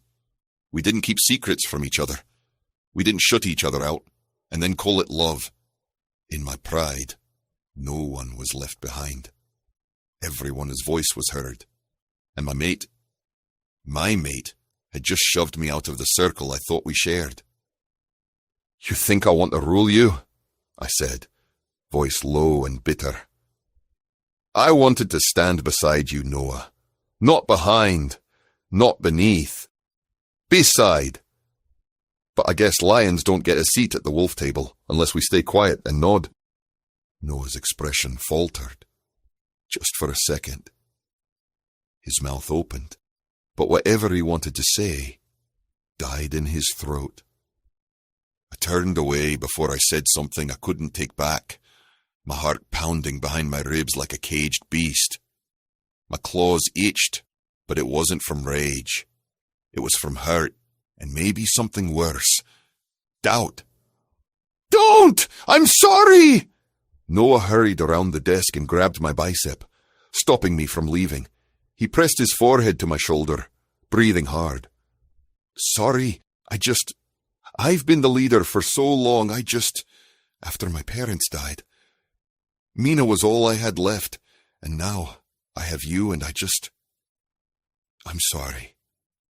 I took a fortifying breath, hating how much his words had hurt me. I know. I'm not against you, Noah. I'm not trying to rule over you. Noah pressed skin to my skin, and it immediately sparked. I know. I took his wrist and sat down in the plush large chair, taking Noah into my lap. Noah wrapped his arms around my neck and sighed. I ran my hand over his back, down his spine, resting on his firm butt. We should, he shivered, talk about what to do next. But I was no longer interested in that, too busy sucking a bruise into the hollow of Noah's throat. Was it just me, or was my mate gaining weight? His thighs were still firm, but squishy. He ate heartily at breakfast and dinner, his abs somewhat softening, but it was more than what he looked like. Content. That was the word. And he smelled like mine. Ah, wait, Cassian, he gasped, pushing at my chest. We need to stop distracting me. I haven't even started, honey lips, I purred. See, that's exactly what I'm talking about. Noah huffed and slapped my hand away, the one that was inching around his shorts. I'm not your honey, anything. I'm an alpha, a fierce wolf, and... I tuned the rest of it out. That's a lovely story, and I can't wait to hear the end of it. Noah squirmed in my lap, trying half-heartedly to keep me at bay, while his breath came in fast, shallow bursts. I tilted his chin up, brushing my lips over his with aching slowness, feeling the way his body trembled under mine. His scent had changed. Not dramatically, just enough that my lion instinct stirred. Warmer, softer, sweeter, like sunlight mixed with something ripe and golden. His hips, which had always been lean and taut, had just the faintest new curve. His chest was still firm beneath my palms, but fuller, and when my fingers slipped down to his waist, I pinched the beginnings of a tiny roll just above his shorts. Noah groaned. Ugh, I knew it. I raised an eyebrow. Knew what? I don't know. I do push-ups every day, and no matter what, I keep gaining weight. The annoyance in his voice only made it hotter. This beautiful, powerful alpha melting in my lap, skin flushed, breath heavy, body changing in ways that made something deep in my core stir. You're perfect, I murmured, dragging my mouth along his jaw. You smell like home. You're just saying that because my thighs are soft enough to nap on. I would nap on them, happily. He snorted, then gasped when my teeth grazed his collarbone. His fingers tightened on my shoulders as my hands roamed greedily, pulling him flush against me. My tongue flicked over the bruise I'd left, and Noah's head lolled back, his hair sticking to the sweat gathering at his nape. I swear, he panted, if you distract me one more time. You'll what? I rumbled, grinding my hips up. Noah whimpered. I bit down on the edge of his throat, gentle but possessive, desire flaring hotter than ever. And then, knock, knock, knock. The door creaked open. "Hey!" Jarek called, oblivious, cheerful, and 100% dead to me. "The council is ready!" He froze as Noah yelped and flung himself upright, his face a bright shade of crimson. I didn't even bother moving, just narrowed my eyes at the intruder. Jarek blinked. "Oh. Should I?" "Yes!" Noah barked, scrambling off my lap and nearly tripping over the chair. "Close the damn door, Jarek!" The door slammed shut so fast it rattled in its frame. I leaned back, smirking. Where were we? Noah glared at me, his face burning. "Don't." I reached for him again anyway. Just one more kiss. He looked tempted. Very tempted. "Oh, 10 seconds, he muttered, climbing right back into my lap. "Then we're going to that meeting." I kissed him, like I planned to make every one of those seconds count, and maybe just a few more. Chapter 7. Noah. "How many acres did you say?" I asked, my stomach shrinking with every word. "1 alpha," Jarek said, glancing down at the clipboard like it might offer mercy. "And, counting, about 62 acres, for just the 1 cow." I briefly closed my eyes as if to stop the pounding in my head from starting. 62. 62 acres.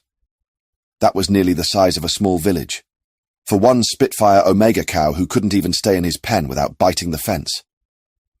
"Which one is this again?" Jarek had the audacity to blush and look away. "Orion." "The one with the small pup, Misha?" I asked, even though I already knew. "So, why can't Orion stay in his pen?" Jarek's flush deepened and he sputtered. He's just rowdy, you see, and you've been seeing each other secretly, am I right?" I cut in, though my temper was rising. "Jesus Christ, Jarek. I'm sorry, Alpha. He's so cute and mated to Asterion. His Alpha," I hissed. "Why is this so complicated? He just had his pup, for Christ's sake. Orion is a cow, and Asterion is his bull. You cannot possibly have a future with him." Jarek's back straightened immediately, and I knew I had crossed a line. It wasn't up to me whether or not they had a future, and as his Alpha, I shouldn't discourage him from following his heart. But things were far too complicated right now. How could I honestly encourage him to date Orion when the tigers could attack at any moment? "With all due respect, Alpha," Jarek said, voice tight and hard, "it's none of your business who the hell I date. Orion is beautiful and kind. I will only seek your permission when I choose to mate him, not before." I rubbed my forehead. "Yes. I'm sorry, Jarek. I'm just under a lot of stress." I slumped down in my chair, massaging my temples. That was out of line. "It's fine," he clipped. "The council is ready for us now." I stood up, but my knees felt weak the second I took a step forward. I followed Jarek out of the room, guilt gnawing at me as I noticed how he kept his distance. Damn it. I'd really crossed a line with him. I shouldn't have questioned his relationship with Orion. I could tell he was falling fast for the cute Omega, but still, Orion was tied to Asterion, too tied up for me to take their relationship seriously. And I knew Caspian was thinking the same of his brother and Zorin. The herd was a harem, complicated, loyal, and bound in ways wolves and lions barely understood. Even if Orion chose Jarek, he would still be bound to the herd. And what about their pups? Would Jarek consider Misha his own? Would he mind Orion occasionally being mounted by Asterion? I couldn't wish that for him, not if he was expecting something neat and monogamous. A wave of nausea washed over me, sharp and sudden, but I clenched my jaw and kept walking. It had been happening more and more these days, waves of queasiness at the worst times, usually right after I'd overstuffed myself with something greasy or sweet or both. My stomach was practically in knots from the stress of everything. And yet somehow, I was always hungry. Ravenous. I had devoured 6 boiled eggs, half a roasted chicken, and a loaf of honey bread this morning, then growled at a pack omega who'd reached for the last pastry like a starved beast. Ridiculous. And I seriously needed to talk to Deacon about getting back into training. I'd been slacking for weeks now, and it was starting to show. My pants fit weird. My chest felt tight. And yesterday, I nearly cried when I saw a doe curled up with her fawn near the watering hole. I shook my head, trying to dislodge the growing list of concerning behaviours. Clearly, I was going soft. Maybe it was battle nerves. Or maybe, just maybe, I was dying of some rare, incurable illness, where the only symptoms were mood swings, food cravings, and inexplicable crying over small woodland creatures. Whatever it was, I'd figure it out later, preferably after a nap. And maybe a cinnamon roll, or 3. We stepped into the hidden chamber beneath the den, a hollow carved deep into the roots of the mountain, lit by hundreds of flickering candles. The stone walls shimmered with silver glyphs, etched by claw and blood from generations past. The scent of herbs, old parchment, and sacred oils clung thick to the air, almost enough to mask the burn in my stomach. Roderick stood at the centre, his long grey robe sweeping the ground like mist, the hood pulled low over his face. He bowed, the wide sleeves of his robe falling open to reveal the moon sigil branded over his forearm. "Alpha Noah," he said, voice as deep as a burial bell. "You honour us." Since Mina had given up her right, I had taken up the mantle of Moonvale Heiress, not a title traditionally meant for someone like me, much less an alpha. But desperate times didn't care for tradition. The ritual had been simple in action but heavy in meaning.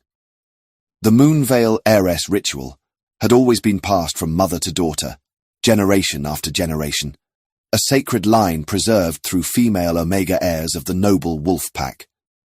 It was believed that only those who carried the soft weight of both creation and sacrifice in their spirit could channel the Moonvale's blessing. But when Mina abdicated, too heartbroken after her mate's death, too tired of being the symbol everyone leaned on, there was no daughter to follow. Only me. The ritual took place on the thinnest night of the lunar calendar, when the moon hung lowest in the sky and glowed pale as bone. I'd stood in a pool of glacial water, naked from the waist up, wrists cut shallow to mark the blood offering. Roderick had drawn the crescent sigil over my chest with ash and milk thistle, while a circle of elders chanted the words that bound the veil to my soul. I remembered the searing heat when the energy struck me, like my bones were being rewritten in silver. My heart had stopped, then restarted. When I opened my eyes, I could see the thread of every pack member's fate tugging softly through the veil. Their grief, their love, their hope. It changed me. And it cost me something too. Now, as I stepped fully into the chamber, all eyes turned to me, the unwanted alpha chosen by the moon. Roderick raised his hands. "Shall we begin?" "Yes," I said, taking a seat at the front on the makeshift throne. "Sorry for gathering everyone here last minute. But it was urgent. The packs are mobilizing, but I want to make sure we stay together as much as possible." Roderick and a few of the other councilmen exchanged glances, far too amused for my liking. "Alpha, what do you mean?" Roderick asked, voice mild, his milky eyes blinking slowly. "I mean, so that we are not overrun." "Overrun," he repeated, like I'd just spoken in some lost dialect. Why was everyone purposefully not understanding me? I straightened, irritation prickling down my spine like 1,000 tiny claws. "Yes," I said tightly. "We are being invaded. Constantly. They want our resources, our supplies. What the hell is so funny?" I barked, eyes flashing. A few council members snorted. One of them actually covered his mouth with his sleeve to hide a chuckle. My temper flared hotter than wildfire. "Alpha, you seem agitated," Roderick said carefully, clearly trying not to laugh. "Perhaps a warm bath might soothe your nerves. Or maybe have your mate rub your, swollen feet. My feet are fine, I snapped. Roderick gave me a slow, knowing look. Of course, perfectly dainty and unswollen. Why aren't you all taking this seriously? I demanded. We are being invaded. The tigers are coming and clearly someone's nesting instincts have kicked in, murmured Councilwoman Bryner to her neighbour, who snickered into his sleeve. What was that? I snapped. Oh, nothing, Roderick said too quickly. Only that perhaps all this stress isn't good for the delicate state of things. What delicate state? I narrowed my eyes. There was a beat of silence. Everyone very pointedly looked anywhere but at me. Roderick cleared his throat. Absolutely nothing, Alpha. We hear you. We honour you. Please do go on about the invading armies. We're riveted. I rubbed my forehead and muttered, Gods help me. I'm surrounded by idiots. Yes, Roderick said solemnly, and soon you'll be surrounded by diapers if we're correct. What? Nothing. They all chimed, not quite fast enough. A snarl tore out of me, sharp and guttural, silencing the room at once. When I had control again, I swept my gaze across each of them, daring anyone to speak out of turn. War is upon us, I said coldly. Must I stress the importance of unity? The clans are coming, some already here. And when they do, we must be ready. We are the noble wolf pack. I will not allow our way of life to be diluted, twisted, or intermingled beyond recognition. Alpha, Roderick said, his tone careful. Forgive me, but perhaps it is time. Perhaps it already has. What? I snapped, narrowing my eyes. Alpha, he said gently, as if he were tiptoeing through fire. You've been mated to Cassian for 5 moons now, and while the mating ceremony was unconventional, it was completed. Cassian of the Solar Flare clan is now your mate, your alpha, and by ancient law the alpha of an alpha is the pack's leader, whether we like it or not. Perhaps it is time we learn to submit to him as well. The clans are restless. Unity must begin with us. My jaw clenched, rage prickling behind my eyes. So what are you saying? I bit out. That I should relinquish my title to him? Hand over my birthright? That we should support this grotesque misalliance because of a few heat-drunk mistakes? Our mating wasn't political. It was pheromonal. A biological accident. Roderick, frustratingly calm, met my glare. And yet, your body has accepted his bite. Among other things, a councilwoman muttered with a smirk, and I turned to glare at her with such intensity she actually flinched, her laughter dying in her throat. If I had fire magic, she would have been a pile of ash. That's beside the point, I barked. The tigers will be upon us. Are we ready? Yes, Alpha, Jarek answered crisply. We've all the provisions we need to launch a full-scale attack. Excellent. I'll lead them myself, I said, rising. Roderick sputtered, followed by a chorus of shocked inhales. Alpha, are you sure you should... in your condition... I'm better than I've ever felt, I said with a sharp grin. That'll be all. Roderick, councilman. I gave a curt nod and strode from the den, leaving them to murmur like nervous hens. Roderick scrambled after me, his pale eyes wide with panic. Alpha! Please, I must insist you take it easy. You're in a delicate cycle. There's nothing delicate about me, I assure you, I said, breezing through the hall. The main house was bustling, crammed with new arrivals. The air was thick with unfamiliar scents, too many bodies pressed too close, voices bouncing off stone and timber. It made my skin crawl. I longed for silence. A cool, empty room. I stopped cold. Jarek nearly ploughed into me. I blinked, my chest tightened. I was choking on a word I hadn't even thought about since I was a pup. Nest. I wanted to build a nest. What the hell was wrong with me? Alpha? Jarek asked, his voice tight with concern. Roderick stared at me like I'd just grown a second head. I'm fine. I took a deep breath. But the air was too thick, too cloying with the sense of too many wolves and too many strangers. My nose wrinkled. When had everything started smelling so wrong? I waved them off, straightening. It's nothing. The hallway reeks, that's all. Like wet fur and bad decisions. Roderick's lips thinned. Jarek glanced at him nervously. You stopped breathing like you'd seen a ghost, Roderick said, stepping closer. Are you sure you're all right? I said I'm fine, I snapped, though the edge in my voice came out off. Was that a wobble? I cleared my throat and pressed my hand low against my abdomen, trying to ignore the unsettling flutter deep in my gut. Not pain, exactly. Just a weird, squirming discomfort. Like my body was trying to tell me something and I wasn't ready to listen. I'll retire now, I said. Excuse me. Roderick looked like he wanted to say something, but slammed his mouth shut so hard I heard his molars clack. I made it to my bedroom, locked the door behind me, and the second my head hit the pillow, outside, gone, dead to the world.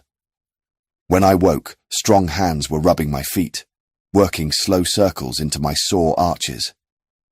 I groaned, the sweet smell of lavender curling around my senses like a warm blanket.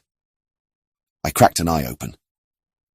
Cassian knelt at the foot of the bed, his body slick with oil, brown hair falling into his eyes, chest bare and gleaming. A deep rumble of amusement vibrated from his chest. Good evening, Sleeping Beauty. What time is it? I mumbled, still groggy. After 6, Cassian chuckled. You slept the whole day. Impossible. I tried to sit up, but a wave of nausea nearly sent me crashing back into the mattress.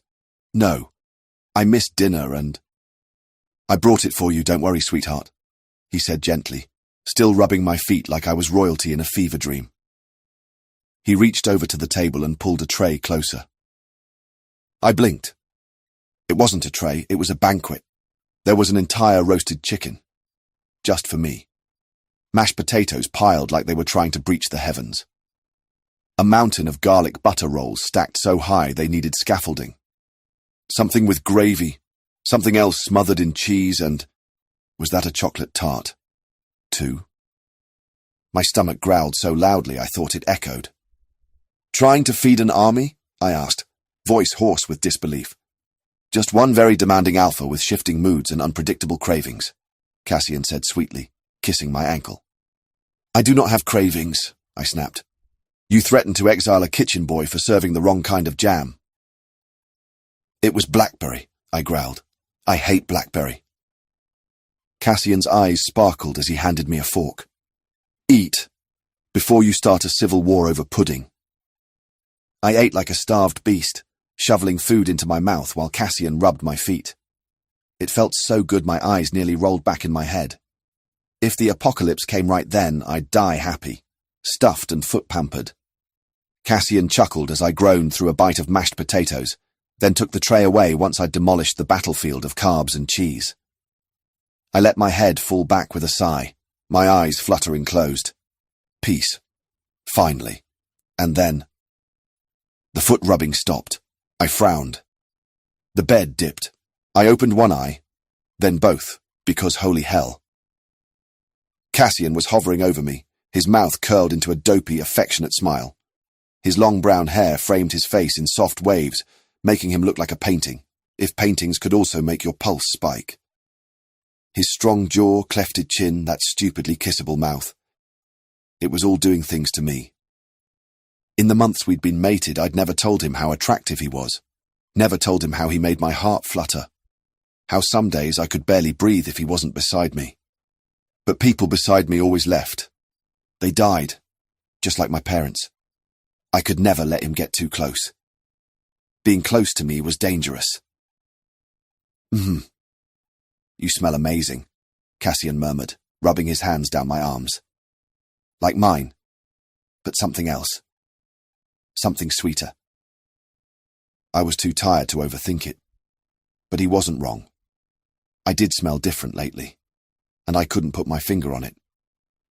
I leaned up and kissed him softly on the lips. Cassian moaned, nibbling on my lower lip like he wanted to keep it. How are you feeling?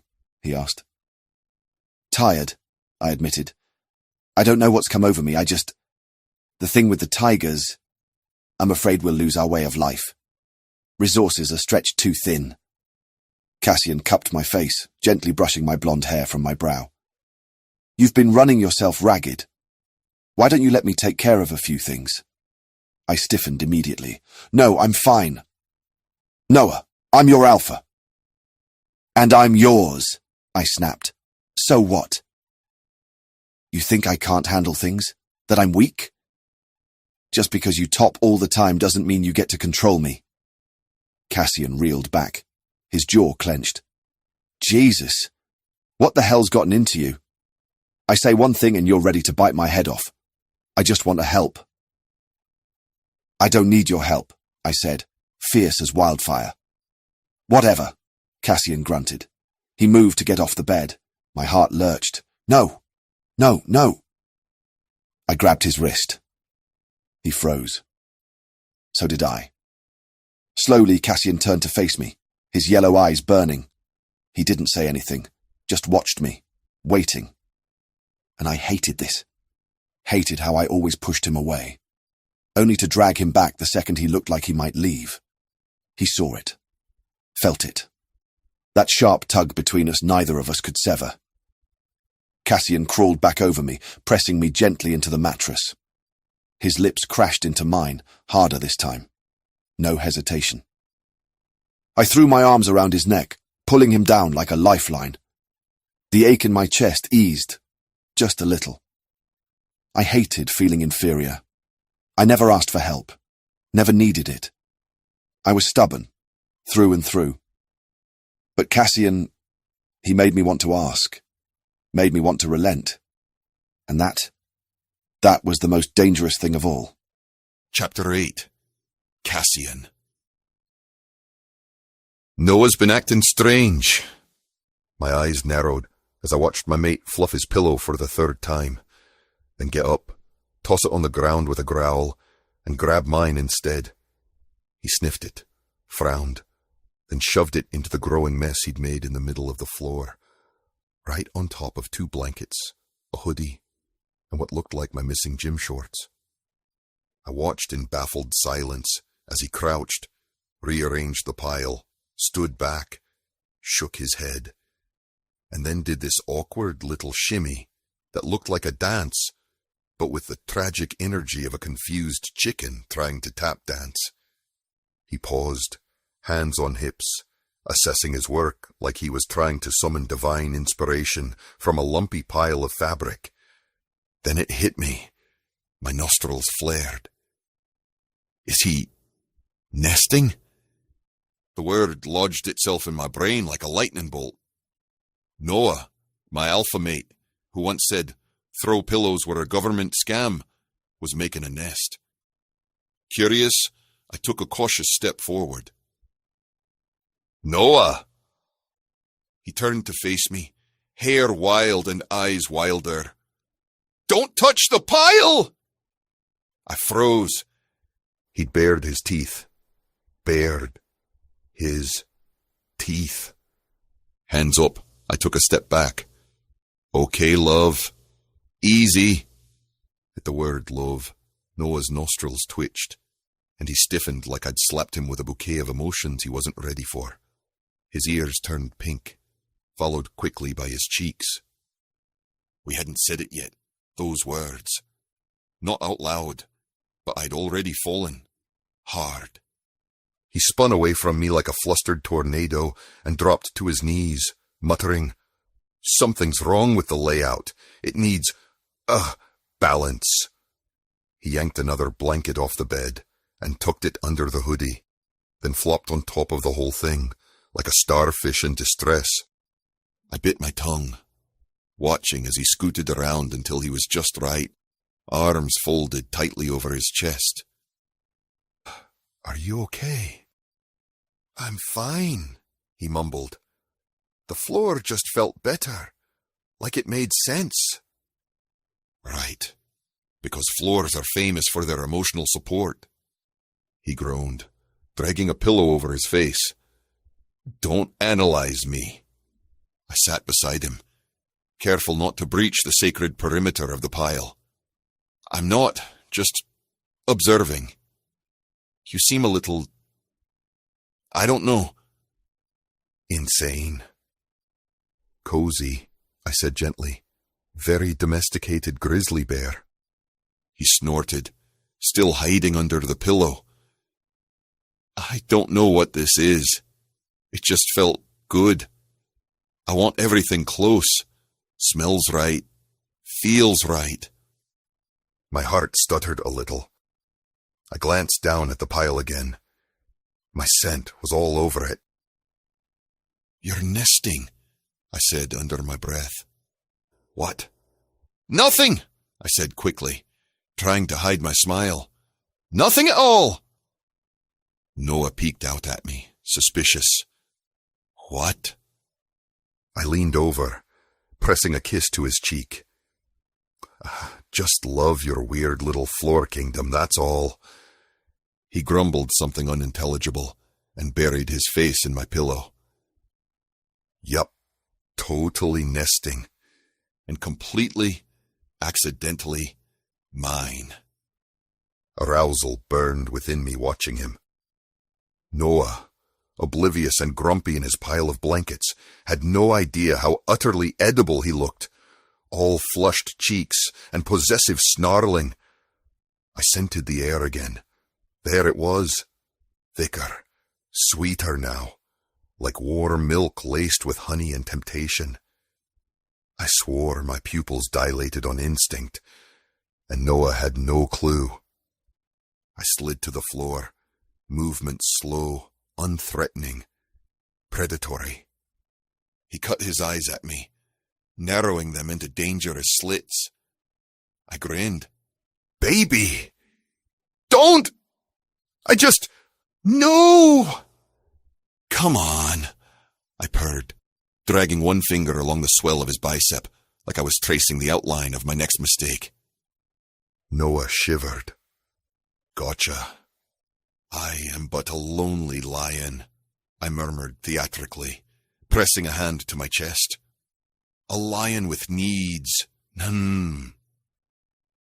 Stop it, he hissed, backing further into his pile, like I was some sexy threat and not the man he shared the toothbrush with. The panthers are coming tomorrow. Asterion wants to have a meeting first thing, and it would be nice if I could walk straight without... Oh.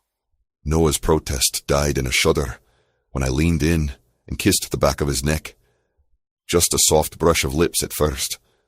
Then again, firmer. His breath caught, came out in short, sharp gasps when I pressed him back against me, hands winding around his waist, dragging him closer until he was flush against my chest. Why do you always do this when I'm vulnerable? He panted, back arching slightly. Because your vulnerability is adorable, I whispered against his skin.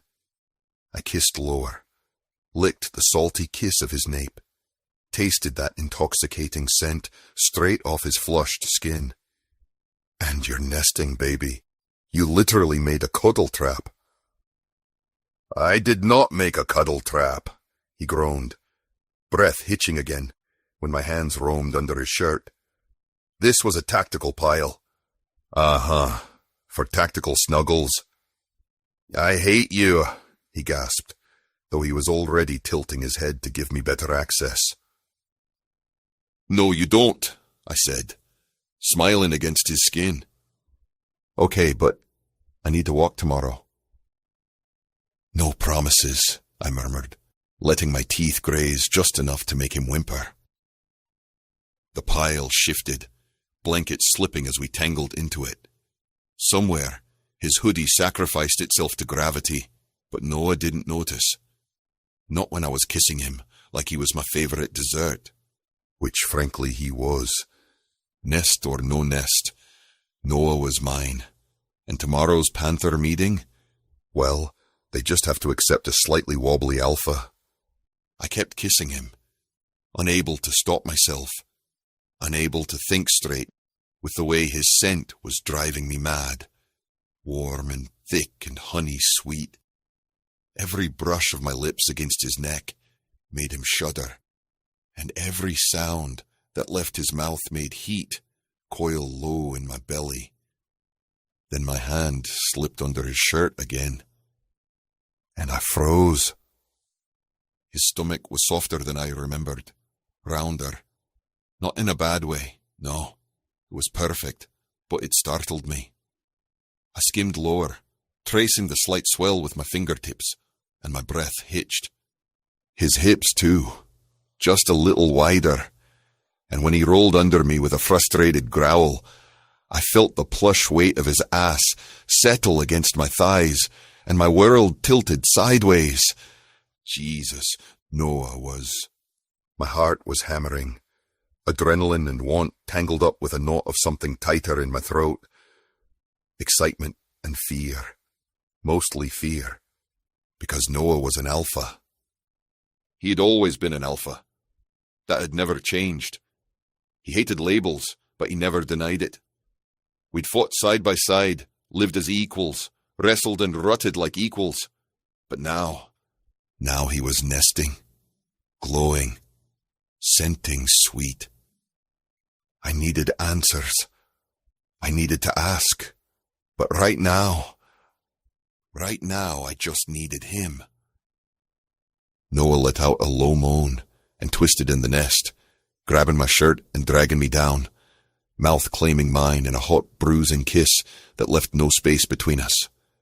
His tongue pushed past my lips, needy and slick, and I groaned into it, dazed and breathless. He rolled his hips, grinding up against me, rutting with such filthy purpose it sent sparks shooting through my spine. I broke the kiss, panting, only for him to chase it. His lips on my jaw, my neck, biting softly like he couldn't get enough. "Noah!" I gasped. He answered with a moan, deep and desperate, his fingers tugging at my waistband, the nest shifting beneath us, cradling our bodies like it had been made for this. It had. He had. And then he was under me, writhing in the blankets, hips bucking up, dragging me into a rhythm neither of us could fight.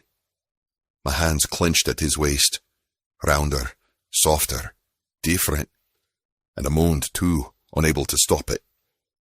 The slick sounds of our bodies meeting filled the room, Noah's scent saturating the air, addictive and confusing and beautiful.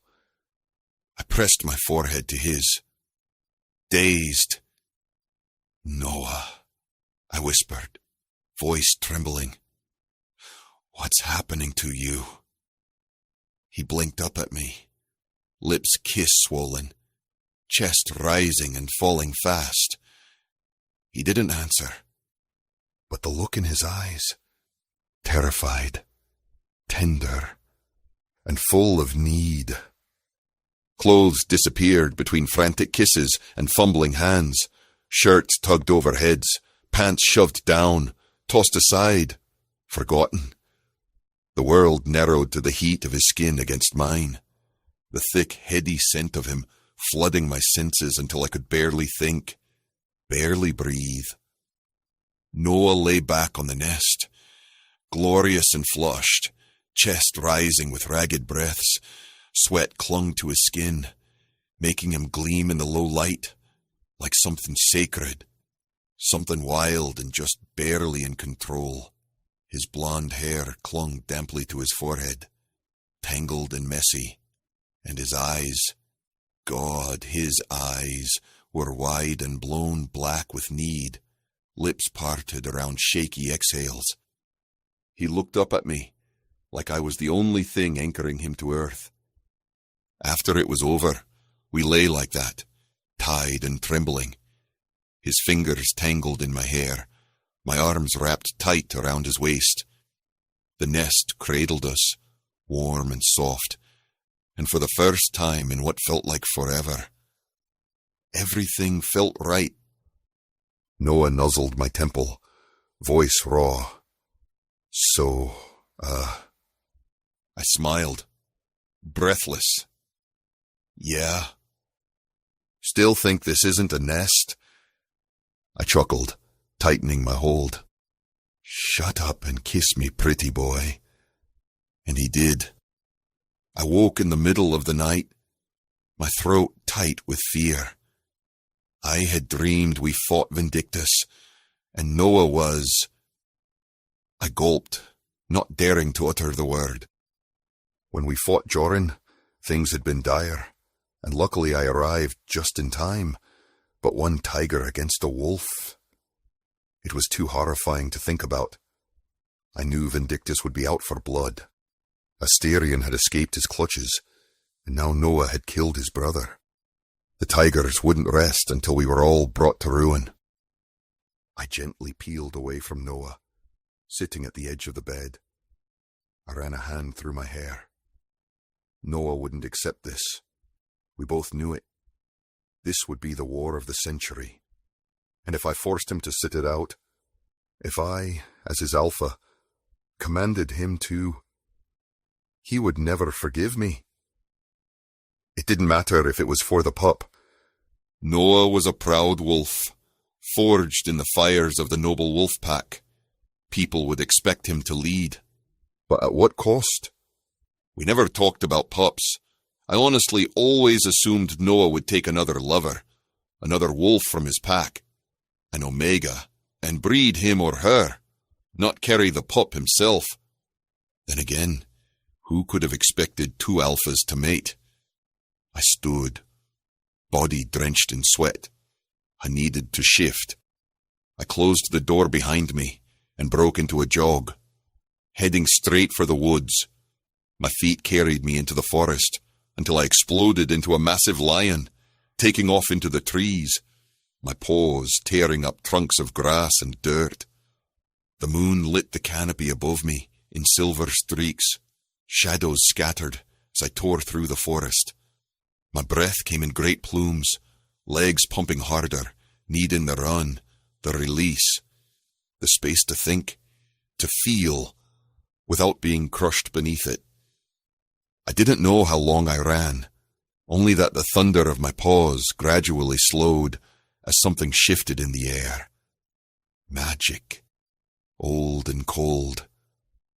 I skidded to a halt, claws gouging the earth, ears twitching. Up ahead, nestled at the base of a hill, was a small den, barely more than an opening in the ground flanked by twisted roots. And standing just outside it, bathed in the eerie glow of moonlight, was Roderick. His pale robes fluttered slightly in the wind, untouched by dirt or blood or time.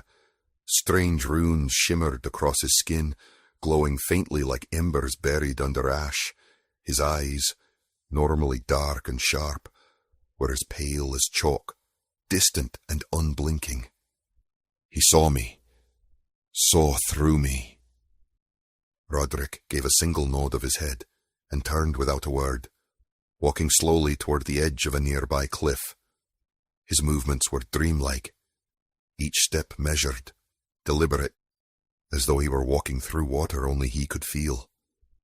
I crouched low, hackles raised as I padded after him, my lion form nearly silent despite my size. The tension in my shoulders refused to ease. Something was off. The wind didn't blow here. The forest held its breath. Roderick stopped at the cliff's edge. He stared out over the expanse below, where moonlight turned the valley into a patchwork of silver mist and black rock. But his eyes weren't seeing it. Not truly. He was gazing far beyond it, as if the horizon itself whispered to him things I couldn't hear. Without turning, he spoke, voice quiet. You felt it, didn't you? My body stilled behind him, breath fogging in the cold. The first ripple, he murmured. The moment the pup quickened. My chest clenched. Roderick finally turned to look at me. And you still don't understand what Noah is, what this means. I shifted, my lion form collapsing into my human body in a rush of pain and light. Barefoot and breathless, I stood before him, still sweating from the run, still shaken from the dream. "I understand that it's dangerous," I said, "that we're not ready." Roderick's gaze softened, though the runes still pulsed like living veins of light across his skin. "No one's ready," he said, "but the stars don't wait, and neither will Vindictus." "What do we do?" I begged. "Stop Noah from going against himself!" I froze. My heart hammered. "You mean—" "Yes, he won't like it. Neither will you.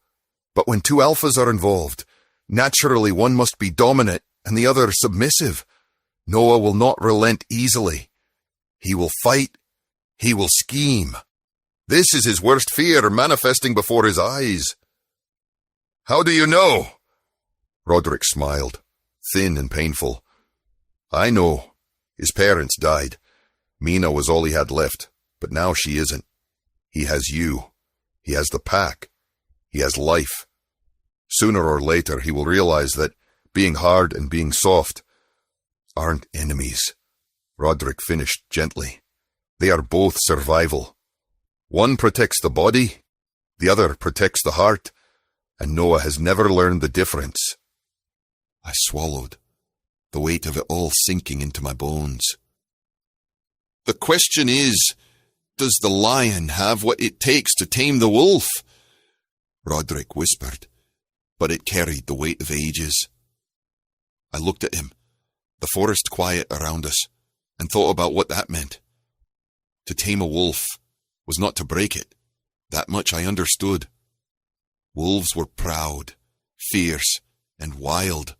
To tame one was to earn its trust, its loyalty, its heart. It required patience, strength, and a kind of fierce gentleness. Roderick's eyes gleamed with something ancient as he continued. "There is a story, old as the hills, about a lion and a wolf who lived side by side in the same forest. The lion was king of the sunlit plains, proud and unyielding. The wolf was master of the shadows, swift and cunning. One day, a fire swept through the forest, threatening to consume everything. The wolf could outrun the flames, but the lion could not. The wolf could fight alone, but the lion needed help." He paused, then smiled faintly. "So the lion bowed to the wolf, not in defeat, but in trust. The wolf, in turn, learned to walk beside the lion, not behind or ahead, but beside. Together, they faced the fire and survived. Neither tamed the other by force. They tamed each other by need, respect, and the promise of loyalty." I nodded slowly. The thought sank deep. Noah wasn't just any wolf. He was my mate, my equal, my fiercest protector, and he carried his own battles inside him. "Taming," Roderick said, "is not about dominance. It is about harmony. The lion's strength is the wolf's calm. The wolf's cunning is the lion's courage. When one bends, the other holds steady. When one falters, the other carries." I looked up at the stars, scattered cold and bright overhead. "Remember," Roderick added softly, "a lion's roar commands the savannah, but it is the whisper between the leaves that keeps the night alive. To tame the wolf, the lion must learn when to roar and when to listen." The silence wrapped around us again, heavy with meaning. I knew then that the path ahead would not be easy, but it would be ours to walk together. The next day, the Panther delegation arrived. General Askar stood tall next to Shankar, dressed in the fine silk robes of the Panther's Emberflang clan, deep emerald green that shimmered with every movement. His long black hair fell straight down to his waist, framing a face with full lips and eyes narrowed into sharp slits, giving him an air of quiet, dangerous authority. Noah greeted them at the gate, clasping Shankar on the shoulder as they walked inside. The panther delegates moved with a silent grace, their robes flowing like liquid shadows as they stepped through the courtyard. The subtle scent of jasmine and sandalwood followed them, mixing with the faint metallic tang of the finely wrought jewelry they wore. Shankar gave Asterion and me a cool once-over before he steered his old friend over to the large table where the feast was being prepared and the drinks were being poured. "You okay?" Asterion eyed me. "You seem on edge." "Fine," I said, but I kept my gaze locked on Noah. "I don't trust the panthers." "Even less than the foxes." Asterion laughed, the sound rumbling from deep in his chest. I am on edge, because Noah is with child." I whipped my head around to stare at Asterion, who was grinning fondly. "That obvious, eh?" "Yup, clocked that a mile away." He clasped my shoulder firmly. The bull stood almost a head taller than me, his gaze flicking to his mate, Elias, who stood off to the side with Orion and Zoran, talking quietly with the other panther delegates. "I wish I could say it gets easier," Asterion said. "But it doesn't.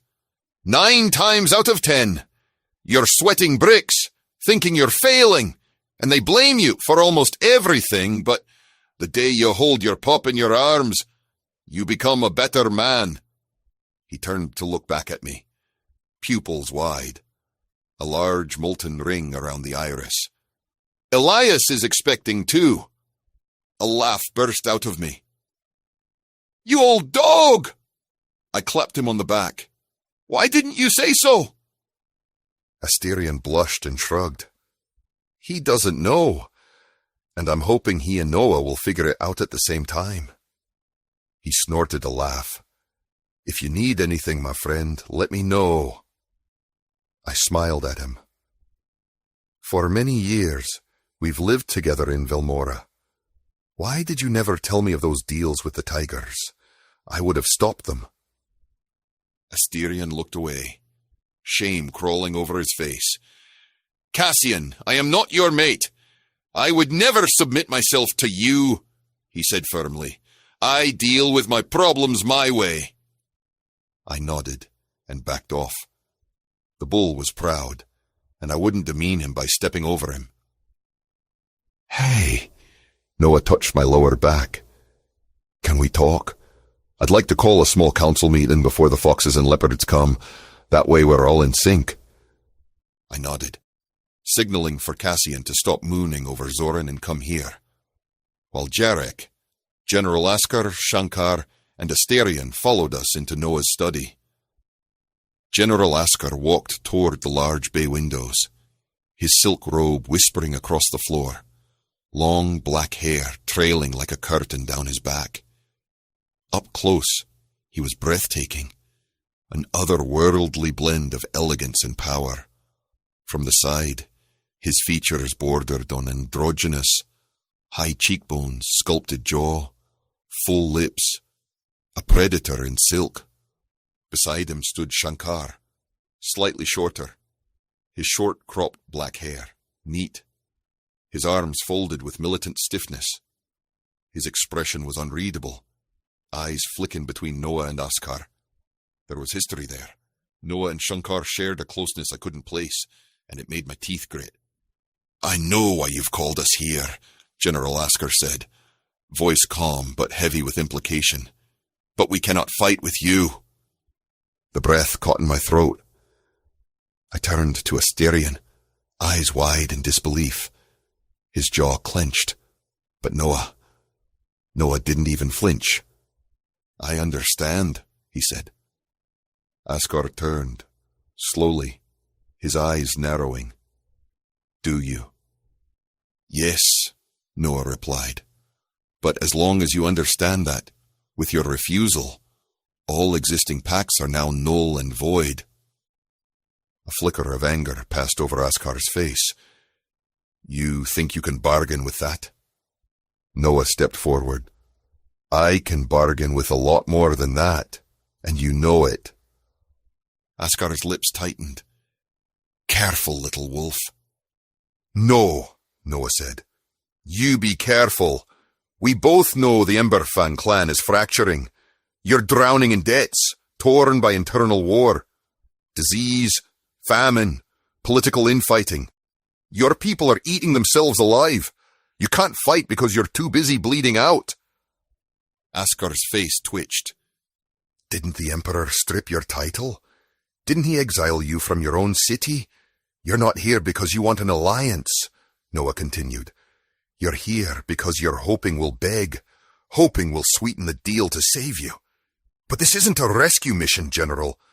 This is survival. And if you're not fighting with us, you're dead weight.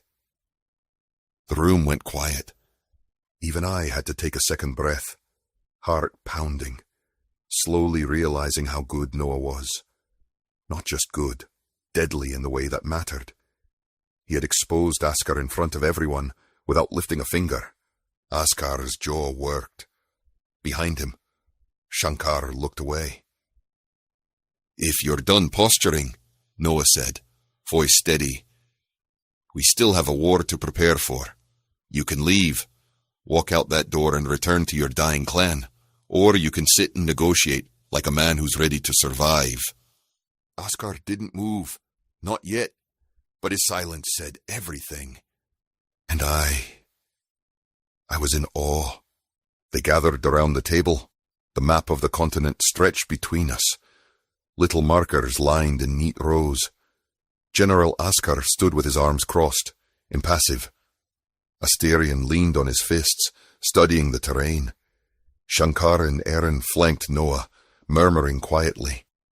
Zoran traced a line along the rivers, while Elias scribbled notes. We strike here, Noah said, tapping the eastern flank with 2 fingers.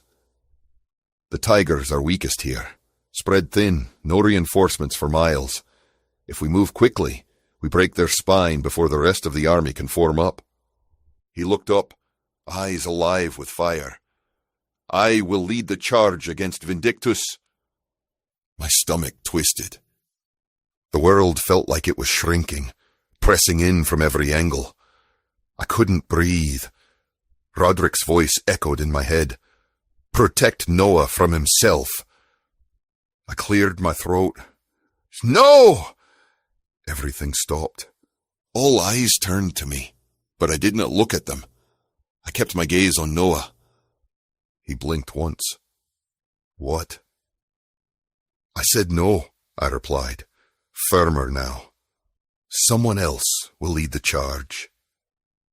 Noah's face went still. Too still. His jaw flexed.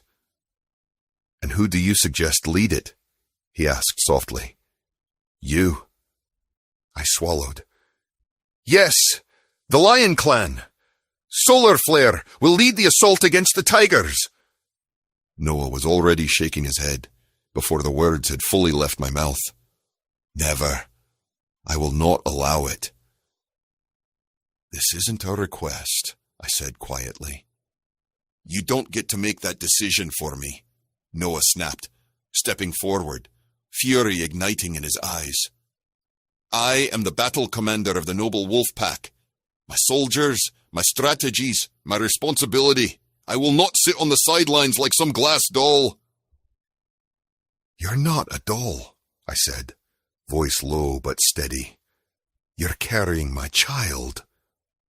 Silence. Pure, stunned silence. Noah's expression faltered for a single heartbeat, barely perceptible. But I saw it. Then the wall slammed back into place, hard and cold. And I will not be caged because of it, he said. This isn't about control, I said. It's about survival. You want to win the war, and I want to keep the father of my pup alive to see it. You think I'm doing this to steal your thunder? I think, Noah said slowly, you're trying to make me into something I'm not. I think, I replied, you're trying to prove something that no one is asking you to.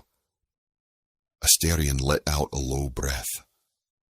Zoran shifted uncomfortably. Erin murmured something to Shankar, and General Askar watched us both with unreadable interest. Noah didn't respond. Not yet, but I could see it building in him. The storm behind his eyes. And still, I held his gaze. Are you forcing me? Noah asked. His breath so strained it made my heart crack open.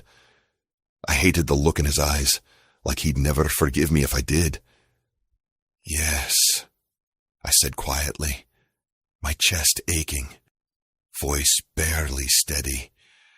As your alpha, I command you. There it was.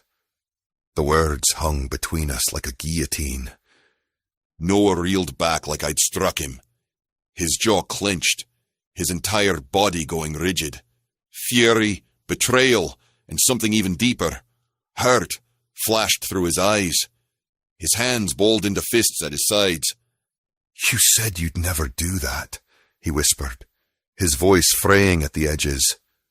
You promised. I know, I breathed, and if there were any other way, God's Noah, I would take it. But this isn't just about us anymore.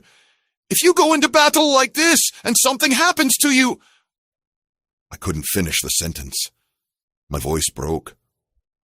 Noah stepped back, shaking his head. You don't trust me. You never did. That's not true! I surged forward, but he held up a hand, and I stopped in my tracks. You think I'm reckless, unstable, too driven by pride. His throat bobbed as he swallowed hard. But I'm not weak. I never said you were weak. My voice dropped. But you're not invincible either. For a moment, no one spoke. The others in the room stayed silent, the tension like a taut wire ready to snap. Asterion looked like he wanted to intervene, but knew better. Elias had frozen mid-note. General Askar watched with thinly veiled curiosity. Noah turned his back on all of us, staring out the window. His shoulders rose and fell, breath shallow. I could see it. The battle warring inside him. Not the one against Vindictus, but the one against himself. Against me. When he finally spoke, it was quiet. Bitter. Then I hope you win your war, Alpha. And with that, he walked out of the room. The door clicked softly behind him. And just like that, I had won. But God's help me. It felt like I'd lost everything. Chapter 9. Noah. The second I closed the door, a wave of nausea came over me and I rushed to the bathroom, puking my guts out. Pregnant. God, no wonder I felt so... off. Cassian had known. They all knew and thought it was funny. I retched and retched, feeling so sick. Warm hands glided over my forehead, and I sighed into the touch, my body feverish against my mate's. Cassian pressed a kiss to my cheek. Wait here, he whispered, and then I felt a cool cloth against my forehead. I wanted to knock his hand away. I almost did, but bile was clawing up my throat again, and I leaned over the toilet bowl to throw up more. It felt like hours before I was finally done. Cassian stayed pressed up behind me, his scent so soothing I thought I might collapse. But when it was over, I shoved him off, standing on shaking legs. My eyes were wet with tears, my throat aching as I used the wall to steady myself. Get out, I whispered. Noah! Get the hell out, I hissed, my voice hoarse. I didn't mean to hurt you. Yet you did. I choked back the words and watched him leave, wishing he could stay. I pressed my forehead against the tiled wall, breathing hard. My hand automatically flew to my stomach and I felt it. The flutter, the pulse. There was something there. Life. I was with child. The first alpha-born pup seen in almost 100 years. Mina should have been the one. It should have been her. Except it was me. I stepped outside and was both saddened and relieved that Cassian wasn't there. Jarek was waiting for me with a healer nearby. "You need rest." "I'll rest later." I waved Jarek off. "I need to speak with General Askar and—" "Cassian has already dealt with them," Jarek replied. "This way, Alpha." I stared at him in shock. The audacity. Rage prickled down my spine and I was ready to spit fire, but my stomach roiled and I felt like I was going to be sick again. I groaned, staggering a little, and Jarek caught my elbow. I wrenched free, glaring at him, and then followed the healer back to my room, slamming the door shut behind me. "Pregnant. Rest, Alpha," the healer said gently. She was an old wolf mage named Diana. "Let me check you over, and the pup." I relented, my nerves getting the best of me as I sat on the bed for the examination. Diana's hands were warm and practiced as she pressed them gently over my abdomen, murmuring under her breath in a tongue older than the packs themselves. I kept my eyes fixed on the ceiling, willing myself not to cry again. I was tired, bone-deep, soul-worn tired. "Breathe," she said softly, and I did. Her fingers glowed faintly as she whispered another spell, then exhaled with a satisfied hum. "Everything's fine," she confirmed, sitting back on her heels. "The pup is strong. So are you." I let out a shaky breath, the tension easing just a little. "But," she continued, "you're still early. Very early. That means you need to be careful, Alpha. This pregnancy is rare. Dangerous even. And you're carrying it alone." "I'm not alone," I muttered, but the words felt thin, cracked at the edges. "You need to rest. Truly rest," she said, reaching for a vial in her pouch and placing it on the nightstand. "Keep your stress levels low. No strategy meetings, no more fighting with your mate, and no charging into war councils." I scoffed lightly, but she fixed me with a look that froze me in place. "This isn't a suggestion," Diana said, her voice like gravel and steel. "You need to begin nesting. Let your body prepare. Let your instincts guide you. And you must stay close to your mate. Starting now." "I don't—" I began, but she raised a hand. "I've seen it before. Alphas who carry. They struggle the most when they try to do everything alone. You may not want to rely on him, but you need him. This pup needs him." Her voice softened. "Your body is already changing, and if you keep fighting it, you'll collapse." I clenched my jaw, eyes burning. Nesting. Staying close to Cassian. Gods, I wasn't ready. But the flutter in my belly reminded me it wasn't about readiness. It was about survival. "I'll try," I said quietly. "No," Diana corrected gently. "You'll do." She stood, gathering her things with the calm assurance of someone who'd done this too many times to waste words. "Rest now. And when you're ready, call him back." She gave me one final look, kind but firm. "Your pup already knows his scent. Don't deny yourself the comfort of your mate." Then she was gone, leaving me alone in the silence. My hand curled protectively around my belly. The next few days were hell. I was sick as a dog, dry heaving at all hours, cursing Cassian's name like it was a goddamn prayer. He was always almost there, his scent lingering on my sheets, the press of his warmth curling around me at night, but like mist he slipped through my fingers by morning. I'd roll over expecting him, only to meet cold air and the crushing disappointment that came with it.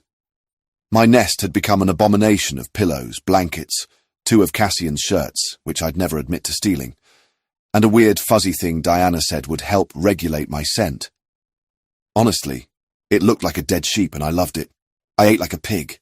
No, worse. Like a starving boar who'd just discovered pudding. And every bite was a gamble. Would I enjoy it? Or would it come rocketing back up with the force of an angry godsdamned volcano? Who knew? Surprise. It took 2 days before I finally felt human enough to leave my room, and even then I stepped into the hall with all the enthusiasm of a condemned man approaching the gallows. The moment I entered the council chamber, every head turned. And they all knew. Roderick had the audacity to snicker. "You son of a bitch," I hissed, narrowing my eyes at him and the other eldermen. "Sorry, Alpha," Roderick chuckled, utterly unapologetic. "You just looked so cute trying to figure it out, like a feral squirrel rearranging acorns. I should execute all of you." "Wouldn't be the first time you threatened that," one of them mumbled. "Don't tempt me. I'm hormonal and I have a pack of throwing knives." That shut them up, but the laughter didn't quite die. Jerks. My smirk faded, though, the second I saw him. Cassian. Standing at the table with the others, his head bent low over war maps, his broad shoulders tense, voice low and commanding. He looked powerful, respected, in control, my mate, my alpha. But I wasn't next to him. I wasn't part of this war anymore. My heart twisted, and then his gaze caught mine. And I stormed out before he could say a word. The crisp air outside felt like ice in my lungs. I needed it. I needed space. I walked fast, past the rows of council chambers, past the kitchens, past the lower camp where wolves mingled with the herd and bulls. Kids shifted mid-leap, tackling each other in bursts of fur and laughter. Elders sat in patches of sun, sipping tea and gossiping. And under the willow tree, looking faintly ill and oddly peaceful, was Elias. He didn't notice me at first, one hand pressed to his belly like he was holding something in. His skin had a sheen to it, his lips pale. But it wasn't the sick look that pulled me toward him. It was the expression on his face, soft, scared, and somehow knowing. I crossed the grass without thinking, stopping just in front of him. Elias's scent hit me like a memory, warm milk steeped in lavender and crushed pine needles, and my stomach turned with recognition. He was pregnant too. Asterion was expecting. "Alpha," he bowed, but looked like he'd keel over at any second. "You look like I feel," I said dryly. Elias glanced at me and gave a weak laugh. "You mean like I've been run over by a herd of moose?" "Exactly." He blinked, then sighed, letting his head fall back against the tree. "The puking's fun, right?" "Delightful," I muttered, crossing my arms. 10 out of 10. Highly recommend. He gave a weak smile. "You nesting yet?" "Shut up." We sat in silence for a moment, the wind rustling the leaves overhead. I stared at the pack mingling in the field. I could hear Cassian's voice in my head, feel his warmth still wrapped around my spine. I just didn't know how long I could take being next to him, without being with him. Elias glanced sideways at me. "You still love him?" I never stopped. My voice cracked a little. "Then maybe it's time to stop being angry he tried to protect you," Elias said. "Even if he did it in the worst way possible." I scoffed. "You're really bad at this comforting thing." "I'm not trying to comfort you," Elias replied. "I'm trying to kick your ass into fixing it before you explode." Fair. And for the first time in days, I felt something other than nausea curling in my chest. Hope. Stubborn, stupid hope. "We'll be due around the same time," Elias continued. "But if you're like me and you plan to use your mind instead of your body, you can still fight with everything in you." Elias was looking at Micah, Orion's baby girl, as she laughed. "I know I will." He patted my arm and walked off. It was the first time I ever spoke with the Omega, and I knew instantly Asterion chose the perfect mate. Not because Elias was soft, but because he wasn't. There was a quiet power to him, the kind forged not on battlefields but in silent moments like this. Resolute, steady, brave in a way that didn't scream, but stood its ground. I'd underestimated him, and maybe I'd underestimated myself too. If Elias could carry this weight, this child, this war, and still speak of fighting with that quiet fire in his voice, then maybe I could stop crumbling and start standing again. Maybe I didn't need to lead the charge to matter. Maybe protecting the future meant stepping back just for now. "Can we talk?" I blinked, eyes sticky with sleep as Cassian's face swam into view. I must have dozed off again next to the fire, an old book the healer Diana gave me still open on my chest. He chuckled and handed me a handkerchief. I groaned, catching the string of drool clinging to my bottom lip. Ugh, thanks. Real dignified moment for an alpha, huh? Cassian grinned. Honestly? Kind of adorable. Shut up, I muttered, wiping my mouth. What is it? Something wrong? No, he said, but there was a heaviness in his eyes as he stared into mine. How are you feeling? Like I got run over by 2 dumpster trucks, and I'm pretty sure a third one's reversing with a vengeance, I muttered, stretching my sore limbs. He moved to touch my arm, but I squirmed away instinctively. Noah! What? I snapped, sharper than I meant. I heard everything in the council meeting, Cassian. There's nothing left to say. Do you love me? The words hit me like a slap made of feathers. Soft, unexpected, but somehow bruising all the same. What? I sputtered, my entire face going hot, tongue suddenly dry like sandpaper. Love. When had love ever come into the mix? We were mates for Christ's sake. How could there be... What the hell was he even talking about? This wasn't a love match. Oh, Cassian breathed, and I felt like someone had sucker-punched me right in the ribs. He looked up at me, eyes shining with something I didn't want to name. I assumed we would... What? Fall in love with each other? I scoffed, harsher than I meant, but it was out before I could stop it. Cassian recoiled as if I'd struck him across the face. My heart pounded against my ribs. Loud, unrelenting. How had we gotten so off-kilter? Love? This was an arranged bonding, an arranged mating. We were lucky we even liked each other. But love? I hadn't thought of it. And now, I was carrying his pup. His. And Cassian was looking at me like I was his whole damn universe, like he'd already decided he loved me, like he had been waiting for me to say it back. Oh, crap. Cassian, I said gently, I care for you. A lot. Probably more than I ever should. But we're too different. You're a lion shifter and I'll always be a wolf. Your place is with your pride and mine is with the pack. And I was freaking out.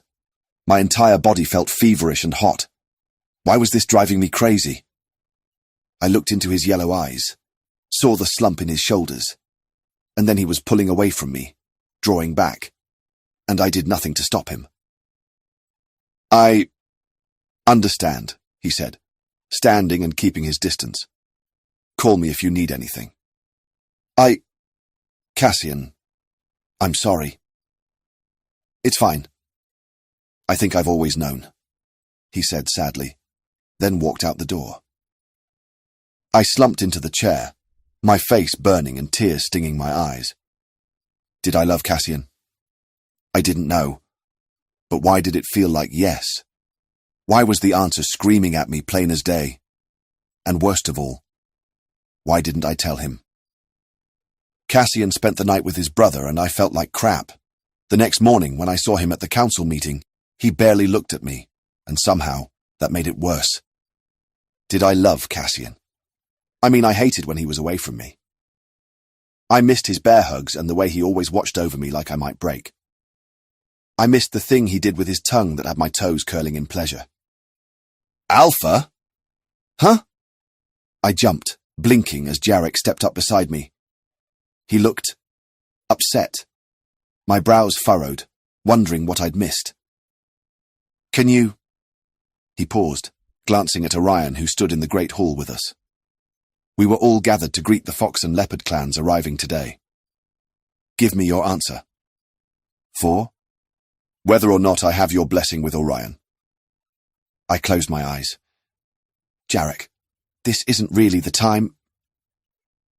I love him, Jarek said firmly. I want to be his mate. What does Asterion have to say?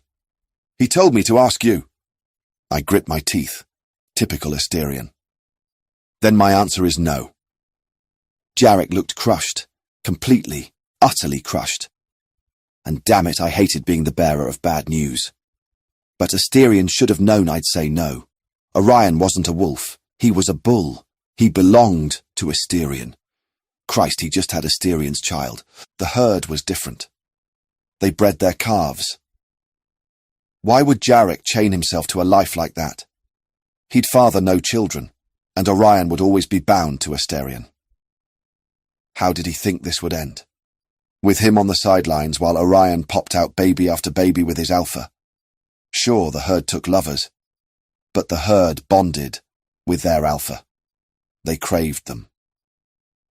I'm sorry, Jarek. You're not sorry, Jarek snapped, his voice loud enough to make several heads turn. Keep your voice down, I hissed. Or what? He barked. Jesus, I've served you for years, stood beside you, bled beside you, and you can't grant me this one thing. Calm down, I said. I won't! Jarek's eyes sparked. You don't get to silence me now. Out of the corner of my eye, I saw Cassian bristle, ready to intervene, but I held up a hand to stop him. You're upset, I get it, but as your alpha. Are you my alpha? Because it sure as hell doesn't feel like it anymore. My eyes narrowed. What did you just say? It's not us versus them, Jarek roared. It's not the pack versus the rest of them. We're all here to fight Vindictus. We're allies, and you still act like the wolves sit above everyone else. Why? We are the noble wolf pack. Our way of life has been threatened.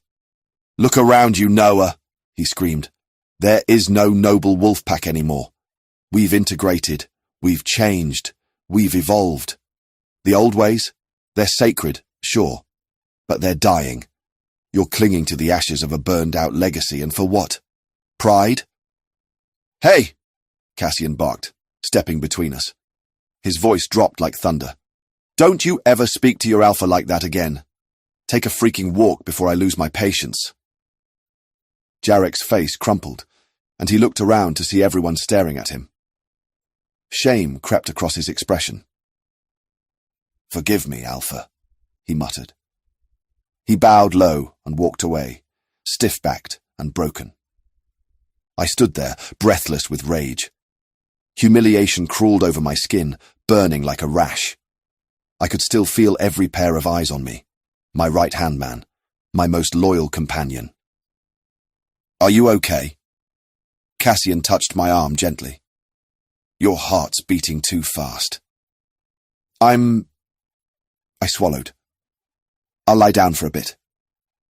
I'll come with you, he offered quietly. No, please. Greet the foxes, I said. I'm okay. He nodded slowly, and I turned and walked out, my shoulders tight and my heart heavier than ever.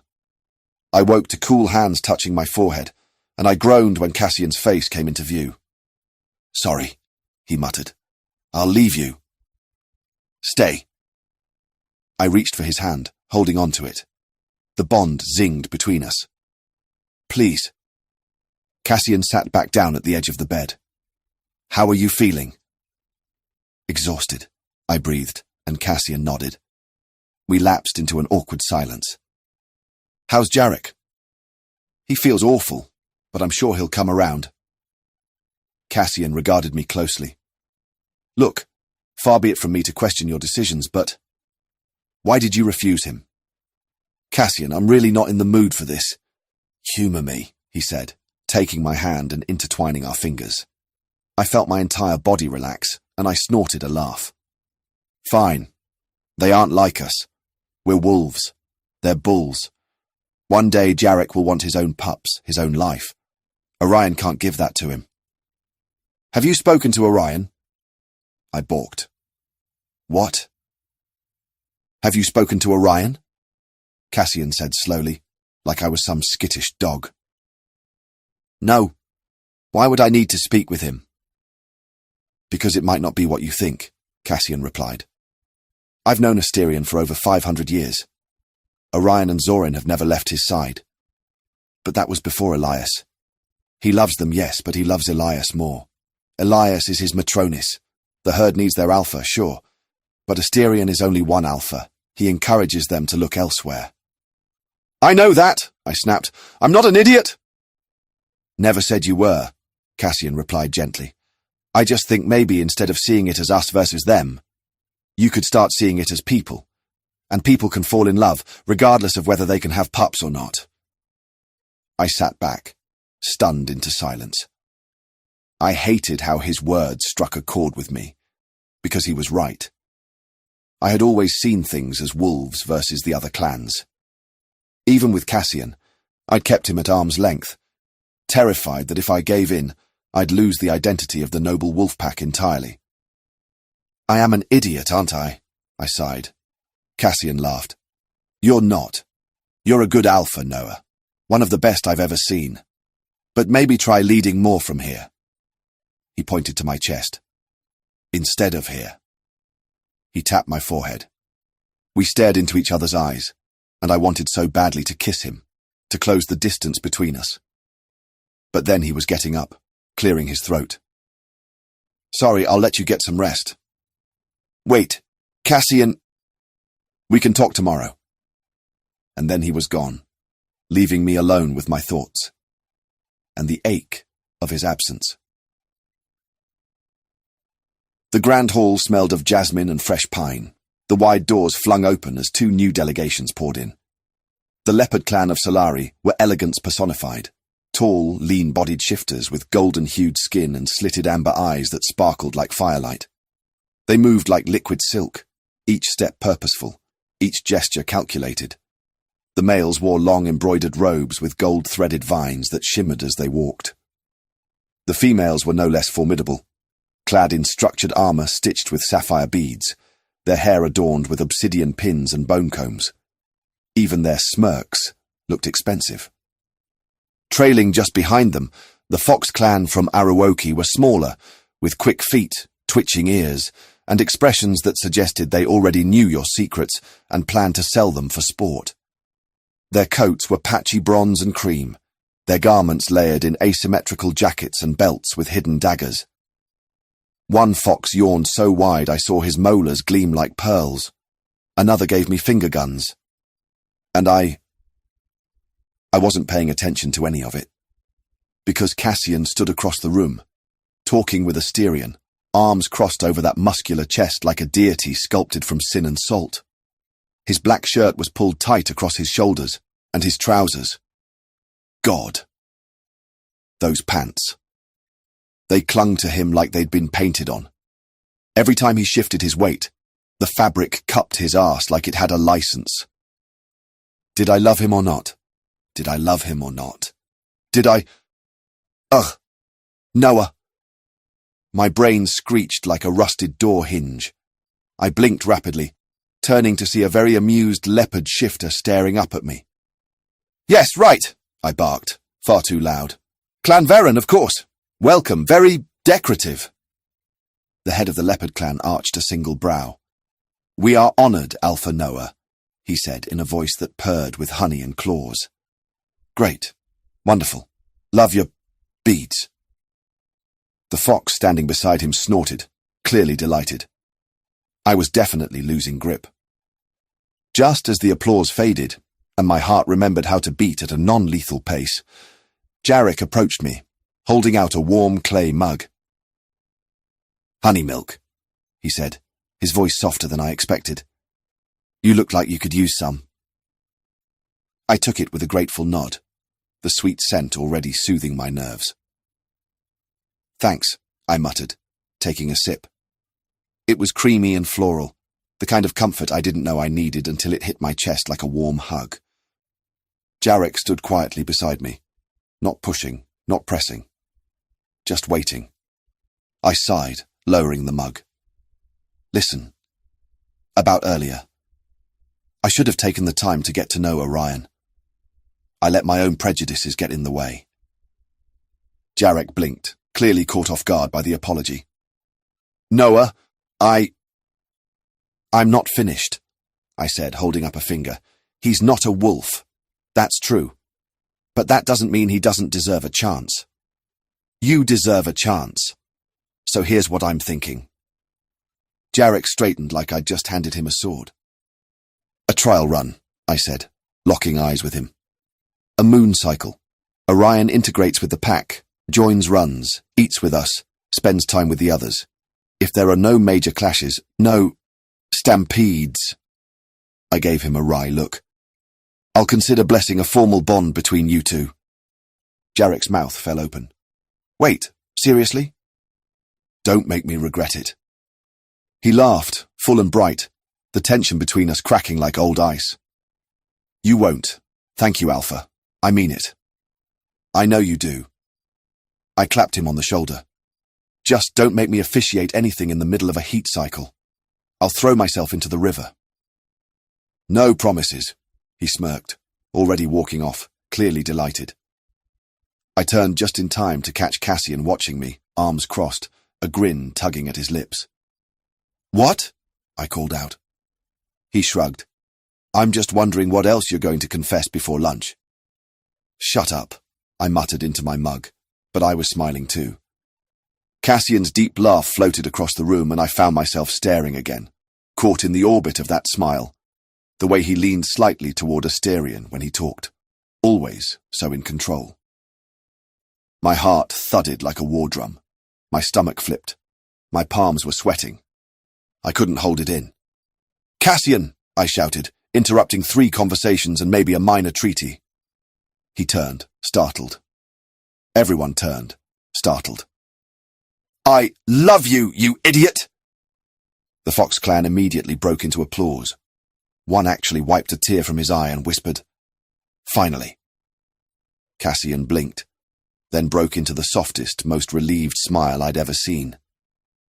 It took you long enough, he said, and I practically melted into the floor. Clan Varen gave a slow clap, followed by a murmured, drama and sincerity. We approve. I coughed, straightened my spine and cleared my throat. Right. Anyway, welcome to our territory. Tea? Cassian beamed at me and mouthed, I love you too. Just as the honey milk reached my lips again, the doors to the hall burst open with a bang. A scout skidded inside, panting hard, dirt smeared across his cheeks and terror etched into every line of his face. The tigers! He gasped. They're coming! The mug slipped from my hand and shattered against the floor. Every head turned. Every heart seemed to skip a beat. We surged into motion, the council hall erupting into a storm of movement. Chairs scraped, weapons were drawn.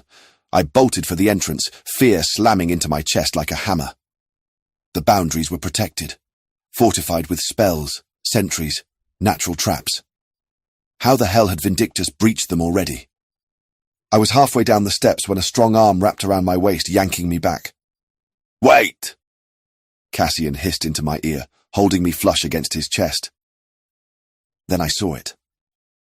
Through the trees, just beyond the veil of mist, 2 glowing red eyes blinked into existence.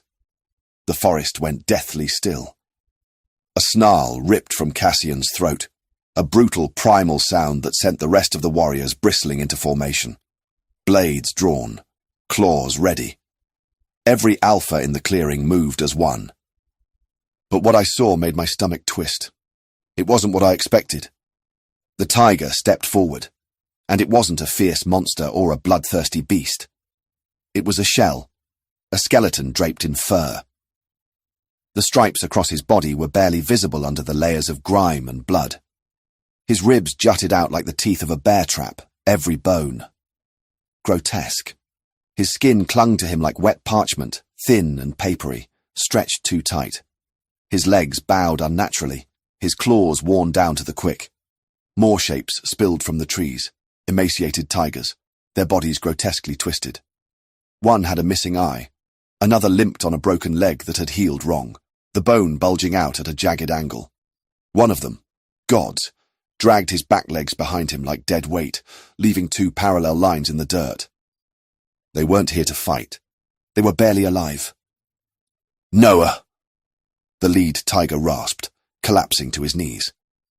His voice was a shattered thing, dry as cracked leaves. I beg you, save my mate. Only then did I see it. Behind him, under a ragged scrap of fur-lined cloth, was a cot. A crude thing pieced together from sticks and old wool. And on it lay a tiger shifter, curled tightly into a ball, unmoving. He was even worse, barely breathing. His body was nothing but skin and bones, sunken eyes lost in the hollows of his face. His fur had thinned in places, revealing bruised, blistered skin. His tail was curled around himself like a shield, as if trying to hide from death itself. What happened to you? The tiger lifted his head, his once mighty frame trembling like dry leaves in the wind. His eyes met mine, haunted, hollow, and filled with something I never expected from the name that haunted our borders. Regret. I am Vindictus, he rasped, blood at the corner of his mouth. And I no longer have the strength to be your enemy. His eyes drifted to the dying shifter on the cot. Please, save my mate. Then he collapsed at my feet, nothing but bones, fur, and the last shreds of pride. End part 2. Welcome to the official YouTube channel of J.K. Jones, where listeners can enjoy Romance audiobooks for free. Please like and subscribe to stay up to date with the latest releases. This audiobook is protected by copyright law. No part of it may be reproduced, distributed, or transmitted in any form or by any means, including recording or electronic methods, without the prior written consent of the author. Any resemblance to actual persons, living or dead, is purely coincidental. To support ongoing content creation, consider joining the Patreon. Every contribution helps keep the stories alive.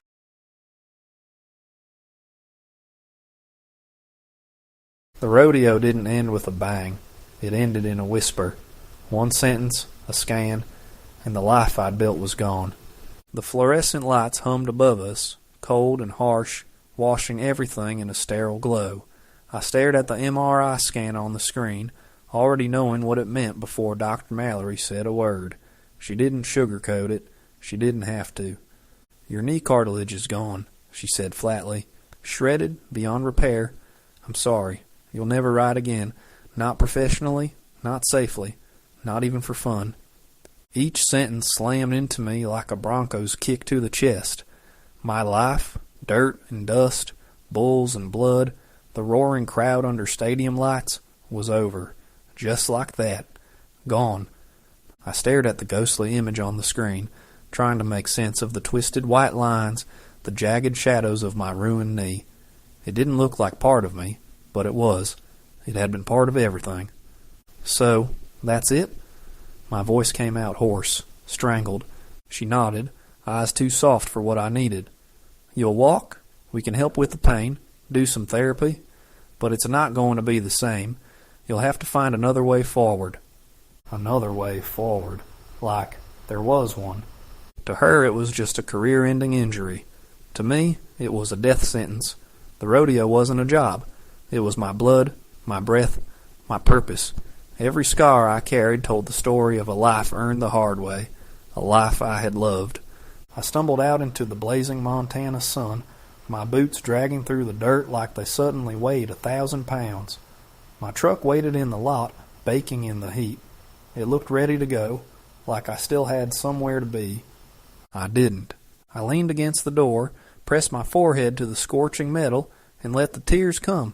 My knee was shot. My best friend was dead. My little brother was behind bars, and my mother was drowning in cheap whiskey and bad choices. No money, no future, no home worth going back to. But that's the thing about rock bottom. Eventually, the only place left to go is back. Back to the place I swore I'd never set foot in again. Back to Montana. Back to hell. Chapter 1. Whitney. The wind's got a hell of a bite today, like it's personally offended that we're burying someone with dreams bigger than this dirt town. I stand at the edge of the grave, boots sinking into the cracked earth, watching as Sailor's coffin drops slow into the hole. 6 feet deep for a boy who deserves 600 stories high. I'm holding his hat, real tight, like if I let go, he'll vanish for good, and I'll be left with nothing but memories and a damn sunburn. The hat's beat to hell, creases at the crown, frayed along the rim, looks like it's been through bar fights and broken hearts, which sounds about right.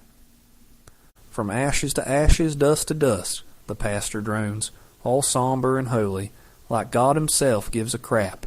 The people around me mutter their condolences like it's a goddamn potluck line. I can't tell if they're sad, bored, or just annoyed the town diners closed today out of respect. Respect. That's rich. Half these folks wouldn't piss on Sailor if he were on fire last month. But now they care. Now they cry. Now they bring casseroles and wear their Sunday best. Like that makes up for the years they spent pretending he didn't exist. I nod like I'm grateful, like I'm not 1 second from spitting in the dirt and lighting a cigarette right on top of it. But I just keep staring down. At the hole, at the final stop. Sailor had plans. Big ones. Ones that didn't include rotting in a pine box under a sky that never gave him a break. He wanted out. Hell, we both did. But he was the one with the spark. Me? I'm just the one left holding his goddamn hat. The wind kicks up again, cold and mean, like it knows something I don't. Or maybe it just doesn't like me either. That'd make two of us. I turn without a word, leave the grave and the crowd and the pitying glances behind. I need a drink. Or 7. If I'm going to get through this day without setting fire to something, I need whiskey bad enough it burns. Sailor's dead, and I'm still here. Somehow, that feels like the real tragedy. The bar's quieter than usual, which is saying something, seeing as it's usually dead enough to hear a beer fizz, just the way I like it. Dark, dusty, and drowning in regret. Perfect setting for a broken man with a cowboy hat that ain't his. I plant myself on the stool like I own it, even though the crack in the vinyl's trying to chew through my jeans. The bartender, Rick or Mick or some other monosyllabic disappointment, barely glances at me before pouring a shot. He knows the drill. I nod. He nods. Real emotional connection we've got going. The whiskey burns like it's got a grudge. Good. I deserve it. I slam it back, then another. The pain doesn't ease, but it blurs a little at the edges. Like smearing dirt on a wound. It don't heal anything, but it sure as hell distracts. Sailor's gone. Just 19. Kid had eyes like wildfire and a laugh that could shake loose your ribs. Thought he was invincible. Thought we both were. Guess we were both wrong. I stare at the row of bottles like one of them might offer answers. No luck. Just more questions and the slow boil of grief sitting in my chest like a coiled rattlesnake. Sailor had plans. Damn it. Big ones. Big enough to scare the life out of this place. And now he's in the ground while I'm still stuck here, drinking myself stupid and wondering when exactly life decided to start gutting me for sport. I swirl the next shot in the glass, watch the amber liquid catch the light. For a second I see his face in it, bright, grinning, always tugging me toward something better. Yeah, that's the part that hurts the most. He believed in me, even when I didn't. Another drink. This one goes down rougher. Or maybe I'm just tired of pretending it helps. I pull the duffel bag up off the floor. Been packed since the night he died. Guess I knew I wasn't sticking around. Not with his ghost echoing in every cracked sidewalk and every goddamn billboard for Layton's auto repair. Place is poison. Always has been. I toss a few bills on the counter and nod to Rick or Mick. He grunts in return. Beautiful send-off. As I push open the bar door, the wind hits me in the face like a slap from the past. Cold, unforgiving, and full of shit I don't want to deal with, but I'm leaving. I swear it this time. Too bad grief has a way of chaining you to the one place you swore you'd never die in. Small town perfume. I'm standing under a busted streetlight outside the bar, a duffel bag slung over my shoulder like I've got somewhere real to be. My boots scuff the pavement. I light a cigarette with shaking hands and curse the stars for still shining like they don't know any better. Phone buzzes in my pocket. It's always a gamble, that ringtone. Could be a scammer. Could be the universe delivering another kick to the gut. Turns out it's my sister. I don't even say hello. Just mutter, "What now?" She's crying. Great. That's never a good sign. Between sobs and static, I make out the words, "He's in jail again," and "They said it's real bad this time." My stomach does that slow, nauseating drop, like I just went over a cliff and remembered halfway down, I don't believe in miracles. "Which jail?" I ask, already knowing the answer will piss me off. "County. They say he beat a guy near to death. Cops broke his collarbone, ribs too.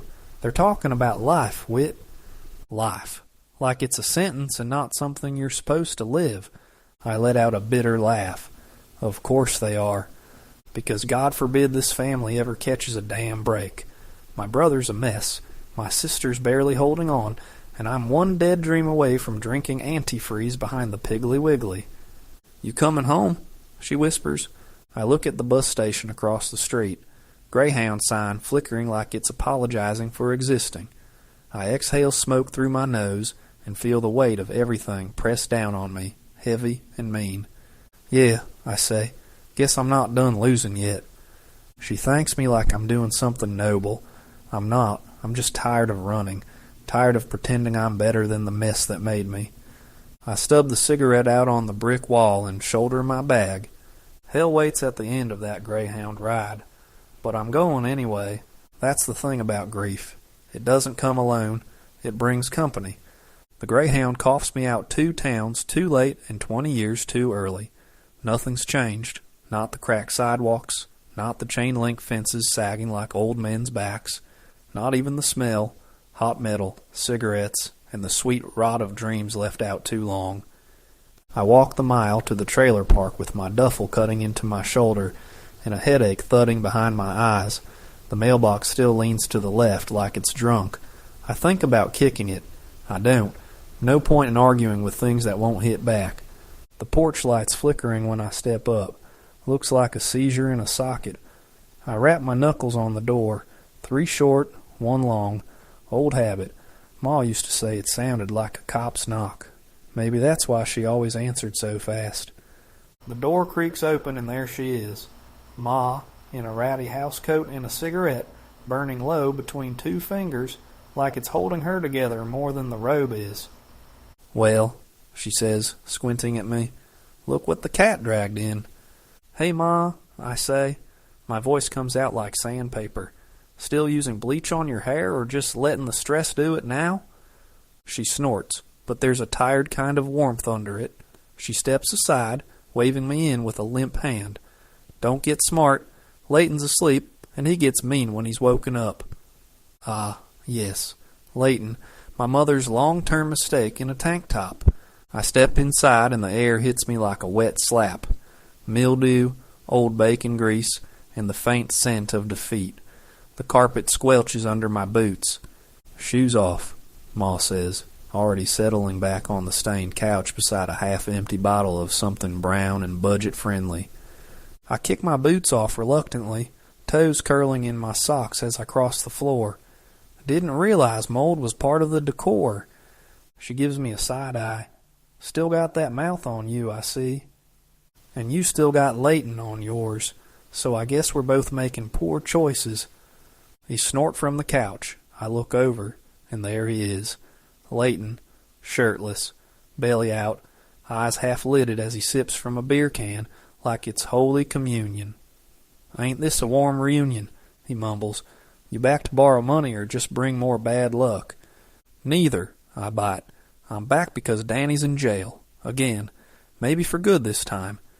Leighton shrugs like my brother's possibly lifelong sentence is the equivalent of burning a grilled cheese. I ain't surprised. Kid always had a temper. "Yeah, well," I snap. "Maybe if someone had given half a damn instead of treating him like a busted tire." "Boys," Ma cuts in, waving a hand between us. "I can't take another fight. Not tonight." I shut my mouth. Barely. My jaw aches from grinding it so tight. Leighton burps and leans back like he's just said something wise. Maybe he finally did something bad enough to keep him locked up. Might be for the best. I turn away before I do something that lands me in a cell next to my brother. The bedroom's still mine, technically. Smells like dust and old cologne. The bed sags in the middle, and there's a spider in the corner who looks like she's been paying rent longer than I have. I sit on the edge of the mattress and pull out my phone, scroll through old numbers, stop at one. Clyde. I stare at the name like it's a loaded gun. My thumb hovers. Then I hit call. 1 ring, 2. Then his voice, smug and clipped like always. Well, he says. Didn't think I'd hear from you again unless I was reading your name in an obituary. Yeah, well, I mutter. Guess today's your lucky day. He pauses. What do you want, Whitney? I close my eyes, swallow the bile rising in my throat. Danny's in deep. I need help. You sure you want my help? His voice softens, dangerously. Last time you said that, you followed it up with a punch and a restraining order's worth of insults. I laugh bitterly. Guess I'm still full of surprises. Another pause.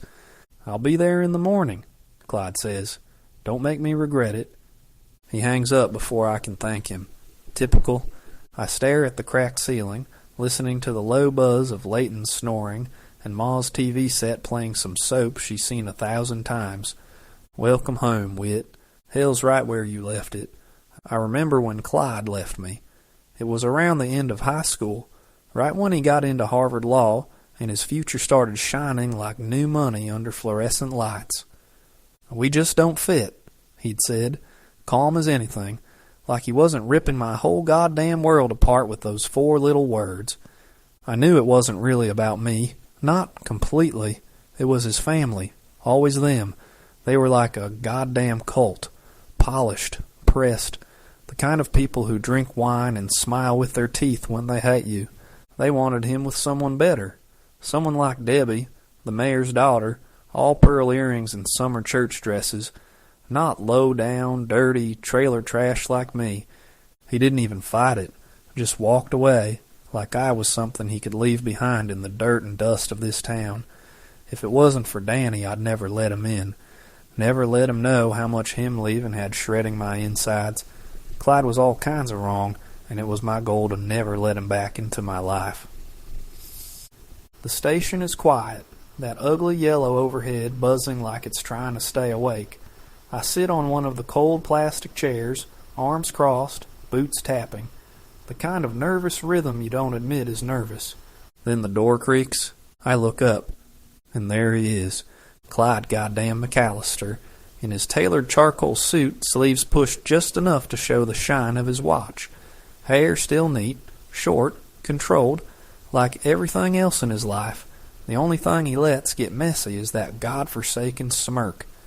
Well, he says, stepping inside like he owns the place. You look like crap. I snort, still charming as ever. He walks over slowly, like he's savoring it, like seeing me like this makes his day. Didn't expect the greeting party to smell like whiskey and resentment. I rise to my feet. Bad idea. He's still taller than me by just enough to piss me off. What did you expect? I snap. Balloons? Confetti? Sorry, I ran out of reasons to pretend you were welcome. Clyde steps in closer. Too close. I can smell his cologne. Something expensive and cold, like rain on concrete.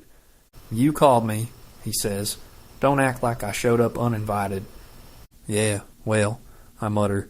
I didn't think you'd actually come. His jaw ticks. There's that crack. The first little sign his armor isn't bulletproof. Where's Danny? He asks, shifting into business mode, voice flat. But his eyes? They're still all over me. Hungry. Or maybe I'm imagining that part. Back holding. Busted up bad. He won't talk to no one but me. Clyde's quiet for a second. His gaze drops to my mouth, just for a flash, then snaps away like it burned him. You still pick fights with guys twice your size? He asks. You still think you're too good to bleed? He exhales sharply through his nose. Still got that sharp tongue, I see. Yeah, and you still got that stick up your ass, I say, stepping closer, chest brushing his.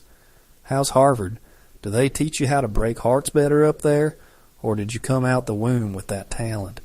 For a second, just one, everything stills. His mouth opens like he's going to say something. Apologize? Maybe. or kiss me. Instead, he says, "You think this is hard for you? I spent years cleaning up your family's messes behind the scenes, so you didn't end up in the system next to your brother." I flinch. Shouldn't, but I do. "Oh, and you never asked," he adds. "Not once. You were too busy hating me to see I never really left." "You left," I whisper. It comes out rough, raw. "You left me." Clyde doesn't answer, just looks at me like I'm a puzzle he's still trying to solve and getting pissed he can't. Then, slowly, deliberately, he steps forward again, close enough that the heat of him seeps through my shirt. His hand grazes my shoulder, warm, solid. I jerk back. "I'm fine. I don't need your pity." "Funny," Clyde says, his voice low, "'cause I wasn't offering that." We stand there, heartbeats pounding like thunder, and for a moment I think he's going to reach for me again. Maybe I want him to. Maybe I don't.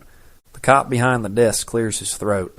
We both step back like we've been caught doing something we shouldn't. Clyde adjusts his cuffs, straightens his spine.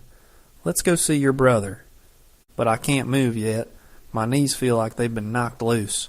All I can do is watch him walk ahead, all clean lines and rigid confidence, and feel the old ache settle back into my chest like it never left. And somehow, I know this is just the beginning. God, I could kill for a smoke. One of those rough gas station menthols I keep crushed in the glove box of a car that don't run no more.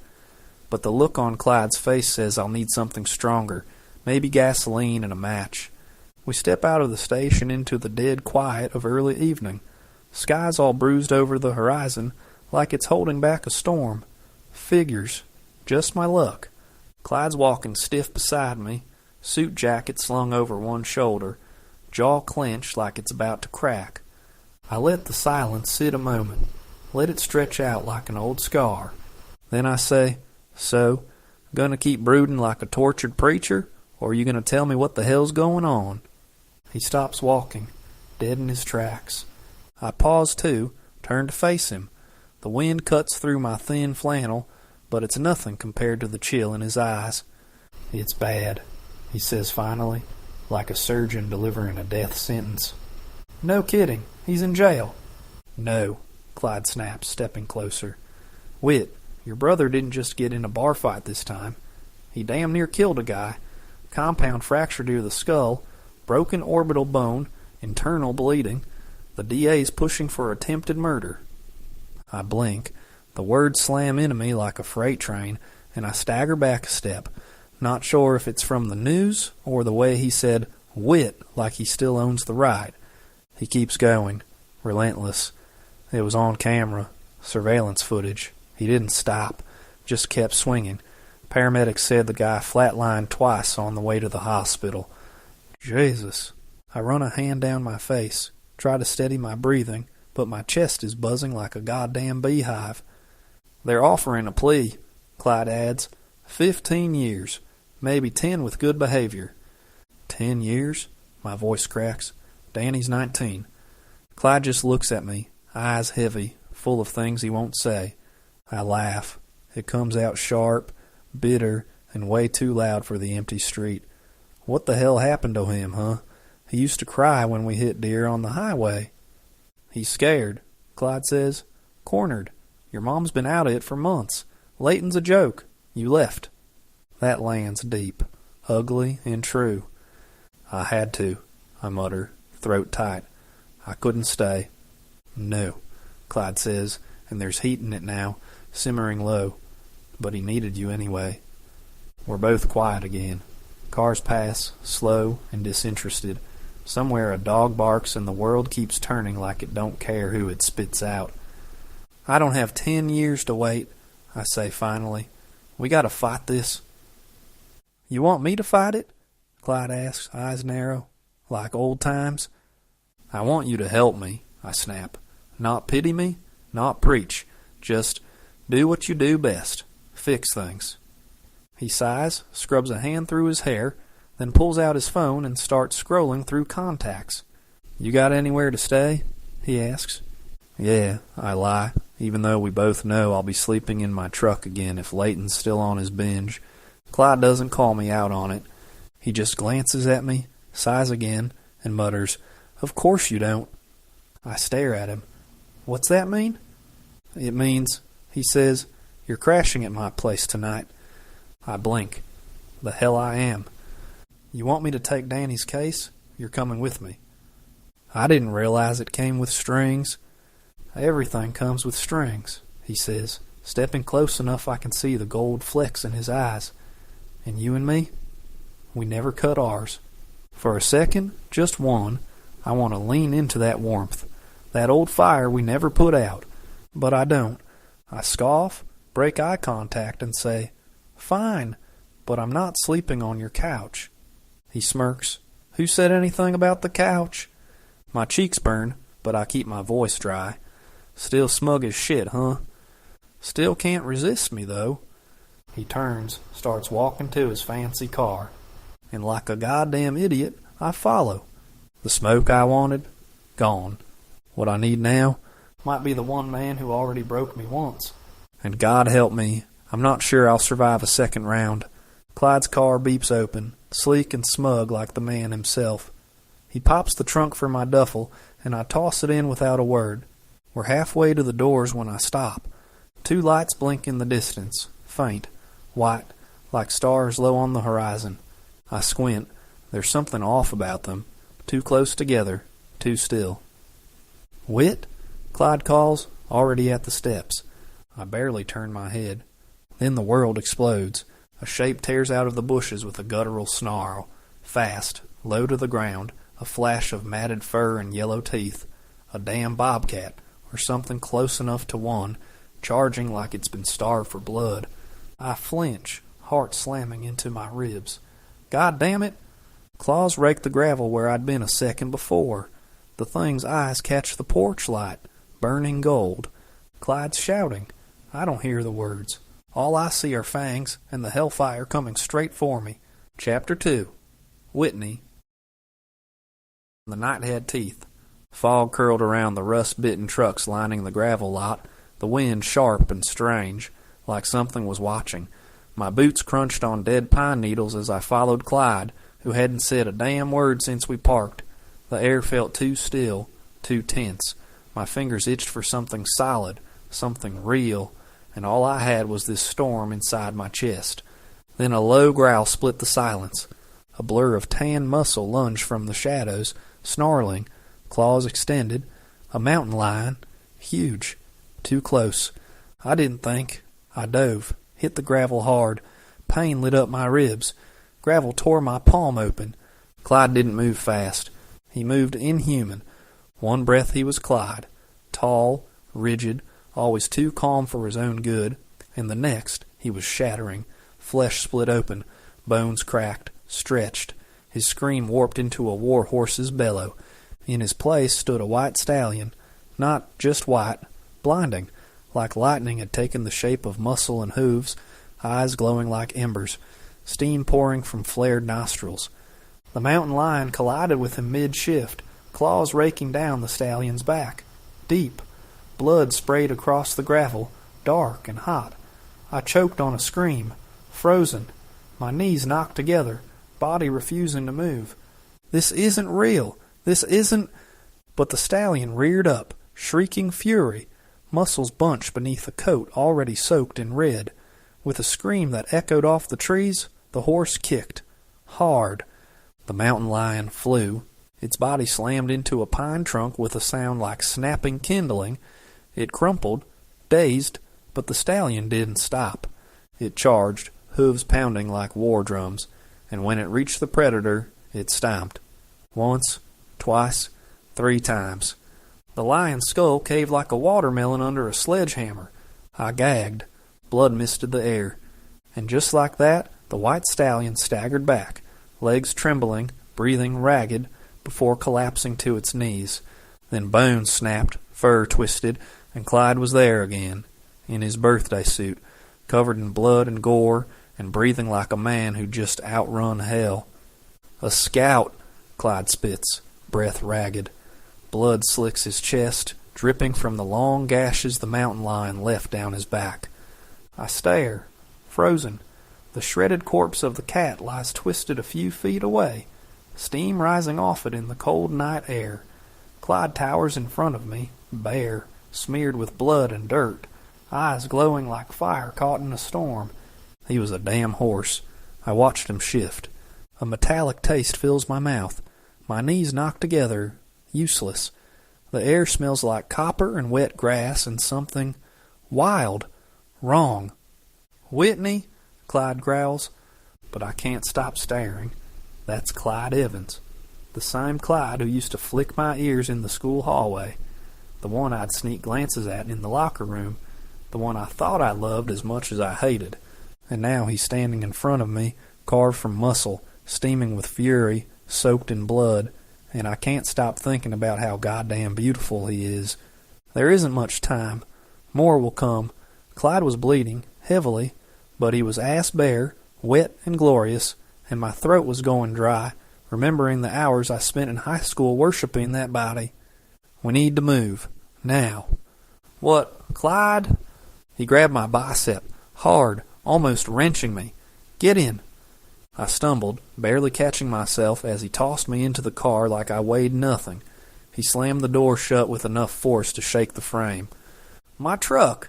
I yelled, panic rising.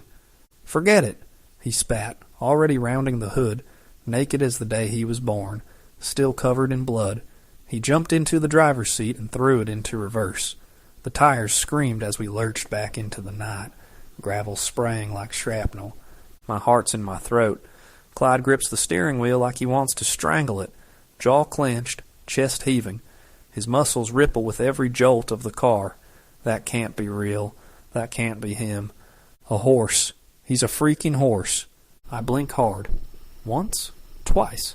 Slap myself. Pinch my arm. Still here. Still bleeding adrenaline. I think I've gone crazy. Silence hangs heavy between us except for the wheezing engine and Clyde's ragged breathing. Finally I croak, "What the hell was that?" "A scout," he growls, not looking at me. Tigers send mountain lions first to sniff out claimed territory. "And you? What the hell are you, Clyde?" His knuckles go white on the wheel. "I'm what's protecting your damn life right now." My breath catches. I didn't ask for this.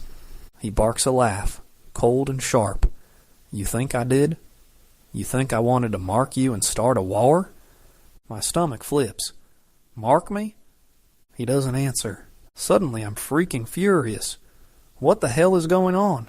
Why aren't you telling me? He swerves and I almost knock my head against the glass window. "Where the hell are we going?" "The pack," he snapped. "The what?" I hissed, gripping the handguard for dear life. "Clyde, we should go back. My mom, my brother." "Forget about all of that now." He spat, but his eyes were wild.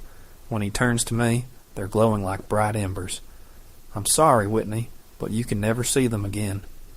The words hit like a slap. I blink. "What the hell are you talking about?"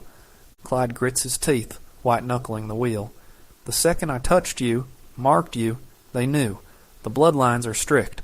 I wasn't supposed to be anywhere near you, let alone shift in front of you, let alone—" His voice falters. "Let alone what?" My voice cracks. His jaw ticks. "Let alone want you." The silence after that is brutal. I let out a disbelieving laugh.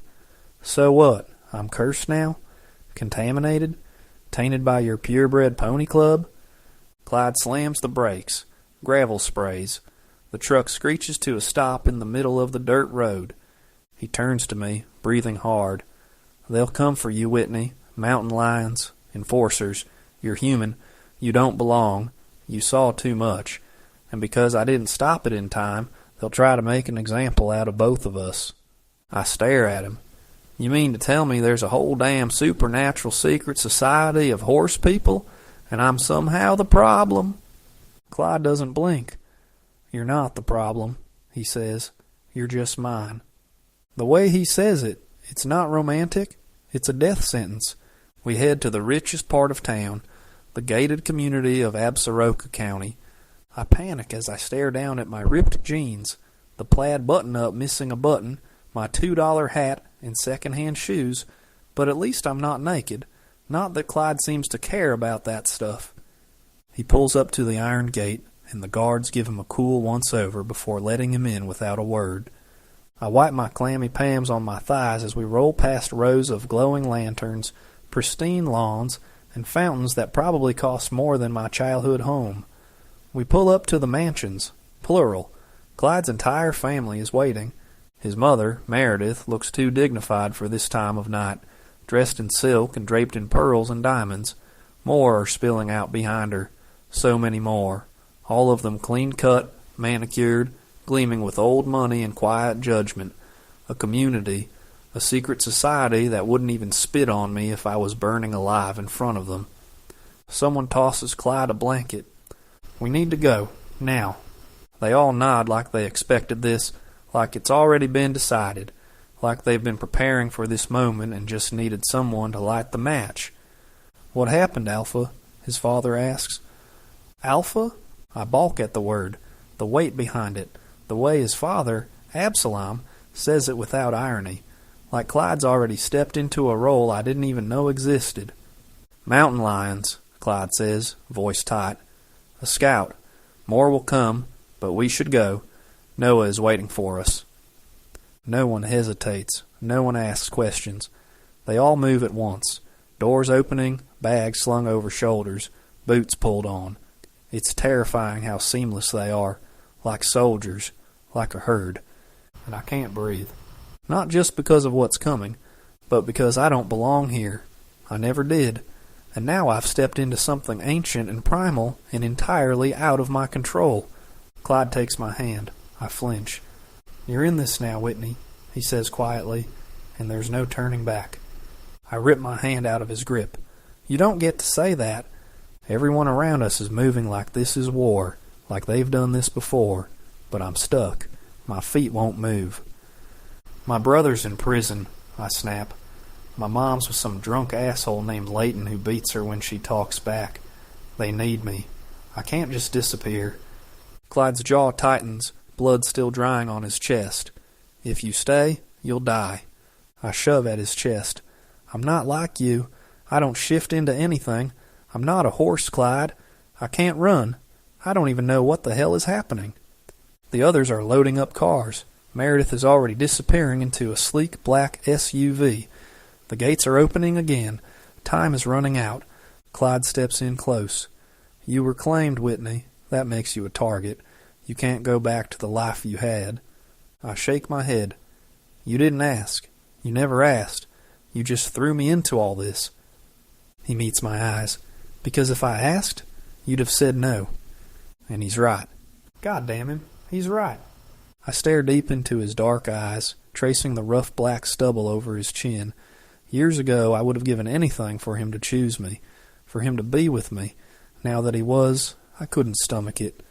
No, I won't go. You can't make me. Get in the damn car, Whitney, Clyde hissed, because if you don't... He stepped closer, muscles coiled, eyes blazing with something wild and dangerous. If you don't, you won't get another chance. You'll be dead within the hour. I freeze. His words hit harder than a bullet. My breath catches in my throat. Outside, the night feels colder, heavier. Dead? I whisper, heart pounding. By who? Mountain lions, scouts. They don't give warnings twice. His gaze pierced mine. They'll tear you apart to keep the bloodlines pure. And you... I'm not pure, I spit back, anger flaring. I'm just some kid from a broken home who's barely surviving. His jaw clenched. Exactly why you can't stay. This isn't your world anymore, Whitney. You were claimed. You belong to us now, whether you want it or not. I'm shaking, torn between rage and terror. My family, my life, my past, they're already slipping through my fingers like dust. Get in the car. He reaches for me again. This time I don't pull away.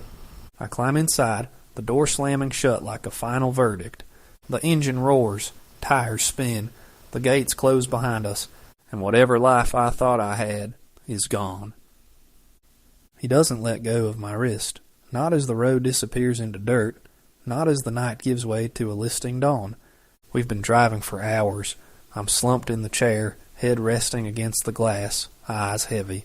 My back aches, my knee is screaming, but when we finally roll to a stop beside a field full of RVs and grazing horses, it feels like I've stepped into the goddamn Twilight Zone. Clyde kills the engine and climbs out first. I follow, groggy and stiff, the memory of his heat still burned into my skin. The sharp scent of morning dew clings to the grass. I can't tell if I'm awake or dreaming. His mother and father are already waiting, speaking to each other in hushed tones. It's low, guttural, not English. The cadence sounds old, older than anything I've ever heard. "Who are you?" A clipped voice snaps behind me. I jump, turning fast. She's tall, sharp-eyed, with perfect posture and eyes that skim me like I'm dirt under her boots. Debbie, Clyde's fiancée. The sight of her shouldn't sting, but it does, like a scorpion's prick. Whitney, I stammer, tipping my hat, my ugly, dirty, sweat-stained hat, in her direction. She rolls her eyes. Oh, figured as much. Before I can say a damn thing, she steps aside and gestures lazily. "Why don't you wash up in the RV?" "He rides with me," Clyde interrupts. Everyone freezes, even Debbie. He grabs my wrist again, dragging me over to a large pickup truck parked nearby. Without looking at me, he tosses a bottle of water into my lap. "Drink this."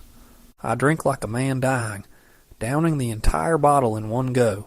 The cold hits my throat hard. "Do you know how to drive stick?" I blink at him. Is that even a question? I snort, wiping my mouth with the back of my hand. "Good. Drive beside me, up front. I need to shift. Things are better in my other form." Shift. The word echoes in my skull as I glance around. The others, people, are starting to move, stretch, pack, and prep. But they aren't just people, are they? These are all shifters. Stallions, horses, mustangs. And I'm the only one here with no hooves, no magic, and no freaking clue. "Wait." My voice cracks. "Where are we going?" Clyde's eyes glow faintly in the lightening sky. "We'll pass through Velmora. We are the stallions of Clan Orand. Our language is Equine," he says, "but most of us speak common. We ride north before the tigers find us again." A gust of wind kicked up, hot and dry, stirring the dust at our feet and carrying with it something darker. There was a scent in the air, sharp and feral, and it came from the south. My instincts screamed that it wasn't safe here. Behind us I heard shouting. One of the colts had gone wild, bucking and thrashing, refusing to settle. The herd was nervous. I could feel it in the air, like electricity before a storm. They sensed it too. Something was coming. Ahead of us the road stretched wide and empty, disappearing into the rising dawn like a fuse leading to an unknown explosion. I didn't know what waited on the other end. I only knew we had to go. Then, beside me, Clyde moved. It started with a tremble in his shoulders, then a violent ripple through his spine. Bones cracked and shifted beneath his skin. Muscles contorted. His body stretched, twisted, reshaped. I should have looked away. I should have felt sick. But I didn't. I watched, frozen, as his human form melted away and the white stallion emerged. He stood tall, still, every inch of him honed power and wild beauty. Steam rose from his back in the chill of dawn, his mane rippling like a silver banner in the wind. And then I saw his eyes. They were the same as always, burning gold, unblinking, steady, eyes that had stared me down in locker rooms, that had caught me watching when I thought he didn't notice, eyes that saw too much, eyes that knew me better than I wanted to admit. Somehow, he was still Clyde. The shape had changed, but the soul inside hadn't.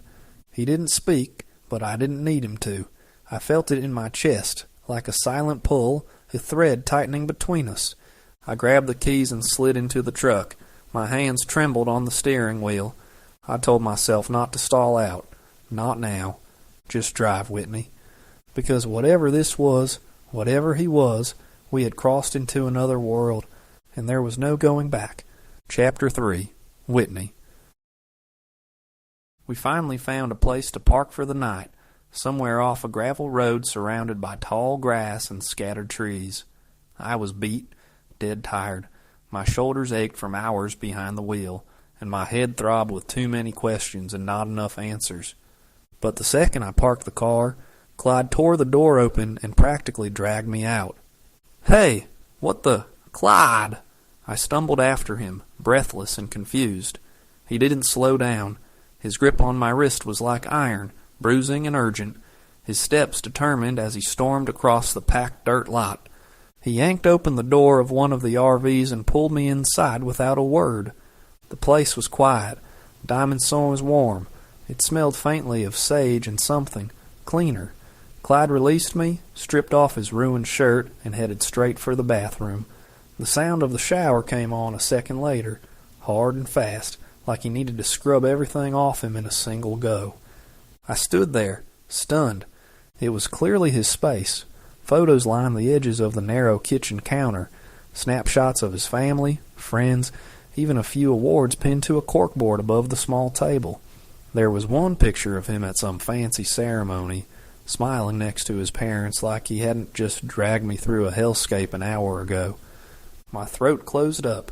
He never introduced us, not once, not even when we were dating in high school for 4 damn years. I was the secret boyfriend, the hidden shame. No family dinners, no real meetups, just hurried kisses behind barn doors and rushed goodbyes in the locker room. When he left for Harvard Law, he didn't even say goodbye, just vanished, like I'd been a phase, a mistake. And now I was standing in the middle of his life, uninvited.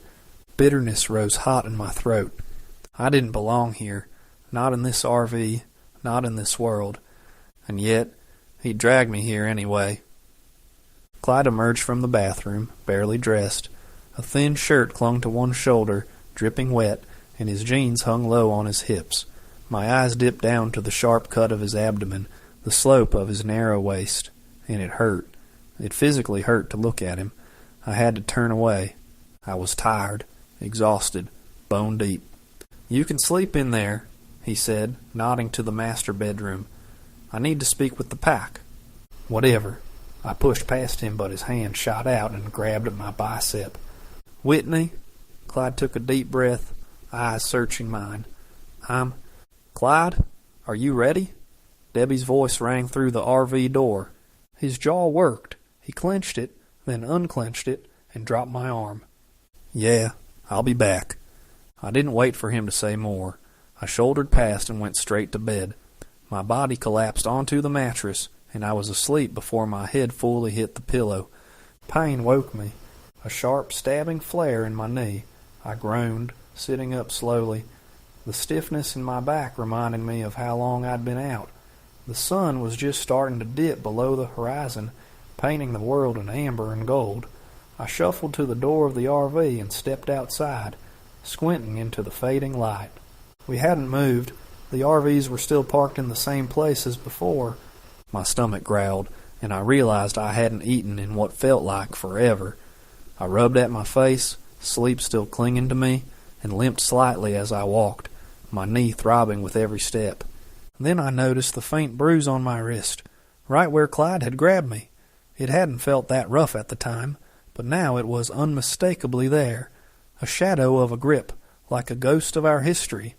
The pack, if that's really what they were, had gathered around a massive bonfire. The flames twisted high into the twilight sky, sparks snapping in the wind. Clyde stood at the center, shirtless again, the light painting gold across his chest and arms. He was speaking, commanding. Everyone listened. Everyone watched him like he was something sacred. The fire danced in his eyes, and I stared at him for a long time, my chest twisting. God, I hated how much I still loved him. I wished I didn't. I wished it was gone. I wished he were gone. "Whitney, isn't it?" a clipped voice said beside me. I turned and saw Meredith, done up like always, which felt out of place in the wild openness around us. She still wore her pearls, her outfit clearly designer, her dark hair smoothed into an elegant bun that hadn't moved an inch.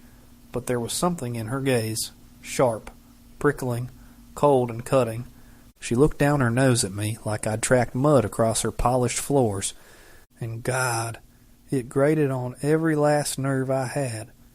"Yeah," I said through clenched teeth. "And you are?" She wrinkled her nose in distaste. Meredith, Clyde's mother, Starmare, if you will. Star? What now? I stared at her, confused. I assume Clyde hasn't told you much? Anything. He hasn't told me anything.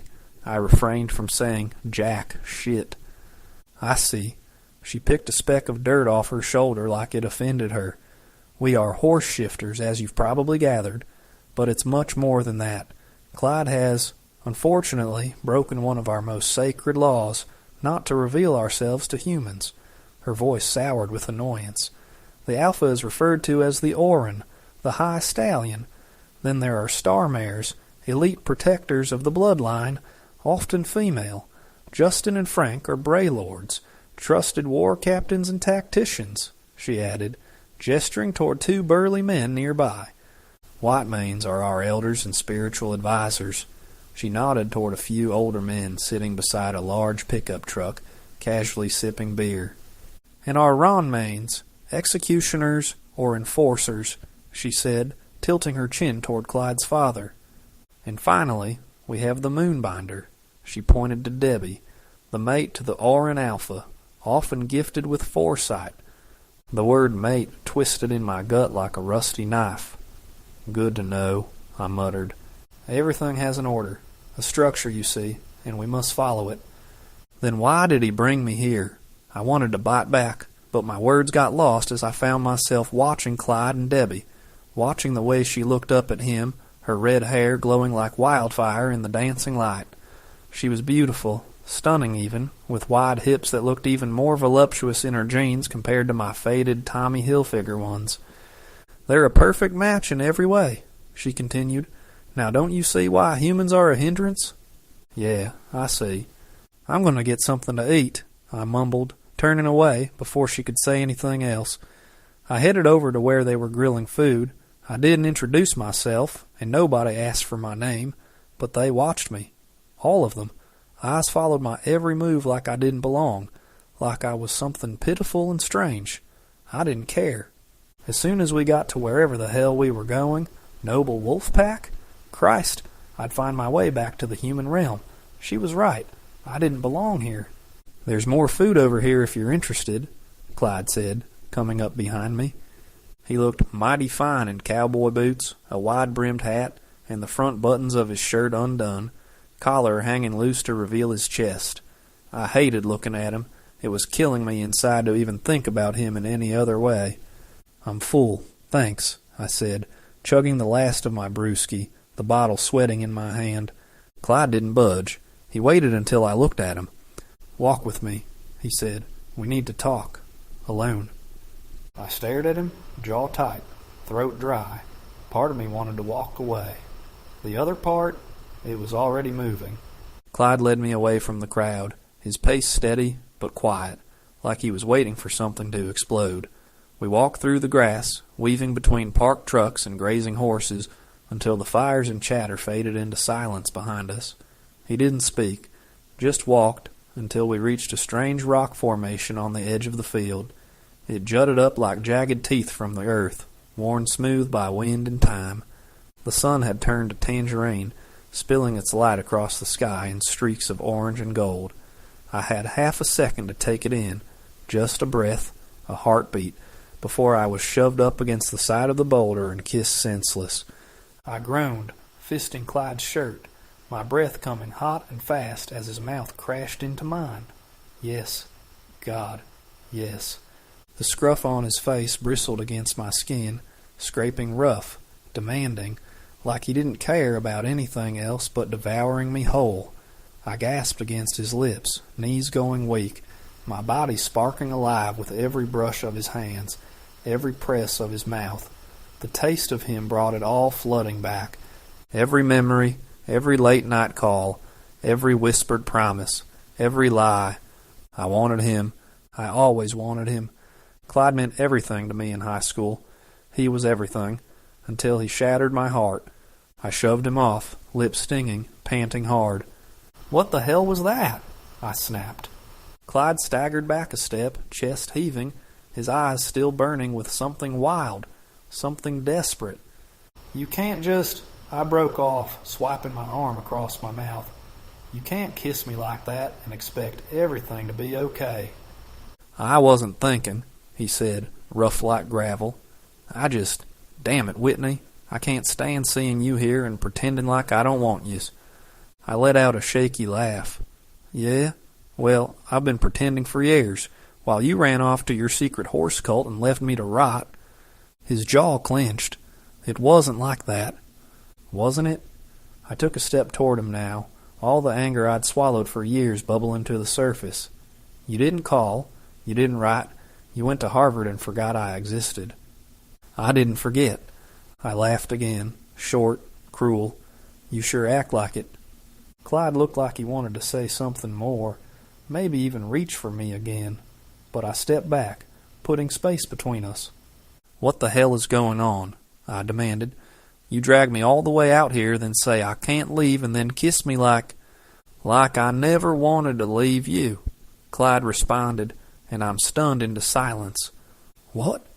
Clyde wiped a hand over his face. Sorry, I meant, this went differently in my head, but, Whitney, you have to know that. I don't care, I said, cutting him off. Just tell me what's going on. Clyde's expression went cold, and he nodded, taking another step back. Yeah, all right. He leaned his back against the boulder and took a deep breath.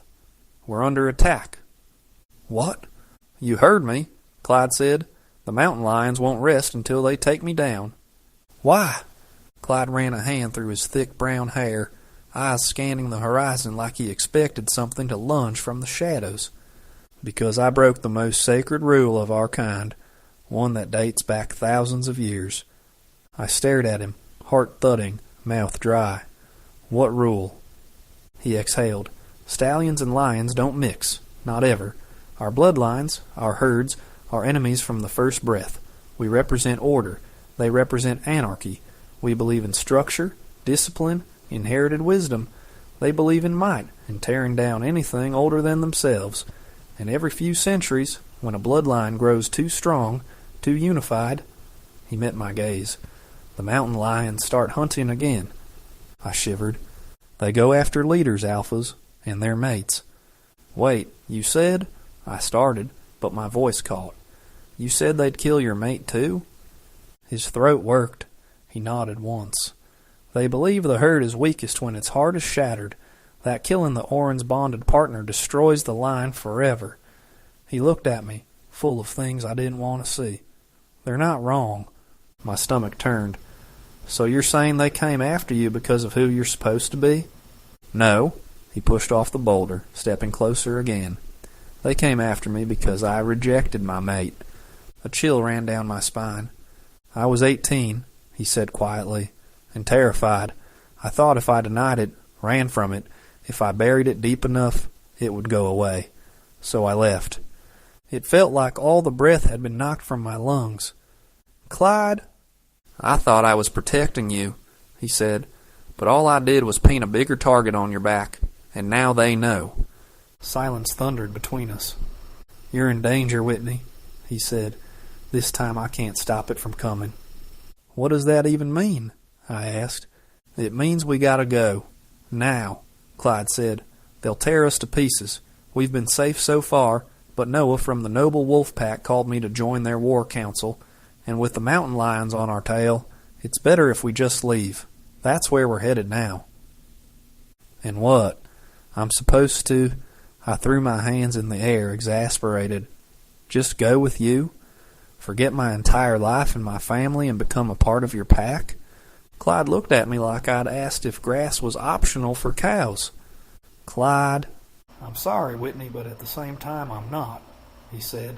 I've wanted you, desperately. It's been hell holding myself back, keeping my distance, and now that I have a chance, I'm going to take it. So it doesn't matter what I think. I stared at him in disbelief, my chest tightening like I was being crushed.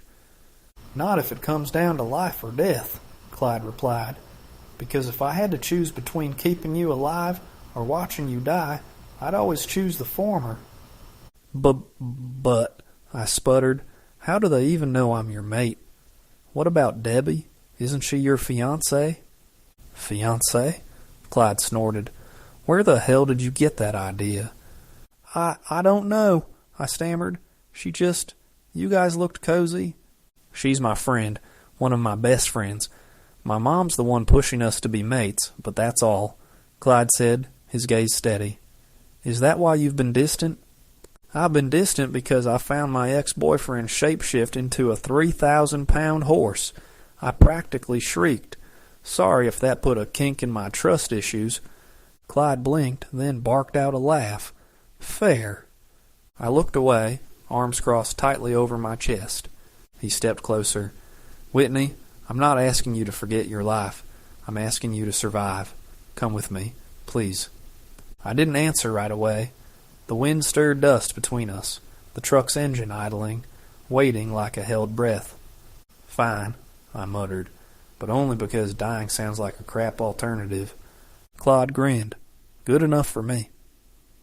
We walked back to the campfire, but I was more confused than ever.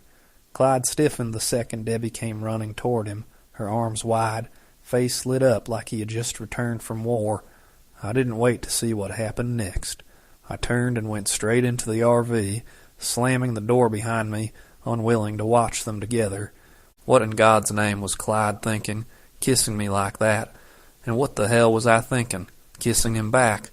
Like I had any right, like I wasn't breaking every line I'd ever drawn in the sand. I groaned and rolled onto my side, tossing an arm over my face. The RV smelled faintly of old leather and engine grease, and the hum of the generator was the only thing keeping the silence from swallowing me whole. That was when I thought of Danny, locked up, sitting in that holding cell, waiting for me to post bail and bring him home, expecting me to be the big brother I should have been before things went to hell. My throat tightened. God, I had failed him. Tears started to burn before I even realized I was crying. I wiped at them roughly, but more came, hot and shameful. What a mess. And I could not see a single way out of it. Danny would rot behind bars. So would my sister. And Mama? She had stopped fighting a long time ago. I used to think I could save them all if I just worked hard enough, just held on tight enough. But maybe Mama was right all along. There ain't no saving for the wicked, she used to say, whenever the truck broke down, or we came home to the lights shut off again. Back then, I never believed her. I thought I could be the difference. I curled tighter on the couch and stared at the RV's wall, my chest hollow and aching. I did not belong here. Not with these people. Not with Clyde. And definitely not in this twisted secret world I never asked to be a part of. I was stuck, and there was no one coming to save me. The RV walls were thin, paper thin. I had barely started to drift off when I heard voices outside, just under the window. I sat up slowly, knees aching, and edged toward the small crack in the glass. The fire had died down some, but the glow was still enough to catch a glimpse of Clyde and Meredith standing just a few feet away. I told you to stay away from that boy, Meredith hissed. And I told you I'd rather die, Clyde shot back, just as quiet but fierce enough to shake something loose in me. My breath caught. He's human, Meredith snapped. And not just human. He's the wrong kind. Weak, emotional. He will never survive the rites. He doesn't belong in this world, Clyde, and you know it. I pressed my back to the wall, heartbeat thudding like a drum in my chest. I don't care what the rites say, Clyde said. I don't care what the Starmares believe. I'm not losing him again. Not now. Not after everything. He's not one of us, Meredith growled. Bringing him here has already set off a chain of events we can't control. The clans will rise against you for this. You've marked him, exposed us, and for what? A boy who left you? A boy who doesn't know the first thing about who you are? There was a long pause. Then Clyde spoke. You don't know a damn thing about what he means to me. I was frozen, heart in my throat, unsure if I wanted to cry or scream or both. They were talking about me like I was a problem to be solved, like I was a fire Clyde had no business starting. But what cut the deepest was realizing he'd never stop burning for me either. Outside, Meredith's heels clicked against the gravel as she turned. You'll have to choose, Clyde. Him or your birthright. You can't have both. Silence. then Clyde's quiet, shattering answer. Then I choose him. Chapter 4. The Stallion. My mom's mouth twisted in disgust, and I knew I'd pay for that later, but I didn't care. I was done playing games. I did everything she ever asked. She wanted me to dump Whitney when I got into Harvard, and I did. She wanted me to become a lawyer, and I did. I did everything for this pack, sacrificed every part of myself, and for what? We were still forced to leave our homeland, still forced to seek refuge with the noble wolf pack. Something strange was happening, and all the shifters were mobilizing. A great war was coming, or maybe something worse, something that could bring the entire supernatural world to its knees. "You don't mean that," she whispered. I turned and walked away from the RV, jaw tight, trying to control my temper. Whitney was inside, supposedly sleeping, but I knew he wasn't. He'd heard every word I had been too much of a coward to say since he walked back into my life with that signature swagger, head tilted just a little, his unique gait from that old injury in his leg, and the small scar at the corner of his mouth from when we were fooling around and he got clocked by the barn door, his unwavering love for a family that didn't even deserve a lick of his attention. Whitney had always been too good for them, for this town, for me. I ran a hand down my face, trying to calm the hell down. "You're pent up," my mom hissed behind me. "Just look at you, all out of sorts for some human." "He ain't just some human," I snapped. "He's my mate." She scoffed. "Debbie is your mate, a star mare." "I feel nothing for her," I growled. "She knows it. The whole damn pack knows it. Everyone but you." My voice rose, but I forced myself to grit my teeth and rein it in. "Mom!" "He's not suitable," she said sharply, straightening her spine like she was preparing for battle. "And you'll realize it soon enough." She walked away before I could respond, and as her alpha, I could have punished her for the disrespect, but I let her be. Because Whitney was it for me, human or not. I didn't want anybody else, only him. I stood there for a long moment, staring off into the night, the fire behind me crackling and causing shadows across the field. I could still hear murmurs of the pack, the stirrings of unrest humming low in the air like a brewing storm. Everything was moving too fast, but one thing rang clear. I needed to tell Whitney everything. No more half-truths. No more hiding behind duty or tradition. He deserved to know what was really going on and what he meant to me. He wasn't just a complication or a mistake.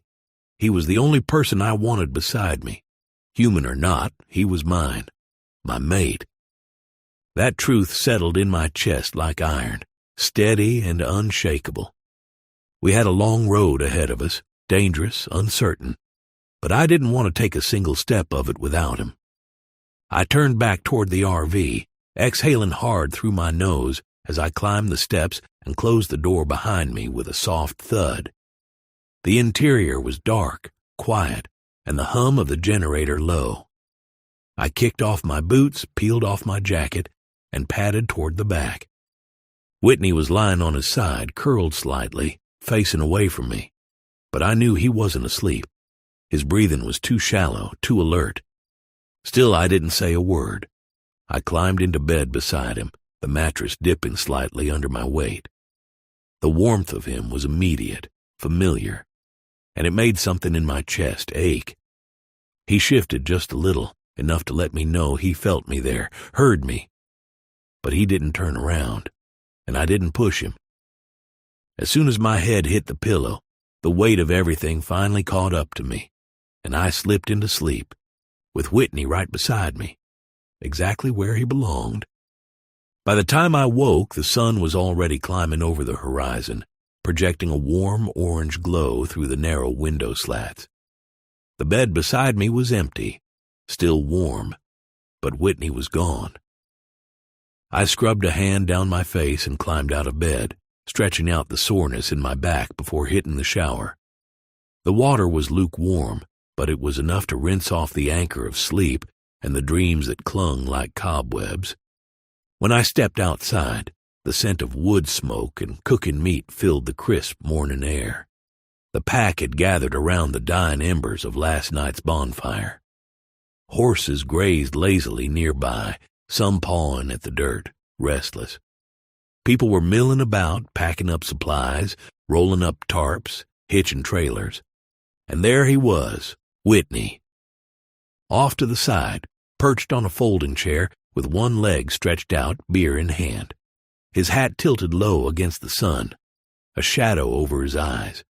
He was quiet, watching everything like an outsider, but he looked settled, calm in that ragged way of his. Still wore the same ugly second-hand boots and that crooked grin like armor. I started toward him, determined to finally say the things I hadn't had the guts to speak aloud. But I only made it halfway before someone stepped into my path. "Kyle," I said, frowning. He gave me a short nod. "Can we talk, Alpha?" Kyle was leaner than most of the other men, but wiry, coiled like a spring. His brown hair was buzzed short on the sides, longer on top, and his eyes were narrowed, like he was always sizing everyone up. There was a scar just above his left eyebrow, faded but jagged, reminding me of one of the first fights we got into as teens during training. "What's going on?" I asked, already bracing for it. "Scouts spotted them," Kyle said. "Mountain lions, near the tree line. Maybe 4, maybe more. They're keeping distance, but it won't last long." My jaw clenched. "How far?" "Too close. Maybe a couple miles out. If they're here, the rest aren't far behind." I swore under my breath and looked back at Whitney, who hadn't noticed us yet. He was still sipping his beer, leg bouncing slightly, probably from pain or nerves or both. "We need to move," Kyle said, nodding toward the trailers. "Now." I gave a tight nod, heart racing. "Tell the pack to prep. We leave in 10. He turned to go, but I held his arm a second longer. "Keep eyes on the flanks. Don't let the herd split." "You got it," he said, already moving. I turned back toward Whitney. I didn't know how much time we had before the mountain lions closed in, but I wasn't leaving without talking to my mate, not this time. I needed to talk to Whitney. I had to. Every second that passed felt like a weight pressing against my ribs. The air around the bonfire was thick with smoke and tension, and the pack's chatter was distant static in my ears. My eyes locked on him immediately, off to the side, sipping a beer, trying to look like he didn't care. But I knew better. He saw me coming and immediately looked away. I didn't care. "I have nothing to say to you," he snapped as I approached. I grabbed his bicep, trying to stop him, trying to make him see me, but he wrenched free like I'd burned him. The whole damn pack was watching now. I could feel it, every set of eyes prickling my skin. "Whitney, when we get to wherever we're going, I'm leaving," he bit out. "Just keep me the hell out of whatever's happening." "Whitney," I said, chest tight, "please, let me explain." He looked at me then, really looked, and the fire in his eyes just stoked the one already tearing me apart inside. "Fine," he said. "You have 10 seconds. He stalked away, heading behind the RV. I followed, helpless to do anything else. That walk, that stubborn tilt of his jaw, the way his shoulder rolled slightly from his old injury, every part of him was seared into my bones, and I'd missed him every day. We rounded the RV, away from everyone, and I reached for him again, ready to pull him in, to show him what I couldn't say. But he stepped back sharply. "Talk, now." I tried to rein myself in. He didn't know what was happening. He didn't know why I kept gravitating toward him like gravity itself bent around his orbit. The urge to mate with him buzzed under my skin, alive, urgent, a living thing in my blood. For horse shifters, it was different. We mated first, bonded later. It wasn't like wolves or lions who marked and courted. Our instincts chose first. We were ruled by older laws, wilder laws, ones carved into stone long before humans walked this land. The way of the stallion. I came after you? What? Whitney huffed, confused, defensive. That night I drew in a sharp breath, fists clenched. That night I left. I turned back. I came to find you, Whitney. I changed my mind. Several emotions flickered across his face. Hurt, betrayal, disbelief. His eyes, pale green and full of fire, searched mine like he wanted to find the truth and tear it apart with his bare hands. His jaw was tight, lips pulled into a thin line, and that scar near the corner of his mouth, a leftover from that dumb barn accident when we were just kids, looked harsher under the sunset light. And damn, he was beautiful. Mine, my mate. Everything inside me screamed it. Whitney, why are you telling me this? So that you understand, I stepped forward. For me, I never stopped. Wanting you, loving you. I can't do this again, he whispered, voice cracking like a dry branch. I'm sorry. Find someone else. The words hit me straight in the chest, like a kick from a wild buck. I just stood there, swallowing the ache, staring at him like I couldn't understand why he was turning away. My mate, my only mate. My soul had chosen him, long before I had the words to say it out loud. Is this cause of Danny? I asked quietly. Your mama? Your sister? He said nothing. His silence said everything. I didn't want to take you away from them, I went on.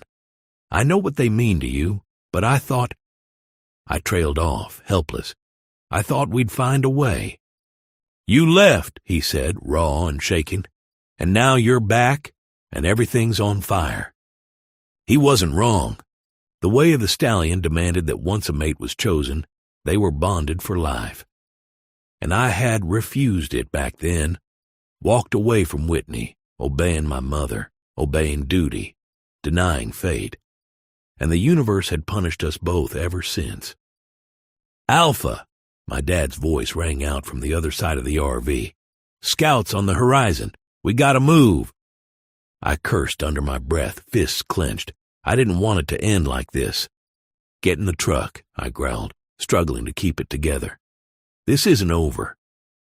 Whitney turned to me, eyes stormy. Clyde, it's over. He walked away before I could answer, before I could make him listen. Dust kicked up around the camp like a storm, packmates scrambling to get into their vehicles. The smell of burning wood mixed with exhaust as engines roared to life. But I didn't move. I watched Whitney's retreating back, the plaid shirt clinging to his frame, his shoulders tight. It wasn't over, not for me, not ever. I was pacing by the corral fence, every stomp of my boots kicking up dust. The herd grazed quietly in the distance, unaware of the storm churning inside me. I'd screwed up again, snapped at Whitney when all he was trying to do was help. Hell, he hadn't even said much, just looked at me with those wide, wounded eyes like I'd taken a swing at his heart. Stop pacing before you wear a hole through the earth, Debbie called from behind me. She was leaning against the post like she'd been there a while, arms crossed and a piece of hay dangling from the side of her mouth. I turned, fuming. I don't need a lecture right now, Deb. She didn't flinch, just gave me that look, half amused, half disappointed. Too bad, you're getting one anyway. I sighed and rubbed the back of my neck. I don't know how to fix this. Stop barking and yelling at him like he's a child, she snorted. Do you know what they say? In order to get a man, you've got to stop charging at him like a bull and start luring him like a mare in spring. I blinked. Debbie, what the hell does that even mean? She grinned, sharp and knowing. It means drop the alpha routine. Whitney's been hurt. Not just by you, but by life. He's got no roots, no reason to believe he belongs anywhere, let alone with us. You keep pushing and he'll bolt like a skittish colt. I looked away, jaw clenched, throat tight. I don't want to lose him. Then stop acting like you already have, she said gently. You don't need to muscle your way into his heart. You just got to be still enough for him to come to you. She pushed off the post and started walking away, then paused to toss one last thing over her shoulder. Also, maybe stop snarling every time he breathes. "Wasn't snarling," I muttered. She raised a brow. "You growled at him for asking if you were okay?" He sounded sarcastic. "You're impossible," Debbie sighed. I blinked. "Debbie, what the hell does that even mean?" "Show him," Kyle said, approaching with 2 saddles over his shoulder and reins clinking in his grip. "Don't tell him. Show him he matters here, that he ain't just some human tag-along. If you want him to believe this could be his home, you gotta make it his home." Debbie nodded, pulling her braid tighter. "Actions speak louder than fate marks, Clyde." We were camped at the edge of the ridge, the last strip of sun stretching long across the grass like honey poured over gold. Kyle tossed me a look. "Ready?" "Yeah," I muttered, jaw tight. "Let's ride." We strode out past the fire, away from the engines and the smell of dust and diesel and smoke. The 3 of us moved like a unit, old friends bound by more than blood, more than war. Debbie glanced my way and gave a single nod. Time to shift. Her form shimmered first, the change rippling over her like wind-brushing silk. Her body folded inward before expanding out into a sleek, obsidian black mare, elegant and wild-eyed, hooves pawing the ground like thunder trapped in flesh. Her mane shimmered with violet glints in the fading light, tail slicing the air behind her like a whip. Kyle was next, his form rippling with heat as he shifted into a burnt red stallion, darker around the shoulders and muzzle, the color of dried blood and fire, strong, steady.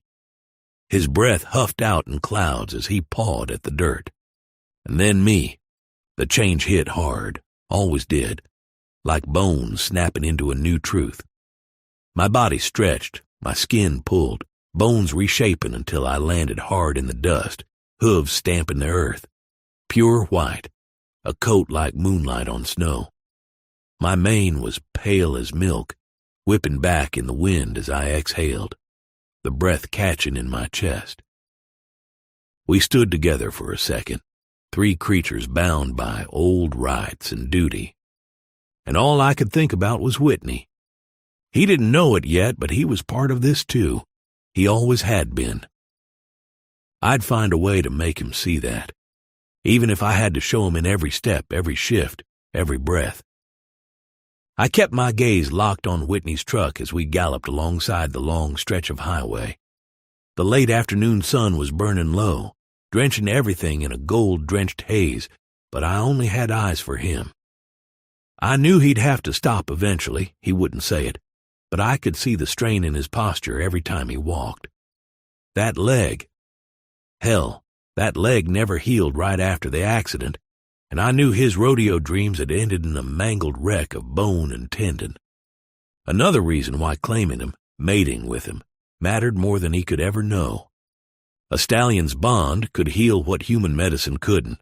It was old magic, deep as the roots of the land we rode. Not just emotional, but physical, muscle, nerve, spirit. It was the only thing in our world that could reverse that kind of damage. I ran faster, my hooves pounding against the cracked earth, muscles flexing under my white coat as I kept pace with the truck. My mane whipped in the wind as dust spiraled around us. And then, his gaze met mine. Whitney's eyes bulged. He was stunned, maybe a little terrified, but I could see the awe flickering just behind the shock. His knuckles tightened on the wheel, but then a smile tugged at his mouth, slow, crooked, and just for me. The same damn smile he'd given me back in high school when we snuck away to the old barn. I nearly stumbled, my stride faltering for a heartbeat before I surged ahead, exhilaration surging in my veins. He gunned the truck, wheels kicking up gravel as he pushed it forward, just a little faster, daring me. I accepted the challenge. With a snort, I picked up speed, muscles burning with the rush of adrenaline, wind tearing through my mane. The pack was behind us, somewhere in the dust, but in that moment it felt like just the two of us out here, Whitney and me, racing side by side. I didn't shift back. I didn't need to. Let him see me like this, wild, untamed, ancient. Let him remember what I was, what we were. He smiled again, and I knew. He hadn't given up on me completely. Not yet. Chapter 5, The Stallion. We rode hard through dusk, a cloud of dust kicking up behind the convoy. I stayed ahead in my stallion form, pacing Whitney's truck. I could see the flicker of his headlights, and though he didn't say it, I knew he was watching me. Eyes wide, mouth parted just enough like he couldn't believe what he was seeing. I ran like I was chasing time itself, like maybe if I ran fast enough, I could outrun the mess between us. By the time we made camp again, some remote field near the tree line, everyone was bone-tired and quiet. The fire was already crackling, logs split, flames dancing. Most of the pack settled into their usual circles, whispering about scouts, threats, and old mountain lion rivalries. Whitney hadn't spoken a word since we stopped. I saw him sitting on a stump a little ways off from the rest, nursing a beer, his bad knee stretched out stiffly. I'd made my rounds as Alpha, checked in with the sentries and the young ones, but I kept looking his way. The whole damn night I kept looking. Eventually, I wandered over, boots crunching over dried grass. I didn't sit right away, just stood across from him, letting the firelight warm my front while the wind cooled the sweat on my neck. You remember when Coach Miller gave us both detention for sneaking into the locker room after hours? Whitney didn't even look up at first. You mean when you tried to scare the freshmen and got us both caught? I grinned. Had to test your loyalty somehow. That what you called loyalty? His mouth twitched. I nearly pissed myself when the lights cut out. We both laughed, short, easy, like our ribs still knew how to ache for the same things. For a second, I let myself look at him full on. Firelight danced in his eyes, catching little flecks of green and gold. His face was harder now, older, leaner, some wear on it. But damn if he wasn't still the most beautiful thing I'd ever seen. You always grit your teeth when you rode, I said after a beat, like the bull owed you something. He finally glanced at me. That's 'cause I was mad. Every time I mounted up, I thought about you, thought about how you left and never looked back. That one hit me square in the chest. I did look back, I said, quieter than I meant to. Just not soon enough. Whitney stared into the flames like they held every answer I'd never given him. Doesn't matter now. It does, I said. To me. There was a pause, not awkward, just full, like there was too much history between us to say in one breath. And then he said softer, I remember it all, Clyde. Those 5 words did more damage than any wound ever could. I looked at him, really looked. And there it was, that damn ache. The one that never left. Not when I shifted, not when I ran. Not when I tried to forget him in the arms of women I didn't love. He still had me, still held every piece. And this time, I wasn't going to run. The fire started to burn low. Most of the pack drifted off to their tents or RVs, murmuring about early patrol shifts and travel routes.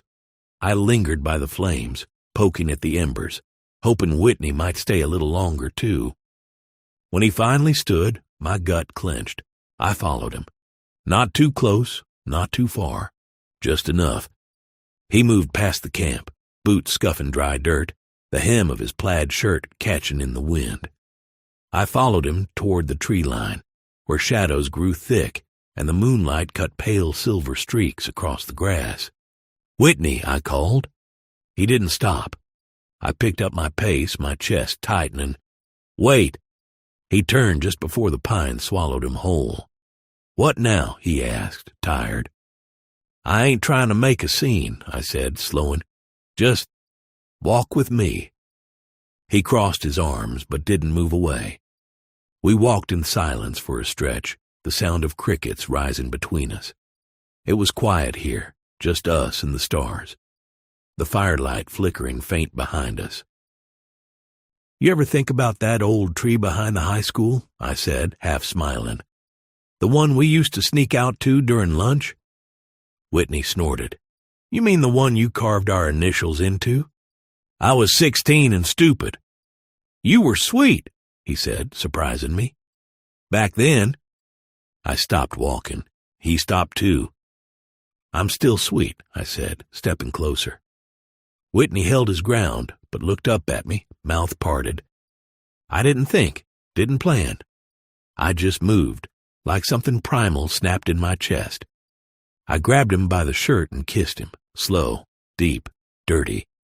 He gasped, but didn't pull away. My hand slid up the back of his neck, anchoring him to me. His tongue met mine, fierce and slick, and he groaned into my mouth like it hurt to let go. His fingers curled in my collar, pulling me tighter. I was already burning up, so hot I thought I might shift right then and there. The feel of him, the taste of whiskey on his breath, the familiar scrape of stubble against my jaw. It was everything I'd craved. When we finally broke apart, we were panting, his forehead pressed against mine, both of us too shaken to speak. "I'm not yours," he rasped. "You never stopped being mine," I replied, and he didn't deny it. We stood there a while just breathing each other in. The stars stretched out above us like a map we couldn't read, and the campfire crackled in the distance, soft and steady. Whitney pulled back first, eyes glinting in the dark. I shouldn't have let that happen. "Why?" I asked. "You regret it?" He looked away. "No, but that don't mean it's right." We walked again, slower this time, our arms brushing every now and then like the air between us couldn't decide if it was finished. Eventually, he veered off toward an old downed log and sat. I followed without a word. He sighed, running a hand down his thigh. "You ever hear a sound that changes your whole life?" he asked. I glanced sideways. "Can't say I have." "I did," he muttered, "when my knee popped. Rodeo finals in Arizona. Crowd screaming, adrenaline pounding in my ears. And then, crack. My throat tightened. He didn't stop. I knew the second I hit the dirt, I'd never ride again. Felt it. Not just in the knee, deep in my bones, like part of me got ripped out. "Whit," I started, but he held up a hand. "I ain't done." He stared ahead, jaw working. After that, I went home, tried physical therapy, rehab, all of it. Didn't matter. It was over. I was 23, broke, busted up, and still had to feed my mama, keep Danny out of jail, get April to school. I ain't just the big brother, Clyde. I'm the breadwinner, the babysitter, the damn foundation. I ain't had time to miss you. That one stung, but I deserved it. I didn't come back because I wanted you to forget all that, I said. I came back because I'm tired of forgetting how it felt to be alive when I was with you. He looked at me then, and his expression flickered, confused, maybe hopeful, but guarded. "And there's something else," I added, raking a hand through my hair. "Something I need to tell you, about me, about who I am." His brow furrowed. "But not yet," I said quickly. "When the time's right." Whitney gave a humorless laugh. "You always were dramatic." "Yeah, and you always hated sentiment. Still wore the bracelet I gave you, though." His eyes widened. "You saw that?" "Hard to miss." He shook his head, but a tiny smile tugged at his mouth. We sat there in silence again, the weight of old wounds and unsaid things stretching out between us. But it was different this time. Less jagged, like maybe, just maybe, we could learn to carry it together. And in that quiet, just before we headed back, I whispered, "You never stopped being my dream, Whit." He didn't say anything, but he didn't leave either. By the time we got back to camp, the fire had burned low, glowing like an ember caught between sleep and waking. I didn't say anything as we approached, and neither did Whitney. He just kicked at a pine cone and muttered something under his breath about needing a beer. I watched him go, and then, like the universe just couldn't let me have a moment, Debbie popped up out of nowhere with a marshmallow skewer and that crap-eating grin she wore like perfume. "Well, well, well," she drawled, eyes glinting as she pointed the stick at me. "You've got that freshly kissed glow, Clyde. What happened? Trip and fall into your ex's mouth?" I rolled my eyes. "Drop it, Deb." "Oh, no. This is my favorite soap opera, and I live here now." Kyle walked over, holding 2 beers, and raised a brow. "She's been speculating for 20 minutes straight." "Speculating?" I asked. Kyle passed me a beer. "There was a bet you'd either kiss him or punch a tree. She put $20 on both." Debbie nodded proudly. "Dual outcomes. Best odds." "You're both a pain in my ass," I muttered. "But we love you," Debbie said, clinking her beer to mine. "Now listen, if you want that boy to stay, and don't act like you don't, then you need to give him a reason. Not just lust or whatever weird psychic stallion bonding bull you've got going on. Something real." I blinked. "You giving relationship advice now?" She shrugged. "Sure am. Turns out when you're not being a dick, you're actually kind of lovable. Plus, I've got a stake in this. If Whitney stays, I get to see your cold, emotionally constipated ass melt." Kyle laughed. "It's already starting. Saw him smile earlier. Thought the world was ending. Both of y'all need hobbies." "Yeah, we had one," Kyle said with a wink. "It was making sure your mopey self didn't walk off a cliff when you thought Whitney was gone for good." Debbie leaned in. "So, you ready to stop hiding behind duty and laws and tell him who you are?" I hesitated. She softened. "You don't have to say everything. Just let him feel it. Let him feel like he belongs." Kyle added, "He ain't like us, Clyde. He's used to carrying weight no one sees. Maybe he just needs to know he's not alone anymore." That shut me up, because damn it, they were right. It started with little things, sharing breakfast at dawn while the rest of the pack slept, fixing the damn busted axle on Kyle's truck while Whitney cussed up a storm, and I pretended I didn't find it cute as hell. One night he fell asleep on my shoulder by the fire, and no one said a word. Debbie just smiled into her beer. We spent more and more time together, talking, laughing. God, I forgot how easy it was to breathe around him. Like my ribs weren't iron bars anymore. He was quick with a joke, stubborn as ever, and always halfway ready to run. But each day, he lingered longer. Not everyone was thrilled, especially not my mother. She'd stop talking when Whitney walked by, lips pressed thin as fence wire.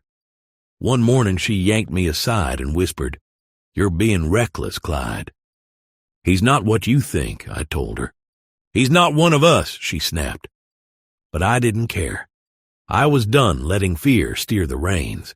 I started introducing Whitney to more folks in the pack. Ezra, the smith, Clara, our old healer, the twins Joel and Jesse, who took to him like puppies to a bone. He was hesitant at first, that polite nod and smile thing he did. But it didn't take long before he was pitching in with firewood, helping Debbie with inventory, even letting Kyle teach him. One afternoon we were sitting by the river. I was skipping stones. He was lying on the grass, arm over his face, squinting at the sun. "You ever going to tell me how it works?" he asked. I glanced at him. "How what works?" "The shifting, the horses. You all just bolt out of your boots and go full Mustang or what?" I smirked. "Something like that." He turned his head, eyes on mine. "Seriously?" I sat up, brushing grass off my jeans. "We ain't like wolves or tigers. Our bond's older. The first stallion shifters came from these plains, before there were fences. They say the wind chose us. Spirits of the land gifted certain bloodlines with strength, speed, and the ability to change when the herd was in danger. Danger from what? Mountain lions, men, fire. The old stories are all different, but the point's the same. We don't shift for sport. We shift when we're needed, to protect, to run, to carry someone home. Whitney was quiet for a while. That's beautiful, he said finally.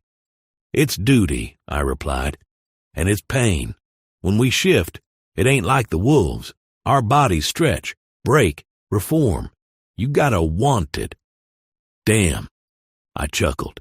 Yeah, damn. He looked down at his bad leg and flexed the knee. Think I could ever do it? I looked at him long and hard. You don't have to shift to be one of us, Whit. I wasn't asking if I had to. I was asking if I could. And I swear something fluttered in my chest then, something old and sacred, like the first crack of thunder over a dry plain. You might, I said softly, if the herd calls you. It was one of the older RVs, Kyle's beat-up hunk of junk with a busted water tank and a fuse box that could have doubled as a death trap. We'd barely gotten 10 minutes into the drive when the damn thing coughed, shuddered, and wheezed itself into an early grave on the side of the gravel road. God damn it, Kyle muttered, kicking the tire. We don't have time for this, I said, dragging a hand over my face. Whitney hopped down from his seat in the back truck and jogged over, his gait only slightly off, knee stiff but determined. Pop the hood, he said, already rolling up his sleeves. I blinked. You know what's wrong? I've got a few ideas, he said, squinting as steam hissed from the engine. Get me the tool roll. I did, and for the next hour I played assistant while Whitney worked with the kind of focus I remembered from high school shop class. Grease streaked his jaw. Sweat dampened the collar of his shirt until he peeled it off and tossed it to the ground, revealing a sun-kissed muscular torso that had me biting the inside of my cheek just to focus. Rag? He asked, hand stretched out. I handed it to him, trying not to stare, trying and failing. His chest rose and fell as he leaned over the engine, forearms flexing, hands moving with skilled confidence. There was something feral in me that wanted to grab him right there and slam him against the side of the RV. Instead, I watched. My mouth went dry. The sun caught on the curve of his shoulder blade and the thin trail of sweat running down his spine. My throat tightened. Every brush of our hands sent heat prickling down my neck. You okay? He asked, glancing at me. His shy smile was a knife straight to my gut, that same crooked grin that used to knock me flat in high school.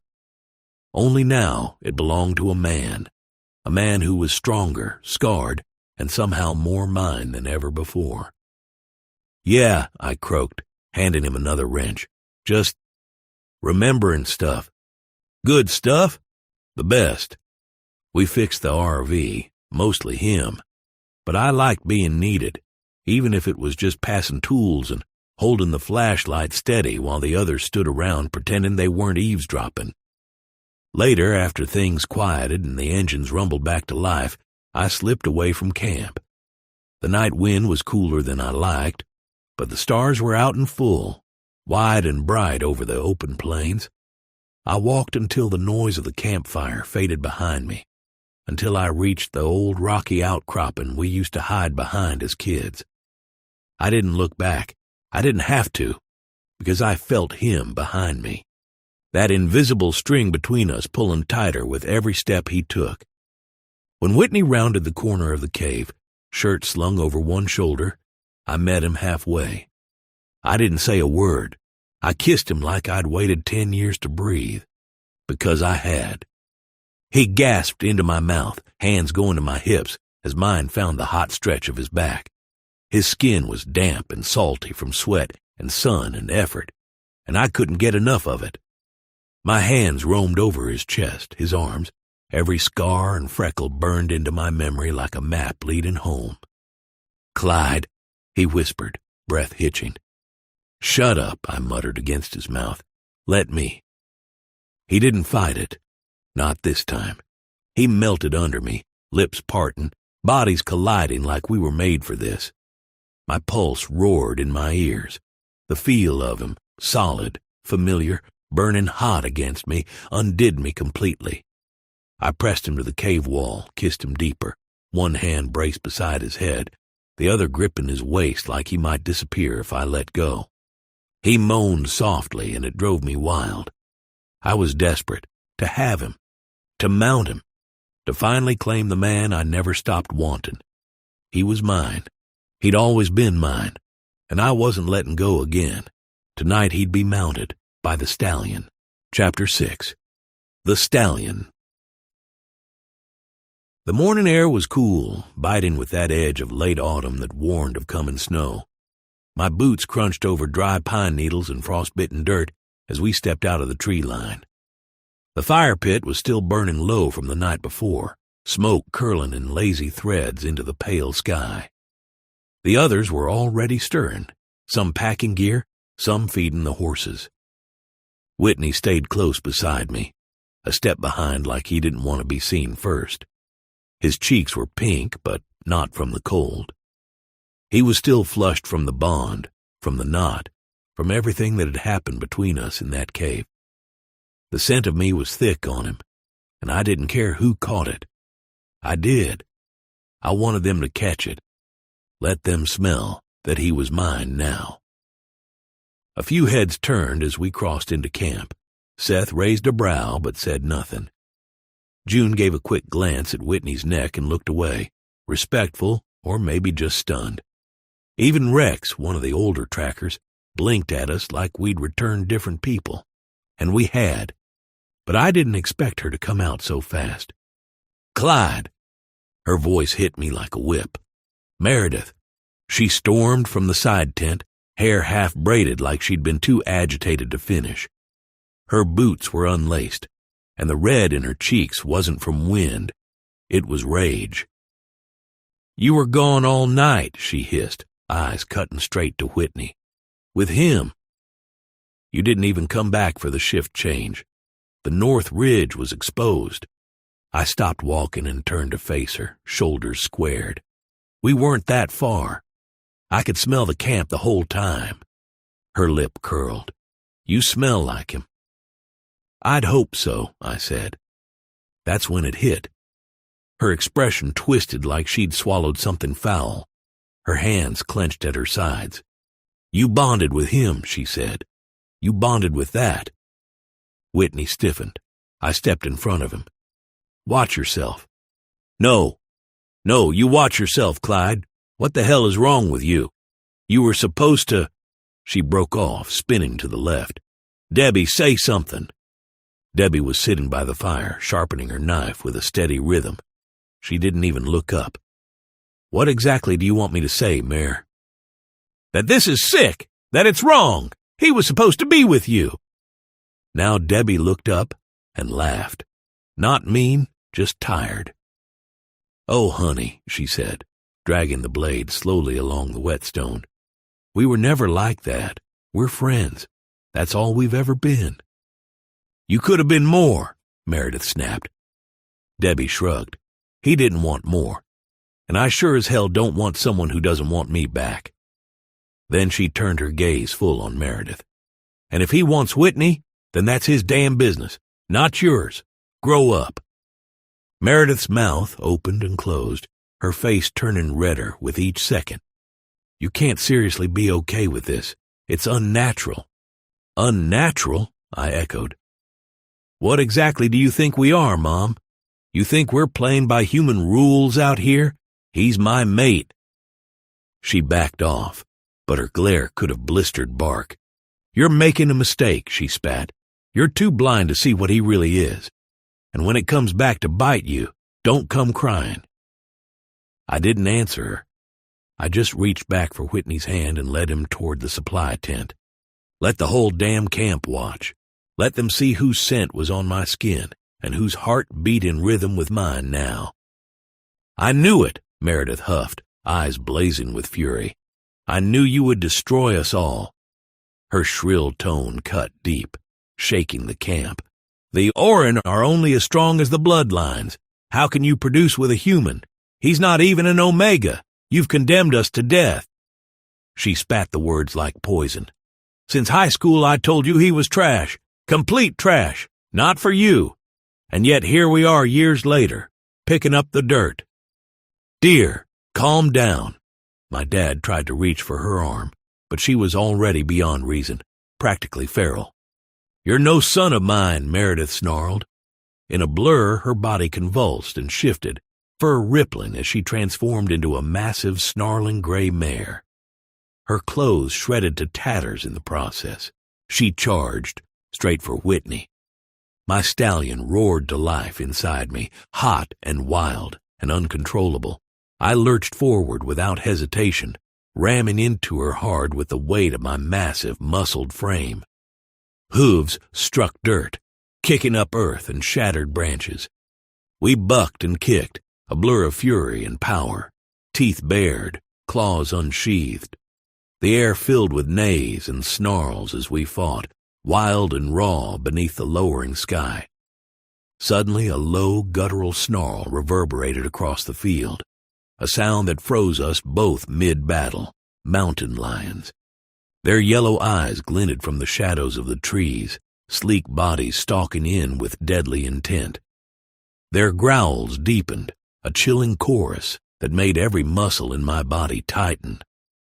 The fight between Meredith and me was forgotten, because now survival wasn't about family or bloodlines. It was about who could stand against the predators of the wild. We all shattered, the change ripping through us like wildfire. Muscles swelling, bones cracking and reshaping, power pulsing in every limb. The warriors surged forward, eyes like burning coals, teeth bared in snarls. The herd took off, hooves pounding the dirt hard and fast, racing for the shelter of the canyon's shadow. But in the heart of that wild storm, I lost Whitney. From the brush came the mountain lions, hellhounds from the dark, teeth bared and claws like knives honed to rip flesh clean to the bone. They leapt with a fury born of hunger, aiming for the throats of the horses.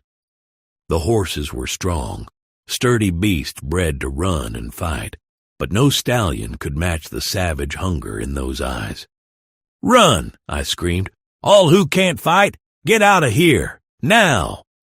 Claws slashed, fur tore, and screams broke free. One cat locked its jaws on a mare's neck, teeth sinking deep, blood spraying like a crimson banner as she reared and fought for breath. Another slashed a wide gash across a flank, muscles shredded beneath furious strikes. Where the hell was Whitney? Then a roar shattered the night, the guttural growl of an engine, the crackle of power breaking through the wild. There he was, Whitney, tearing across the dirt on the plains. He grabbed a coil of rope from the back of the truck, old worn leather, tough as a rattler's hide, and whipped it around like a lasso in a rodeo ring. The rope flew through the air, tightening around a mountain lion's neck with a snap like a gunshot. The beast growled, desperate, but Whitney yanked hard and fast. Neck snapped, body hit the ground with a heavy thud. No time to pause. Rope whipped again, catching another cat mid-pounce. Whitney moved like a man possessed, every throw raw with desperate fury. Blood soaked the dust. The air was thick with sweat and fear, fur and iron tang of fresh wounds. We fought tooth and nail, claws raked, teeth bit deep, hooves struck like hammers driving stakes into the earth. Still the mountain lions came, relentless and hungry as the devil himself. I knew I had to find Whitney before the night swallowed us whole. I was so focused searching for Whitney. I didn't see the shadows closing in until their snarls hit my ears like thunder. Mountain lions, 4 of them creeping in from every side, eyes blazing with cold hunger. The first one lunged for my neck, jaws snapping inches from my throat, teeth flashing like jagged knives. Another dove for my back, claws digging deep into flesh and sinew, raking down my spine with cruel burning slashes that left me trembling with pain. A third tackled my hind legs, sinking claws into muscle, tearing as I spun wild, desperate to shake the hell beasts off. Then the fourth, silent and quick as a rattlesnake strike, aimed for my mane, biting chunks of hair and flesh as I twisted and bucked, fury burning through every inch of me. I thrashed and twisted like a wounded stallion caught in barbed wire. Each movement a raw, vicious fight for survival. Claws ripped ragged wounds down my sides, hot blood slicking my fur, dripping in dark rivers onto the dirt. The pain was a red-hot brand, fire searing through muscle and bone, but I couldn't stop, couldn't slow. One of them sank teeth into my shoulder, a brutal, grinding bite that tore through fur and flesh, cold shock exploding through my body.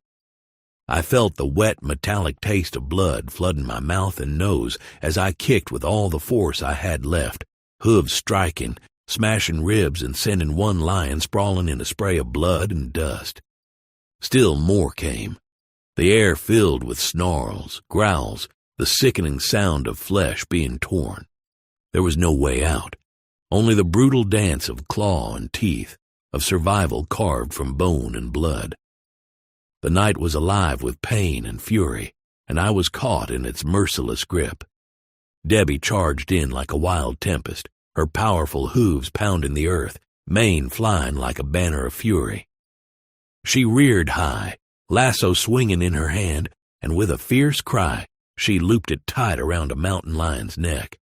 The beast yowled in shock as Debbie hauled back with all her strength, neck snapping like a dry branch under the unforgiving pull. For a moment, hope surged through me, but the mountain lions were relentless. Before Debbie could catch her breath, 3 snarling beasts leapt on her, claws slashing deep into her flanks and legs. She screamed, a wild, terrifying sound that shivered through the night. Teeth found her neck and bit down hard, tearing flesh from bone. Debbie stumbled, muscles trembling, blood spurting from wounds fresh and brutal. She fell to her knees, then collapsed fully, the fire in her eyes dimming as the life bled from her. I wanted to roar in rage and grief, but the fight pressed on. More lions circled Kyle, who struggled desperately against their savage grip. The ground soon soaked with his blood, his cries silenced under their brutal attack. The world narrowed to claws tearing, hooves pounding, blood staining the dust, a savage dance of survival where mercy had no place. Then, a triumphant sound. I whipped around, heart pounding, to see my mother charging through the fray. Fear blazed in her eyes, her gray fur shredded and bloodied, torn ragged by the claws of the mountain lions. "Run!" she screamed. "Run, Clyde! You must lead the herd. You must!" "Clyde!"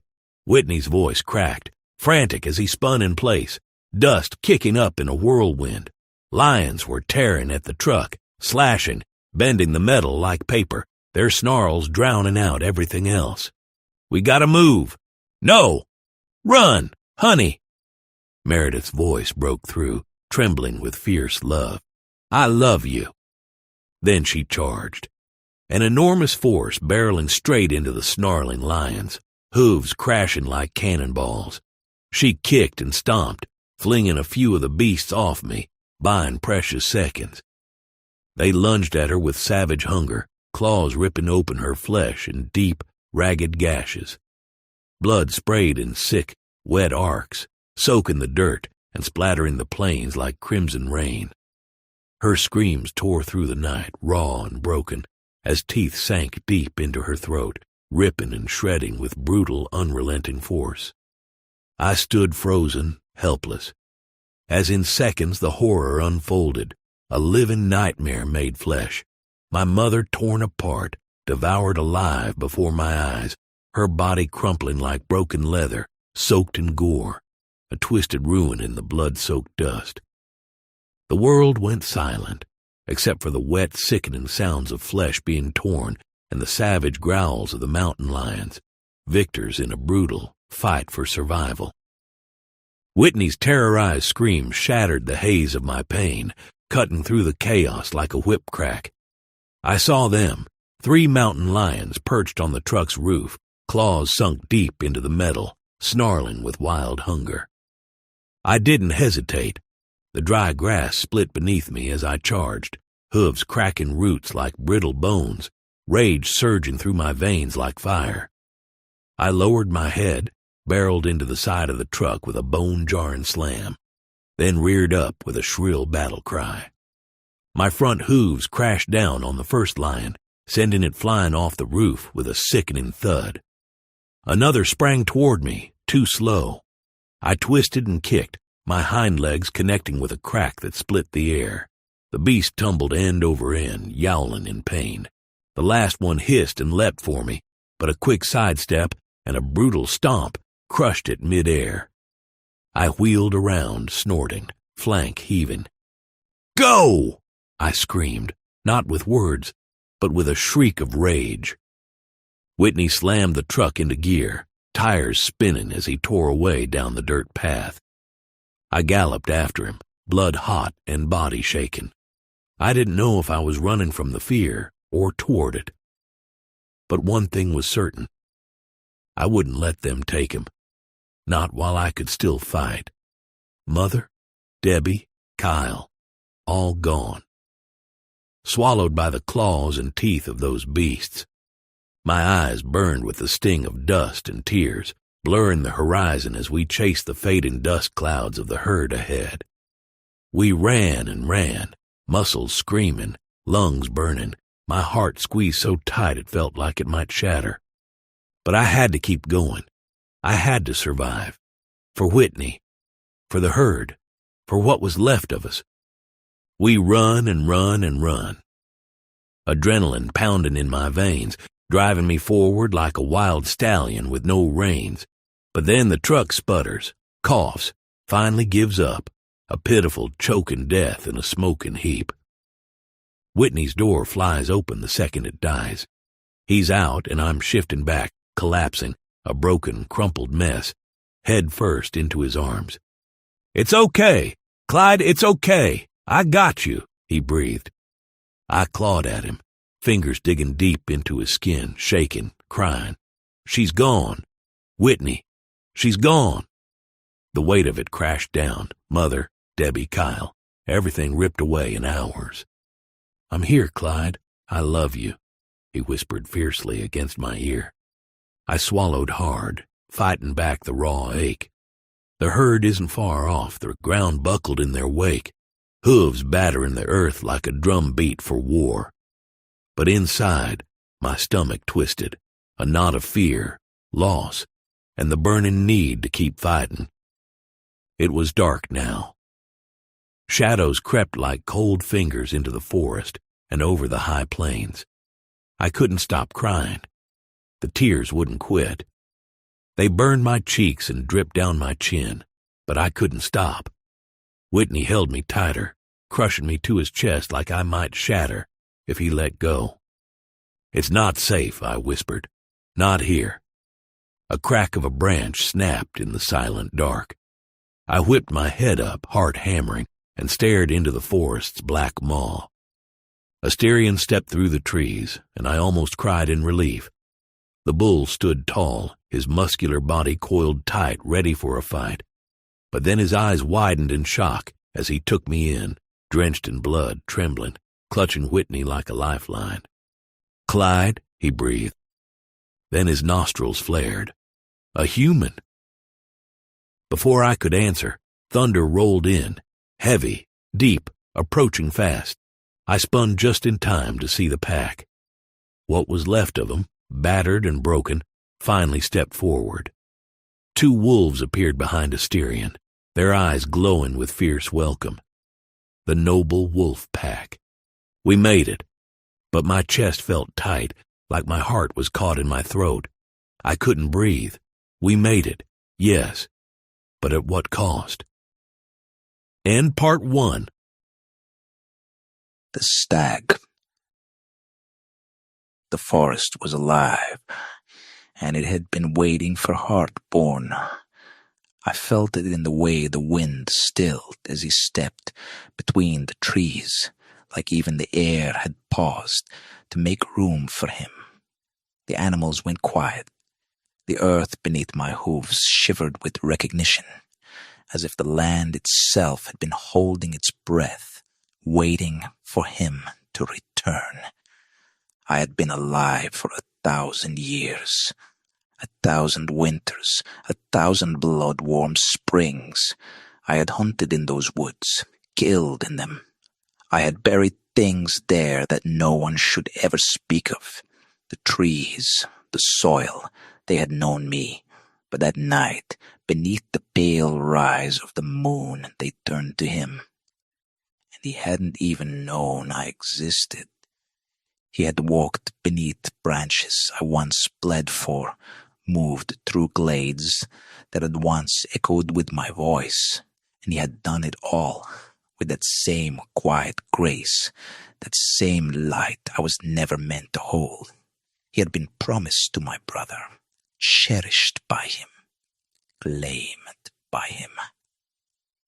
But what no one had known, what not even he had known, was that he had always been mine, long before my brother laid eyes on him, long before his name was ever spoken aloud.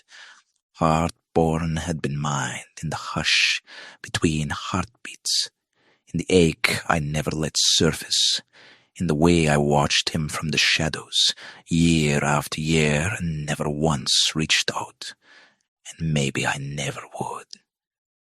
But the forest had remembered, and so had I. Welcome to the official YouTube channel of J.K. Jones, where listeners can enjoy Romance audiobooks for free. Please like and subscribe to stay up to date with the latest releases. This audiobook is protected by copyright law. No part of it may be reproduced, distributed, or transmitted in any form or by any means, including recording or electronic methods, without the prior written consent of the author. Any resemblance to actual persons, living or dead, is purely coincidental. To support ongoing content creation, consider joining the Patreon. Every contribution helps keep the stories alive. Prologue. Glens Hollow, Ireland, late autumn. There was a knock at the door. I froze, my hands still dusted with flour, fingertips sticky with cinnamon and sugar. The rolling pin almost slipped from my grip, but I placed it aside with shaking hands. The pie was already in the oven, apple, spiced just the way Greta at the bakery liked it, meant for her early morning rush. It would burn if I didn't take it out right now, but I couldn't move. The knock came again. Patient and controlled, the kind of knock that belonged to someone who had delivered bad news before. I walked to the door, my heart pounding harder with each step, a growing weight in my chest, making it difficult to breathe. Somewhere deep inside me, a part I rarely acknowledged, already understood what was coming. It curled in on itself, bracing for the blow. When I opened the door, the first thing I noticed was the uniform. A Garda officer stood there, rain dripping from the brim of his cap, his coat soaked across the shoulders. He looked young, too young to be standing in front of me with the kind of words that would change everything. "Mr. O'Fauline?" he asked. I nodded, unable to speak, my throat tight and useless. There was a car accident, Highway 687, a pile-up involving several vehicles. The denial rose instantly, soundless and instinctive. An 18-wheeler jackknifed across the road and crushed the car, he continued, his voice gentler now, as though afraid his words might break me. He was killed on impact. The body was barely recognizable. The words didn't make sense at first. They seemed distant, detached from reality, hanging in the air like a dense fog that refused to lift. I stared at him, waiting for him to correct himself, to say there had been a mistake, a wrong name, a wrong car, anything that would unravel what he had just said. But he remained still. The breath left my lungs all at once, like I'd been struck hard in the chest. My knees threatened to give out, and I reached for the doorframe, flour smearing across the wood as my fingers closed around it. My engagement ring bit sharply into the skin of my knuckle. Somewhere behind me, the oven timer went off, loud and shrill against the silence. The apple pie was burning. Chapter 1. Caelan. 6 months later. Mom, not that one. Too late. She already had her hands on the navy sweater with the crookedly stitched antlers. The one I wore every other day in high school, even after the cuffs frayed and the neck got weirdly stretched out. Oh, this one's going in the drawer, she said with that sing-song finality only mothers had. Can't believe you left it behind. Your grandmother would have boxed your ears. I sighed and flopped onto the edge of the bed. I left it behind for a reason. It smells like wet dog and failure. She ignored me and kept folding. You wore it every day after you had that dream, remember? The one with the stag. No, I lied. I remembered it too well. You said he was glowing, antlers like silver lightning, great hooves pounding the mountain stone. You cried when you woke up. Thanks for bringing that up. Oh, hush, you were only 10. She opened the window a crack, letting in the scent of moss and distant rain. The air outside was heavy, like the land was holding its breath. I watched her, waiting. She always told the story when it got like this, when the sky darkened early and the wind whistled just right, when she felt the magic pressing in around us. She turned, hands on hips, eyes soft. You want to hear it again? No, I said. She told it anyway. They say there was once a white stag who roamed the highest peaks, long before the first stone huts were raised or the first roads paved. Not albino, not sickly, white like the moon through snow. Tall as a horse, antlers wide enough to shadow 3 men, he came in the mist. No one could catch him, not even the best hunters. In our world, shifting wasn't rare. But being born with antlers that glowed under moonlight, that was old magic, stag magic, and it ran in my bloodline whether I wanted it or not. I said nothing. The way she spoke it, soft and reverent, made my throat go tight. She went on. But he wasn't just a beast. He was one of us, one of the old ones, dear folk, the ones who could walk like men by day and run wild by night. The stag was their guardian, their king. They say he only appeared when danger was coming, when something wrong stirred in the woods. And what? He just shows up and everything's fixed? Her lips twitched. Not fixed, just foretold. He's a warning, Caelan, a sign that the world's about to shift, that the blood in our bones is waking up. I stared at her, throat dry. That's a lot of pressure to put on a deer. She chuckled and brushed past me, ruffling my hair like I was still 5. There's more to us than flesh, boy. You'd do well to remember that. As she left the room, the sweater still sat folded at the foot of my bed. And outside, past the tree line and the fog-wrapped hills, the world felt just a little less quiet. I sat on the bed, staring out the window. The rain streaked the glass, soft and cold, matching the fog inside my head. I wasn't thinking about anything in particular, just a dull throb behind my ribs, a gnawing ache that never went away. But then, as if on cue, the silence cracked open, and there he was, Niamh, smiling. His crooked grin, the one he'd wear when he caught me staring too long. The gentle curve of his lips when he was teasing me about my baking obsession. The way his dark eyes lit up every room without even trying. God, his laugh. I could almost hear it now, faint, like it was echoing from another world. And then the image shifted, the coffin, the wreaths, the way my legs gave out at the funeral, the smell of lilies, the silence after they lowered him into the ground. I gasped like I'd been punched in the stomach, and the sob burst out of me before I could stop it. I curled forward, gripping my arms so tight my fingers went numb, hugging myself like I could hold the pieces together if I just squeezed hard enough. But it didn't work. I was shattering, splintering. Every inhale was jagged, every exhale a whimper, and I couldn't stop shaking. I can't do this, I whispered to the empty room. The bed creaked under my weight, my forehead pressed to my knees. My mom had already comforted me, already forced me to move back in with her, but I couldn't keep burdening her with this. I needed Niamh. I didn't want to survive this, not without him, not in this cold little town with its empty bakery and its ghost stories and the creak of wind in the trees. I was alone, and worse, I deserved to be. I stayed curled on the bed long after the tears dried up, my arms still tight around myself like I could hold the pieces together if I just squeezed hard enough. But the world didn't stop turning, and eventually I had to get up. The next morning, I dragged myself out of the house and into the bakery. Bramble and hearth wasn't much, a tired old place with cracked tiles, a faded sign swinging loose on its hinges, and a smell that was more mildew than fresh bread. Most folks preferred the new artisanal cafes in town. Fancy drinks, fancy faces, the kind of place where they'd never let a broken man behind the counter. But this was home.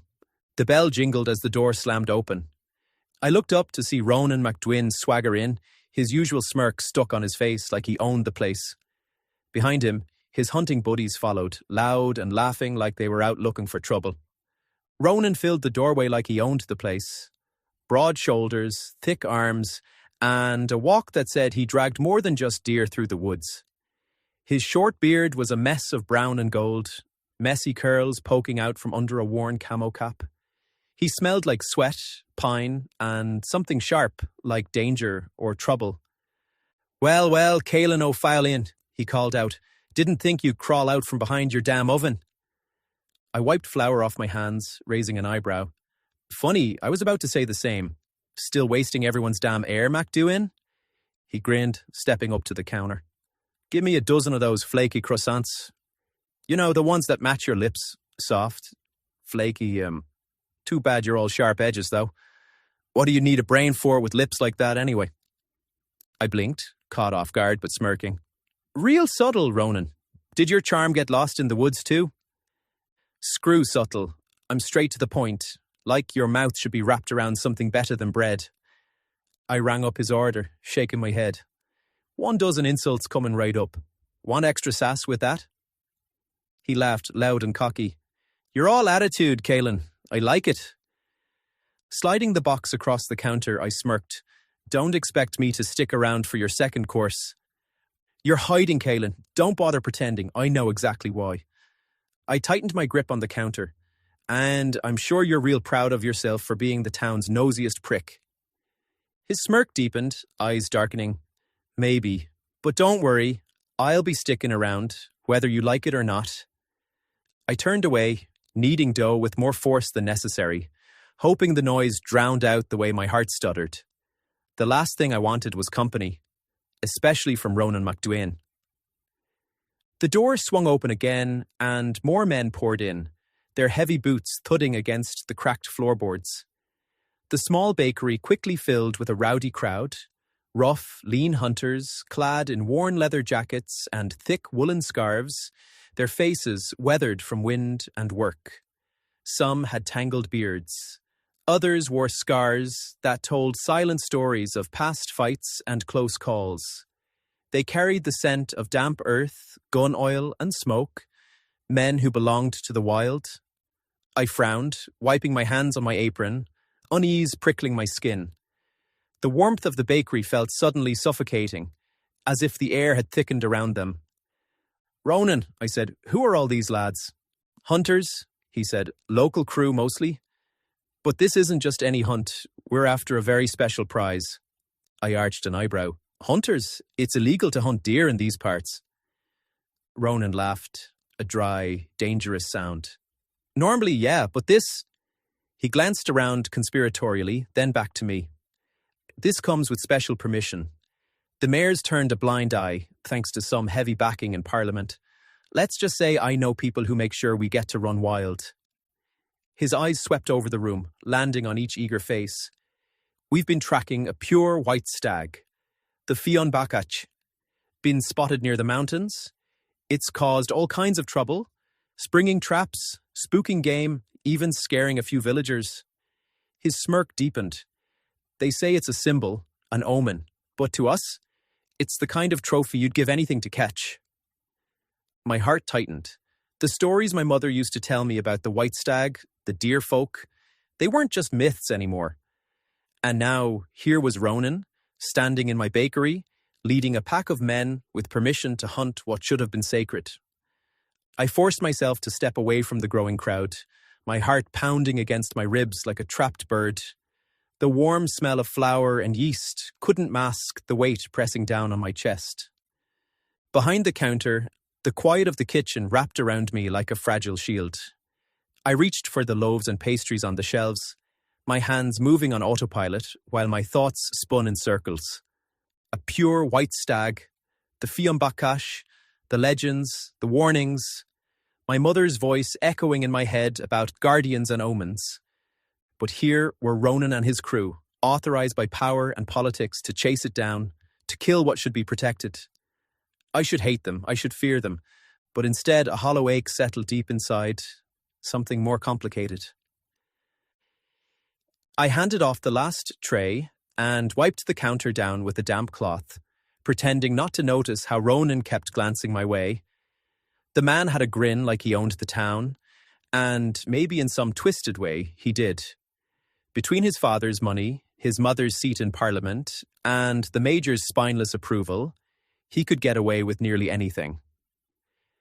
I was halfway through telling Greta, the owner, that I was heading out early when she just waved me off, eyes on the clock like it owed her something. The bakery had emptied again, Ronan's party taking their food with them to prepare for whatever blood sport passed for a noble tradition these days. I stepped outside, apron slung over my shoulder, and lit a cigarette with a flick of my thumb. The wind tugged at my sleeves, and dusk had started to smear the sky in bruised purples and rust reds. The streets were nearly empty now, just a few parked cars and the echo of laughter around the corner. And then everything went still, not quiet, still, like the world took a breath and held it. He stood at the edge of the lot, near the twisted willow tree, half shadowed by the building next door. The stag, tall as a horse, maybe taller. His coat shimmered, not like snow, but like starlight on fresh ash.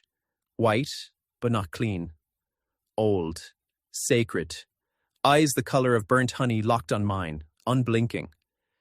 The cigarette slipped from my fingers. We stared at each other. No twitch, no fear. He didn't bolt, just watched me as if he'd known I would come out at that exact moment, like I'd been expected. My heart pounded, not with fear, something colder, a kind of reverence I didn't want to admit to. Then the stag's ears twitched, his muscles coiled, not with panic but purpose, and he turned, disappearing into the tree line with unnatural grace. I was left standing there with the scent of smoke on my coat and the undeniable feeling that something had just begun. Chapter 2. Caelan. I saw the stag in my dreams, and I wept, not from fear, not even sorrow, but something deeper, older, like my soul had remembered something my waking self had long since forgotten. The stag stood in a clearing bathed in moonlight, its antlers aglow like frost-tipped branches, reaching toward the stars. Mist swirled around its hooves, rising off the mountain ledge where it waited, still as stone, solemn as a priest. But it wasn't alone. There, just beyond it, standing at the foot of a jagged cliff that bled silver beneath the moon, was him. My love. He looked exactly as I remembered, and nothing like him at all. Dressed in dark furs, his silhouette shimmered with the same ghost light that crowned the stag's antlers. His eyes met mine across the distance, full of longing and recognition and something else. A warning, maybe, or a plea. He raised a hand, palm outward. I tried to move toward him, but my legs sank into the earth like it meant to keep me.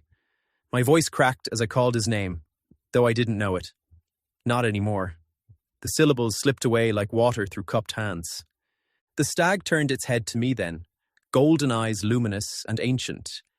And in them I saw a road, winding, cold and treacherous, cutting through frost-bitten hills and bramble-choked woods. I saw fire. I saw blood. I saw myself with antlers like a crown and fur on my hands where skin should be. I woke with tears streaming down my cheeks. The pillow beneath my head was damp. Outside, the wind howled like it too had seen something it couldn't explain. I went to the bakery the next morning, the sun just barely rising above the rooftops, casting everything in a pale gold light that felt too soft for how raw I still felt. The dream clung to me like smoke, its edges fraying, but the feeling needle sharp as ever, like something had followed me out of it. I unlocked the back door and stepped inside. The smell of flour and yeast should have comforted me, but it didn't. Not today. Something was wrong. I couldn't place it. Just this low hum in the back of my skull, like a wire pulled too tight. There was a tug in my chest, a whisper, not words exactly, but a pull, a call. It came from the woods. The forest behind the bakery had always been just trees to me, dense, dark, and full of mosquitoes. But this morning it felt like it was watching me, breathing with me. I frowned and shook my head, trying to snap out of it. "Get it together," I muttered, slapping my hands against my thighs. "You didn't sleep. That's all this is." I turned back toward the kitchen, meaning to get started on the morning prep, but I froze the second I did. There was a man standing across the road, old, hunched. His clothes hung off him in damp grey folds. He looked like he hadn't bathed in months, maybe years. His hair long and matted, clumped into oily tufts. But it was his face that made my stomach clench. A gap-toothed smile stretched across his mouth, his lips peeling back too wide, like he was laughing at a joke no one else could hear. And his eyes, Jesus, his eyes weren't right. Black, not just dark, but black, like swirling ink, no whites at all, endless, bottomless. He raised a hand and waved at me, slow and almost fond. I swallowed hard. My throat felt tight. I forced myself to lift my hand and wave back, because what else was I supposed to do? But I took a step back toward the bakery door, my heartbeat hammering. I blinked and he was gone. Just the trees again, the road, empty sidewalk. I stood there for a long time, staring at the spot where he'd been, cold sweat sliding down my spine. I think I'm going crazy. I have to be going crazy, right? The scent of cinnamon and brown sugar clung to my skin as I rolled dough over the floured countertop. Baking was the only thing that made sense lately. I'd filled 2 trays already. Scones, brown bread, oat cakes, my hands working faster than my brain could catch up. "You'll burn a hole in the floor pacing like that," Greta said, elbow deep in a bowl of flour. "I'm not pacing." "You are, sweetheart, but it's nice to see you moving again." She smiled, brushing her fringe from her flour-smudged face. "Smells like home in here again." I cracked an egg, avoiding her gaze. "Suppose that's what I'm going for." Greta tilted her head. "You sleep any better last night?" "Define better." I shoved the dough into the tin. She was quiet a moment. Then, soft as steam rising from a fresh loaf, she said, "I dreamt of Niamh last night." The tray clattered as I shoved it into the oven too hard. I didn't look at her. "Is that so?" "Don't be cross," she said gently. "He was smiling. You were with him. You were laughing." I turned. "Greta?" She bit her lip. "I just thought you should know." "I need some air." I was already peeling off my apron before she could respond. I pushed open the back door, blinking against the sudden light. The air was damp, smelling of moss and peat, the bakery's chimney smoke curling faintly into the pale morning sky. The forest loomed just beyond the lot, tangled and ancient. The trees rustled even though there was no wind. It was like they were breathing. A strange ache stirred in my chest. I took a step forward and then another. The pull was soft at first, like silk, but it tightened with each breath. A thread looped around my lungs, not choking, guiding. "What the hell?" I murmured.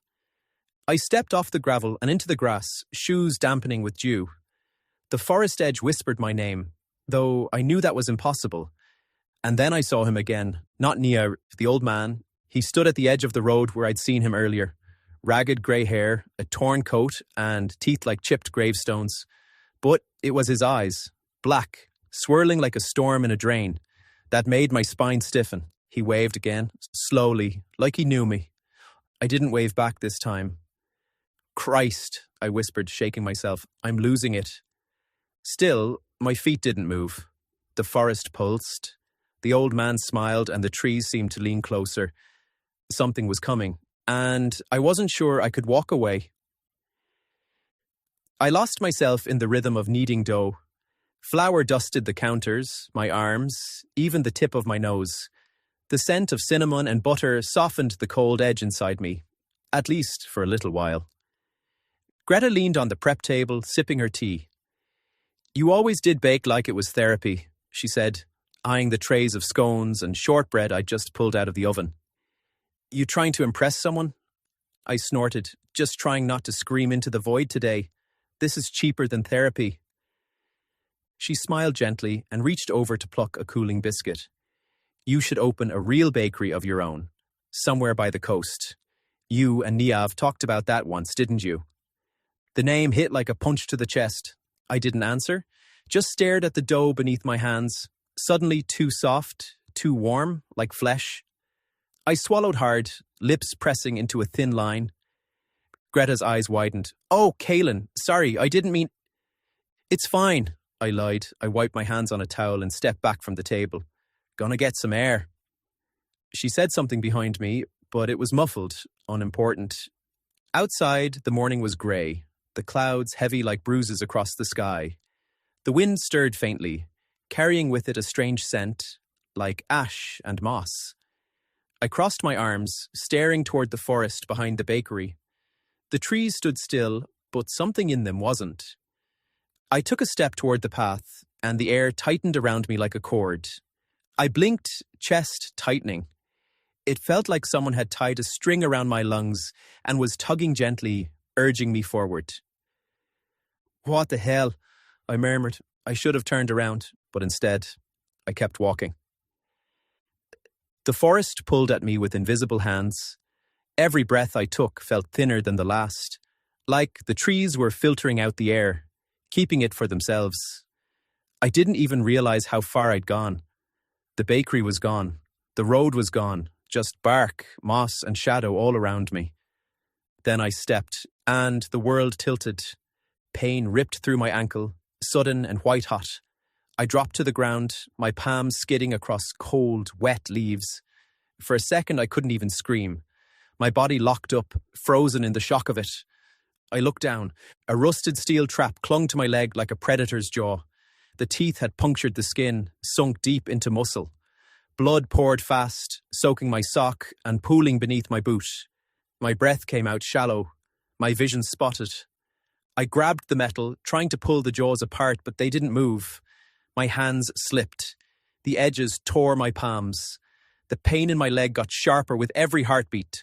Bright, shattering bursts behind my eyes. The trap wasn't new. The iron was old, the springs reluctant. But it still held me like it had waited for years just to do this. I pushed harder, biting down on a scream, trying to wedge my fingers between the serrated grooves. The metal cut me back.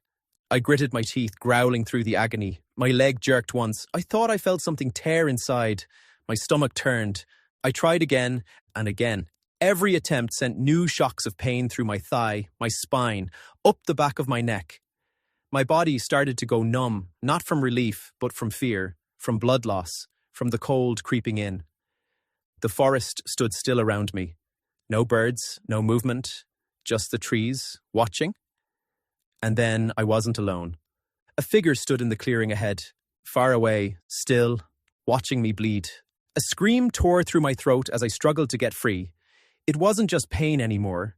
It was panic, raw and ragged. I clawed at the trap, slippery with blood. My own, slick and warm, coated my fingers, ran down my ankle, soaked into the moss below me. It was the stag. It stood between the trees, massive, monstrous in its stillness. Antlers like twisted branches scraped the sky. Its body shimmered, half shadow, half light. Moonlight bled off its flanks like mist.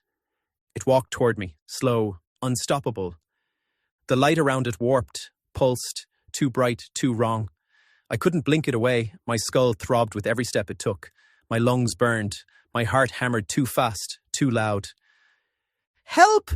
I rasped, but it came out broken, wet. The world tilted. The trees pulsed like veins. My fingers felt too far away. Blood kept pouring, every drop dragging me further from myself. I couldn't feel my leg anymore. Just heat, numbness, then cold. I blinked. The stag was above me now. Its breath steamed in the air. The light blurred everything. I couldn't tell where it ended and the sky began. "Nima?" I whispered. Or maybe I didn't. Maybe I just thought it. I couldn't be sure. The forest twisted. The stars collapsed inward. The light cracked, prickling behind my eyes. Then nothing. Just black and falling. I woke in a cave, sweat-soaked and trembling. My leg... God. A strangled sob tore up my throat before I could stop it.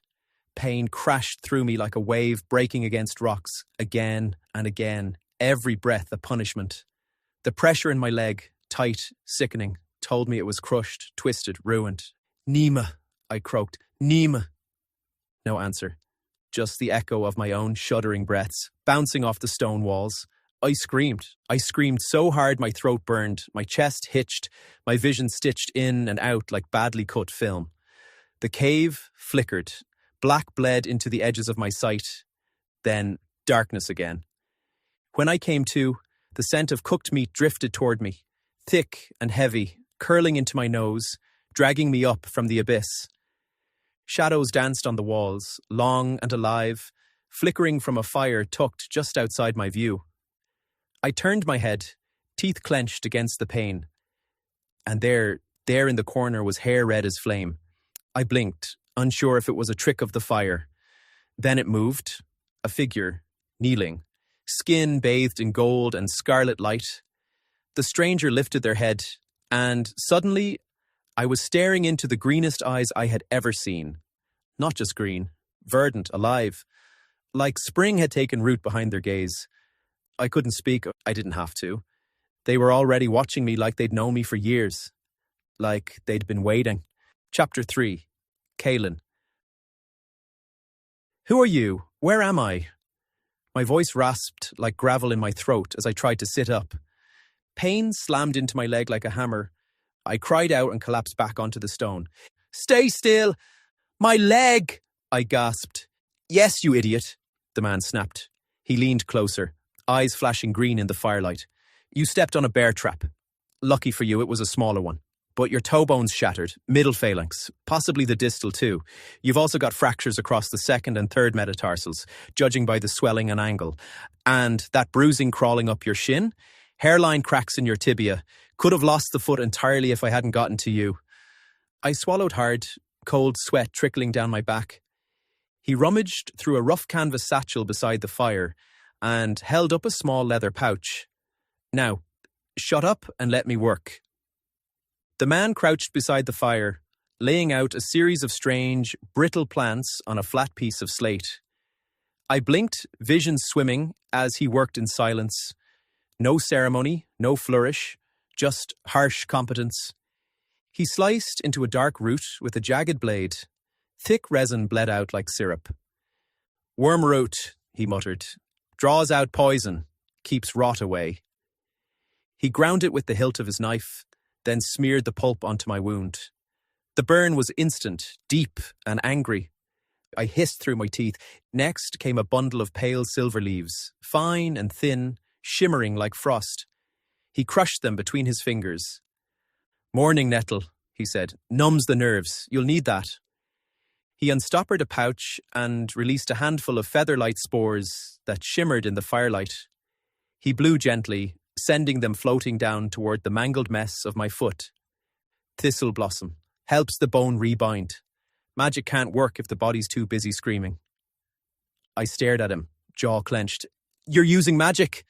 He didn't answer, just reached for my boot and tugged it into place with slow precision. You passed out long enough for me to thread a stabilizer rune into the heel, he said, more to himself than to me. Crude, but it'll hold. My what? Your boot, he snapped. Don't move. I tried anyway. Fire lanced up my leg and knocked the breath from my lungs. My head dropped back against the dirt. What's your name? I asked after a beat.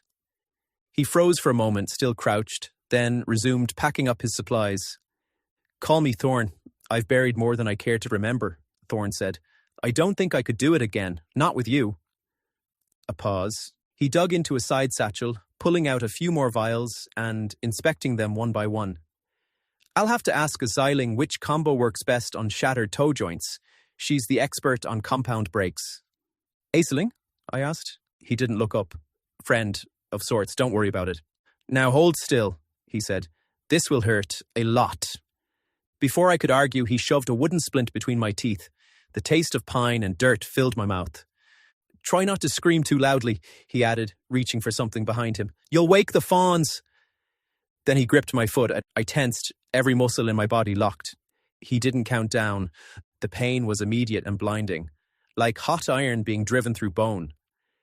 I bit down hard on the splint, eyes burning as he twisted, pushed, set. The world tilted, blurred. His hands were fast, pressing the pulp of the herbs deep into the wound, packing in bitter-smelling powder, wrapping it tight with a strip of waxy bark. My throat worked uselessly around a scream I couldn't make. When it was done, I was shaking. Sweat clung cold to my skin. My chest heaved. He finally removed the splint from my mouth and tossed it into the fire. It blackened on contact. "You'll live," he said, not unkindly. "Hopefully." I was in and out of it for 2 days, maybe more. Time blurred into a syrupy fog of heat, aching bone and bitter herbs. Thorn fed me. He wiped the sweat from my brow with calloused hands that somehow never trembled. I remember the smell of smoke and the low, steady murmur of his voice as he worked. On the 3rd day, I felt clearer. Not well, but lucid. I could sit up without vomiting and keep my eyes open long enough to take in the space around me. The hut was strange. Low ceiling, twisting wood that seemed to grow into the walls, shelves carved into living bark, vials that glowed faintly, bones strung like wind chimes above the door. "What is this place?" I croaked. My voice sounded like someone else's, hoarse and brittle from disuse. Thorn didn't look up from the mortar he was grinding. "We call it Lathan." Then he paused, head tilting slightly. "But you humans call it a witch's den, or worse." I frowned, catching the word. "Humans?" He glanced at me. "You are one, aren't you?" I opened my mouth, then closed it again. A cold ripple slid down my spine. "The stag. Was he the stag?" "There's no such thing," I muttered. "That's what you think." Thorn knelt beside me, green eyes flashing with something I couldn't name. My breath hitched. My throat tightened as I got a better look at him. Truly looked. He was impossibly beautiful. Long, waist-length red hair cascaded over his shoulders like molten copper. His bright green eyes held flecks of gold, glowing like sunlight caught in forest leaves. Freckles dusted his pale skin. A constellation. He was a vision, a fever dream, something conjured from salt air and moonlight, too perfect to be real. Thorn. I rolled the name across my tongue, tasting it. It felt old, earthy, wild. When I glanced down, the thick bandages around my leg were gone. No blood, no swelling. My skin was smooth, unbroken. My leg looked brand new. "Impossible," I whispered, flexing my toes. "It should have taken months, surgery, rehab painkillers, and yet, how'd you—" "Don't ask, and I won't tell," he said. And the smirk that followed curled at the edges of his mouth, pink and wicked. It hit lower than I expected. God, it had been so long since anyone stirred anything in me. I pushed up slowly. The world tilted sideways. Thorn caught me without effort, his grip solid as stone. "I need some air," I said, breathless. He nodded. "Okay, let's take a walk. Slowly now." His arm remained steady under mine as we stepped outside. The light was blinding, a soft gold that stung my eyes after days in the dark. But when the haze cleared, I stopped breathing. Deer, dozens of them, maybe hundreds, grazing in the tall grass, walking without fear, fawns darting between tree trunks, antlers glinting like branches dipped in bronze. Mist curled along the hills, drifting lazily between wildflowers and the thick trunks of ancient trees. The silence buzzed with birdsong and the far-off rustle of life. It was untouched, sacred. I stood there, stunned, unsure if I'd stepped into a memory or something much older than one. "Thorn!" someone was screaming. "Thorn! It happened again!" People were rushing forward. They were carrying a small fawn that seemed to have its leg caught in a trap. "Get her inside," Thorn hissed. "I'll have to speak to you later. Make yourself at home," he said. They rushed the fawn inside, and my stomach knotted. "They're getting bolder," a woman said. She had the same fiery red hair, but hers practically glowed like a flame. "They won't stop hunting you." The door to the cave slammed shut, and I couldn't hear anything more. They? I limped out of the doorway and into the fields, frowning. Was it Ronan that had something to do with this? I watched the cave door seal behind them, a stone slab pressing into place like it was part of the mountain itself. The air hung heavy with tension, and my unease only deepened with every heartbeat. They won't stop hunting you. Those words rang in my ears. I limped forward, still shaky on my feet. The air was damp, pine-scented, and alive with chirping birds, and the rustling of wind through tall grass. Deer milled around me like I was one of them. A few turned their heads as I passed, blinking wide black eyes, but none fled. One even nudged its nose against my hand. I let it, marvelling at the softness of its fur. But my mind was spinning. Thorn hadn't said much. He hadn't had to. He was hiding something impossible. The fawn had spoken, not in words, but in sound. Painful, human-like cries that cut straight through bone. I hadn't imagined it. I couldn't have. And the way Thorn and that glowing woman reacted, this was normal to them, expected even. I found a moss-covered boulder and sat. My legs still ached in a dull way, like the ghost of an old wound, but it held. I looked down at my bare foot. The skin was unscarred, untouched, perfect, like it had never broken, like I had never screamed until my throat bled as Thorn set my bones and poured strange glowing sap across the wound. What the hell is this place? And more urgently, who was hunting them? Was it Ronan? My stomach twisted again. Ronan didn't care about wildlife. He barely noticed when his boots crushed a beetle on the trail. But this felt personal, targeted, not just hunting animals, hunting them. My fingers trembled as I pushed my hair back. I didn't know what they were, or what I had stepped into. But one thing was certain. This place wasn't just some forgotten part of the woods. It was sacred, hidden, and something out there wanted to destroy it. It was nightfall by the time Thorn emerged. He came out bloodied, mouth set in a hard line, eyes blazing cold fury. I was sitting on a rock not too far away when he suddenly grabbed me by the bicep and hauled me to my feet. "Hey, wait! You've got 10 seconds to tell me who they are and why your people are hunting us," he spat. I froze. He was shirtless, completely shirtless, skin pale as snow, scattered with freckles across his chest and abs. Jesus. What are you talking about? I tried to wrench free, but he wasn't letting go. "You know who's hunting us," he said, "and you won't talk, so tell me now." They're looking for the white stag. That's all I know," I sputtered. "They have guns, rifles, but it doesn't exist. It's just a myth. They're paranoid idiots." Thorn snarled and turned away, pacing in a tight line. "You know them. That means you can stop them." I don't know anything. I can't stop anything. Hey! He grabbed my arm again, dragging me into a wide clearing, stomping barefoot across the earth. "Look!" he shouted. There, between the streams, lay another fawn. This one caught in a trap. This one didn't make it. The tiny body was limp, glassy-eyed, tongue lolling from its mouth. Grotesque. I recoiled. "That was last night," Thorn snapped. "You were out for 3 days, and this was this morning. This has to stop." "I'll go to the authorities immediately and—" "No," Thorn cut in. "You must stop it." "Me? How?" "Didn't your mother ever tell you? You are the heartborn, the mate to the white stag's bloodline, whether you believe in the legends or not. This is your war now." "The what?" He laughed in my face and took a step back. "You should return to your human realm before things get more complicated. I'll take you back." He turned away, and though I didn't want to find out what the hell he was talking about, I followed him. He led me back to the town, the moonlight dancing on his shoulders, his eyes practically glowing in the light. My stomach clenched at the thought of leaving without thanking him properly for saving me.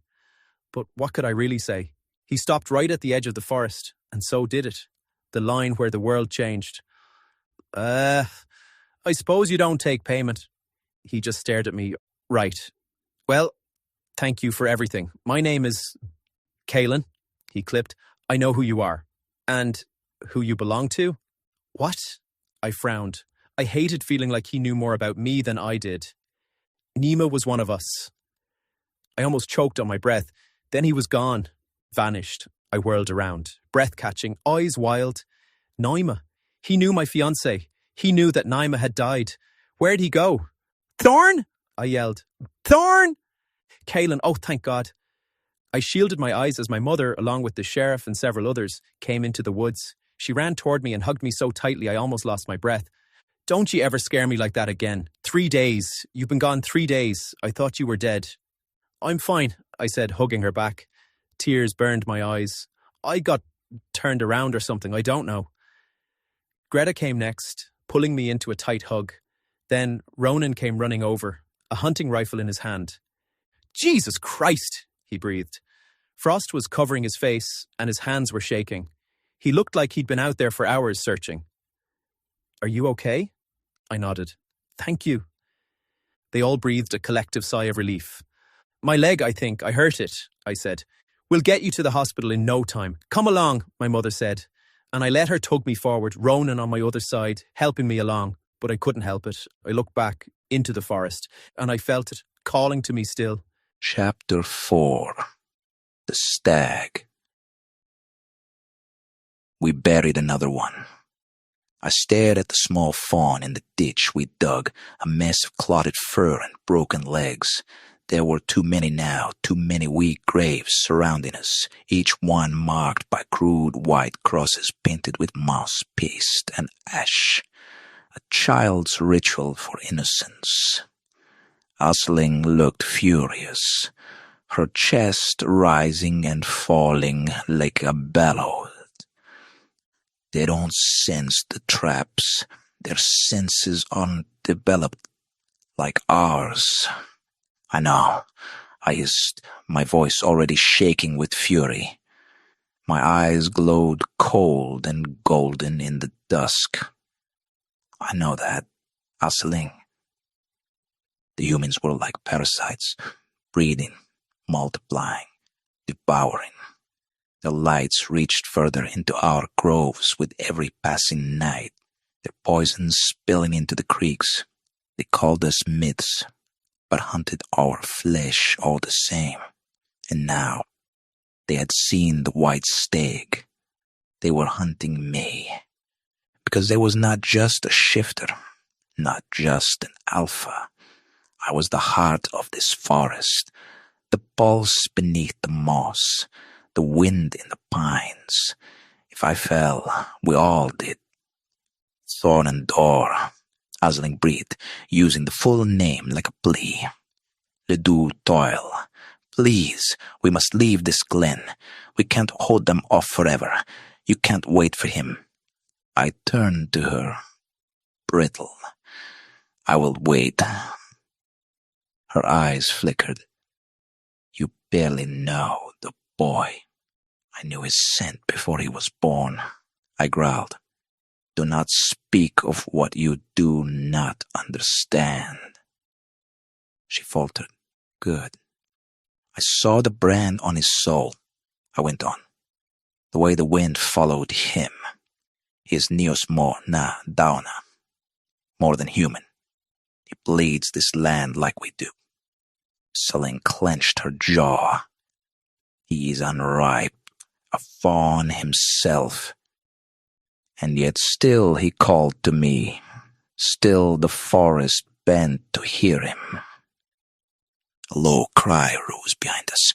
Muirin, wailing softly over the body of her younger brother, the dead fawn who never shifted. Her song cracked, high and thin, piercing the trees like bone against bone. I bowed my head. Let the rites be done, I said. Let the earth take him. We covered him with pine needles and rowan leaves. A silent circle. No fire. No words. Just the wind. Behind me, Donna growled deep and low. We should hunt them.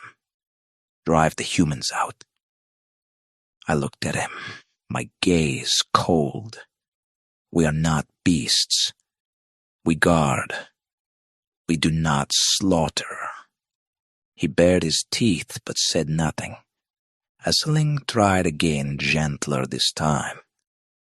He's gone back to his world, Thorn and Door. The boy. You saw him leave. He'll return. You cannot know that. I do. She stepped back, resigned but bitter. Mar a creden too, as you believe.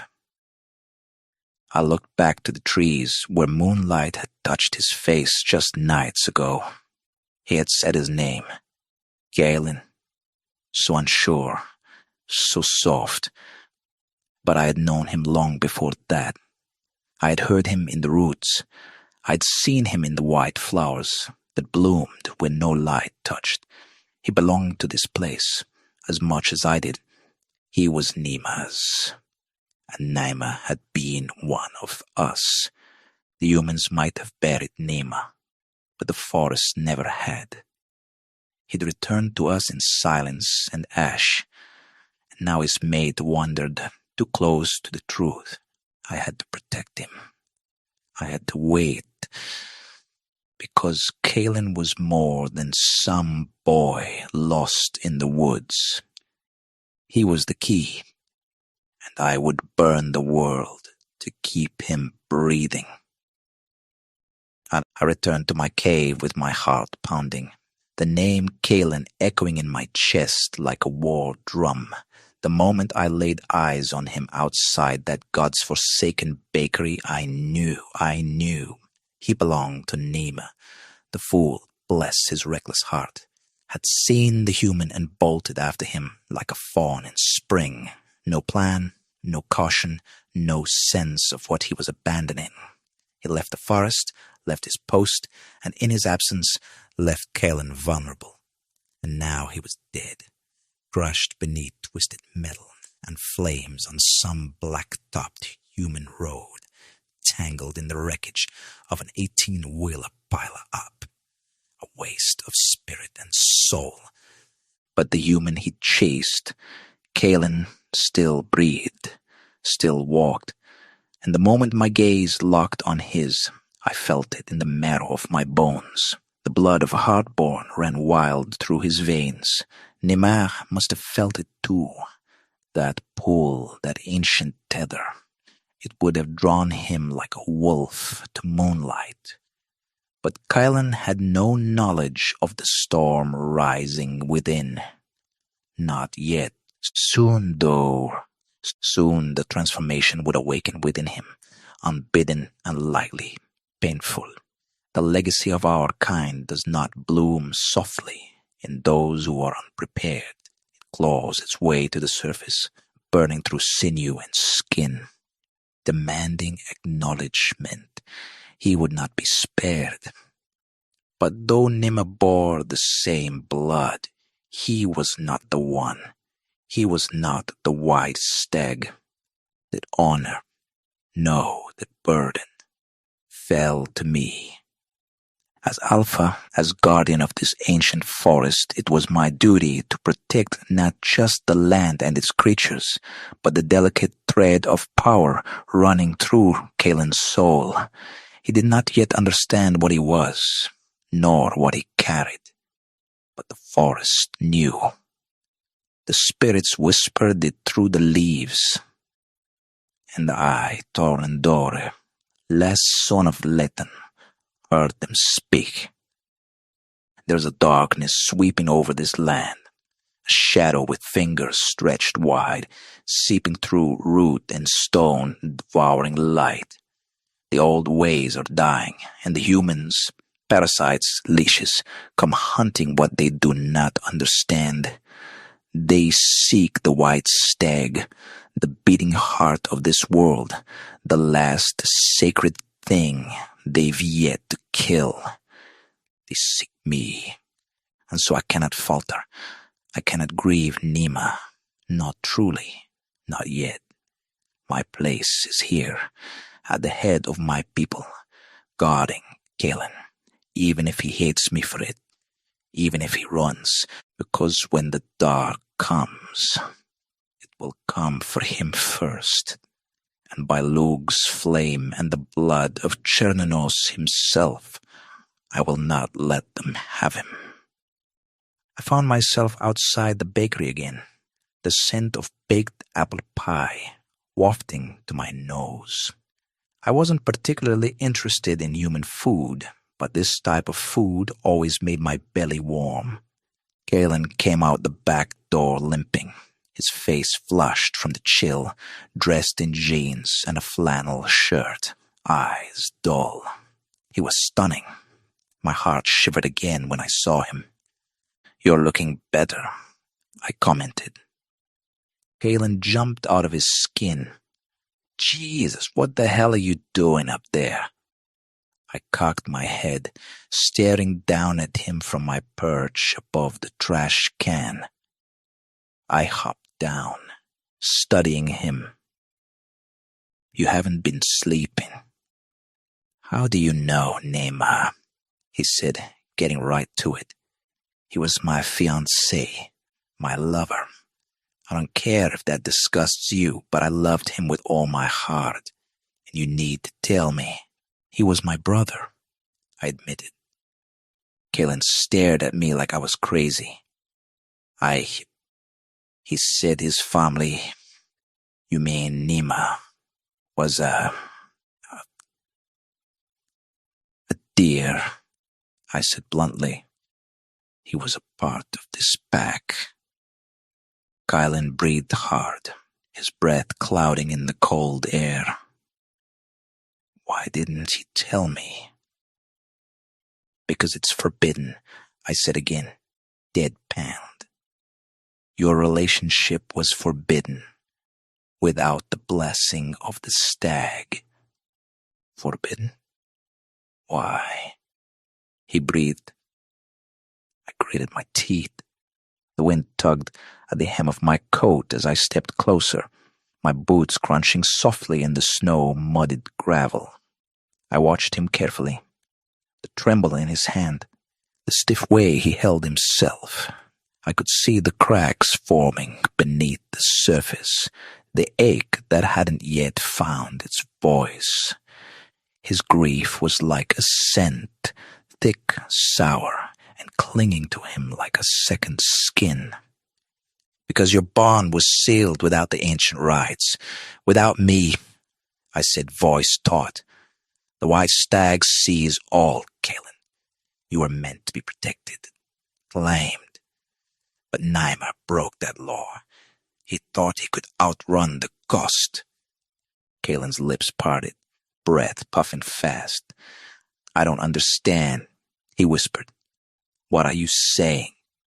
That if he had asked permission, he'd still be alive?" "I'm saying," I growled low, "that the magic of our kind is not some river to be waded into blindly. There are paths, Galen, sacred ones. Nema thought love alone could shield you from the hunters. That was his mistake." My voice softened. "He loved you too much to cage you in our world, but not enough to ask for our aid. That is why he died alone on a stretch of concrete, far from the wild." Galen's hands clenched. "He didn't die alone." I inclined my head. "No. You were there. He died with you in his heart." He swallowed thickly, blinking fast. "But you're saying I was in danger?" "Yes," I said, "and you still are." I reached out before I could stop myself, fingers brushing the flannel at his wrist. "You carry heartborn blood in your veins, whether you want it or not. The change is coming, Galen. Nema only awakened it." He yanked his arm back. "Change? What change? I'm not one of you. I'm just a human." "For now," I murmured. "But the forest has already claimed you. It started the moment Nema chose you, and I hesitated, watching the way his eyes widened, the way his pulse jumped in his neck. "I'm here to see it through, whether you accept it or not." He stepped back. "Why are you doing this? Out of guilt? Loyalty to your brother?" "No," I said, "because I am the stag.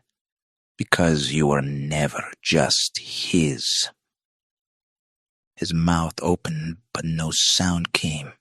He stood there, breathless, the scent of sugar and apple lingering between us like a memory. I took a step back, then another. "Stay away from the woods at dusk," I said. "They hunt under the cover of shadows now, and you shine too bright." Then I turned and vanished into the trees, heart pounding with things I couldn't name. Chapter 5, Caelan. I headed back inside, feeling numb. Greta had already started on the afternoon batch of desserts and gave me a puzzled look when she caught me zoning out. The bell above the door chimed, and Ronan came in, dressed in a plaid button-up, his handsome face pulled into a practiced frown of concern. "Are you okay?" he asked, like he was trying out empathy for the first time. "I'm fine. Thank you for searching for me." "Any time," Ronan breathed. We were all very scared. He cleared his throat. "Look, I know I talk a lot of crap, but I'd really like to take you out, on a date." I balked. I knew he'd been flirting, but to hear it put that bluntly knocked the wind out of me. I know, you're still grieving Nima," he interrupted, with a sympathetic nod that didn't quite reach his eyes. He was a good guy. I remember him from around town. Quiet, polite, sweet. People liked him. But Caelan, come on, it's time to start moving on. I frowned. "Why do you think that?" "Well, it's been 6 months, hasn't it?" Ronan shrugged like he was pointing out an expiration date on a carton of milk. "And besides, the best way to get over someone is to get under someone else." I almost threw up in my mouth. "I don't think—" "That's right, handsome," he cut in with a grin. "Someone as gorgeous as you shouldn't think. That brain's just getting in the way of your face." He winked. "I'll swing by tomorrow to pick you up. Wear something slutty, nice." He walked out before I could even form a proper refusal. "Did he just insult you and hit on you at the same time?" Greta asked, blinking. "I think so," I said, still shell-shocked. I was locking up the shop, the scent of pumpkin spice, coffee and flour clinging to my clothes, when headlights swept across the glass and a familiar pickup rumbled to a stop. I sighed as Ronan hopped out, boots crunching against the gravel. The belly in the bakery chimed as he walked inside. "You aren't dressed," he said, striding toward me like he owned the damn place. I rolled my eyes. "Listen. No need for words, honey lips," he cut in with a grin, way too pleased with himself. "Come on, we'll head down to the bar, knock back a few drinks. Might even get you to smile, loosen up that tight little—" "I'm not going with you," I interrupted, folding my arms. "This isn't happening." Ronan blinked, his confident smirk faltering for a split second. "Don't be like that," he chuckled, trying to recover. "I'm doing you a favour. You need to get laid and forget all that Weepy Forest Boys stuff." I stared at him. "Wow." "What?" he said, laughing like I was being difficult. "You're hot. I'm hot. We'd be good together. Stop being such a damn drama queen." "I'm not interested, Ronan," I said, firmer this time. "Not now, not ever. I didn't ask for your pity or your charm or your creepy insistence." That wiped the grin clean off his face. He blinked, stepped back, eyes narrowing. "You know what?" His voice dropped into something bitter. "Whatever. Like I want a used-up has-been anyway. You act like you're better than everyone else, but you're not. You're just a stuck-up witch, clinging to a dead guy who probably cheated on you with half the damn woods." I didn't flinch. I didn't move. I just looked at him, really looked, and realised how small he actually was. "Go home, Ronan," I said quietly. His jaw tightened, his fists clenching like he wanted to throw one last insult, but couldn't find words that would hurt me more than I already hurt. He turned on his heel and stormed back to his truck, slamming the door so hard it rattled the glass of the bakery windows. I watched his taillights disappear into the dark. Then I went back inside, turned off the last light, and stood in silence. Maybe I wasn't ready to move on. Maybe I never would be. For some reasons, Thorne's face came to my mind, and my pulse quickened. I locked the door and stepped toward my car, keys clenched in my hand but stopped short. My gaze drifted, drawn, toward the forest. The trees swayed in the wind, but it wasn't just the breeze. Something inside was beckoning me, pulling me. I kept gazing and gazing, the shadows between the trunks shifting, breathing. The movement wasn't random. It was deliberate, alive. The hairs on my neck prickled. The forest seemed to shrink in on itself, leaves curling like shy fingers, branches trembling under the weight of something unseen. Then I heard it, faint, like breath against my ear. Anam Cara, Tog Molam. My fingers loosened around the keys. The whisper brushed against my skin like silk, frail and ancient. I didn't know what the words meant, not fully, but they echoed in my chest like they belonged there, like someone had once said them to me under a very different sky. Anam Cara, soulmate. The trees stilled as if waiting, and so did I. That's when I saw it, the white deer. Majestic and proud, he stood near the tree line like a vision spun from moonlight. My breath hitched, my feet moved before I even registered it, pulled by something ancient and tender. I walked and walked, drawn to the beautiful creature, my heart lodged in my throat. Thorn? I whispered. He nodded once, his massive head dipping with grace, antlers rising so high they seemed to comb the stars themselves. He was absolutely stunning. His pure white coat shimmered like snow under starlight, each breath spilling from his nostrils in soft, ghostly clouds. "This is your true form?" I breathed. "It's beautiful." He jerked his head gently, then bent down, offering himself to me without words. An invitation. I didn't hesitate. I stepped forward and slid my hands into his fur, thick and soft, tingling beneath my touch. My fingers pulsed, warmth spreading through me, something like recognition blooming in my chest. I climbed on. The world tilted, shifted, as if I'd crossed a threshold I couldn't return from, and the forest held its breath. We raced through the forest like a dream in motion. Branches blurred past in streaks of silver and shadow, moonlight catching on every twisting limb. The wind whipped against my face, and sweet with the scent of pine and damp earth. Leaves scattered like startled birds, parting in a flurry of green and gold as Thorn bounded forward, his hooves barely touching the ground, his breath steady beneath me. The world fell away. All I could hear was the thunder of his movement, the steady rhythm of his heart, and mine echoing it like a forgotten drumbeat deep in my chest. Then, suddenly we broke through. An open field unfolded before us, glowing softly as if kissed by some otherworldly light. The grass shimmered, every blade glistening with frost and dew, catching the moonlight like scattered stars. It pulsed faintly, as though the earth itself was breathing beneath our feet. I slid from his back, stunned into stillness.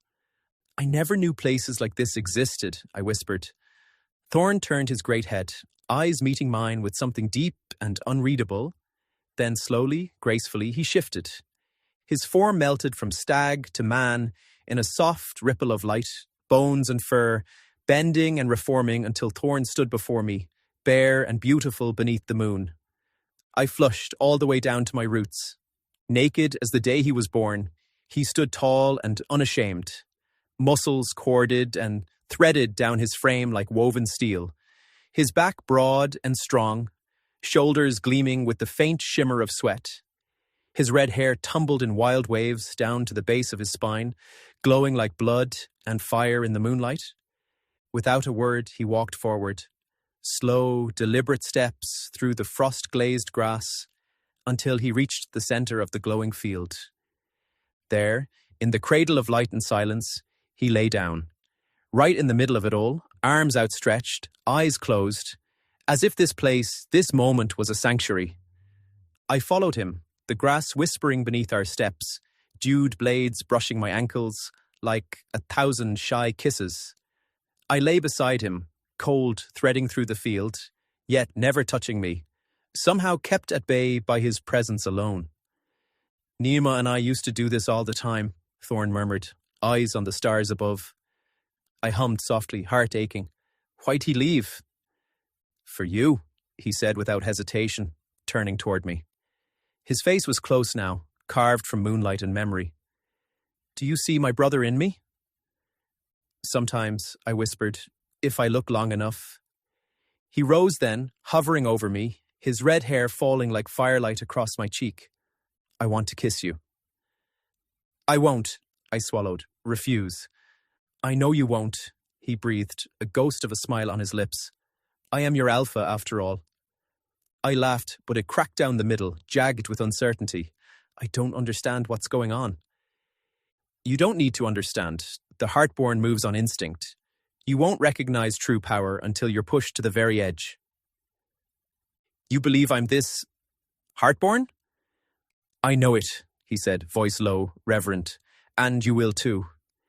He closed the distance between us, his mouth meeting mine with a softness that undid me.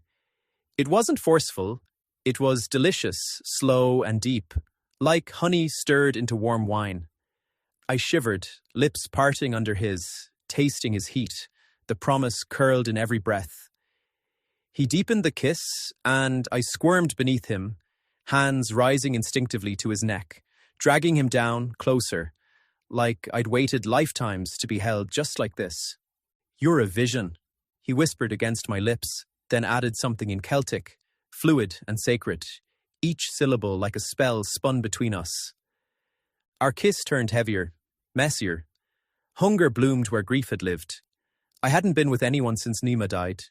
And now, here I was, beneath Thorn, his brother, trembling as my past and present collided in a kiss that burned like fire. It was wrong, but it felt like home. Tears stung behind my eyes the more we kissed, like my body remembered every hurt, every lonely night, and was finally allowed to let go. Thorn's fingers tore at my jacket, mouth trailing down my neck, leaving a bruise that pulsed with need.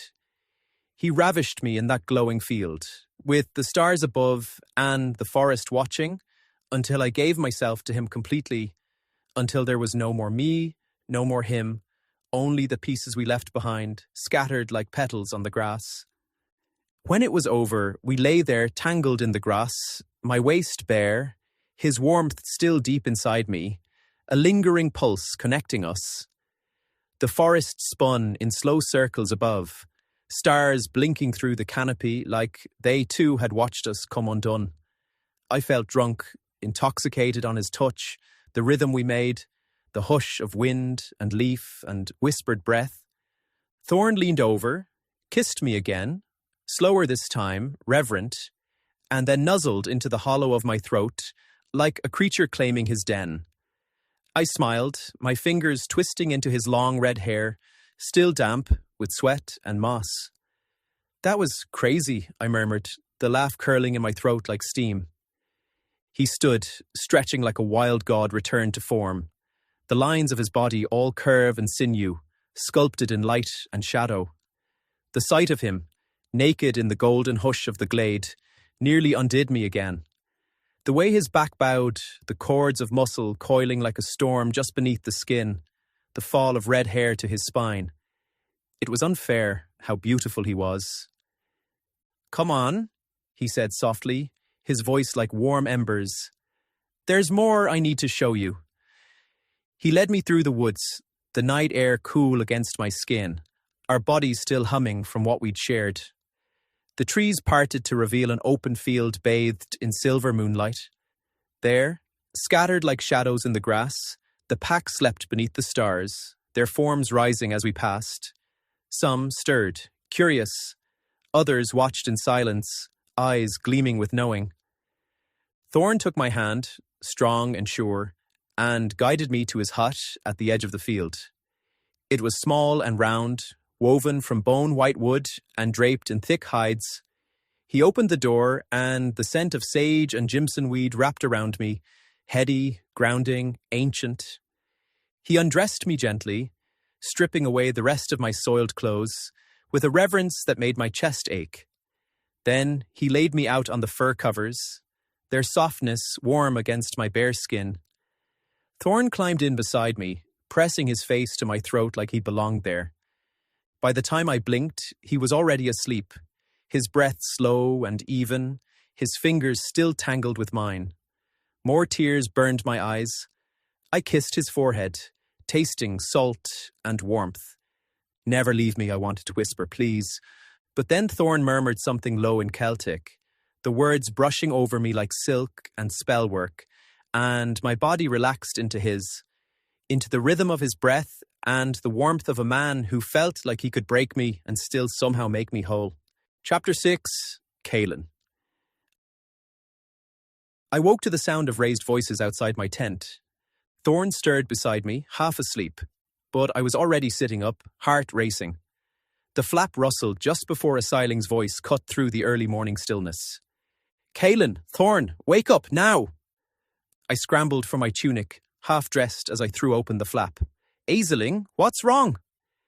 She looked wild with urgency, hair wind-tossed, breath coming fast, eyes darting toward the distant tree line like someone was watching. "You need to leave. Both of you. Right now." Thorn stepped up behind me, quiet but alert. "What happened?" "There's a hunting party," she said. "They've spotted Thorn. Traps are being set all over the city. Huge iron bear traps. Guns, dogs, everything. They're coming for you." Thorn stiffened, jaw tight. I felt his hand brush my back, grounding himself. "How do you know?" "I have friends who still send word. They didn't just catch a glimpse of you, Thorn. They recognized you. You're not safe here. You have to head deeper into the woods. Disappear for now." I blinked. "Now?" Just like that. Siling nodded, eyes shining with fear. "Yes, you don't have time. Pack what you can. Don't stop for anyone." For a second, the air felt thinner. Thorn's arm wrapped around my shoulder. "Go," he said to me quietly. "Get your things. I'll meet you by the old birch trail." Thorn's jaw clenched. "How much time do we have?" "Not enough." She looked between us. "You must go deeper into the woods. Disappear now." My heart hammered and I swallowed hard. "My mom's still in town. I can't just..." Thorn caught my hand, steadying me. His green eyes burned with something fierce and tender all at once. "You don't belong there anymore, Caelan. You are the Heartborn. You belong with us, with the forest, with me." I blinked, caught off guard. "Heartborn?" He nodded slowly. "The blood of the stag flows in you. It's why Naima loved you, why you're drawn to this wildness. You're not just human anymore. This is your home." I looked away, the truth crashing over me in waves. The pull in my blood, the silent voice calling me deeper into the woods. "Come with me," Thorn urged, "before it's too late."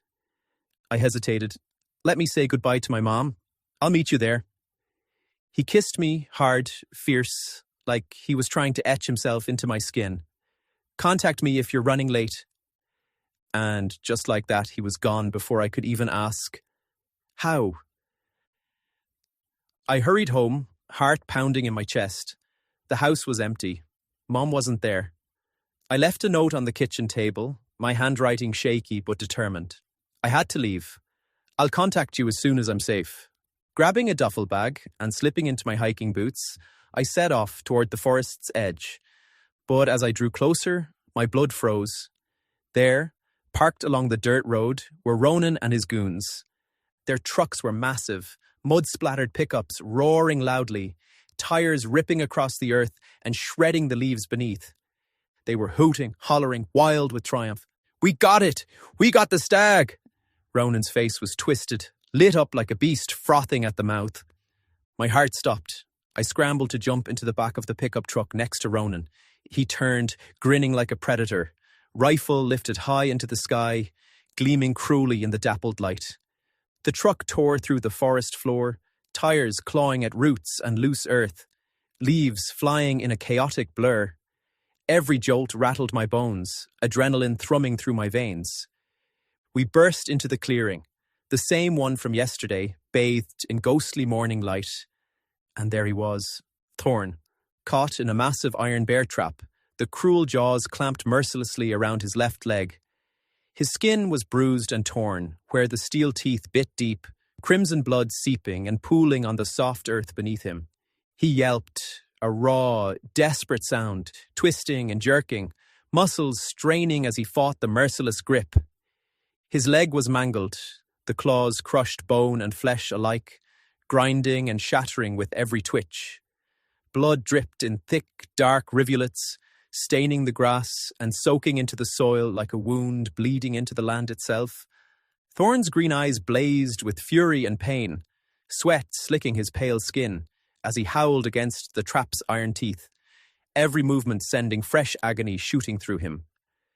Ronan laughed, a cold, triumphant sound, as he raised his rifle, aiming squarely at Thorn's head. I didn't hesitate. I leapt forward, my hands closing around the rifle just as Ronan pulled the trigger. The bullet tore past Thorn, missing by inches. Adrenaline slammed through me like wildfire. I wrenched the rifle free from Ronan's grip, my breath ragged, heart pounding like a drum in my chest. I fired blindly at the others, panic fueling every shot. They ducked and scattered into the trees, shouting curses that only made my blood boil more. "What the fuck are you, crazy?" Ronan snarled, eyes wild with disbelief and fury. "You bastard!" I spat back. "You're going to pay for this." I swung the rifle hard toward his face, but before it connected, his fist smashed into mine, pain exploding in my jaw. We tumbled off the truck, dirt and leaves scratching at my skin as Ronan slammed down on top of me, rain of fists crashing down. Each blow blurred my vision, blood pounding in my ears, but inside me, something ancient and wild ignited. A scorching fire clawing to break free. A deep, guttural rage bubbled up from my bones, thick, primal, unstoppable. I felt my body fracture and reshape with a shattering force, bones twisting and elongating, flesh thickening and hardening. In a heartbeat, I was no longer Caelan. I was a colossal stag, magnificent and fierce, antlers stretching toward the sky like lightning bolts. I lashed out with everything I had, driving my antlers through Ronan's chest with a brutal, piercing force. His scream ripped through the forest, raw and broken, before he crumpled beneath me. I charged at the others with a roar that shook the trees. They scattered, panic flooding their eyes as they scrambled back toward the safety of the town, fleeing from the unstoppable force I'd become.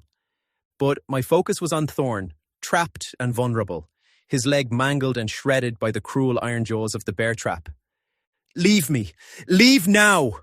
His voice thundered in my mind, fierce and commanding, cutting through the chaos like a blade. "Never," I snapped back, shifting quickly to my human form, breath ragged, heart hammering against my ribs. I sprinted to the truck, hands trembling but determined as I dug through the mess of gear, ropes, and tools. Sirens wailed in the distance. More hunters, more danger, closing in fast. There was no time. I grabbed a heavy rusted crowbar and ran back to Thorn. Blood was pouring from his leg, soaking the dirt beneath him in a dark, spreading stain. His breathing was ragged, pain twisting every movement. The trap's iron teeth were locked tight, unyielding, but I wedged the crowbar under the edge and forced it with all my strength. The metal groaned and protested, but little by little, the jaws began to loosen. With one final surge, the trap snapped open, freeing Thorn's crushed leg from its brutal grasp. He gasped, sweat and blood mixing on his pale skin, and in an instant, his form shifted, muscles contracting, bone realigning, as he transformed back into the man I knew, the alpha with fire in his eyes. Without a moment's hesitation, we climbed into Ronan's truck, urgency burning in every heartbeat. I slammed the door shut, and Thorn took the wheel, gripping it tight as we tore down the open road. The city's sirens grew louder behind us, but for now, all that mattered was getting Thorn to safety, fast. His blood was fading, and every second counted. The strain of blood loss, his breaths were shallow, ragged. I barely had time to catch my own breath when suddenly movement appeared through the trees, Aisling and the others. "Help!" I screamed. Without hesitation, Aisling rushed forward, pulling a makeshift tourniquet from her pack.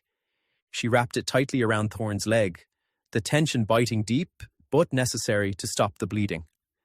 Together with the others, they worked quickly, cleaning the wound, applying herbs and bandages with practiced hands. The scent of sage and earth filled the air as they moved with urgent care. Slowly, Thorn's breathing steadied, colour returning to his skin, though the pain was clear in his eyes. We were safe for now, hidden among the mountains, far from the hunter's reach. 3 months later, I watched the fawns leap around the fields, jumping and tumbling, full of life and joy. In my full form, I stood tall and proud, antlers stretching toward the sky like ancient branches. Thorn limped over, his grin wide and easy. He was bigger than me, stronger, the alpha of the pack, but his eyes held something soft as he rubbed his face against my fur. "How are you feeling?" he asked. "Better," I muttered, a small smile tugging at my lips. "Thank you. You saved me, so I guess I owe you one." I smirked. "Then how about you officially become my mate?" I took a step back, pretending to consider it. I don't know about that. I barely know you." His eyes narrowed playfully. "So you sleep with me but won't marry me. I'm thinking you're just using me." I laughed, shaking my head. Maybe I am. Maybe I just like having a big, handsome stag to keep me warm. Thorn chuckled, the sound deep and genuine. "Well, I won't complain if that's the case, but just so you know, I'm planning on sticking around." I met his gaze, feeling something shift deep inside. Hope, maybe, or something new. "Good," I said softly, "because I think I'm starting to feel at home." As I stood there beside Thorn, watching the golden light spill over the fields and the fawns dancing in the breeze, my mind drifted back to the stories my mother used to tell, the ancient tales of deer folk and the great white stag who guarded the forest. I used to think they were just folklore, myths spun to fill cold nights and quiet hearts. But now, I knew better. That story wasn't just a tale, it was mine. The reason I'd always felt that strange pull to the woods, the reason my heart ached with a longing I couldn't name, because I was part of something older, something wild and alive, woven deep into the very roots of this land. And now, at last, I belonged. The end. The Tiger. Vindictus, Alpha of Terranova. The mating ceremony was tonight, and Terranova pulsed with hunger. Fires burned in the valley, drums echoed through the hills, and every beast waited to see who would claim and who would bleed. I couldn't stop moving. The bonfire smoke stung my throat as drums pounded through the valley, calling us to the mating grounds. My claws shredded the dirt with every pass. Breath burned in my chest, too tight, too wild. Years of holding back.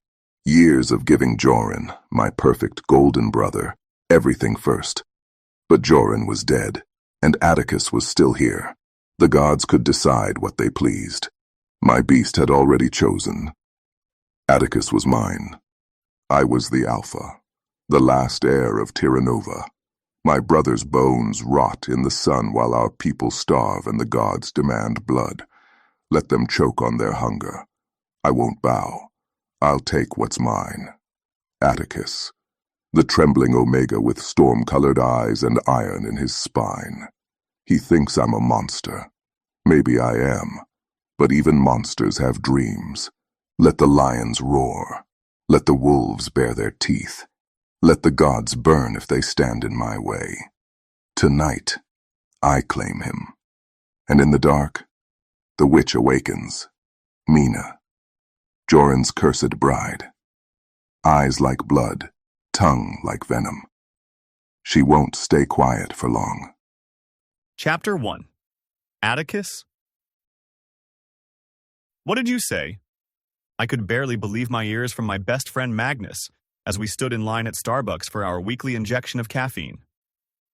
Magnus rolled his eyes, dressed in a crisp black suit with his signature scowl locked firmly in place. You heard me, Atticus. No, I didn't. I think I had wax in my ears or something. He moved up in the Starbucks line, adjusting his jacket like he was posing for Forbes Alpha Monthly. His brown hair was perfectly styled, and the suit clung to him in all the right ways. As an alpha, and my best friend, he could have at least repeated himself instead of being a smug overachiever. Bro, the board approved it yesterday. You were there. I was technically there. But I'd spent most of the meeting daydreaming about playing Halo and figuring out how to beat that annoying sniper level. Business dealings? Not exactly my specialty. It's not that I didn't want to be involved. I was just, well, kind of useless. I was the head of Tiger's Enterprises, mostly for show. Everyone knew it. The board knew it. The janitor knew it. Honestly, even the stray cat down the street probably knew it. The line shuffled forward, and I almost tripped over my own feet, but Magnus caught me by the elbow with a sigh. You have the reflexes of an elephant. Thanks, I muttered. Elephants are graceful in some cultures. I was probably the worst excuse for a CEO the corporate world had ever seen. After my father died, they handed me the company, his company, and it had been a mistake on every possible level. I was useless. Everyone knew it, even if they were too polite to say it out loud. The board only kept me around out of respect for him, not because they believed I could lead. An Omega in charge was always going to be a temporary solution, a placeholder, until someone more capable came along. At first, I told myself I'd prove them wrong, that I'd rise to the challenge and make my father proud. But the harder I tried to hold things together, the more everything slipped through my fingers. Meetings blurred together. Decisions piled up. The world he'd built felt too big, too sharp, too complicated for someone like me. And deep down, I knew the truth. This company had never really been mine to run. Joran was dead, and his brother, Vindictus, was taking over. My entire body froze. My breath caught in my throat. Vindictus? Here? This was my father's company, damn it. And now it was being handed to an insecure, overgrown jockstrap with all the brainpower of a wet paper napkin. I'd hated Vindictus since we were cubs. He was a brute then, and he's a monster now, louder, meaner, and terrifying in ways that made my fur stand on end. Magnus's eyes flashed, and his lips curled, hinting at his fangs. Whatever. Are you coming hunting tonight? Me? Hunting? If he meant small butterflies, sure, but I knew exactly what he meant. Tonight was the official mating ceremony for Vindictus to choose his mate, and everyone from the clan was supposed to attend. It was some archaic Tiger Lord tradition wrapped in a velvet sash of ego and testosterone.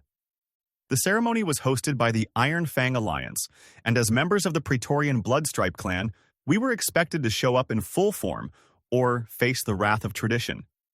It was a stupid ceremony, and I had no idea why we all had to go. Who cared who Vindictus mounted? The guy was a total prick. My alpha and, as of yesterday, possibly my new CFO over at Clawthorn and Steel, Beast Law Division. But I didn't care. He could mate a cactus for all I cared. Lucretica Talonheart, our firm's director of predatory acquisitions, was gunning to be his mate, and she never let anyone at the office forget it. Not a single morning passed without her strutting through the bullpen like she already had his bite mark on her neck. She even updated her email signature to Future Mrs. Vindictus, like it was a damn job title. I adjusted my tie, already dreading tonight. Hunting in this context meant being herded into a velvet-draped arena, pretending we all loved being part of this teeth and tradition nonsense while Vindictus sniffed out his next victim. Bride. No. Why? I asked suspiciously, narrowing my eyes. Magnus laughed, the sound low and mocking. Your mom would kill you if you didn't come. You're of the Tigress lineage, Atticus. You absolutely have to be there. I groaned. The Tigress lineage wasn't just some fancy name. We were descended from one of the oldest matriarchal bloodlines in the tiger clans. Back when tigers were still solitary, scattered across the wilds, my ancestors had already realized strength came in numbers. It was the tigresses, powerful, strategic, deadly, who united the fractured prides into clans that could survive together. The age of lone rogues faded. Mating alliances formed. Territories were marked and defended by entire coalitions. All thanks to women like my great-grandmother, Maeva the Stripebreaker. It had been working, for a time. But now, everything was falling apart. Famine was sweeping through the supernatural realm like a curse. Asterion, the ancient bull lord, had taken his herds to safer lands, leaving us meatless and scrambling. We could barely scrape together enough to offer up to the old gods, and without those offerings, things were bound to get worse.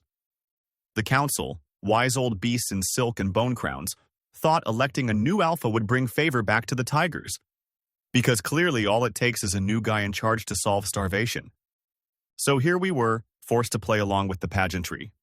Joran had been a good alpha, strong, smart, merciful, but Cassian and Noah from the Noble Wolf Pack had torn him to shreds during peace negotiations like they were shredding a chew toy. That left a power vacuum the size of a crater. And guess who slithered into it? Vindictus. The board, aka the Council of Crusty Old Tiger Lords, had nominated him as our salvation, our future, our savior. I had other words for him. None I could say in front of my mother without getting disowned. He isn't even here yet, and he's already trying to ruin my life. Don't worry, I'll protect you, Magnus said smoothly, wrapping his arm around my waist and tugging me into his chest.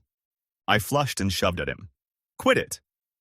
He laughed, letting me go, but I caught the flicker of molten gold in his eyes. Was it getting close to his mating season? We'd been friends for centuries, probably longer than that. Magnus came from the claw-bred tigers, an ancient race of pure white Siberian shifters who'd migrated here hundreds of years ago. Regal, rare, and ridiculously overprotective. We'd hit it off immediately, and as a rare Omega tiger, he'd become more than just a friend.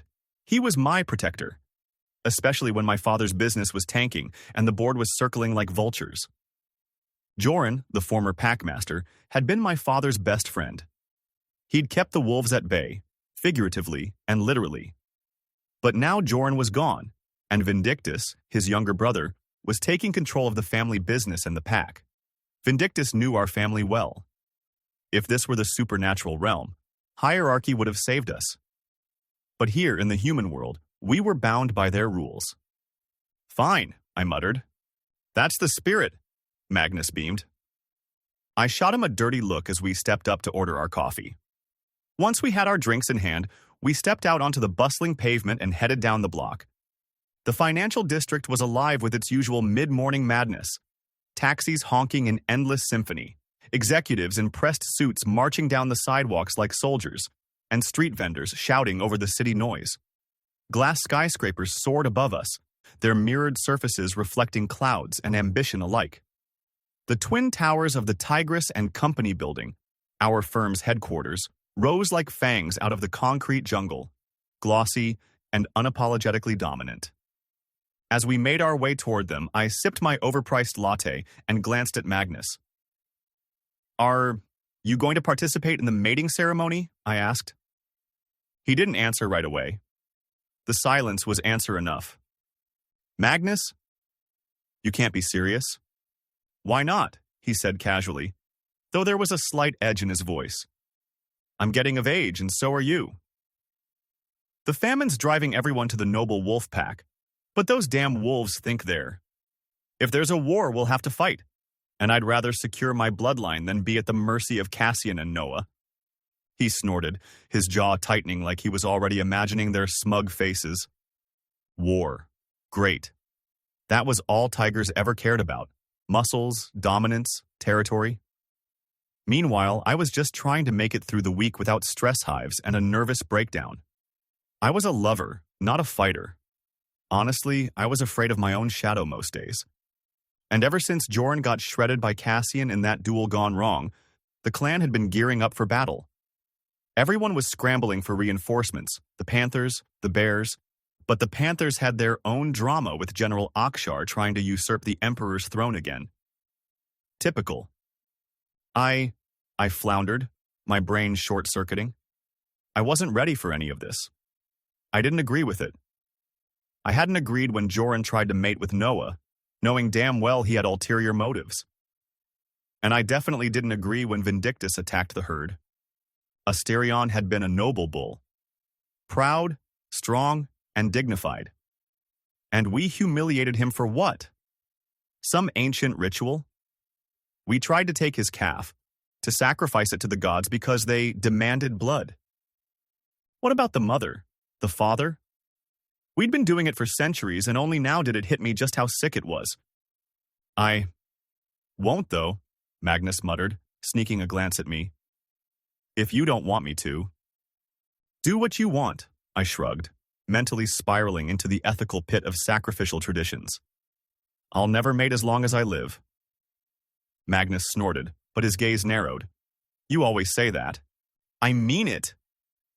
I'll die of Virgin Omega if I have to. He laughed, but I wasn't kidding. I was deathly afraid of pain. Stubbed my toe once and thought I was going to meet the ancestors. Nearly wrote my own obituary. Pain and I, not on speaking terms. We hurried into the elevator just as the doors were closing.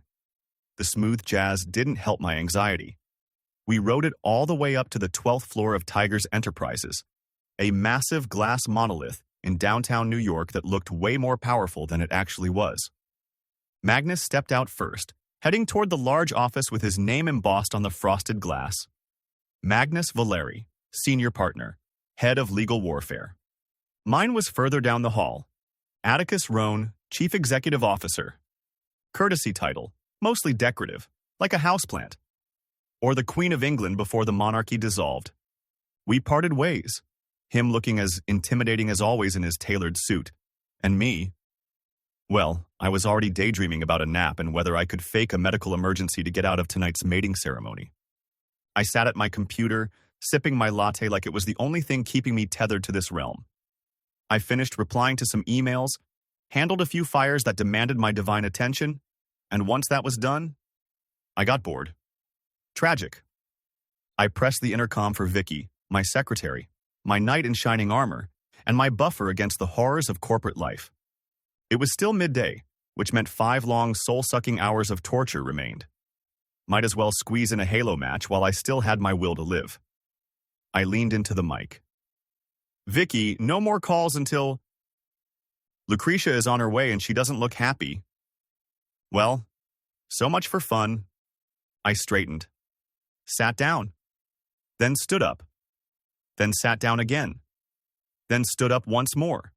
I nearly spun in a full circle like a caffeinated Pomeranian chasing its tail as anxiety chewed me up from the inside out. Lucretia was the lead tigress of our clan, and she wasn't pleasant. Think Aphrodite, if she'd been raised by a pride of piranhas and had a PhD in passive aggression. The clicking of heels echoed down the hall like the ominous march of doom.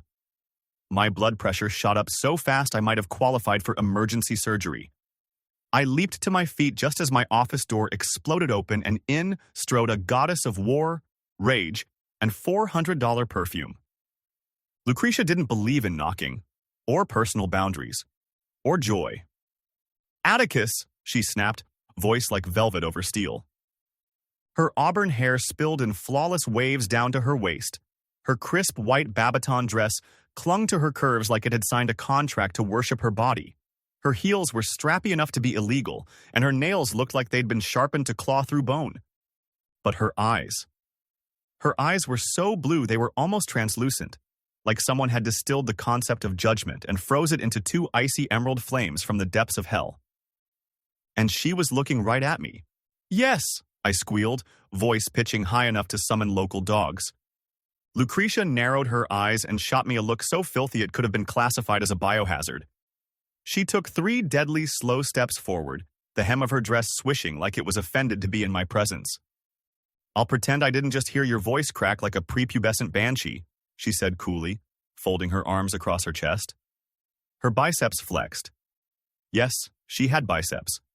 Goddesses of war didn't skip arm day. I laughed nervously. Haha, right? So funny, right? You're so funny. Atticus. Her tone could have cut steel. Where? Is the Chen file? I blinked. The Chen file? She tilted her head just a fraction. The multi-billion-dollar international merger Chen file.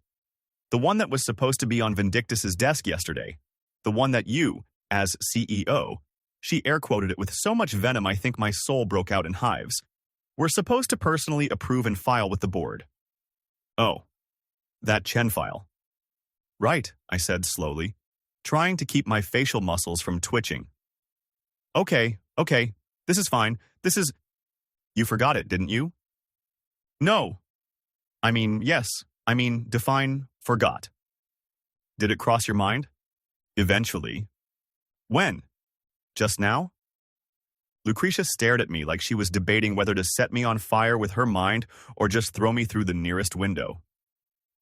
Atticus, do you realize what happens if the Chen file isn't filed? We lose the entire deal. Vindictus looks like an idiot. I look like an idiot, and worst of all, she leaned in, eyes blazing. I have to explain to the Council of Elders that you were too busy playing Call of Duty to do your job. I gulped. It was Halo, actually. Her eye twitched, which I was barely playing, thank you very much. She pinched the bridge of her nose and inhaled like she was summoning divine patience. You have exactly 10 minutes to find that file, print it, stamp it, light a candle to the ancestors, and offer up a small sacrifice. Your dignity will do.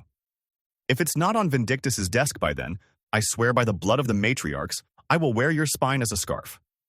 She turned and left in a blaze of fury and citrus perfume, heels clicking like the countdown to my doom. Vicky, I hissed into the intercom the second she was gone. I need you to find the Chen file, the will to live, and maybe a priest. Already printing, boss, Vicky replied dryly. I found it in your inbox. Unread. From 3 days ago. I groaned and face-planted on my desk. I'm not cut out for this. Tell that to your paycheck. I hurried to review the Chen file, wrapped it in a manila folder like it was a sacred relic, and tiptoed it over to Vindictus's new office, already set up for his arrival at the board meeting this afternoon. My gut twisted like a pretzel in a blender. I couldn't stomach the idea of him being here. I never told anyone this, but Vindictus used to torment me when I was younger. Followed me around like a vengeful shadow, taunting me about everything, from the way I talked to how I flinched whenever someone raised their voice. I'm a softie, okay? A downy, fluffy, hopelessly delicate omega. And this man was forged from steel and fire and old tiger rage. I wanted absolutely nothing to do with him.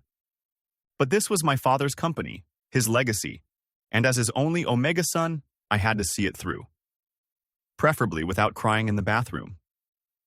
I worked diligently for the next 2 hours, too anxious to do anything more than hunch over my desk and grind through the mountain of work that had accumulated like it was breeding in my inbox. Then came the knock on my glass door. Atticus? Magnus asked, frowning as he stepped in. Why do you smell so distressed?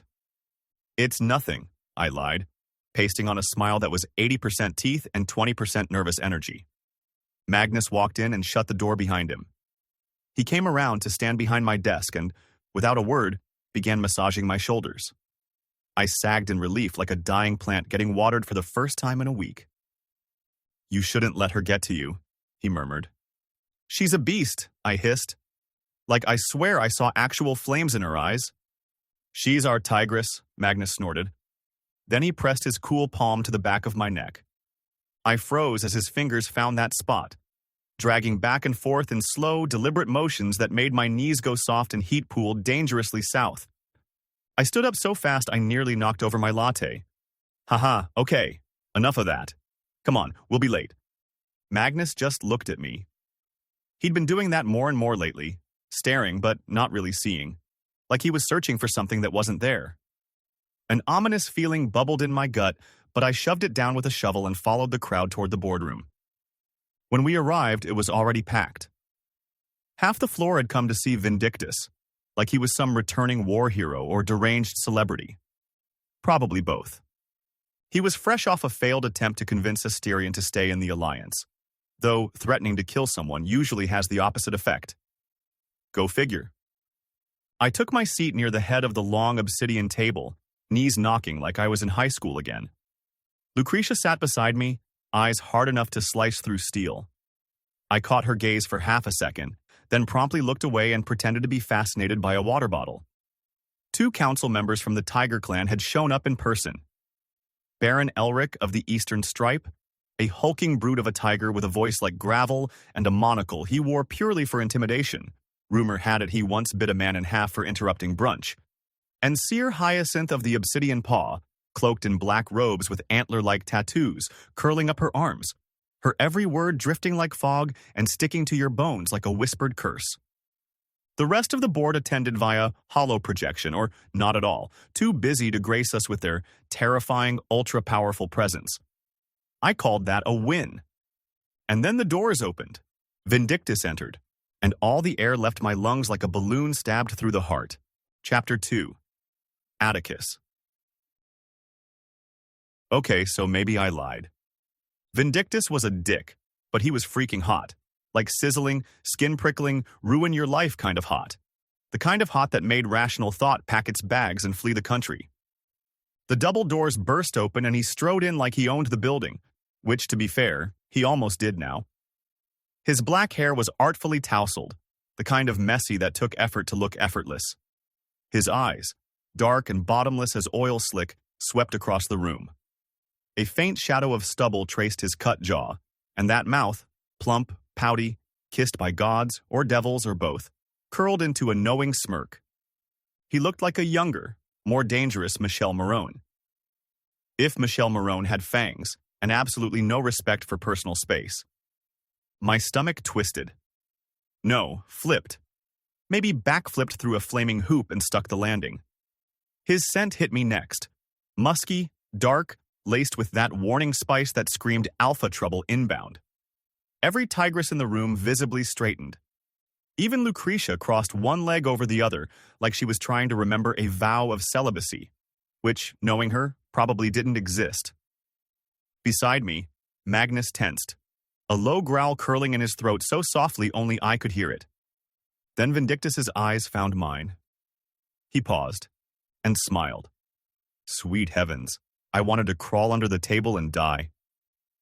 The air shifted before he even entered. A hush fell over the room as the doors opened. And there he was. Vindictus.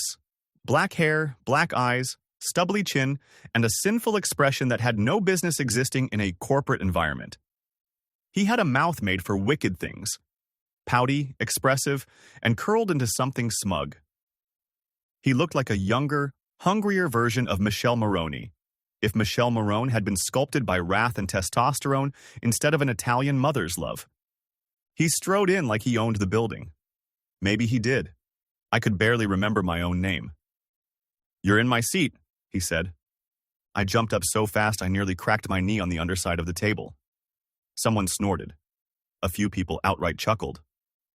I scurried out of the way like I was dodging a gunshot. Sorry, Alpha. Vindictus gave me a look. A slow, heated, up and down once-over that left me sweating in places no Omega should ever sweat in public. Then he sat down like a king reclaiming his throne. Alpha, Lucretia purred, practically batting her lashes. Welcome back. It's good to be back, Vindictus rumbled, voice thick and dark, like velvet soaked in sin. As of right now, I will be acting CEO of Tiger Enterprises. My stomach dropped. My lungs forgot how to do air. My eyes burned hot as gasps filled the room. Vindictus didn't blink. As the Alpha, it is my right to ensure this company doesn't fall into ruin. Fall into ruin? Magnus snapped, standing halfway up in his chair. What the hell are you talking about? Did I ask you to speak? Vindictus snarled. The room buckled under the weight of his alpha command. It rolled over us like thunder, thick and suffocating. I couldn't breathe. I couldn't move. My ears were ringing. This was my father's company. My father, who built this empire from the ground up. My father, who died a few years ago and left me, his only Omega son, in charge. I know I wasn't perfect, but I tried. I tried. You can't do that, I croaked out, my voice weak, useless. This is my father's company, and it's been without an alpha for far too long. Vindictus cut me off coldly, not even bothering to look at me. His words were final, like a guillotine dropping on my neck. I stood there, frozen in place. Everyone had taken their seats. Except me. There were no chairs left. I looked like an idiot just hovering behind Lucretia, who was busy laser-eye flirting with Vindictus. I was this close to sitting on the goddamn floor when one of the interns practically threw their chair at me and fled.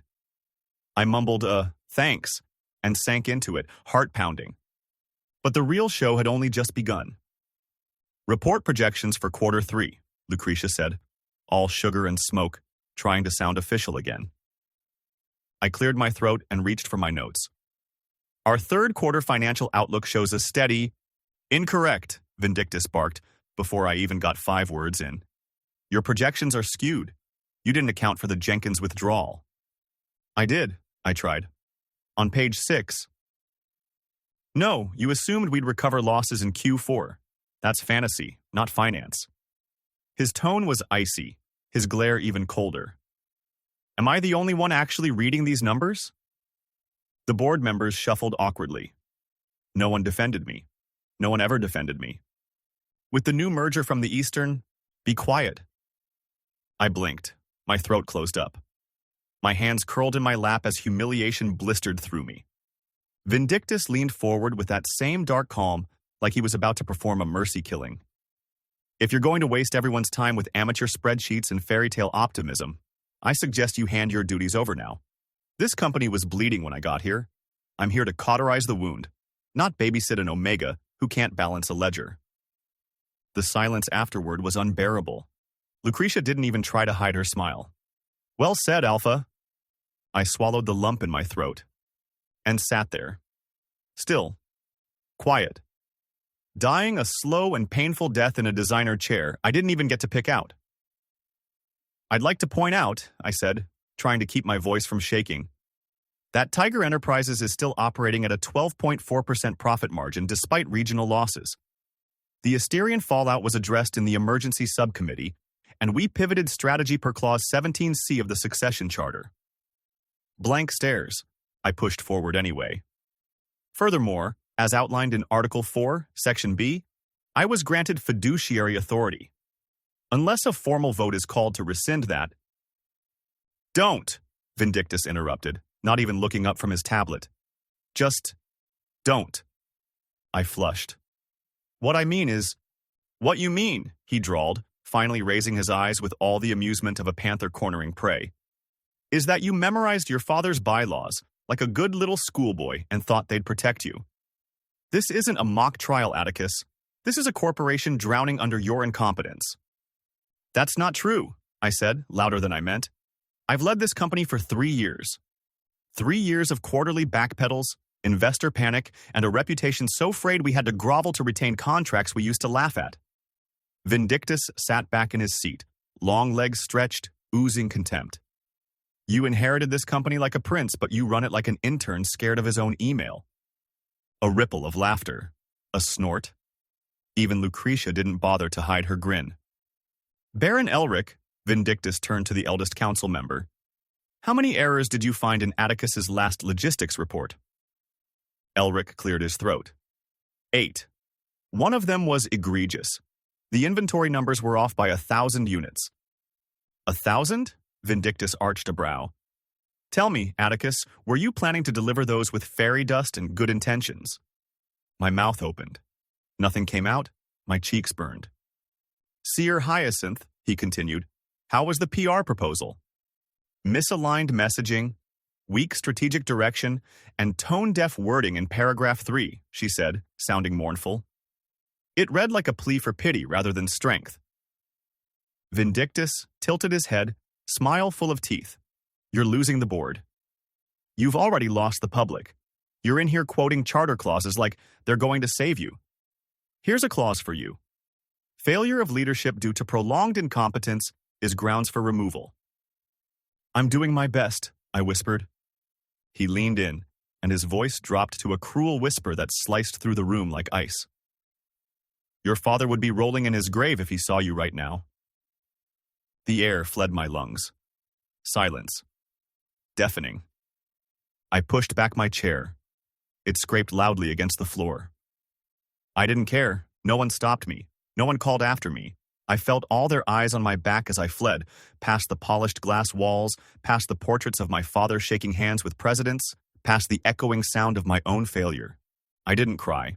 Not yet. Not where they could see.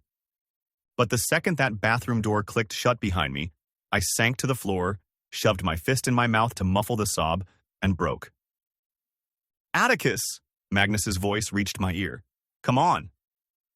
He's a monster, I cried bitterly, trying to stifle my tears. After father died, things had been very hard. I couldn't function like I normally could. And with the famine, my mother was worried. I was constantly going back and forth between the supernatural realm and the human realm. It was almost impossible to keep the company in good standing when I was traveling so much. The door creaked open, and Magnus knelt beside me. "Come on, leaving proves them right." "They are right," I said, fisting my hair. "I've been an absolute mess since—" My breath caught when the air shifted. A spicy scent filled my nostrils, making my blood run cold. "Leave us." Vindictus filled the doorway, his entire muscular body so vast I couldn't even see the light behind him.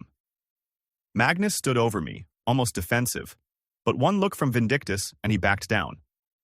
"I'll be right outside," Magnus said pointedly, then shut the door behind him.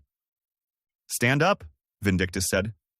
"Didn't anyone ever tell you how dirty bathroom floors are?" I stood slowly, wiping my tears and hands. I went to the faucet to wash them, but Vindictus grabbed them. His hand was so large it dwarfed mine, soft and silky in his grasp, not calloused, and he gently, almost reverently, used soap to wash the dirt from my fingers. "Remember what I told you," he said, though his voice was hard. I was so scared my knees were nearly knocking together. "I'll take care of your father's legacy." I ripped my hand from his grasp so quickly I almost splashed us both with water. "That was before he died." "And? You obviously can't do it alone." The words stabbed at my heart. "I was trying," I whispered furiously. "Now it's time I step in," Vindictus said, then yanked my hand back. He put it under the spray, and a spark jolted through me at the touch. "You must take your place among our clan. I expect you at the mating ceremony tonight." "But—" "No buts," he snarled. "I'm sick of your excuses, Atticus. You've run this firm into the ground. Now do as your alpha commands." He shoved my hand back and stepped away, breathing hard, pupils dilated like he was fighting the shift. Then he turned and walked out. God, I hated him. What a damn brute. First he took my company, and now he ordered me to come to the mating ceremony. I was sickened. What the hell did he want from me? I dried my hands and stared at myself in the mirror. Shaggy blonde hair unkempt, falling over my brow, bright blue eyes rimmed with red. I was a mess. A goddamn mess. And he knew it. That's why he tormented me. I wiped my eyes and stepped back out. Magnus and Vindictus were waiting for me, as if locked in a silent battle, and together we returned to the boardroom where everyone was still waiting. Vindictus took his seat in my chair, his presence consuming. Now, let's begin. I fled the office as soon as the meeting was over, tears hardening on my cheeks.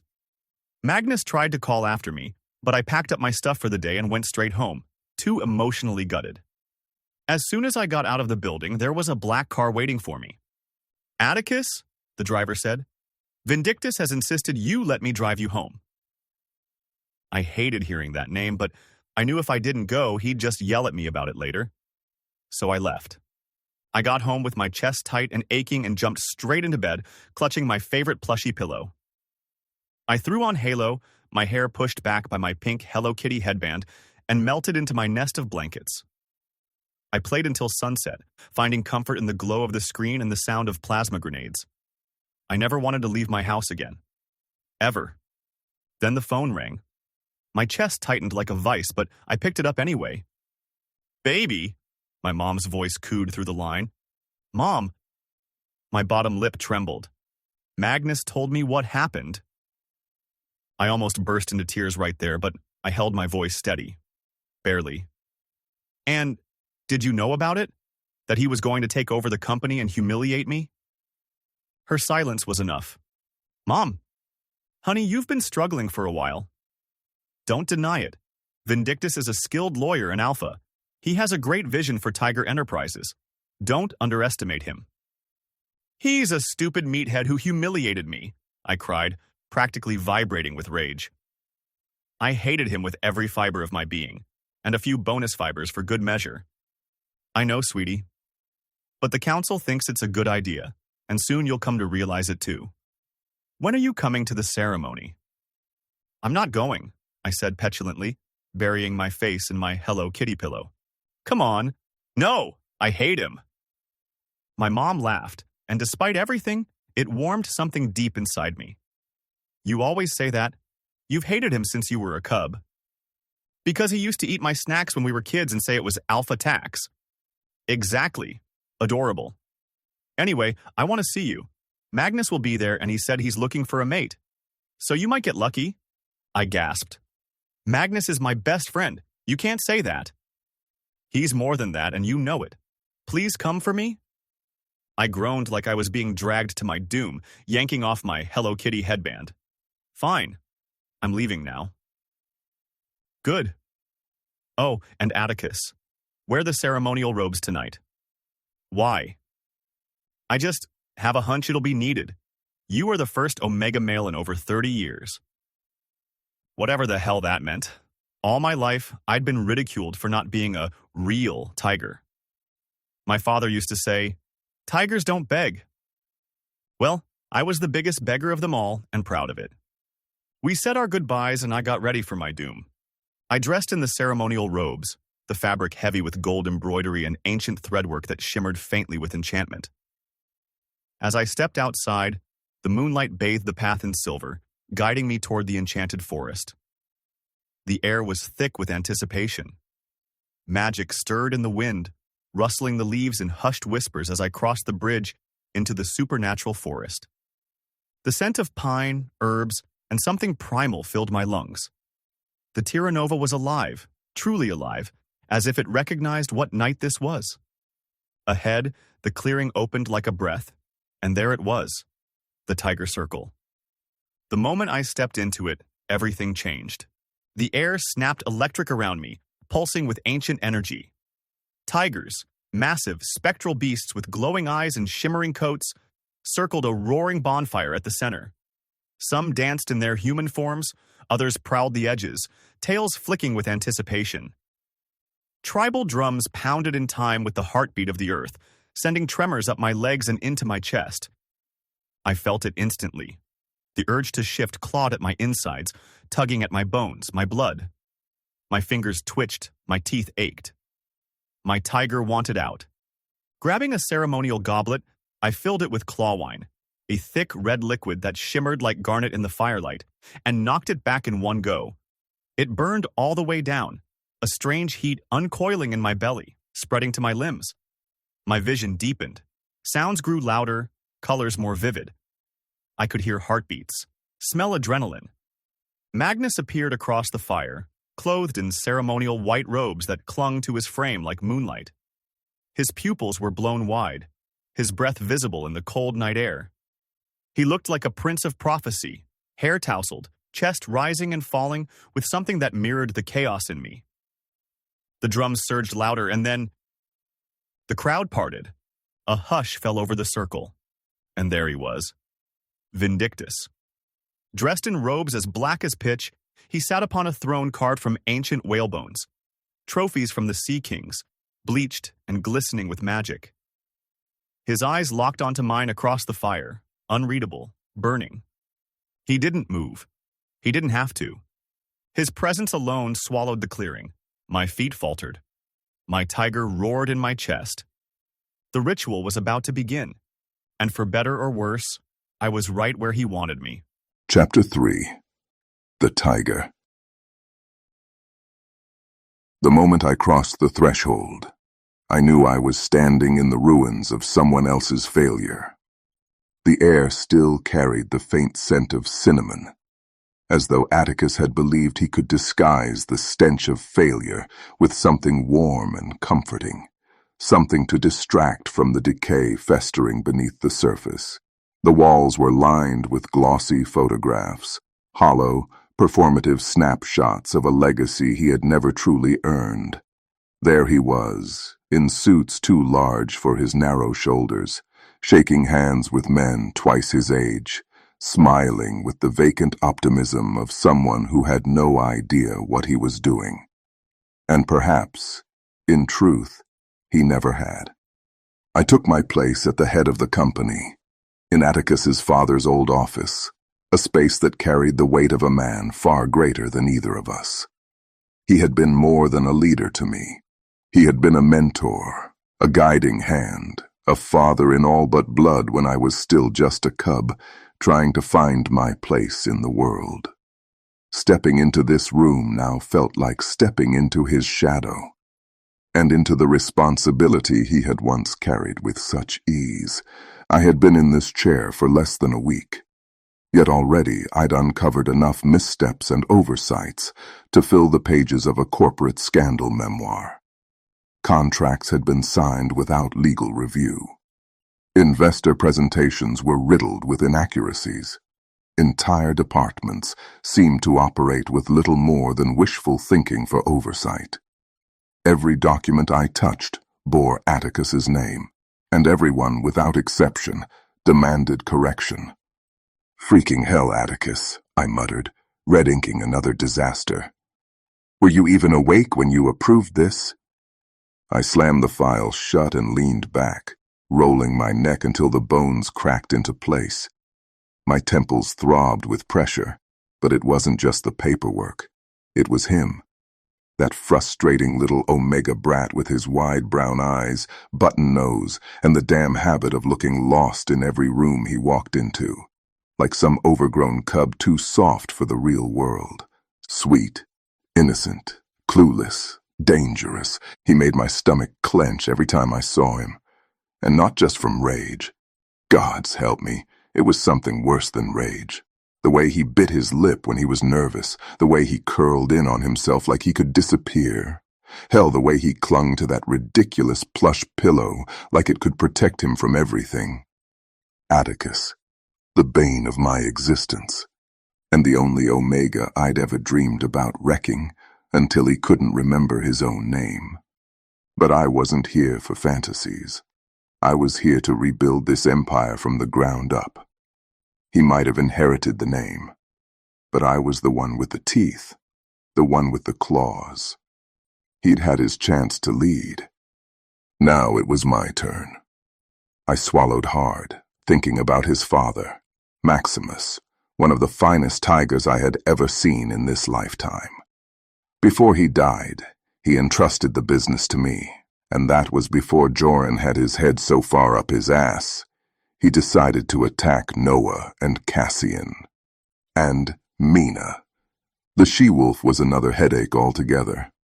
I honestly didn't know which tiny fire to put out first, but I decided to start with this one, considering it was growing larger and larger as time went on. I quickly checked the time. I was expected at the ceremony at Terranova at 8, and it was inching after 6. If I planned it right, everything would be going according to plan. Atticus would arrive at his mother's instructions, and then we could proceed with the mating ceremony. It hadn't initially been my intention to deceive him. I just got tongue-tied whenever I saw him. Something about his big eyes and soulful expression made my throat tighten. A knock on the door made me look up, and then Lucretia stuck her head in. "Hey, heading out soon?" "Yeah, just finishing up some stuff," I said, shuffling the papers. "You look nice." She grinned, walking into the room, her movements lethal. "Oh, this old thing," she said, gesturing to her very expensive white dress. "Just something I threw on." I snorted, leaning back in my chair regarding her. She would have been the perfect tigress, especially for the pack. She was strong, capable, determined, all the qualities I liked. And yet, she wasn't him. I've held a torch for Atticus ever since we were cubs. Something about tormenting the skittish Omega always got me hotter than anything else I could imagine. And I just liked him. I couldn't explain it. And tonight, I plan to claim him. "Will you be looking for a mate tonight?" I asked, keeping it light. Lucretia kinked a brow at me. "Looking, yes, but hopefully not for long." My smile suddenly felt strained. Ever since Joran died, things had only gotten more complicated with the pack. I wasn't interested in carrying old grudges. Terranova was safe for now. Even with the herds moving on and famine creeping in, I was confident I could keep us all together. And if worse came to worst, I'd move us. split our time between the supernatural realm and the human world. Well, I said, clearing my throat. I need to finish this. Lucretia nodded. All right, no problem. See you tonight. Bye. Bye, I replied, going back to my papers and not sparing her a single glance. There was too much work to do. Too many of Atticus's mistakes to clean up. But once I did, maybe eventually, he'd see that I'd been there for him the entire time. And maybe, just maybe, I could finally tell him how I felt. I stood in front of the mirror, trying to get the ceremonial robes to sit right on my shoulders. My hands were shaking, sweaty, clumsy, useless things. Every time I adjusted the fabric, it felt wrong, like I wasn't supposed to be wearing it, like it belonged to someone else, someone braver, stronger, someone not me. My nerves were a wreck. I could barely breathe in my own damn apartment, a luxurious penthouse suite that overlooked the city like it owned the skyline. But even with all the space, the endless windows and the cool night air rolling in, I felt trapped. The robes were too tight around my chest. My hair wouldn't lie flat. And the second I saw myself, really saw myself in the mirror, I wanted to tear the whole thing off. My reflection looked like a stranger pretending to be important, a fake alpha in silk and thread. Joran had been the chosen one, the tiger to lead us all, and I had been the secondary choice, the last choice, the one we had when there was no one left. A knock startled me out of my thoughts. I blinked, then shuffled over to the door, my bare feet whispering against the marble floor. When I opened it, I nearly sagged with relief. Rexus, he grinned, that big, crooked, boyish grin that had gotten us both in trouble more times than I could count. He was already dressed in his formal wear, sleek, dark with hints of gold threading the collar and cuffs. His dark hair was tousled like always, and he carried himself like someone who never had to try. "Damn," he said, giving me a once-over. "You look like you're about to puke." "Thanks," I muttered. "Really helping with my confidence right now." He snorted and shouldered his way in like he owned the place, flopping down onto my couch. "Atticus is the first Omega male in 30 years, and he's about to be your mate, so you're allowed to panic a little, you know." "A little?" I laughed weakly, shutting the door behind him. "I'm spiraling." He picked up one of the throw pillows and hugged it like it owed him money. "Well, spiral faster. Ceremony starts in less than an hour. I can't go out there, Rex. Not like this." "You look fine." "I look like I'm about to cry." He sat up, serious now. "Vindictus, you've been through worse. This is just a bunch of pomp and tiger drama. You walk into that forest, you stand in that circle, and you let them see you for what you are. A mess? A legend." I gave him a weak smile, warmth crawling up my neck. "You always know what to say." "Yeah, well," he shrugged. "I'm the charming best friend. It's kind of my job." I sighed and turned back to the mirror, trying again to adjust the ceremonial collar.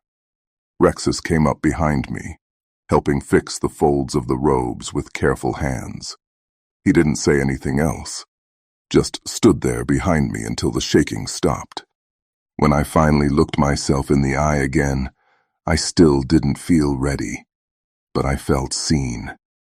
And somehow, that was enough. Rexus hovered by the window now, arms crossed over his chest, that easygoing look from earlier replaced by something heavier.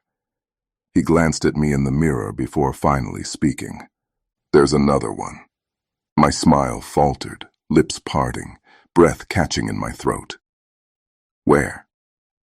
Near the Outlands, he said. That's 3 this week. More and more of them turning up with the same symptoms. I think we should really see what that damn witch did. Not until we consult the old gods, I snapped, louder than I meant to. His eyes narrowed, but he didn't push. Vindictus. No, I said, turning to face him fully. My hands were fists at my sides now, the silk of my robes wrinkling with the pressure. I'm not making any moves until we speak to them. I won't risk it. The room was silent, except for the distant hum of traffic far below the penthouse. Outside, the city lights blinked like stars, too far away to touch.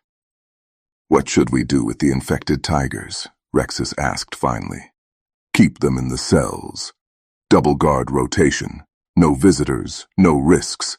Make sure nobody gets too close during the ceremony. We can't let anyone see them. Rexus nodded, jaw tight. Got it. I'm trusting you with this, I said, stepping closer. Don't make any mistakes, Rex. If the council finds out before we have answers, I won't let that happen, he said. His voice was steady, but I could see the tension in his shoulders. He was scared. We both were. I exhaled slowly, trying to calm the tremble in my chest. Tonight has to go smoothly. No distractions, no suspicion. Rexus gave me a short nod. Then let's put on a show. He turned to leave but paused at the door. You sure you're ready for this? No, I said, adjusting the collar one last time. But I'm going anyway. And with that, he was gone. The silence he left behind was worse. The air around us crackled and snapped, an electric charge hanging over the entire scene as we made our way to Terranova. The world shimmered and blurred for a brief moment before snapping back into focus, the shift between realms palpable. I could feel it in the very marrow of my bones, the raw, ancient magic of the supernatural realm coursing through the air like a storm waiting to break. The sound of drums reached my ears first, wild and hypnotic, beating so fiercely it felt like they were pounding directly into my chest. The rhythm swelled and thrummed with primal energy, a call to the wild, to the very heart of what we were as tigers. Tigers leapt and danced in the firelight, their forms shifting between human and beast, the flicker of flames illuminating the sharp glint of fangs and the strength of their muscles. It was chaos, beautiful and fierce, a chaotic display of power and freedom. At my right, Rexus walked silently, his presence as much a part of the scene as the fire and the shifting bodies. He never said a word, his quiet strength a steady anchor at my side. I focused on the ceremony ahead of me, knowing full well that every moment here carried weight. The crowds parted as we approached, a circle of fire surrounding us. I took my seat on the whalebone throne, its massive structure creaking slightly under my weight as I settled into place. It was cold. The bones of some ancient creature long dead now used to create the seat of power for the alpha of our clan. From here, I could see it all. The half-shifting tigers in the crowd, their fur rippling and eyes glowing with a mix of hunger and excitement. There were those dancing, weaving around the flames, their movements almost as if they were part of the fire itself, swirling with the energy of the ceremony. People milled around, talking, laughing, some in awe, some in quiet anticipation, but the intensity of it all was unmistakable. This wasn't just a party. This was ritual.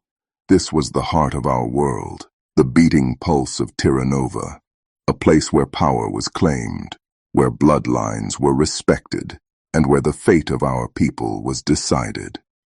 Rexus didn't move from my side, his stance almost sentinel-like as he surveyed the crowd with his sharp eyes. I could feel the tension in the air, thick enough to cut with a knife. Every eye in the place, it seemed, was on me now. Some with expectation, some with curiosity, and others with something darker. Envy, maybe. I didn't know. I didn't care. But I had to be careful. Tonight was more than just about the ceremony. It was about claiming control. My control. The drumming grew louder, faster, more urgent, and I could feel the shift coming, the need to stand and join the pack in their wild, unrestrained celebration. But I held myself steady, just watching, just waiting. This night, I would take my place. And then, just like that, the crowds parted. A hush swept through the revelers, one that even the wild beat of the drums couldn't quite drown out. My gaze snapped forward, and there he was. Atticus. My breath caught somewhere between my chest and my throat, stuck fast, like a blade plunged too deep. He wore ceremonial white, flowing sheer fabric that shimmered like the moonlight itself had stitched it together.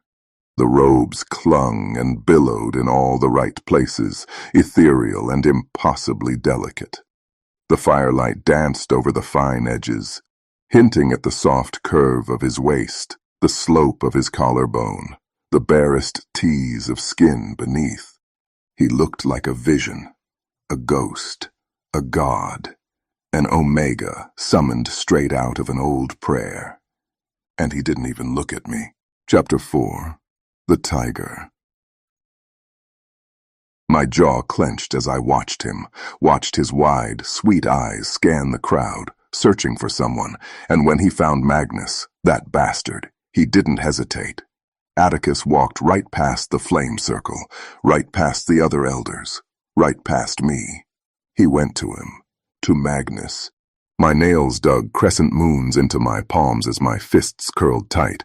I heard the rumble in my chest before I realized it was me, a low snarl bubbling up, primal and furious. He didn't even glance my way.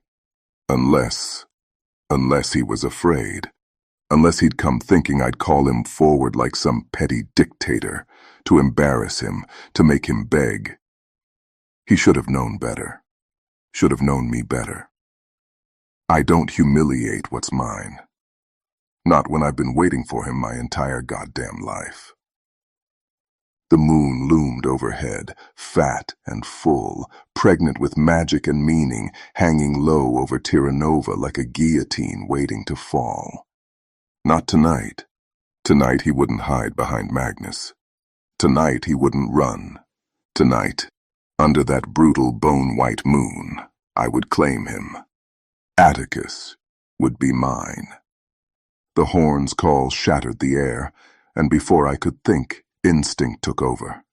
My body moved on its own, raw power, all muscle and fury, surging forward like lightning unbound. My paws struck the ground in rapid, thunderous rhythm, claws digging deep into the dirt as I tore across the clearing. The fire blazed around me, roaring high into the night sky, but I didn't slow. I crashed straight through the flames, embers scattering in my wake. The scent of burning cedar filled my nostrils, but it was drowned out by something stronger, sharper.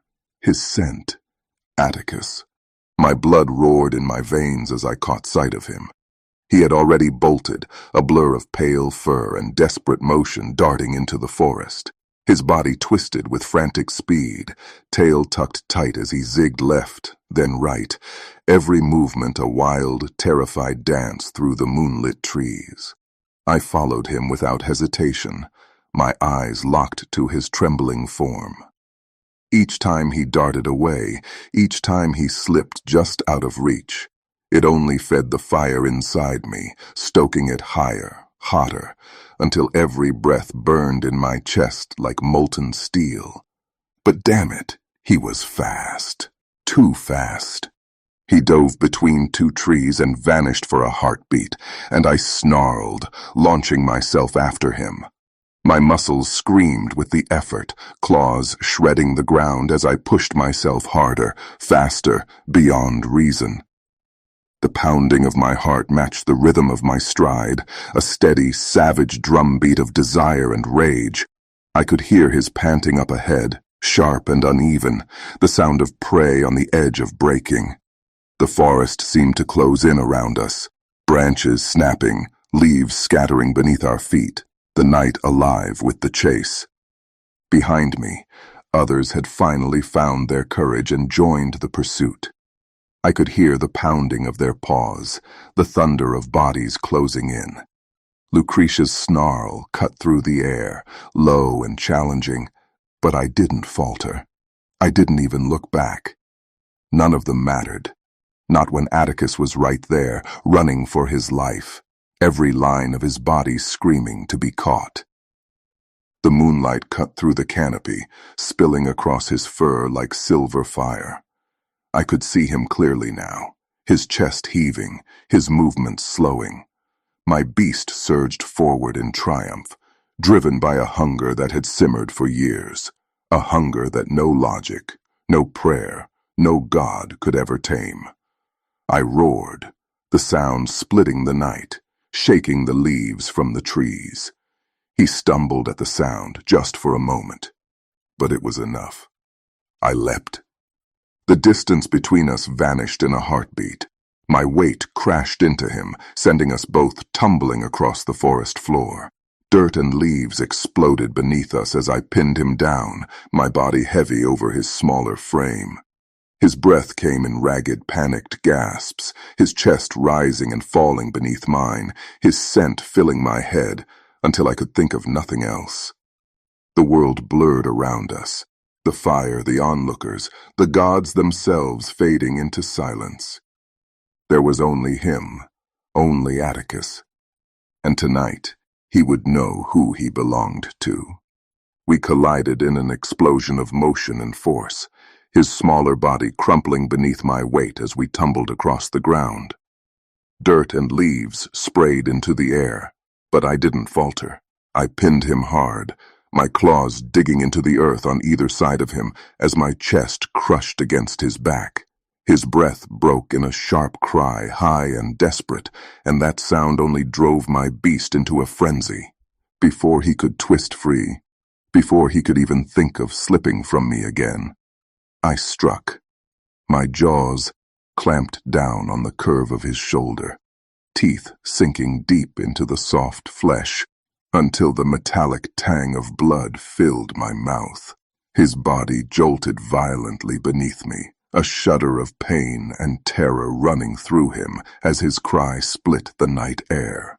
The taste of him, the heat of him, the pulse hammering just beneath his skin. It sent a shock through me so fierce I thought I might shatter. I growled low and savage against his flesh, holding him fast, marking him as mine in the oldest way our kind knew. He wriggled, his muscles straining in panicked resistance. But it was useless. The bite had sealed it. His scent shifted instantly, panic twined with something deeper, something that sang to my beast, and I knew with every bone in my body that there was no turning back now. He was claimed, and gods help anyone who tried to take him from me. He kicked, twisting beneath me with desperate strength, and for a split second he slipped free, bolting toward the trees once more. I lunged after him, my claws raking the dirt, the earth trembling beneath my strides. The chase reignited, faster, fiercer, until the world narrowed to motion and breath, and the wild pounding of our hearts. He reached the ravine first, his paws skidding across loose earth as he tried to change course, but it was too late. I hit him from behind, and we went tumbling together over the edge. The air ripped from my lungs as we crashed down through the darkness, the world spinning until the ground disappeared beneath us and the freezing shock of water swallowed us whole. The river hit like a hammer, cold, brutal, merciless. For a heartbeat, everything went black. I didn't know which way was up or down, only that he was still in my arms, still moving, still mine. The current tore at us, dragging us downstream as I fought to keep hold of him, claws digging into the earth when we finally slammed against the riverbank. I rose, gasping, water streaming down my fur. My breath came in harsh, ragged pulls as I looked down and froze. Atticus wasn't a trembling ball of fur anymore. He was human again, pale and shivering beneath the moonlight, his skin slick with river water, his eyes wide with fear. His lips trembled, his voice breaking as he spoke. "Don't hurt me, please." The words hit me like a blade to the chest. Hurt him? No. Never. The thought alone was unbearable. My body was still shaking, not from cold, but from the storm raging inside me, the clash of instinct and emotion, the ache that had driven me to this moment. I shifted back, my form shrinking, fur giving way to skin, though I stayed over him, caging him in, unwilling to give him space to run again. My heart thundered as I leaned closer, his scent still wrapping around me, his pulse hammering beneath my hands. "Atticus," I breathed, my voice rough with everything I couldn't say. A snarl cut me off, glorious and furious. "Get the hell away from him!" I spun, my teeth bared before I even registered the face. Magnus. His voice carried like thunder, his rage crackling in the air between us. My claws flexed instinctively, my entire body coiling with fury as I rose to meet his glare. "Stop!" The single word silenced the war raging. I'd kill him, tear him to shreds if he got even an inch closer to my mate.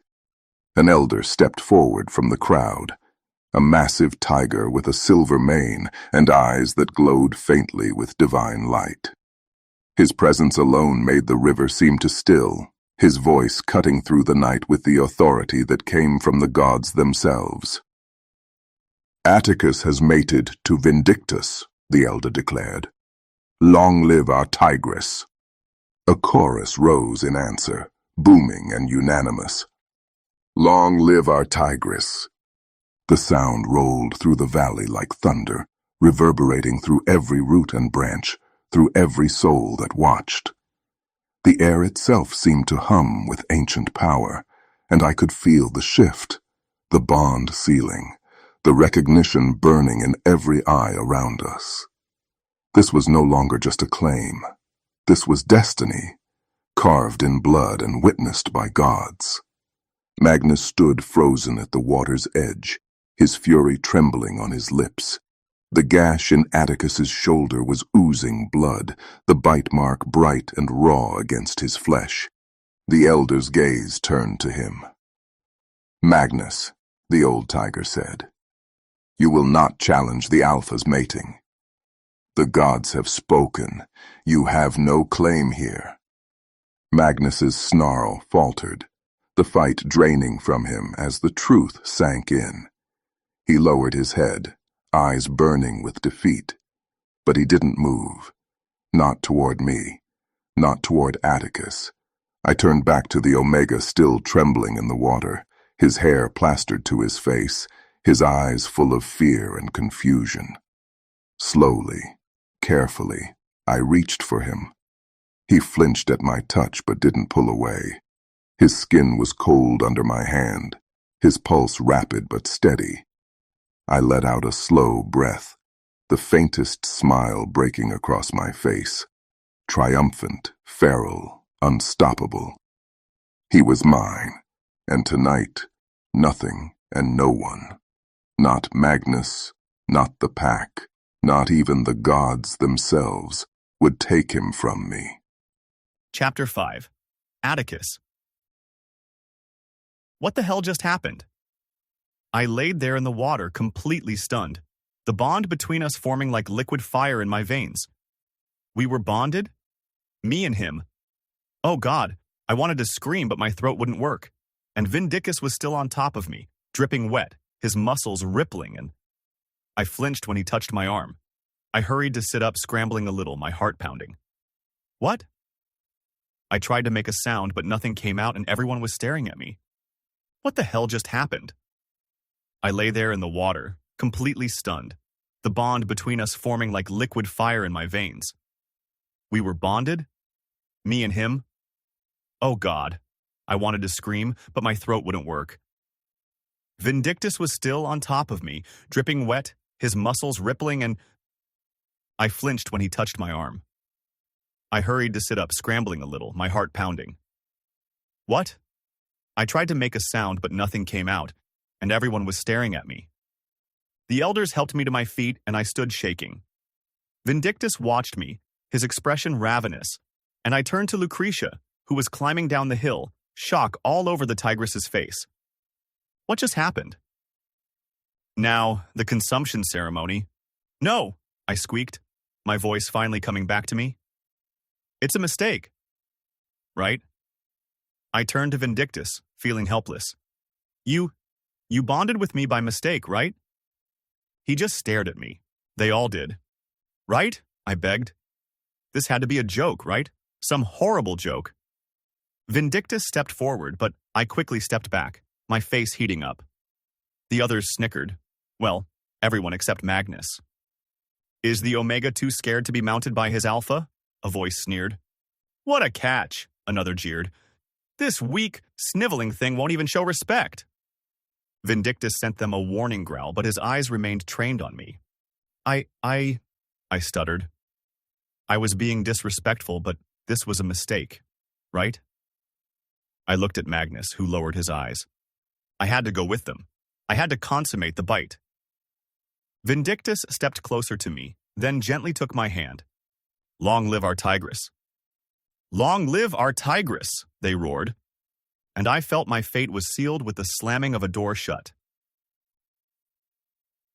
If he hurts you or lays any unwanted finger on you, I'll freaking kill him. Magnus's voice faded into the background as I was dressed in the ceremonial mating robes by the elders.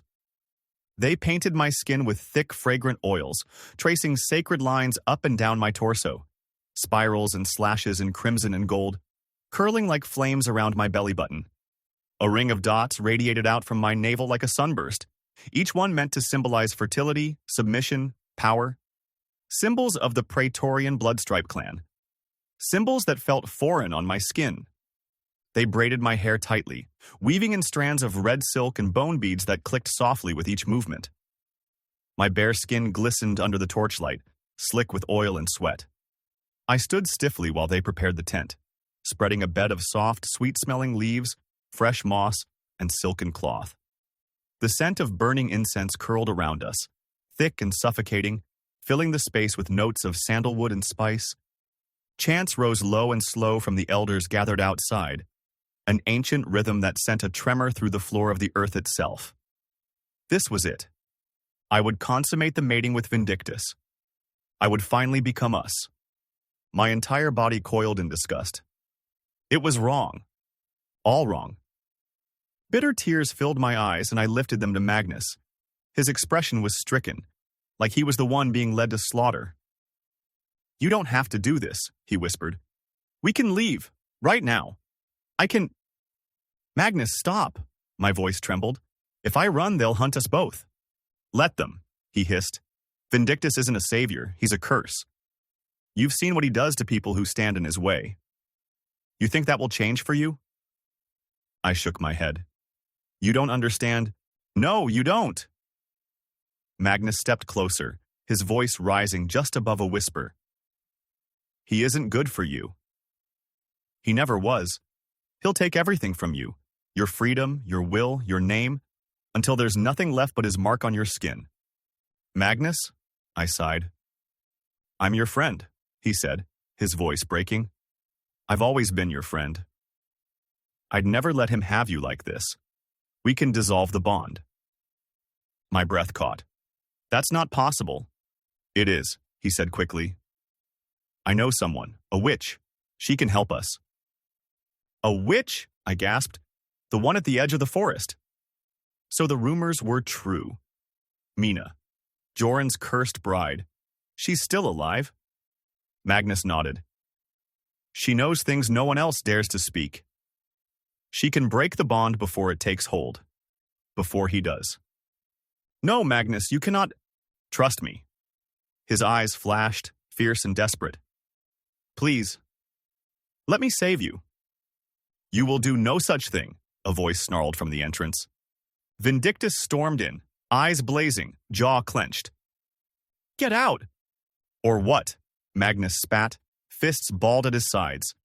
Enough, one of the elders barked. Magnus, leave. Magnus's jaw ticked with rage. He looked like he wanted to kill something. Instead, he turned back to me and pulled me into a hug so fierce it stole my breath.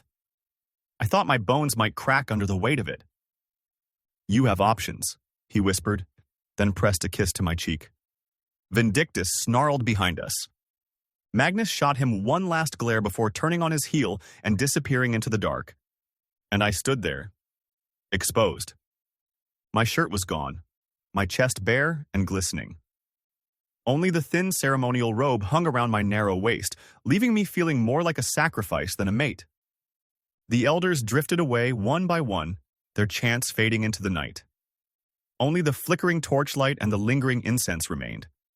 Vindictus stood still for a moment, then growled low in his throat. Leave us. The final attendants bowed quickly and scurried out. The flap of the tent fell shut behind them with a heavy finality.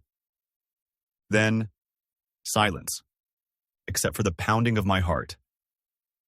You made my life hell, I stammered, my voice catching somewhere between anger and disbelief. Why would you want me? Vindictus regarded me.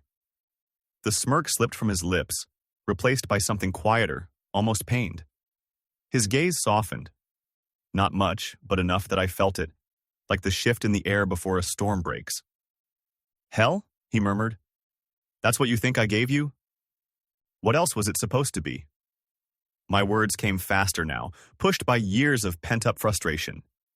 You tormented me, Vindictus. You left dead rabbits on my doorstep, every week for a month. He blinked. You didn't like those? I gaped at him. No. Who leaves mutilated woodland creatures as gifts? He arched a brow.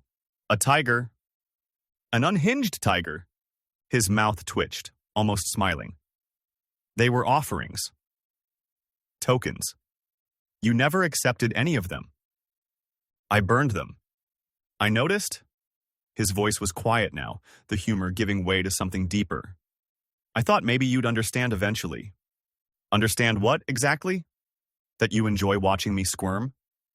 That I've never stopped watching you, he said softly. My breath caught. The words were simple, but they landed like a blow. His tone had changed, gentler, lower, as if every syllable carried something he'd never dared to say out loud. He took another step closer, closing the distance until I could see the glint in his eyes. Not just fire, something else. Light. Stars, faint but unmistakable, reflected in his gaze like a secret the night had been holding back. My heart skipped. What? What is that? I whispered. The mark of our kind, he said. When we find what's ours. For a moment, neither of us spoke. The silence was thick enough to drown in. Then, because my nerves were fraying and humor was the only weapon I had left, I blurted, So all that tail yanking and public humiliation, what? Was that supposed to be romantic too? Vindictus's mouth curved, a real smile this time, but almost shy. You bit me first, he said simply. I was 8, and I never forgot. He stepped closer still, the stars in his eyes brightening, and my pulse stuttered under his gaze. Whatever this was, madness, destiny, or something crueler, it felt like the world had narrowed to the space between his breath and mine. His hand lifted, hesitating, and then brushed a strand of blonde hair from my face, his fingers lingering against my skin. His voice was softer now, but no less intense. Because no one burns like you do. I barely had time to react before his lips were on mine, softer than expected, almost revenant as he cupped my jaw. My first kiss. I wasn't sure what to think, but I allowed him to kiss me, making a tiny noise in my throat when he deepened it. The bond sizzled between us, throbbing slightly as he pulled me in deeper. Vindictus nibbled on my bottom lip and then pried my mouth open. I had no idea what the hell I was doing, so I went with it, my chest rising and falling quickly. Vindictus was massive, his arms bulging as he held me close, face pressed against mine, lips tasting and his tongue tracing the seams of my mouth. I lost myself to it, groaning when his beard scraped against my chin. "Ah," I breathed. "I'll teach you," he said, then kissed me again, harder this time. His tongue was soft like velvet, stroking mine. Our chests were pressed together and moved in time until he backed me all the way to the bed of leaves and gently laid me down. And finally, I let the fire take over. Chapter 6, Atticus. We made love for hours that night. So much so that my throat felt raw like sandpaper in the morning from screaming. Vindictus stroked my concaved stomach, and I buried my face in the hollow of his throat, breathing in his musky scent. The hatred I'd felt earlier was slowly bleeding away, and a low purr rose within us as we nuzzled together. Vindictus had always been a brute, so a part of me nervously wondered, why me? Why hadn't he chosen Lucretia? She was the best option, wasn't she? My face went hot, and I bit my lip, peeking up at him through my lashes. He was a handsome bastard, strong jaw, eyes like the massive tiger that he was, and yet, why did he want me? "Why are you looking at me like that?" he asked. I hurried to look away, scared. I'm just confused. "As to," he murmured, kissing my cheek. I gulped. "Why do you want me as your tigress?" "Isn't it obvious?" No, it wasn't obvious. In fact, it was the most obscure thing that had ever happened in my entire life. I wanted to say it, but I didn't. "No." Vindictus sighed, long and deep, like I should already know, like I should be able to read his mind. "Do you remember when your father left the company?" I frowned. What did that have to do with my father? "Yeah." "He told me. He said..." Vindictus's jaw worked. "Anyway, it doesn't matter. You're mine now. That's all that matters." My brow furrowed. What did that mean? He moved to get out of bed. He stretched, and I hated the way my body reacted to his muscular form. "Get dressed. We have the pack to address, and then we must head back to the human realm to absolve things there." "Absolve?" I said in alarm, getting off the bed. "What do you mean?" "We need to leave as soon as possible," Vindictus said as he got dressed. "Famine is upon us. Jorn couldn't make a deal with Noah and Cassian, but maybe I can. Either way, we must find a solution. We can no longer remain here." "But my business, and my father's company," I sputtered, feeling indignation rise within me. What the hell was he talking about? Did he... A horrible realization dawned on me. Did he mate with me just to gain control of my father's company? My stomach swooped horribly, and an ugly thing started to squirm in my belly. Why had he chosen me and not Lucretia? Why wouldn't he answer the question? What the hell was going on? Bitter tears were burning my eyes, and he must have scented them because he paused while pulling on his shirt. "I'm sorry. It's for the good of the pack." Vindictus came over to me and kissed me. "I only want what's best for you. For us, the pack, okay?" I almost shoved him off. I almost punched him. This man had taken my virginity, and he had freaking used me. He was nothing but a user. He only wanted to control me and take over my father's company. Hatred brimmed all the way to the surface, and I fled, rushing past him into the bathroom. I turned on the outdoor makeshift shower, and once he was gone, I slid to the floor and wept. "What's wrong?" Vindictus looked confused when I quietly got dressed and refused to look at him. His scent spiked with annoyance, but I didn't care. He'd used me. This whole mating claim had been a lie, and I was the fool who believed it. "Atticus," he said more softly, touching my arm. The bond between us still sparked like it meant something. I pulled away and focused on tying the sash around my waist. "Let's just go." He frowned, but didn't argue. We were already running late. The ceremonial robes were heavy. They were made from dark bronze fabric that clung to my body and made it hard to breathe. The sleeves were too long. Gold thread had been stitched into the seams in long, winding lines, but I couldn't focus on the patterns. The white fur across my shoulders was warm, almost too warm, and I didn't feel like I'd earned the right to wear it. A thick belt with the crest of our line pressed against my stomach like a weight. The boots pinched. None of it mattered. We walked in silence to the ruins of Terranova. The city had once been the heart of our people. Now it was broken stone and dead leaves. Cracked pillars leaned under their own weight, and vines crept up the sides of shattered walls. The wind was cold and sharp, and it carried the scent of decay. This place had seen better days. So had I. The pack was already there, standing in silence beneath the remains of the old council temple. Eyes followed us. I felt them like thorns pressing into my skin. They didn't know what had happened between us, but I did. I kept my face still and my shoulders square. I wasn't sure if I hated him or just hated myself more for believing he wanted me for who I was, and not what I could offer. I stood beside Vindictus in front of the crowd, my hands clenched inside the long sleeves of my robe. My throat was tight. My stomach hurt. I stared straight ahead and didn't say a word. I wasn't ready. And maybe I never would be. Magnus was the first. He spotted me right away, but instead of coming over, he promptly stared ahead, his expression blank. I saw my mother, too, but Vindictus wrapped a secure arm around my waist, keeping me close as we ascended the throne platform. The elders were there, along with Lucretia, who remained in her tigress form, a bitter sneer on her face. As we climbed higher, my throat tightened. I couldn't believe this was happening. I was officially the Tigress of Terranova. The insanity of it all should have knocked me flat, but instead, I felt strangely numb. Vindictus turned, his face stony. He raised his voice booming across the ruins. All hail Vindictus, Lord of Terranova, the Alpha of Alphas, and his Tigress, Atticus. All hail Vindictus. All hail Atticus, they roared back. The sound hit me like a wave. Loud, powerful, overwhelming. I nearly shrank into myself. I'd grown up in this pack my entire life and had no idea so many tigers were still here.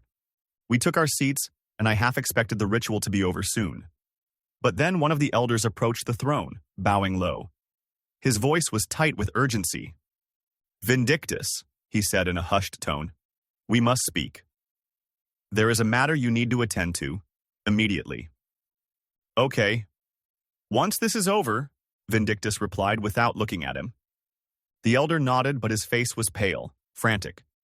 My gut twisted. Something was wrong. Then the others began to come forward. At first it seemed normal. Formal greetings, small declarations of loyalty. But as more pack members stepped into the light, I started to notice something off. They were thin. Not lean in the way trained warriors were, but malnourished. Their clothes were ragged and faded. Most of them didn't meet my eyes. Their hands trembled, and their ribs pressed against their skin like they hadn't eaten properly in weeks. Some dragged injured limbs. Others had children clinging to their legs, little ones with hollow cheeks and dull eyes. I froze in place, my stomach clenched. Famine. I had known things were bad. I'd heard whispers in the reports, but this was something else. This was suffering. A gaunt woman came forward, clutching a bundle of fabric. A baby. Her eyes were red from crying. Another man's leg was wrapped in bloodied bandages. This wasn't just a bad winter. This was devastation. What is your grievance? Vindictus demanded. I flinched. Why was he being so harsh? Couldn't he see what I was seeing? The man stepped forward, his back bowed. He was maybe in his 40s, but looked closer to 70 from how starvation had carved his face. Lord of Terranova, he said, bowing again. I humbly ask, please, allow me to take my children to the human realm. We've had no meat in weeks. My mate passed last moon, and He choked. I can't feed them anymore. I looked at Vindictus, horrified. My voice got caught in my throat. I wanted to speak, wanted to scream. Who let it get this bad? Why hadn't anyone helped them? Vindictus didn't reply right away. His jaw worked, clenched so tightly I thought his teeth might shatter. Then, finally, he said, "You'll need supervision. We'll send a scout to escort you there and back. You may gather supplies, nothing more." The man fell to his knees in gratitude, tears streaking his dirt-stained face. "Thank you. Thank you." I turned to Vindictus, whispering, "How long has this been going on?" He didn't answer, and that told me everything. Another woman came up, staggering. Her wounds were festering, her skin swollen and discolored, and she was slightly frothing at the mouth. I reeled back in disgust. A low murmur broke out across the crowd as she limped forward, her eyes sunken and wild. "What's wrong with her?" Vindictus demanded, but his face held nothing but revulsion. "Remove her at once. Lord of Terranova." "I beg you, hear me out," she pleaded as the soldiers moved to grab her. "My children are fraught with sickness. It's spreading. It's spreading." Her shrill cries made everyone recoil. Her scent hit me, heavy with rot, and a guttural snarl burst out of Vindictus's throat, silencing her on the spot. The elder from before returned, looking almost frantic. "Take her!" "No, please, please!" she screamed as she was dragged away. I turned, my stomach churning, a sickness welling in my throat. Vindictus's expression was colder than ice, and I realized, with a shrinking feeling in my chest, that I had no idea how ruthless this man could truly be. The meeting continued in much the same fashion. More came forward, pleading, broken, and Vindictus responded with a hollow disinterest, his words sharp, his judgment final. There was no warmth in him, no patience. After 3 hours, my back began to ache. I shifted in my seat, squirming just slightly. Vindictus noticed. "That's enough for today," he said, rising. "We will retire." I stood with him, relief brushing through me like a breeze. But before we could leave, the elder from earlier quickly came forward again. "Yes, Nemrus," Vindictus said calmly. "I haven't forgotten. We'll go now." The elder visibly relaxed, nodding as he turned and led us around the back of the throne. I followed close behind, an ugly feeling squirming inside my chest like a trapped thing. Something was deeply wrong, and I wasn't sure I wanted to see what came next. We walked all the way down to the dungeons, and I frowned when I noticed thick black gunk smeared along the stone walls, oozing and festering like open sores. The air was damp, choking, and foul. Nemrus lit a torch, its flickering flame casting warped shadows against the rock.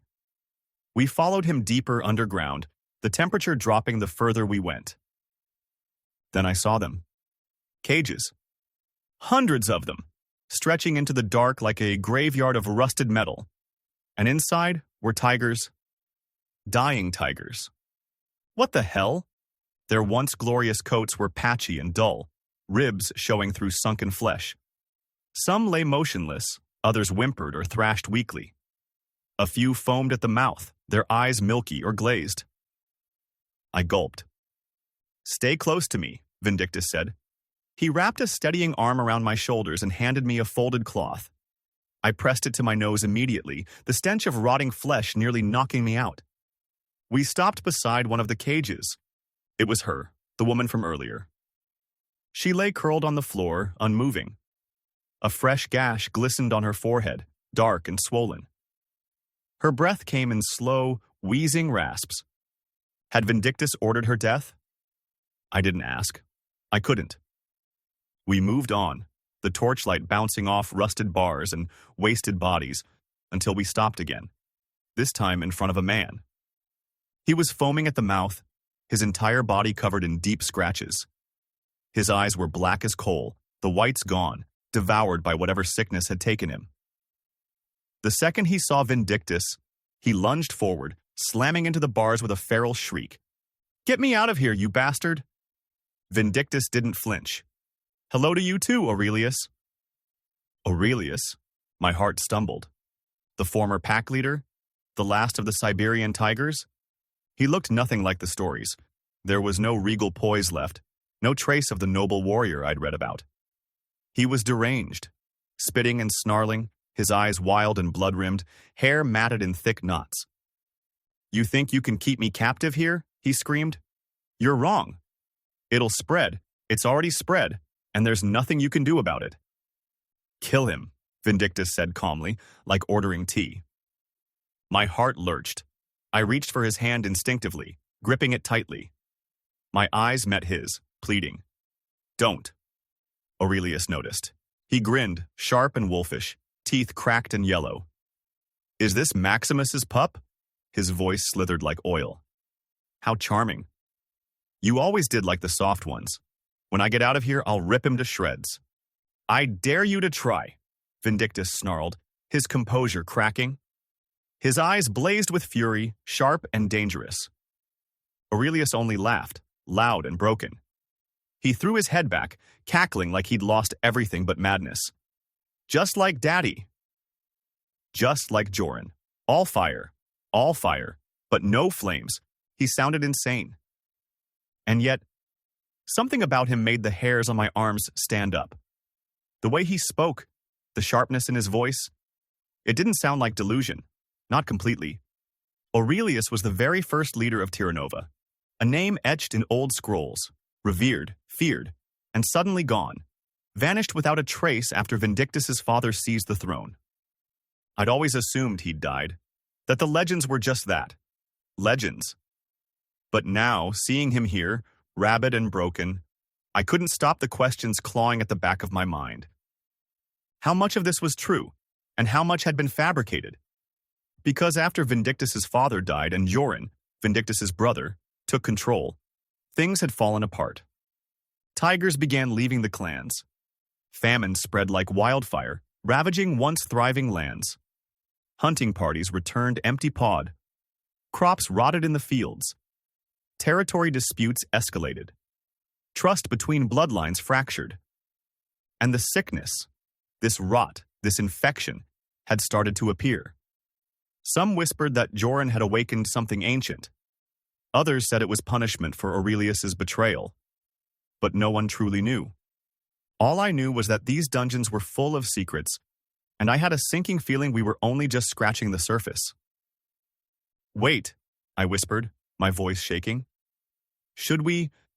Are you sure that's wise? I ventured, trying to keep my back straight despite the churn in my stomach. Vindictus stared at me. Then, finally, he said, Fine. Keep him alive. For now. He wrapped an arm around my waist and guided me out of the dungeons. The thick, rotting stench clung to my clothes, even as we climbed the Because no one deserves to die like that. Not even your mate. My throat closed. I pressed my forehead back against Atticus's temple, my tears soaking into his hair. Gratitude and disbelief warred inside me, leaving me raw. I wanted to thank him, to kneel again if I had to.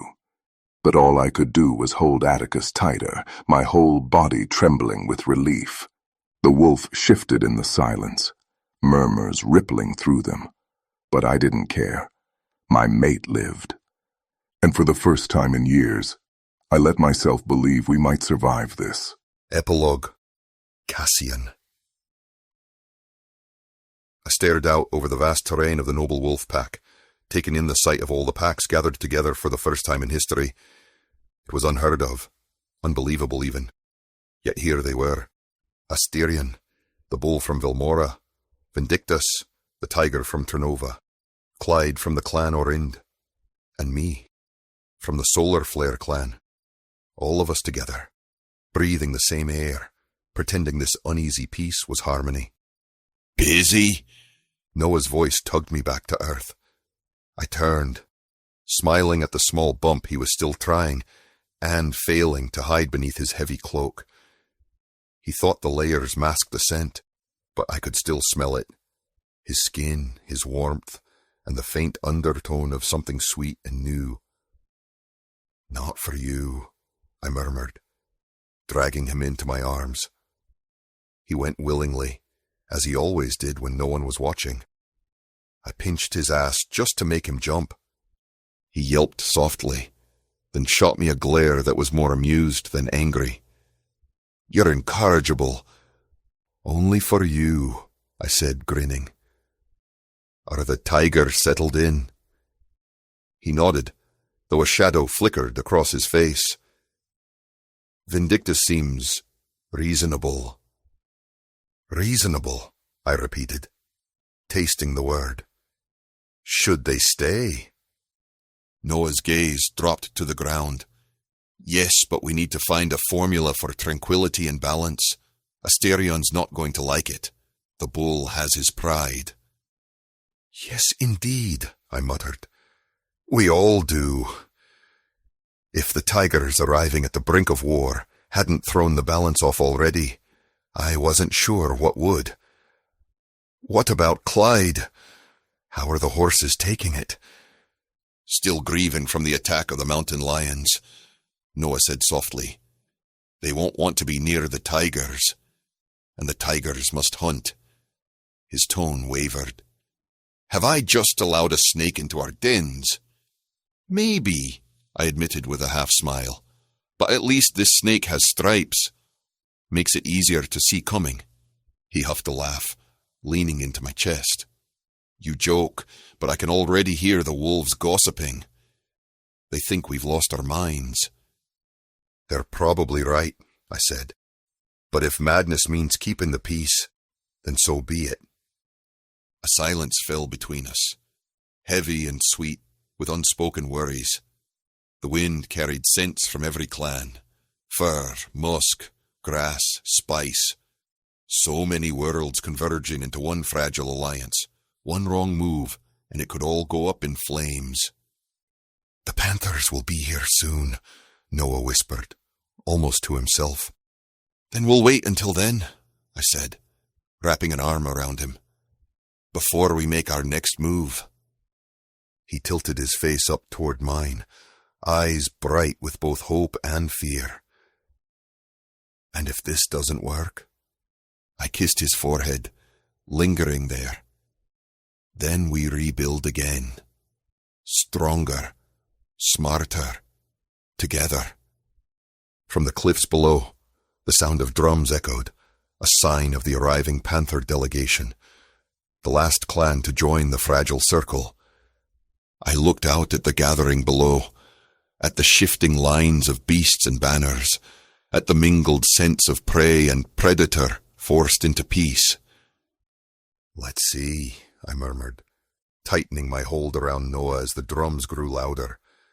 If harmony can survive teeth and claws. Noah smiled faintly. And diapers, he added, glancing at his stomach. I chuckled. Right. Teeth, claws, and diapers.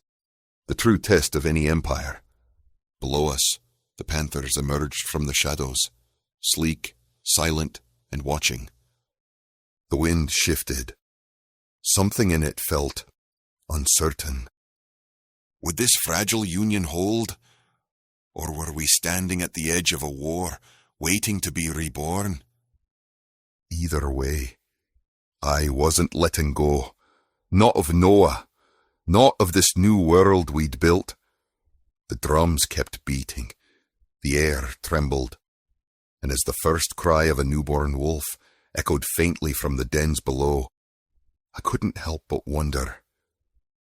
Was this the beginning of peace, or the calm before the storm? End part 1.